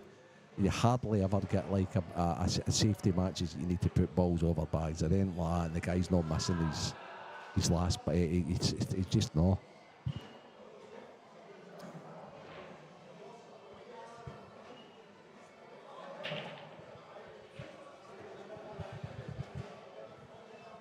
Must be a Johnny fan. come on, Johnny. So Johnny fans. Well, he's 5-3 in front. Maybe Johnny will create a legacy himself. He's got a lot of years ahead of him, Renzi. He's only in his early 20s. And it doesn't come easy, that much is for sure. The amount of work and time you have to put in. And then there's having the young family as well. If anyone can do it, Johnny. He's got the ability, that's for sure.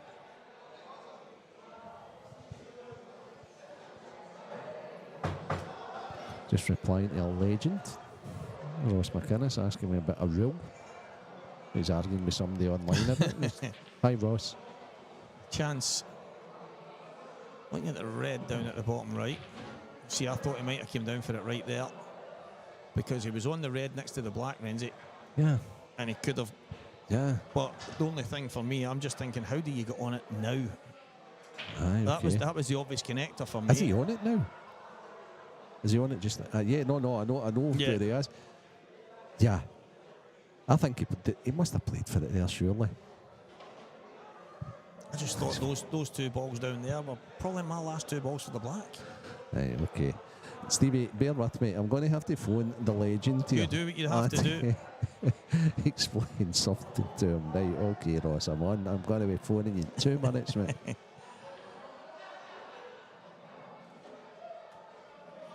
This is not going to be easy, guys, to get on this last red. Remember, kind of tip-top Chris Slack saying to me years ago, when you're on the bad one, never look the gift horse in the mouth. Always just make sure you get it. All of a sudden,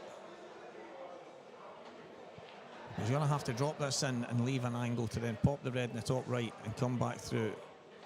So it's a good pot. I always expect Mikey to get them. That's as I mentioned it earlier in one of his matches, that is one of his biggest strengths, is the big shot, the big pot.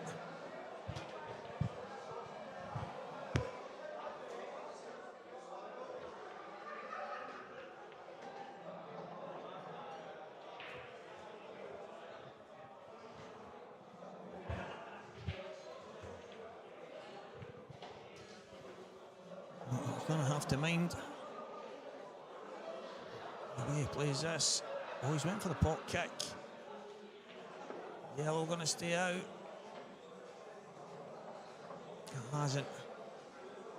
Do you know what? I actually do, I understand 100% why he's played that. I just maybe if he watches this back, I know I've missed the start of this match, Mikey, but if you watch it back and he maybe pops in the 3 reds at the top and then the one that was next to the black into the bottom, and then takes that red that he tried to kick out last, I think he'd have been able to come through the gap between the reds and play the black into the bottom left corner. But like I've said before, and numerous other people have, you never miss a ball sitting here. You never get it wrong sitting here. Even if you get it wrong, it's never really wrong. It's one of the things where it then just becomes, oh, it's just an opinion. But unfortunately for Mikey, he's maybe just about put Johnny on the hill here.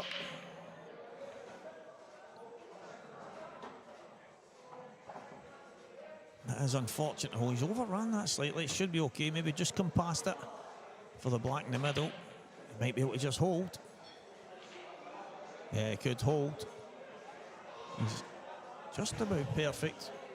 But that red at the bottom right ended up becoming the problem for Mikey. He's tried to kick it out off his second last ball.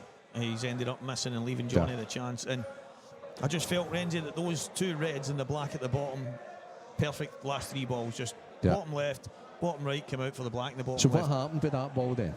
So he's ended up with the red up over the top right. Yeah. And he's tried to pot that and come flying down into them and open it up and get the red. And he's missed the ball at the top, and then he's opened things up and left Johnny kind of rolling. But I think if he watches us back, he'll obviously maybe see where, well, 100% he'll see if he watches it back that he definitely, he was on the top balls, that's the thing. So he could have took them away and then came down, and that was the obvious connector for me. Johnny's got another gear. Yeah, I know. Johnny's 6'3" up here. I believe he's got another gear, and he'll be watching what's going on in the table next to him here, and he'll be thinking to himself, huh. I mean, we know how good Campbell is, right? But he'll be thinking, well, Campbell's 6'4" up there in Scott Gillespie, and yeah, I mean, we pretend we don't bother. We pretend we don't look. But if you're looking at the draw and one of the top guys is on his way out, you're rubbing your hands. Even though you're not being disrespectful, you're just being honest and saying, well, I would rather miss that guy than get him. Obviously. And it's just, that's the nature of it. It's probably, I mean, Scott probably, apart from Ross, maybe the most decorated player in Scottish pool. I know Liam's right up there as well, but you know, I'm talking about like doing it. He's veteran now, isn't he? Yeah, but he's been doing it for, and can still compete at the highest level with all these guys. So, very interesting guns on here. Yeah, Ryan Davey, Ross Fernie, Gibbsy, Campbell, Johnny and Mikey here. Some fantastic matches on the go right now.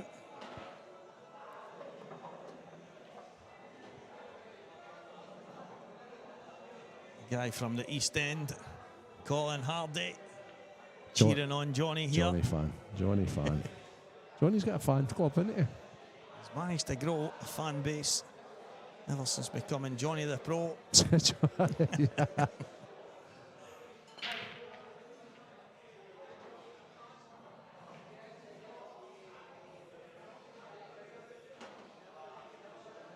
You can kind of see, for me, like the way Johnny kind of sees his work.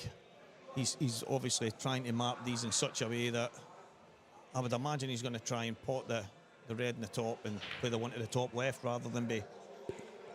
Absolutely. And in order to do that, he may have to play the red to the. Oh, okay. So I wouldn't believe in that red to the mat. It's okay. What's he got here? What's he doing? Perfect. Yeah, good shot. I like that shot, right? However, I don't think I'd have left that red to the middle. I think he'd have played that and got on Well, that. yeah, I understand why he's left it there. It's a good connector for the black, but if you land short, Yeah, so do I. you're And in a bit of trouble. And you know what? See, because of how good he's played this, I'm talking nonsense because he's going to screw this on and off here, and then he's going to screw down the line, and he's perfect. Perfect. And do you know what I was looking at as well, Renzi? Yeah. He can actually land short or long if he Yeah. wants because he can play it in off the yellows. He's going to screw down the line. He's playing at a very good level now, so he's going to screw down past the yellow. As you say, short or long, he's absolutely fine. Yeah, he's got so many So options. see, because of that, he probably put it bang on straight. Yeah, because exactly. because he knows no matter what, he's fine. Perfect. It's an amazing game, isn't it? An Incredible. amazing game. Great, good performance. Yeah, solid. Good performance, and I think he's got another gear for tomorrow. That was good there. That finish at the end, just we're splitting hairs a wee bit. Mikey's obviously on the road to trying to get there as well. Yeah. He puts the time in. He's a cracking guy and cracking player. Just seeing the patterns and taking them that way, the way Johnny took that there, superb. Okay, well done, Johnny McDermott. He is through to a round of 8 quarter-finals. He sets up that tie with Scott Gillespie or Campbell Dunlop, who's 6-4 up and at the table just now against Scott Gillespie. If you want to flick screens, guys. Yeah, we've got maybe. Got a bit of work to do, I may add. It looks to me like if As Mark if we're going Fleming, home. if Mark Fleming wins his match with John Reid, he will be back tomorrow what to a play Gary shot. McLeish. Campbell Dunlop, if you flicked over, Campbell Dunlop's just played a great skill shot. He's still not out the bridge I was yet. going to say there, he's not exactly landed perfect. No, he's not. So I think there's been a decision made. Yeah, it looks like it. Right, TD for the weekend, Lane Ewan and exec. That. The thing obviously is that the two Dundee lads have had to agree, or the two guys from up that neck of the woods, because one of them's coming down only Yeah. to go straight back up. Yeah. Whereas tonight, if they play it, then one of them doesn't have to get out of bed in the morning type thing. But it's fair enough. Yeah. Gary's obviously said, you know what, that suits me Yeah. fine. So if Mark gets himself through it, because Mark still, his match is basically, what's the score? 1-0. It's a long way to go Yeah. in that match, do you know what I mean? So I I get it. I think Gary might be taking Marco. I don't know Yeah, I what think the arrangement Well, is. I think that's the plan because Mark hasn't got a lift home, and Morgan McInnes, fair play to the man. Uh-huh. He said to Mark, listen, if Gary gets beat and just leaves, I'll come back and I'll just wait for you. Not bad. Scotland friends. Scotland friends is Morgan's a good lad, but he really is. Campbell Dunlop as a double away. If you've flicked over, guys, and you've got your choices just now, you could flick over to Ryan Davey, Ross Verney, or Campbell Dunlop 6, Scott Gillespie 4. Campbell Dunlop's got double on his last red. If he makes it, he'll have a shot at the 8 ball. Has he made it? He's made it. He has got quite a... he's got a very tricky 8 ball. Campbell Dunlop has a very tricky 8 ball to set up a quarter-final tie with Johnny McDermott tomorrow. I hope it's tomorrow. That's not been written down yet, but I hope it is because I am dying to throw the towel in here. Kidding on. Well, here we go. Are we getting... I'm waiting for signs that you're done talking. And it's over. I think. Okay, look, I've never seen a guy get the headphones off as quickly in my life as Stevie did it. Guys, Oh, it's been a pleasure. I'll let Stevie close the show. I better go out and do a wee bit now. Stevie, I'll talk to you tomorrow. Cheers, Renzi. Well, guys, it is the end of the show on the main table. I'm sure every one of you will be popping over to the other one. Maybe keep an eye on those two matches that are still on the go. So massive thanks, and we'll see you again tomorrow at 10 a.m. for some unbelievable. Wow, Campbell Dunlop has just put Scott Gillespie to the sword with a massive fluke. But again, guys, thank you very much here, and we'll see you all tomorrow.